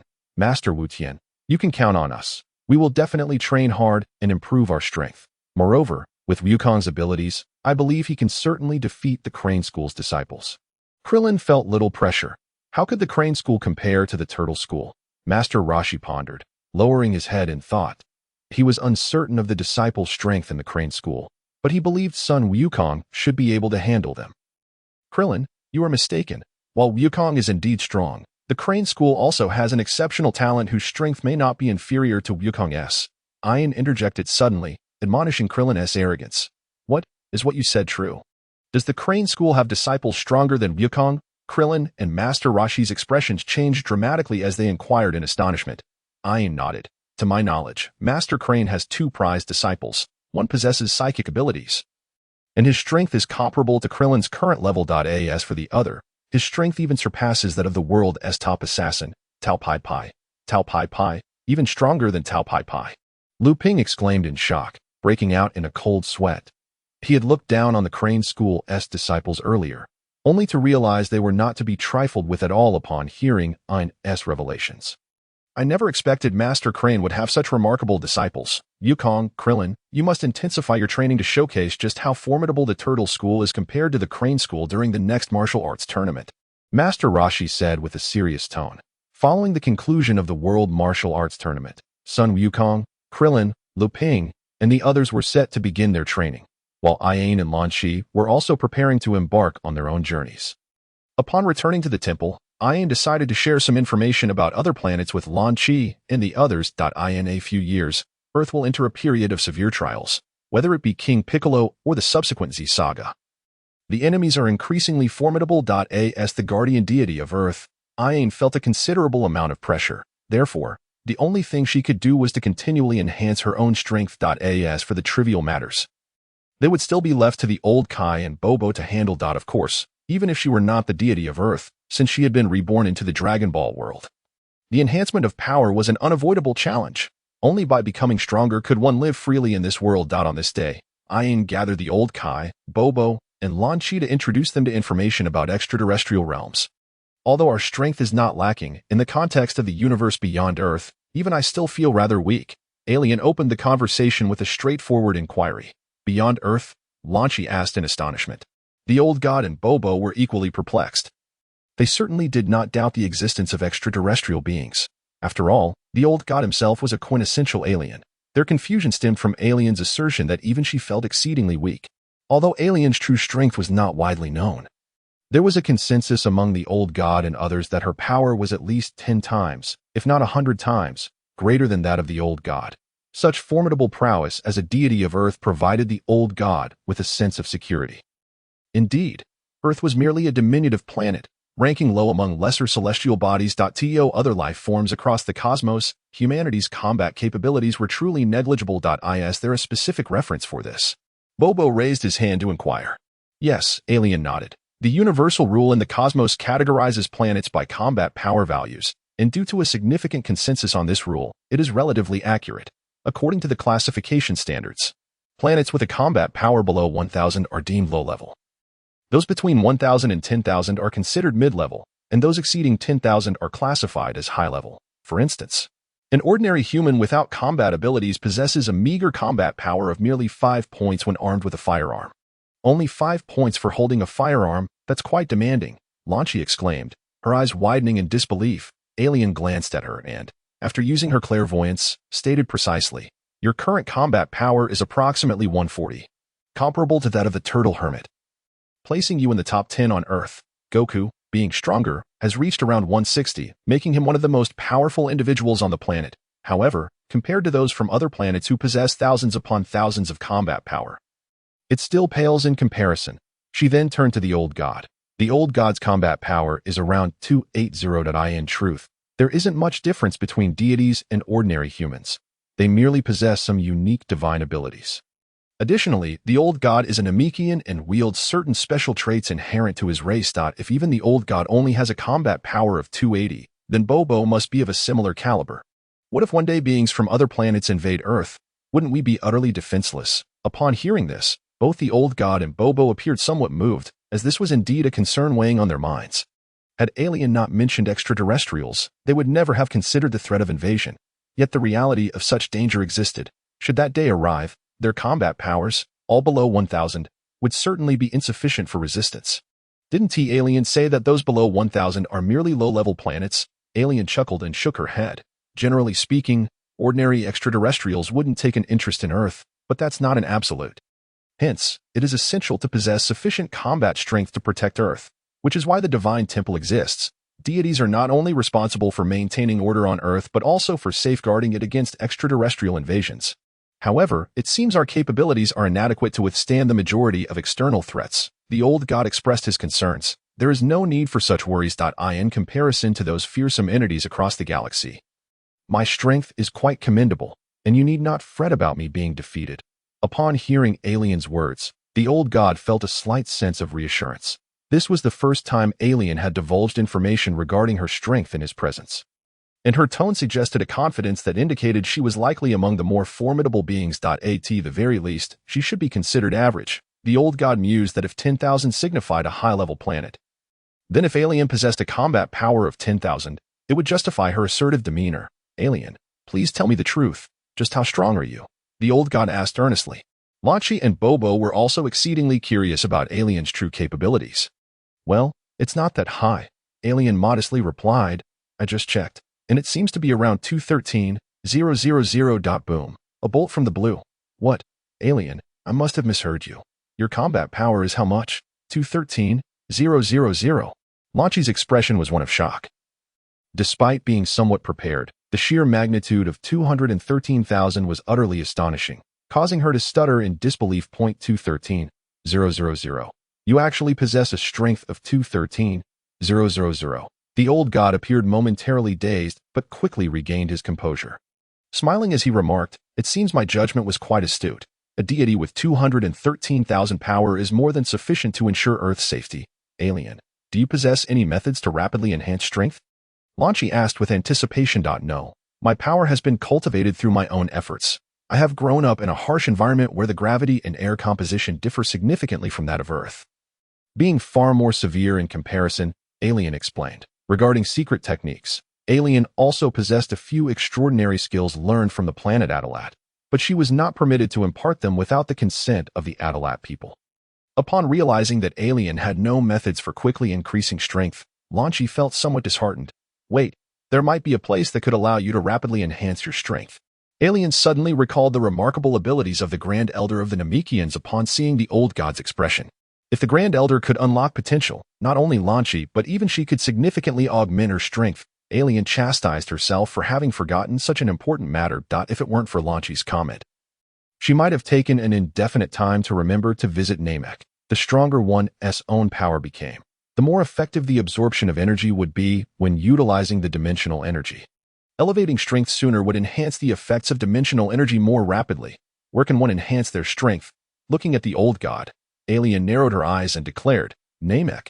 Namek is located in a remote corner of the North Galaxy, a verdant planet predominantly covered in land with minimal oceanic expanse. However, it boasts numerous freshwater lakes, with one appearing every few dozen kilometers, and the land is blanketed in lush grass, presenting an overall visage reminiscent of vast prairies.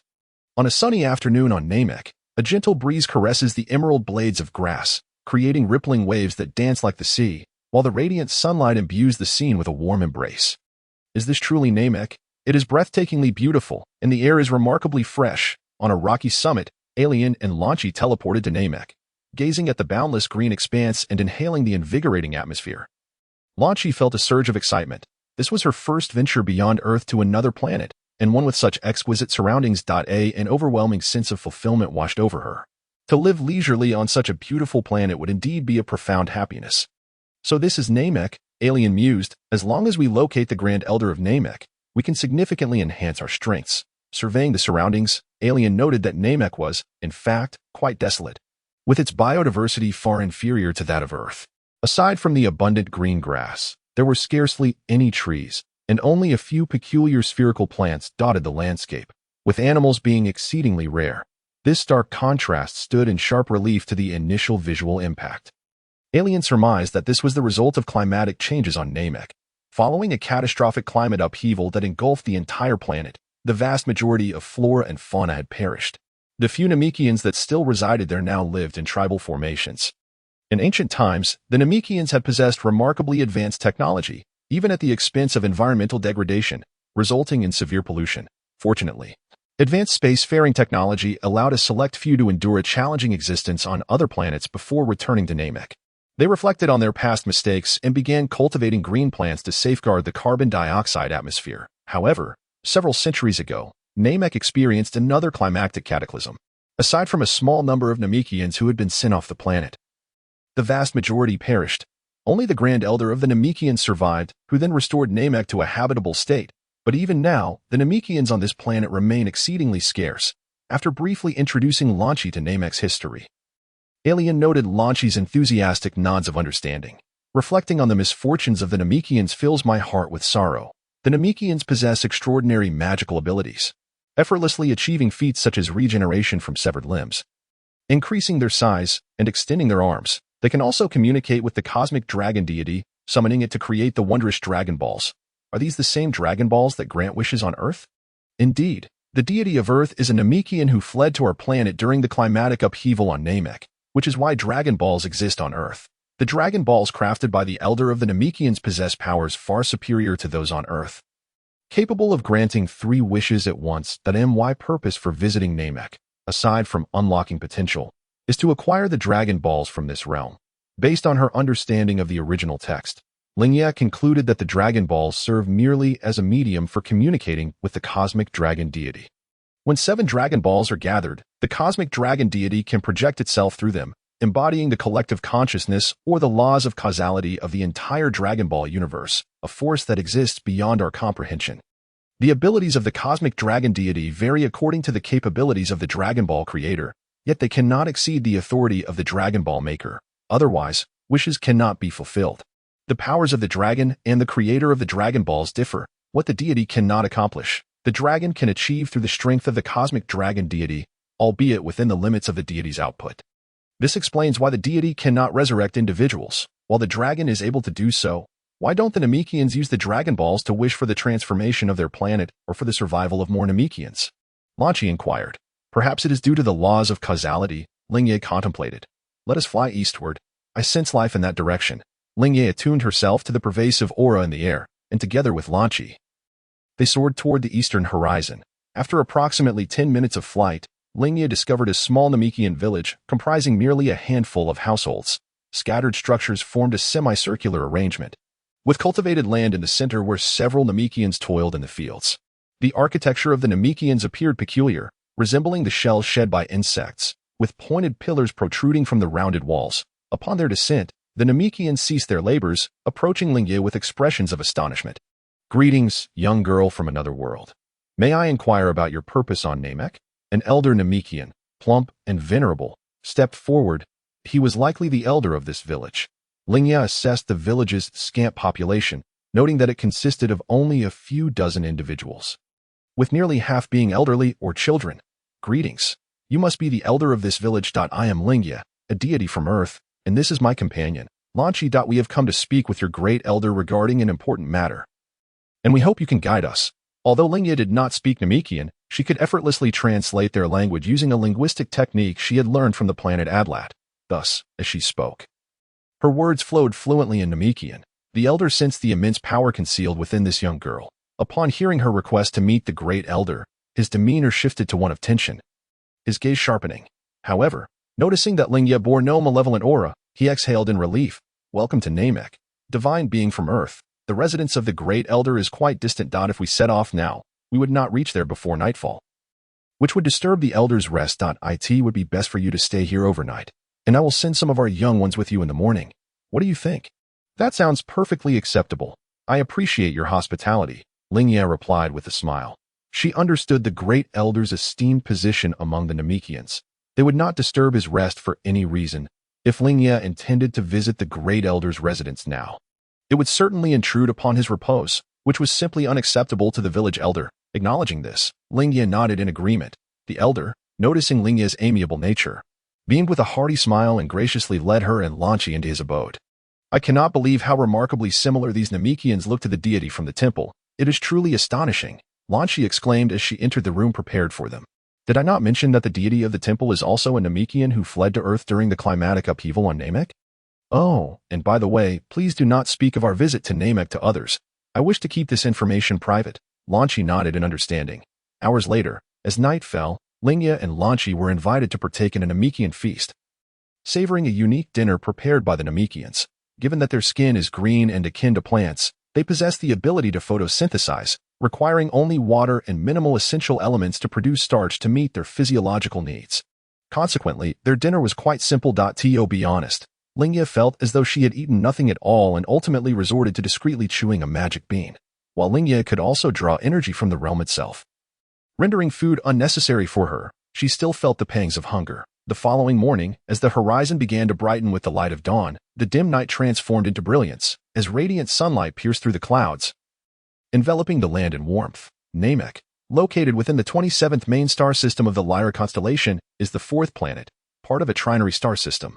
Generally, Namek experiences no true distinction between day and night.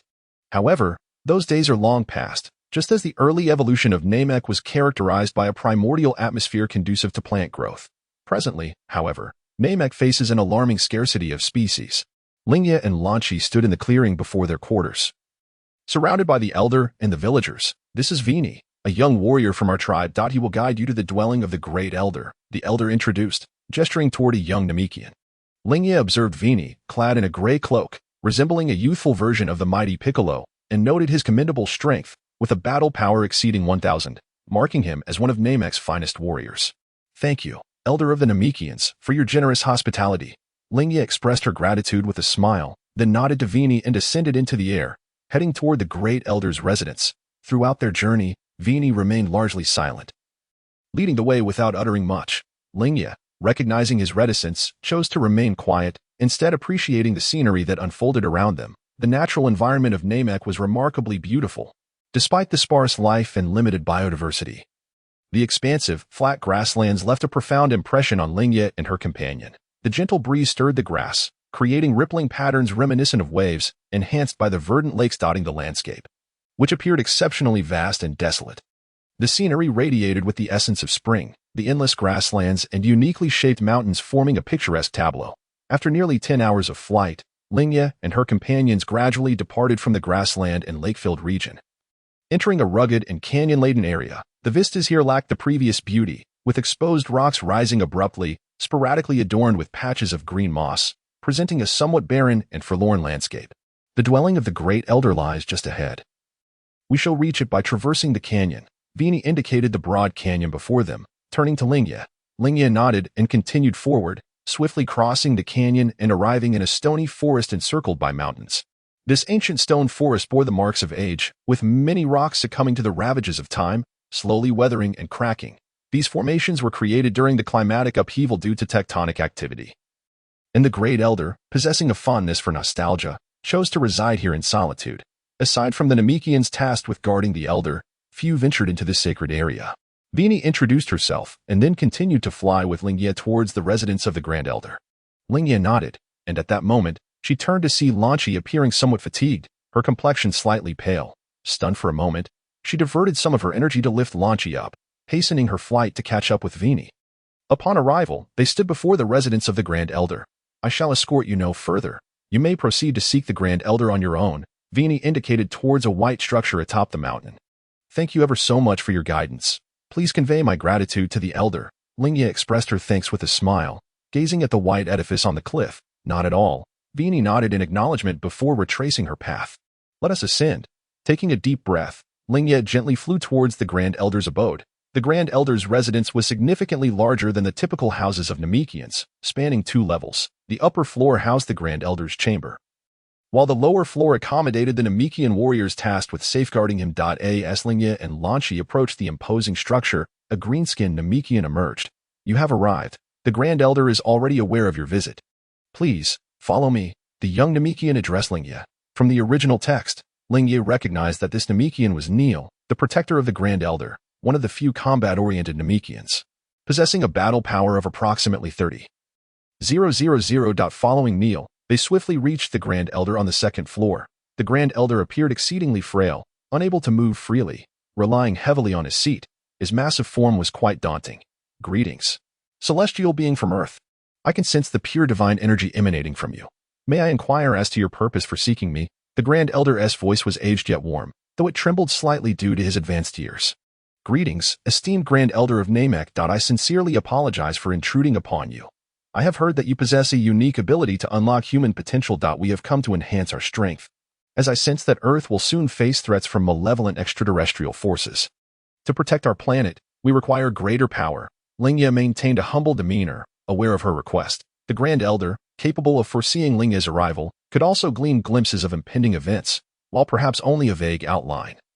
It was sufficient to validate Lingye's earnestness. Indeed, what you speak is the truth. The Grand Elder nodded slightly. Neil, however, was taken aback, for even he was unaware of the Grand Elder's ability to unlock potential. With a gentle smile, the Grand Elder remarked, it seems you are aware of my capabilities. You are correct. Safeguarding one's planet against evil forces indeed necessitates formidable strength. Step forward, and allow me to unlock your potential. Wait, Grand Elder. Given your advanced age, using your powers indiscriminately could greatly deplete your strength. Neil interjected urgently, concern etched on his face, worried that exerting magical energy might jeopardize the Grand Elder's lifespan. Rest assured, unlocking potential is my special ability and does not sap my vitality. I still have a decade or so left in me. At this moment, Lingye seemed to recall something and addressed the Grand Elder. Before we enhance my potential, may I borrow the Dragon Balls of Namek? Lingye had come to Namek not only to unlock her potential but also to utilize the Dragon Balls to make a wish and resolve the dual soul issue concerning Lingye. She remembered that wishes granted by the dragon had limitations and wondered if, after enhancing her strength, the dragon would still possess the power to alter Lingye's body. I wonder how you came to know about the Dragon Balls? The Grand Elder's half-closed eyes widened in surprise, a glimmer of astonishment in his gaze. Grand Elder, it is as follows. The previous deity of Earth was also a Namekian, who fled to Earth during a severe climatic upheaval on Namek. Thus, Dragon Balls exist on Earth, albeit with lesser powers than those on Namek. Ah, so there are Dragon Balls on Earth, that explains it. The Grand Elder mused, realizing that Namekians existed on other planets. As for you, Earth's deity, I entrust this Dragon Ball to you. Once you've made your wish, return to me for the unlocking of your potential. I sense that soon, Namek too will face the threat of evil forces. In such times, an increase in righteous power offers greater hope. The Grand Elder extended his hand and retrieved a massive Dragon Ball from behind his seat, presenting it to Lingye. Thank you, Grand Elder.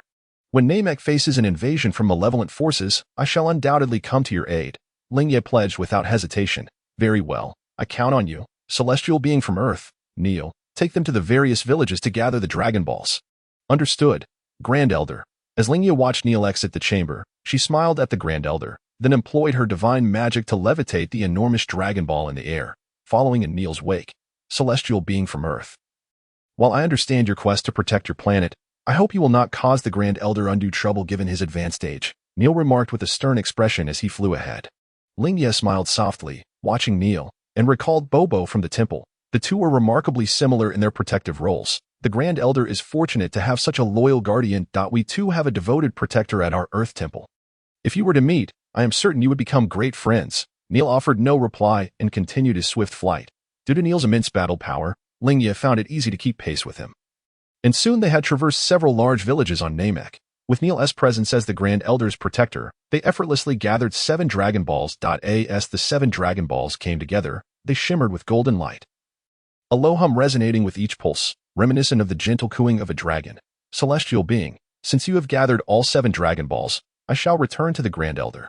Once you summon the dragon, make haste to join him. Do not keep the Grand Elder waiting for too long, Neil stated coldly, his gaze fixed on Lingye before soaring into the sky towards the Grand Elder's residence.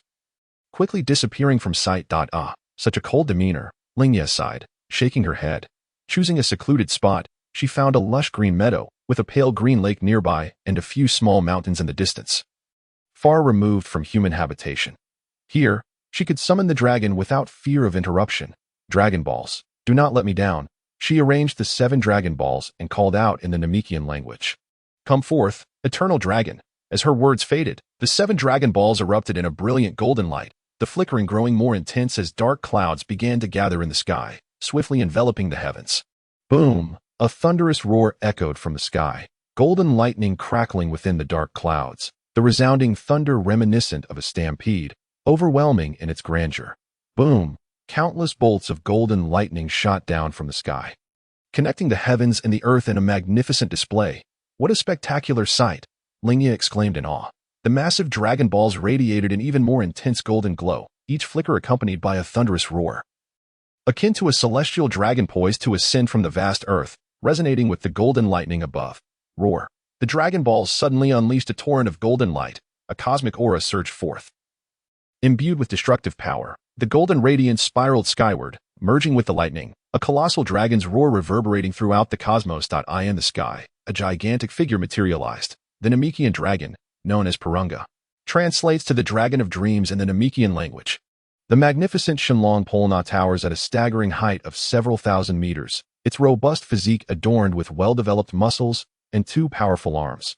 Black horns sprout from its head and shoulders, while within its grand and upright form lies an overwhelming strength that surpasses that of the Earth's Shenlong. With its immense shoulders and colossal head crowned with horns, it bears a striking resemblance to the legendary Black Star Dragon. Polna gazes down with its crimson eyes fixed on Lingye, its resounding voice echoing across the heavens. The one who has gathered the 7 Dragon Balls, speak your wish, any wish you desire. Limited to 3. Lingye exhales deeply, bracing herself against the formidable aura emanating from Polna. Truly, this is the genuine dragon of Namek. Its power is indeed terrifying. Lingye estimates its might to be nearly 1,000,000 in battle power, far beyond what the Earth's Shenlong could ever compare to. For my first wish, please separate my companion into 2 complete humans based on her persona, Lingye declares, pointing towards the distant, astonished Lanchi. To resolve the dilemma of the dual soul entity without erasing either Lanchi or Lanjing, the only solution is to transform them into 2 independent beings. Lingye chooses to make her wish to Polna rather than the Earth's Shenlong, recognizing Polna's superior abilities. Understood, your first wish shall be granted. Polna's eyes suddenly blaze with a red light, and Lanchi in the distance is enveloped in a similar glow, her body magically dividing into 2. gradually transforming into two identical young maidens. Aside from their differing hair colors, they are perfectly identical. Lingye and Longing have now become entirely independent individuals. Dragon, for my second wish, please undergo a bodily transformation of the two maidens before me. Replacing their bloodline with that of a Saiyan and granting them immortality, Lingye articulates her second wish, her gaze intent upon Polna. She is cautious, recalling how the Earth-S Shenlong had previously denied her such a wish. She wonders if the mightier Polna can fulfill it. After a lengthy silence, Polna's rugged voice reverberates, granting immortality is simple, but I cannot bestow the Saiyan bloodline. Why? Lingye inquires. Bewildered. If immortality is possible, why not a change of bloodline? This concerns the balance of the universe and is bound by the rules. Polna explains. If any bloodline could be altered at will, countless beings like you would emerge. Thus, the universe's regulations prohibit me from arbitrarily changing the bloodlines of various creatures. Moreover, the immortality Polna refers to is not true immortality. It merely represents a significant enhancement of the original lifespan. Achieving true longevity akin to Lingye's is impossible. What a pity, she sighs. The glow gradually fades, revealing the two maidens' immaculate forms. Lingye's appearance has not changed much. Her skin has merely become more delicate and smooth. In contrast, Longing has undergone considerable transformation. Her once golden hair has turned a vibrant green, and her aura has shifted dramatically from fierce and rugged to graceful and gentle, as though she has been reborn. This is how the second wish is realized. Now, for the third and final wish. Speak quickly. Though somewhat disappointed, Lingye soon comes to terms with it. Indeed, the Dragon Balls are not omnipotent wish-granting devices. If every wish could be fulfilled, their existence would be a tremendous loophole. Dragon, I seek a weapon. Grant me a sword that is one with my soul and can be summoned at will. With the memory of her previous unfulfilled wish in mind, Lingye approaches her third wish with caution. This wish is quite simple. Polna's eyes glow red once more, and Lingye soon feels a slight pull at her core. With a mere thought, a long sword materializes before her. It features a brown sheath and a golden hilt, with a blade shimmering with a cool, snowy light. At the end of the hilt hangs a golden star pendant resembling a brilliant gem. Human, all your wishes have been granted. Farewell. With that, Polna begins to ascend into the sky. Wait, Dragon, I have a question for you. Human, what is your query? Are you the same as the Shenlong on Earth? After posing her question, she awaits Palenga's response. Yes, we are different manifestations of the same consciousness. Now, farewell. As Shenlong Polna ascends into the sky, the 7 Dragon Balls scatter across Namek, and the heavens once again brighten, with radiant sunlight bathing the land, casting a warm and peaceful aura. Lingye receives her answer.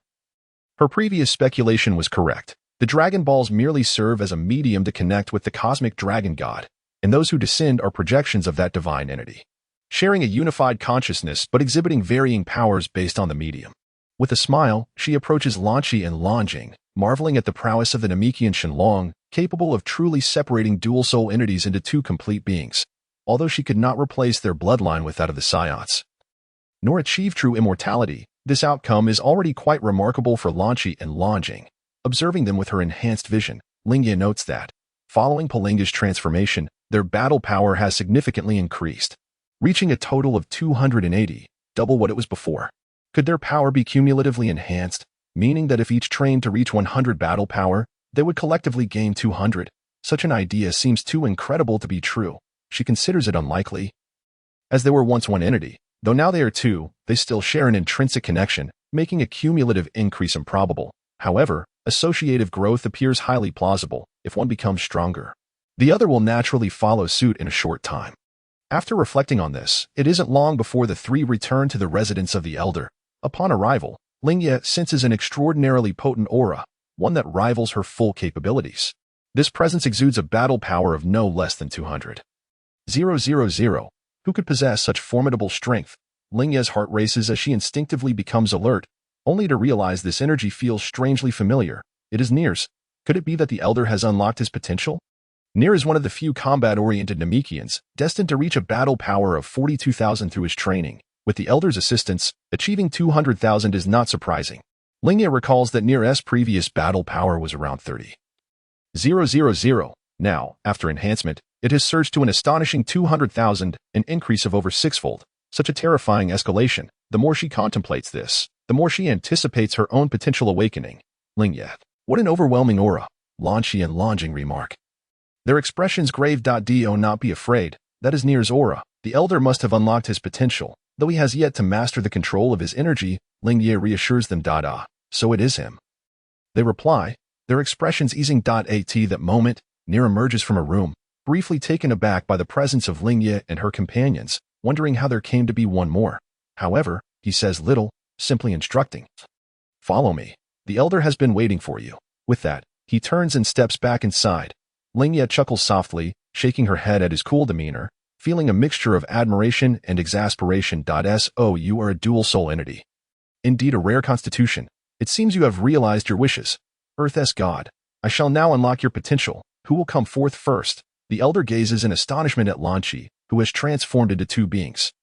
Surprised that he initially failed to recognize her as a dual-soul entity. The separation into two individuals is an extraordinarily rare trait, hence his heightened interest. I'll go first.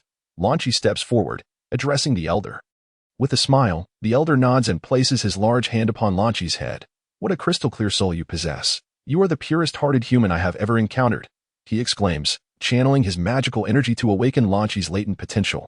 A radiant beam of light erupted from the ground, and Lingye felt an immense surge of warmth coursing through her body, quickly spreading to every corner of her being, each cell brimmed with vitality. As if invigorated by a potent elixir, leaving her feeling utterly refreshed. As the Grand Elder harnessed her latent potential, the aura surrounding Lingye began to rise. Standing nearby, Lingye's expression shifted dramatically. Remarkable potential, young lady. Maintain such a spirited heart, the Grand Elder remarked. You harbor astonishing capabilities within you, and I can only unlock a fraction of it. The rest must be cultivated through your own relentless training. He gently withdrew his hand from Lingye's head, his tone serene. Lingye was visibly astonished. Through her clairvoyant sight, she discerned that Lingye's combat power had surged to an impressive 85,000 from a mere 280. Her strength had escalated nearly 300-fold. While typical potential development yields only modest increases, Lingye's dramatic enhancement was truly extraordinary. This remarkable growth stemmed not only from the Grand Elder's keen regard for Lingye's spirit, but also from the unparalleled potential granted by her dual-soul nature. Lingye reveled in the newfound energy enveloping her, the immense disturbance creating an atmosphere of high tension within the room. Yet, none intervened as she unleashed her aura. It was only when she felt satiated that she reined it in. Bowing gratefully to the Grand Elder, next was the emerald-haired blue crystal, who, upon witnessing this transformation of another self, Lingye, bore an expression of eager anticipation. Ultimately, after the Grand Elder's intervention, Blue Crystal too achieved the desired combat power of 85,000. Now, it's your turn, Earth's Celestial. The Grand Elder's aged voice resonated. Lingye approached the Grand Elder's seat with eager anticipation, but a large hand enveloped her head, nearly obscuring her entire visage. A flicker of surprise crossed the Grand Elder's face before he closed his eyes in contemplation. Earth's Celestial, I sense within you a remarkable force, akin to what I felt when creating the Dragon Balls, a supreme cosmic power. I never anticipated such divine energy residing within your being. Your future appears boundless. Let me see how much potential I can awaken within you. As the Grand Elder activated his potential unlocking ability, Lingye suddenly felt a wave of heat rising within her. An overwhelming aura surged forth from an unknown source, encircling her as it began to reshape her very essence. Golden energy overflowed from her cells, coalescing throughout her body, filling her with warmth, and soon a magnificent aura shot skyward. The clouds above Namek were shattered by this force, the thick layer of vapor dispersing in an instant. Centered around the Grand Elder's dwelling, the air and clouds began to spiral, forming concentric rings of energy. What terrifying potential! I can only hope to coax a minuscule fraction of it. This child may well become an extraordinary being. The Grand Elder's face reflected astonishment as he gazed at Lingye, who was still entranced by her newfound power. Meanwhile, Nir and the Lingye sisters were already awestruck by Lingye's formidable presence. Approximately half an hour later, emerging from her reverie, Lingye gently twisted her body, and a series of crisp sounds resonated throughout, as if she had been encased in clay and was now breaking free. The sensation was indescribably pleasurable. Shaking her head, she employed her clairvoyant sight to assess her own status. The revelation left her astounded. Her combat power had reached an astonishing 2.4 million. Is it truly 2.4 million? A tenfold increase in an instant. Lingye could hardly fathom it, though she had anticipated a significant boost from unlocking her potential. She never expected to ascend to such heights. I cannot express my gratitude enough, Grand Elder, she exclaimed, her face alight with excitement. Not at all. It is the power of righteousness, which only grows stronger, alas. Your inner strength is too profound and mysterious for me to fully unlock. The remainder lies in your own hands. Lingye nodded in understanding. Rest assured, Grand Elder, should Namek face peril, I shall lend my utmost support.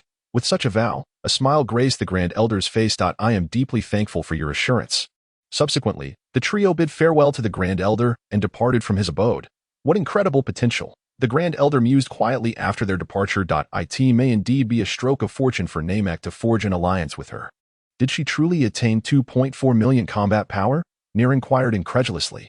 The Grand Elder nodded. Indeed, but my ability to unlock potential has its limits. Otherwise, I could have elicited even greater strengths. Once outside the Grand Elder's residence, Lingye and her companions felt as if they had leaped into a river, soaring joyfully through the skies.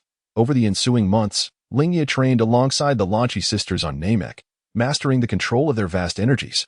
Their journey on Namek drew to a close, yielding immense rewards. Regrettably, they could not interfere excessively with the fates of Goku and the other protagonists of Dragon Ball, for doing so would undoubtedly diminish Goku's potential.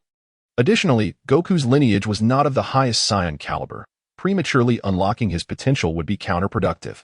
Back on Earth, Lingye and Lingye returned together. It was no surprise that when the old Kai and Bubbles beheld Lingye's bifurcated form, astonishment painted their faces. It was through the Dragon Balls on Namek that this occurred.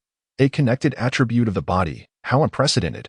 Upon learning of the events transpiring on Namek, the old Kai marveled at Lingye and Blue Crystal. Well, now the Earth's sanctuary has gained another guardian, and both possess combat powers exceeding 80,000. Lingye remarked with a smile. The old Kai nodded with satisfaction. Indeed, it is extraordinary that the Grand Elder of Namek could unlock such vast potential. Subsequently, alongside the old Kai, Lingye fashioned several weighted garments for the Lingye sisters. Though these garments lacked the extraordinary properties of Lingye's attire, they bore a resemblance to those worn by Goku in the original tale. However, thanks to Lingye's influence, the design was refreshingly novel. In the days that followed, Lingye remained within the sanctuary, either training or occasionally standing at the edge, gazing down upon the world below. Meanwhile, the Lingye sisters assisted Bubbles with the sanctuary's daily duties, and they spent their time in serene routine. During this period, numerous events unfolded on Earth. From the Hermit, they learned that Goku had ascended the Korin Tower, though Goku's strength had significantly increased due to Lingye's intervention. The formidable Tao Pai Pai had also stepped up his training after being bested by Lingye, ultimately defeating Goku by a narrow margin. Upa's father, Bora, fell victim to Tao Pai Pai's hand. Goku had no choice but to ascend the Korin Tower, where he commenced rigorous training under the Hermit's guidance, striving to claim the counterfeit super sacred water. Ultimately, his strength soared to new heights. Soon after, Goku challenged Tao Pai Pai once more and succeeded in defeating him, setting out to gather the 7 Dragon Balls to help Upa resurrect his father. Near the headquarters of the Red Ribbon Army, a plane approached slowly. It was the aircraft carrying Master Roshi and his companions. Concerned for Goku, who had infiltrated the Red Ribbon Army's headquarters alone, Krillin and the others devised a plan. At last, with Luping's suggestion, Master Roshi, Bulma, and the others piloted the aircraft toward the Red Ribbon Army's base, intent on rescuing Goku. Finally, we have arrived at the headquarters of the Red Ribbon Army, Por exclaimed, leaning against the window and gazing at the imposing structure in the distance, surrounded by dense forest. Luping suggested, let us land there.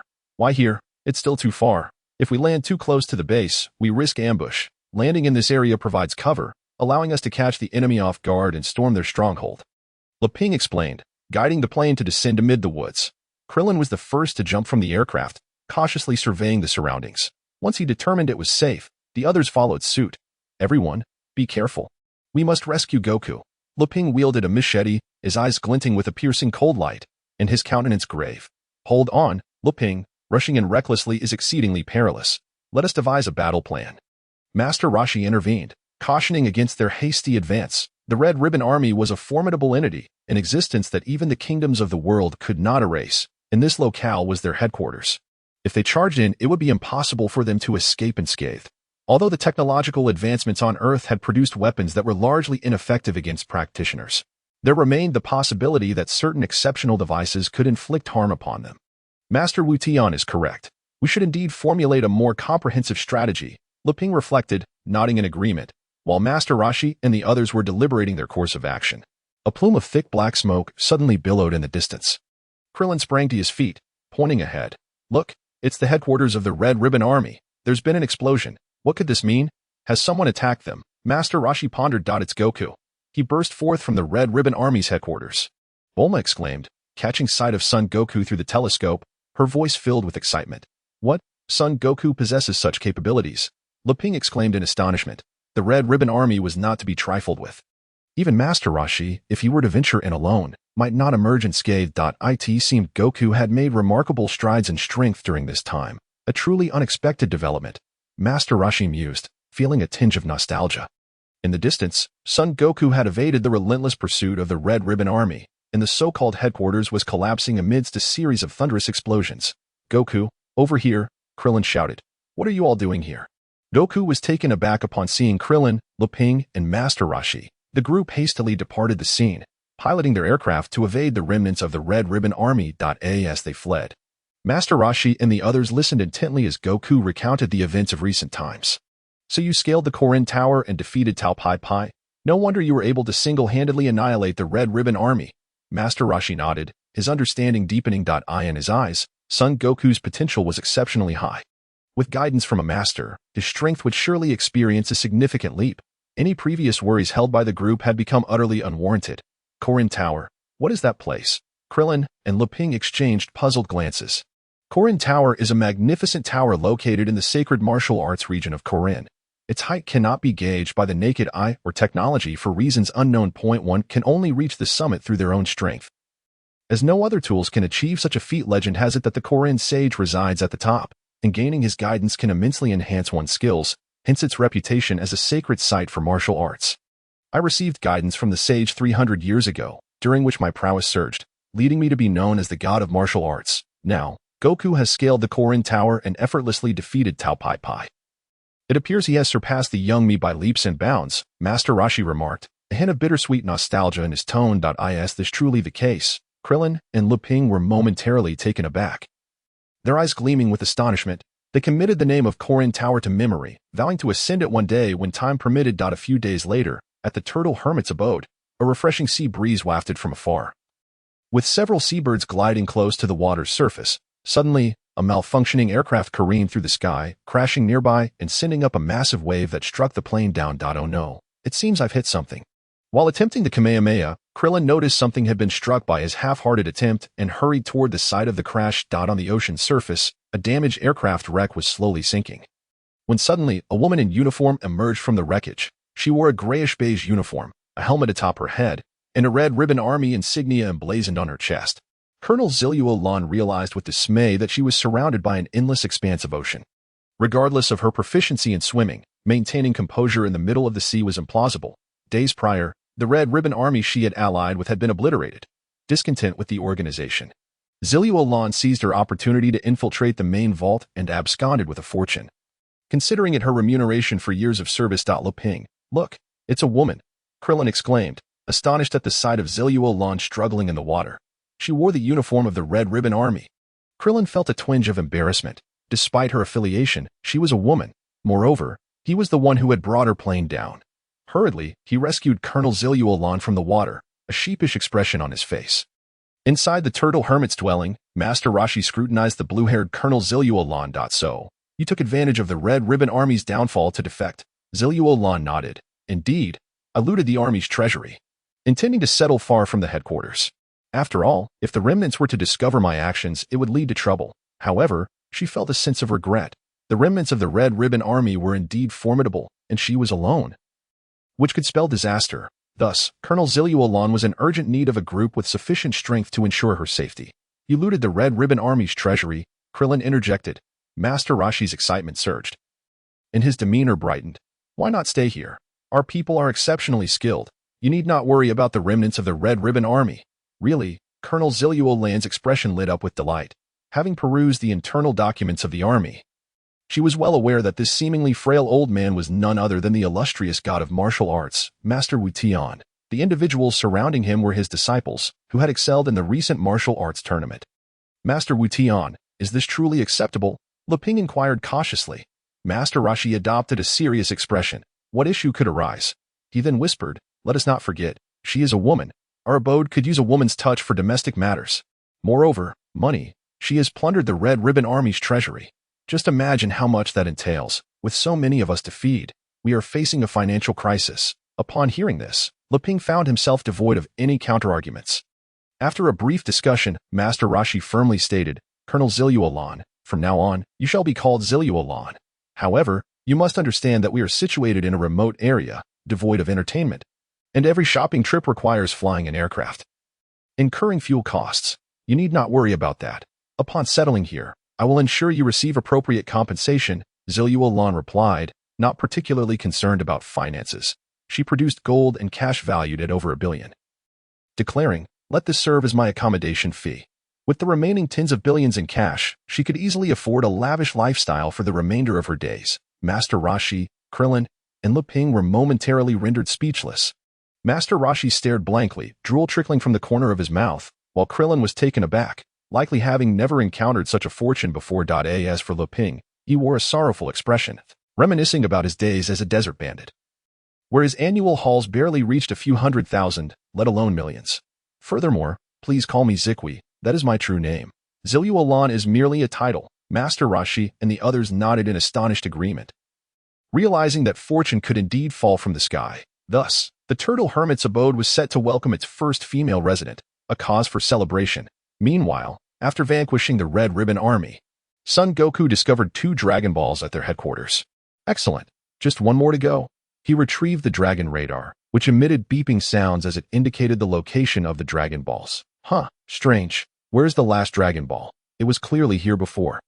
He noted that aside from the 6 Dragon Balls displayed at the center, he could not locate the whereabouts of the 7th. This is troubling. Could the Dragon Radar be malfunctioning? Faced with this dilemma, as in the original tale, Son Goku had no choice but to seek out the Fortune Teller's Palace to inquire about the location of the Dragon Balls. The Fortune Teller's Palace was situated in a remote desert region, the sole oasis amidst the arid expanse. As Sun Wukong arrived at the palace of the Fortune Teller, he beheld a long queue of people snaking at the entrance, while an ethereal mist hovered to maintain order.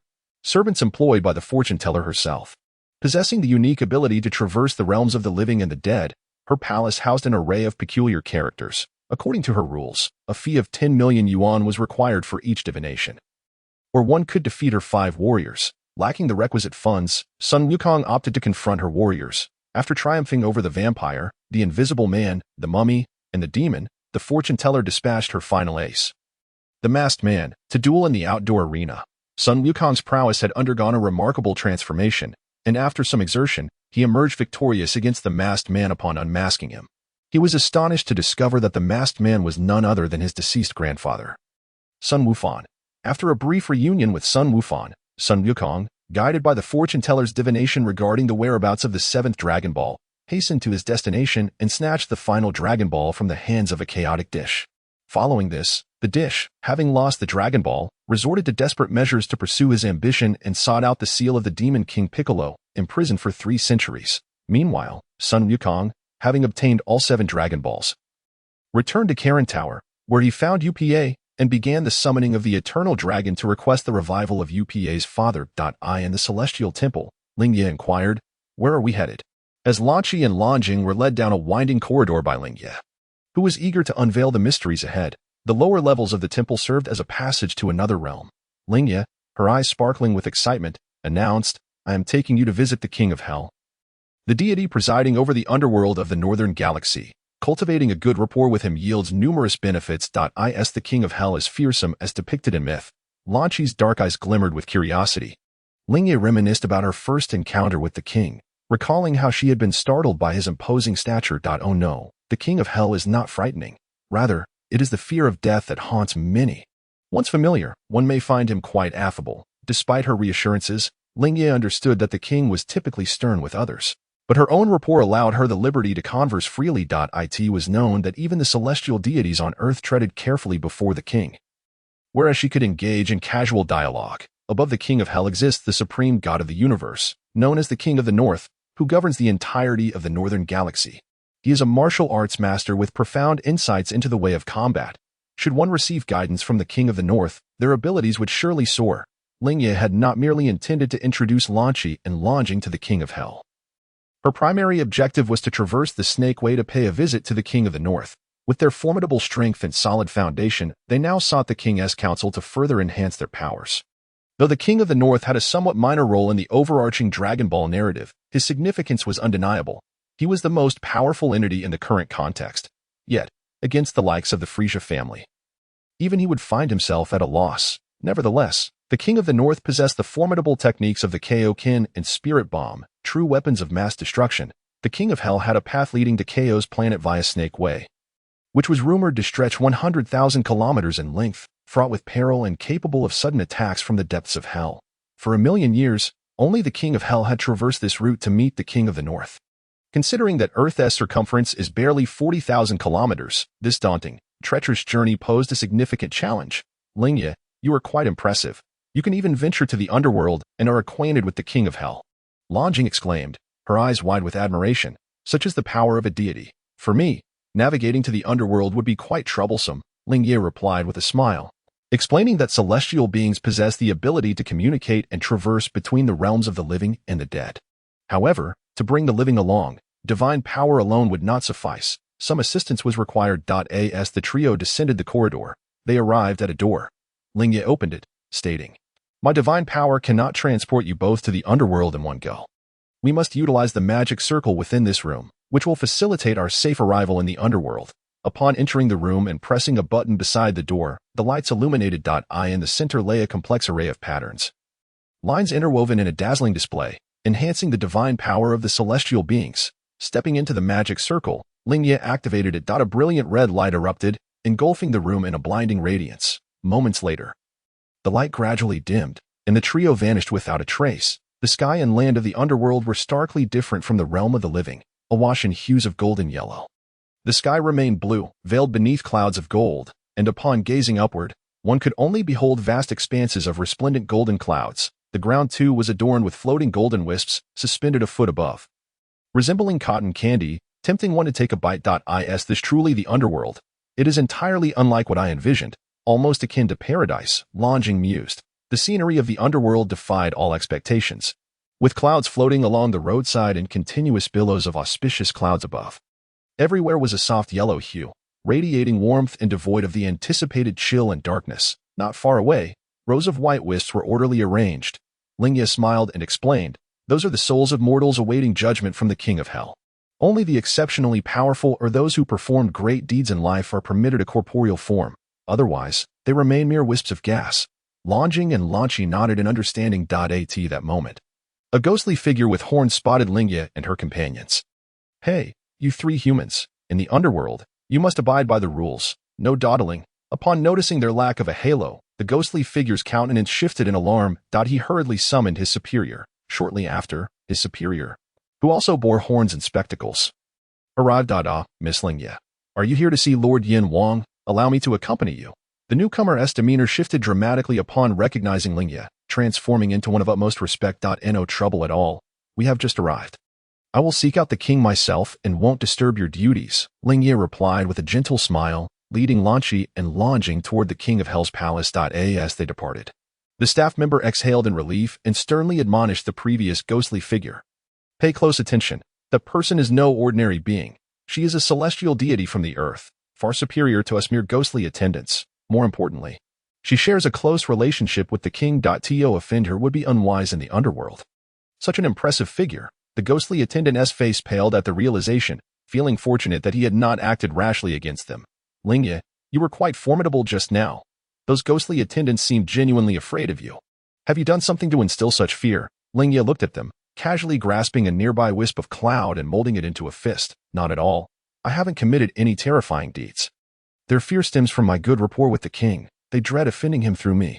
Does that mean the King of Hell is truly terrifying? Fear of the king does not arise from his terror. As the highest deity of the underworld, he embodies the essence of the realm. Souls and ghostly attendants alike instinctively fear him. Behold, that is the palace of the King of Hell. She pointed towards a grand structure shrouded in golden clouds, its eaves barely visible. The palace's roof was adorned with light red glazed tiles that reflected a crystalline brilliance. At the main entrance, peculiar horns adorned the facade, while numerous ghostly attendants maintained order, allowing the floating souls to enter the palace in an orderly fashion. Let us proceed through the main entrance, and we shall meet the king. Upon entering the grand palace of the King of Hell, One finds him seated at an enormous desk, propping his chin on his hand, engrossed in a book as he pronounces judgment upon the souls before him. A flurry of assistants scurries about, organizing documents in a state of mild chaos. Noticing Lingye and her companions enter the chamber, the king sets down his book, a smile gracing his face as he exclaims, "Ah, Lingye, you've arrived. Allow me to finish with these souls, and then we shall converse." Lingye nods in acknowledgement, stepping aside with Lingye and the others. Before long, the king concludes the judgments for the remaining souls and raises his gaze, remarking, "What brings you to the underworld today? You seldom visit. Ah, and these two living beings you've brought from the realm of the living, bringing the living to the underworld is quite against the rules. Oh, they are not ordinary humans. How intriguing. Now, what business do you have with me? These two girls are my divine attendants. I have brought them to learn about the underworld. Furthermore, I hope you will permit us to meet the Realm King." As I seek his guidance, you wish to meet the esteemed Realm King? To do so, you must navigate the treacherous serpent path, fraught with peril. A moment's inattention could lead to a fall into hell. Are you certain you wish to embark on the serpent path? The king inquires, astonished. Indeed, I am confident in my ability to traverse the serpent path. Lingye replies earnestly. Seeing her determination, the king responds, "If you truly wish to meet the Realm King, I can arrange for someone to escort you there shortly. However, should you tumble into the depths, I cannot be held responsible. Fear not. I only require your assistance to guide us to the serpent path," Lingye assures him. The king then instructs his assistant to lead Lingye and her companions to the entrance of the serpent path. The three follow the assistant into a vintage sedan, making their way along a narrow road surrounded by golden clouds, akin to a journey through paradise. Lingye and the others curiously observe their surroundings, their eyes brimming with wonder as the road's exquisite hues make them feel as though they are in a dream. Lingye, is the serpent path truly dangerous? Lingye inquires. It is said to stretch 1 million kilometers, posing a significant threat to ordinary souls, who may be subject to hellish assaults at any moment. A moment's negligence could lead to a plunge into hell, from which it is nearly impossible to return.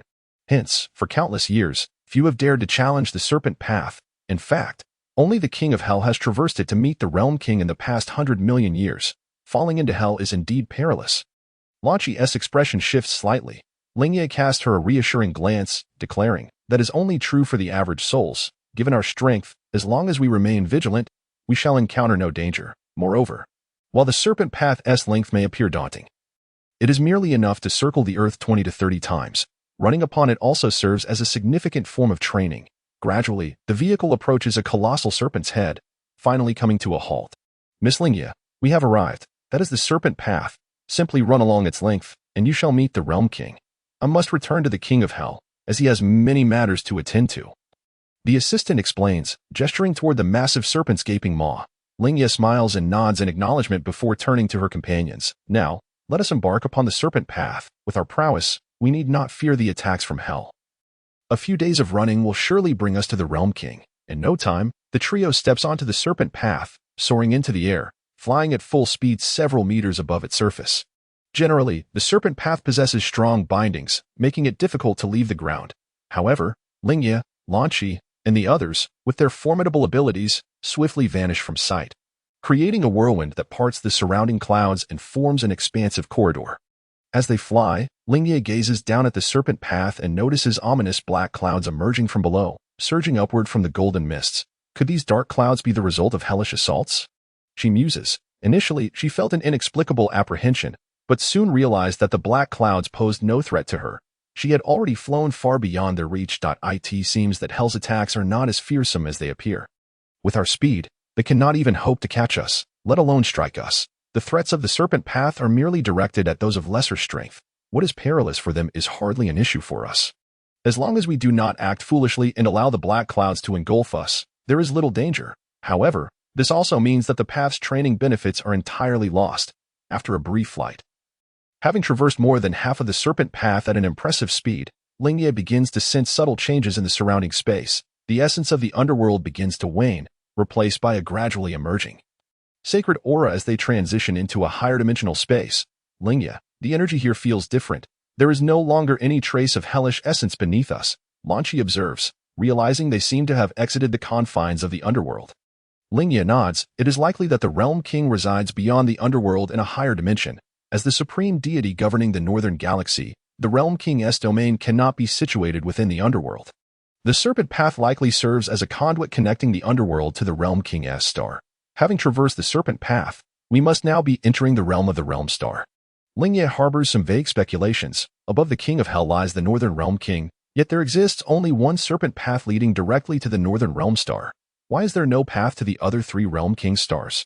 Perhaps, across the entire galaxy, there are 4 underworlds, each overseen by a different Realm King and their respective Kings of Hell. This explains why there is but a singular serpent path in the King of Hell's domain. Since this is merely the underworld of the Northern Galaxy, directly governed by the Northern Realm King, the serpent path leads solely to the Northern Realm Star. Let us hasten our pace and exit the serpent path.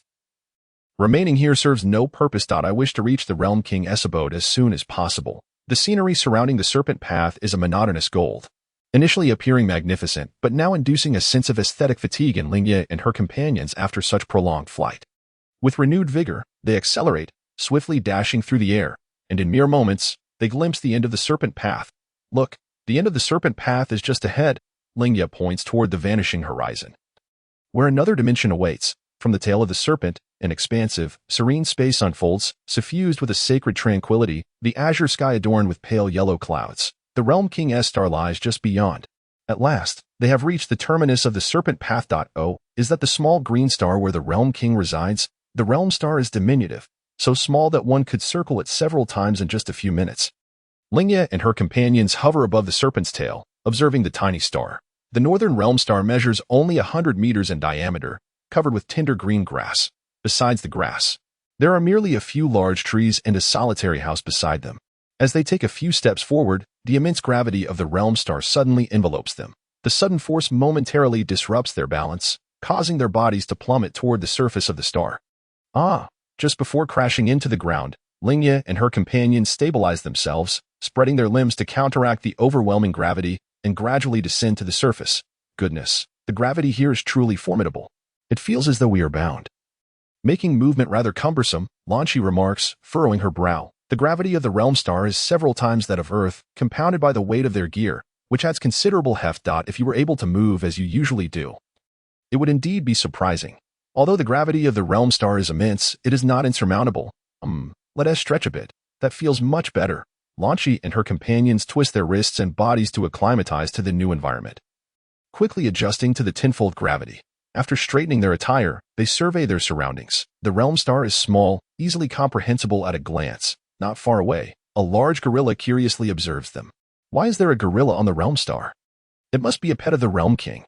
However, a gorilla capable of surviving under tenfold gravity is certainly no ordinary creature. Indeed, it is a pet cared for by the Realm King, who resides here in this small, uninhabited star. Without a companion, one would surely go mad in such isolation. The ability to endure in this environment suggests that the Realm King's temperament deviates from that of ordinary beings. The gorilla Baburis tilted its head, its enormous eyes staring intently at Lingye and the others, before letting out a series of cries, oh, and attempting to flee. This gorilla is rather amusing, isn't it? It actually wants to escape. Listen to me. Be obedient and stop. Lingye raised her eyebrows, as if she had encountered a delightful toy, revealing a radiant smile. In an instant, she darted forward, positioning herself in front of Baburis. Startled by the sudden appearance of the woman, Baburis flailed its arms in panic, its mouth agape as it let out cries of oh, but was swiftly scooped up by Lingye. No matter how it struggled, it could not break free from her grasp. Lingye, stop fooling around. We still need to meet the king of the realm. Blue Crystal expressed her concern, anxious about their situation in the king's territory. Just then, a voice emerged from the shadows. Hey, who are you 3, and what brings you here? Why are you holding on to Baburis? A plump figure stepped into view. Upon arriving at the king of the realm's planet, the king had just awoken from an afternoon nap. Hearing Baburis' piercing screams, he came out to assess the situation. He noticed 3 unfamiliar young women on the king of the realm's planet, with Baburis being held by a girl with light blue hair. The king's brow furrowed. It had been a long time since outsiders had visited his realm, and those who could reach the king of the realm's planet were none other than the elite warriors of the northern galaxy. The sudden arrival of 3 such individuals suggested that many powerful beings had emerged in the mortal realm.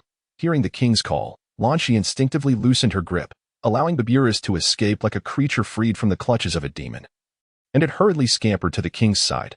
Lingye gazed at the legendary king of the realm, observing that he wore sunglasses, had 2 fleshy whiskers on his chin, and sported two long antenna-like appendages atop his head. His rotund figure was clad in an oversized black robe emblazoned with the words King of the Realm. As the ruler of the entire northern galaxy, the antennae on his head served to detect changes within the galaxy. You are the King of the Realm, I presume. I am Lingye, a celestial being from Earth, and these two are my divine attendants. We have come here specifically via the Serpent Path to meet you. The King of the Realm raised an eyebrow in mild surprise. In his memory, Earth was considered a low-level planet, and the celestial beings from Earth had always been weak, with combat powers not exceeding 500. While a power level of 500 was adequate for maintaining internal stability on Earth, it was hardly impressive on a cosmic scale. You do indeed exude the aura of a deity. The two beside you have slightly fainter auras. But they must be a celestial being and a divine attendant, no doubt. So, what is it that you wish to discuss? Having traversed the Serpent Path to find me, I have heard that you are the most exceptional martial arts master. And we have come to the King of the Realm's planet in hopes of receiving your guidance. Lingye praised fervently. Indeed, the King's mood brightened. You can move freely under 10 times the special gravity. Your strength is quite remarkable. It has been many years since Earth has produced individuals as exceptional as you. Let me think. Has it been 1,000 years or 10,000 years? No. It seems it has been several 100,000 years. Seeing the king count on his fingers, Lingye was momentarily speechless. King, we wish to gain your guidance. Please grant our request. You seek to enhance your strength through training. The King of the Realm regarded Lingye with a serious expression. Your ability to navigate the Serpent Path and move freely here is already quite impressive. I have nothing to teach you. You should return. If you have nothing to teach us, then what about your King's fist and spirit bomb? Lingye was unable to conceal her disdain for the king's self-deprecation. Wait, King, I have something to present to you. After you see it, you can decide whether or not to teach us. With that, Lingye produced a brand new book and handed it to the king. The king, puzzled, accepted the book and flipped through a few pages, suddenly trembling violently, his breathing quickening, and his face reddening as if he had encountered something profoundly exciting. After looking at several pages, he took a deep breath and carefully tucked the book away. His gaze now serious as he looked at Lingye. Indeed, you are truly extraordinary to possess such a divine artifact. Not imparting knowledge to you would be a disservice to the talents of the Northern Galaxy. From now on, you may reside here, but let me make it clear, your strength is already quite remarkable, and you possess power that may rival my own. The outcomes of your training are beyond my control. Rest assured, King, we can wear weighted clothing during our training. You need not worry. By the way, I have a whole box of such books. I'll give it to you now. Lingye retrieved a box of books from her universal capsule. The Northern King of the Realm treated it like a treasure, carefully carrying it as he walked toward his dwelling. You all find a place to settle down. Tomorrow I will teach you what you desire. Lingye surveyed the meager King of the Realm planet, wondering if there was even a place to stay. With a poof, she produced a grand villa from her universal capsule. This villa had been enhanced with divine power, ensuring it would not collapse on the King of the Realm planet. Watching the king scurry away with the box, Lingye and Blue Crystal widened their eyes in astonishment, never expecting the king would possess such a personality. Indeed, it seemed that years of living on the King of the Realm planet had profoundly warped his character. Is this truly the king who governs our northern galaxy, with such a demeanor? Can he truly be a martial arts master? I can't shake the feeling that I have come to the wrong place. Lingye shook her head in disbelief. Lingye replied, though the king appears exaggerated and comical. He is, without a doubt, a master of martial arts. Having lived on the King of the Realm planet for countless billions of years, he has witnessed every form of martial arts imaginable. While his personal strength may not be overwhelming, in terms of theory, no one in the entire northern galaxy can surpass him. So that's how it is. Lingye, what kind of book did you give the king? It was enough to make him change his mind and agree to teach us. Lingye wore a peculiar smile as she whispered, due to his prolonged residence on the King of the Realm planet, the king's greatest interest lies in driving his little car and studying jokes. Since no one listens to his jokes, the content of those jokes has gradually transformed into corny humor. Knowing how much the king enjoys jokes, I collected a box of corny joke books to present to him. The king agreed to teach us because of a box of corny jokes. Blue Crystal found it hard to believe that a figure of such stature would change his mind over some joke books. Indeed, it turns out the king is quite easy to win over. Without significant cost, one merely needs to cater to his interests. Some inexpensive books were enough to sway him. To win over the king with a box of jokes is truly an eye-opener. Regardless of their disbelief, the king had already agreed to teach them. Turning back to her grand villa, it looked somewhat out of place on the tiny King of the Realm planet, overshadowing even the king's modest dwelling. Could this be seen as overstepping? Perhaps I should consider a smaller house in the future, Lingye pondered, but then dismissed the thought. Finding a place to put a house elsewhere would be far simpler. Not every planet is as small as the King of the Realm planet. The higher dimensional space where the King of the Realm planet is located does not experience day or night, presenting an entire expanse of blue and gold. After approximately 10 hours, the king finally emerged from his abode, his expression still tinged with lingering satisfaction, after receiving the box of corny jokes from Lingye. He had spent hours watching and carefully studying each joke, some of which had him chuckling uncontrollably. However, knowing that Lingye and her companions were waiting for him, the king reluctantly set the joke book aside and stepped out. It seemed that the planet called Earth in the mortal realm had developed a far superior sense of humor compared to their own strength. While their power might be lacking, their culture was evidently rich. It appeared he would need to pay more attention to it in the future, the king reflected, as he could sense every movement in the northern galaxy, but his focus was primarily on living beings. For non-living entities, he still relied on the management systems of various celestial beings. Celestial being of Earth, your name is Lingye, correct? I am thoroughly pleased with the items you brought. You truly embody the qualities of a celestial being under my leadership. Sai, why do the other celestial beings like your thoughtfulness in bringing me gifts? King, you may call me Lingye. These two are Lingye and Blue Crystal. We kindly ask for your guidance. The king nodded. Adjusting his sunglasses with a hand. I will teach you well.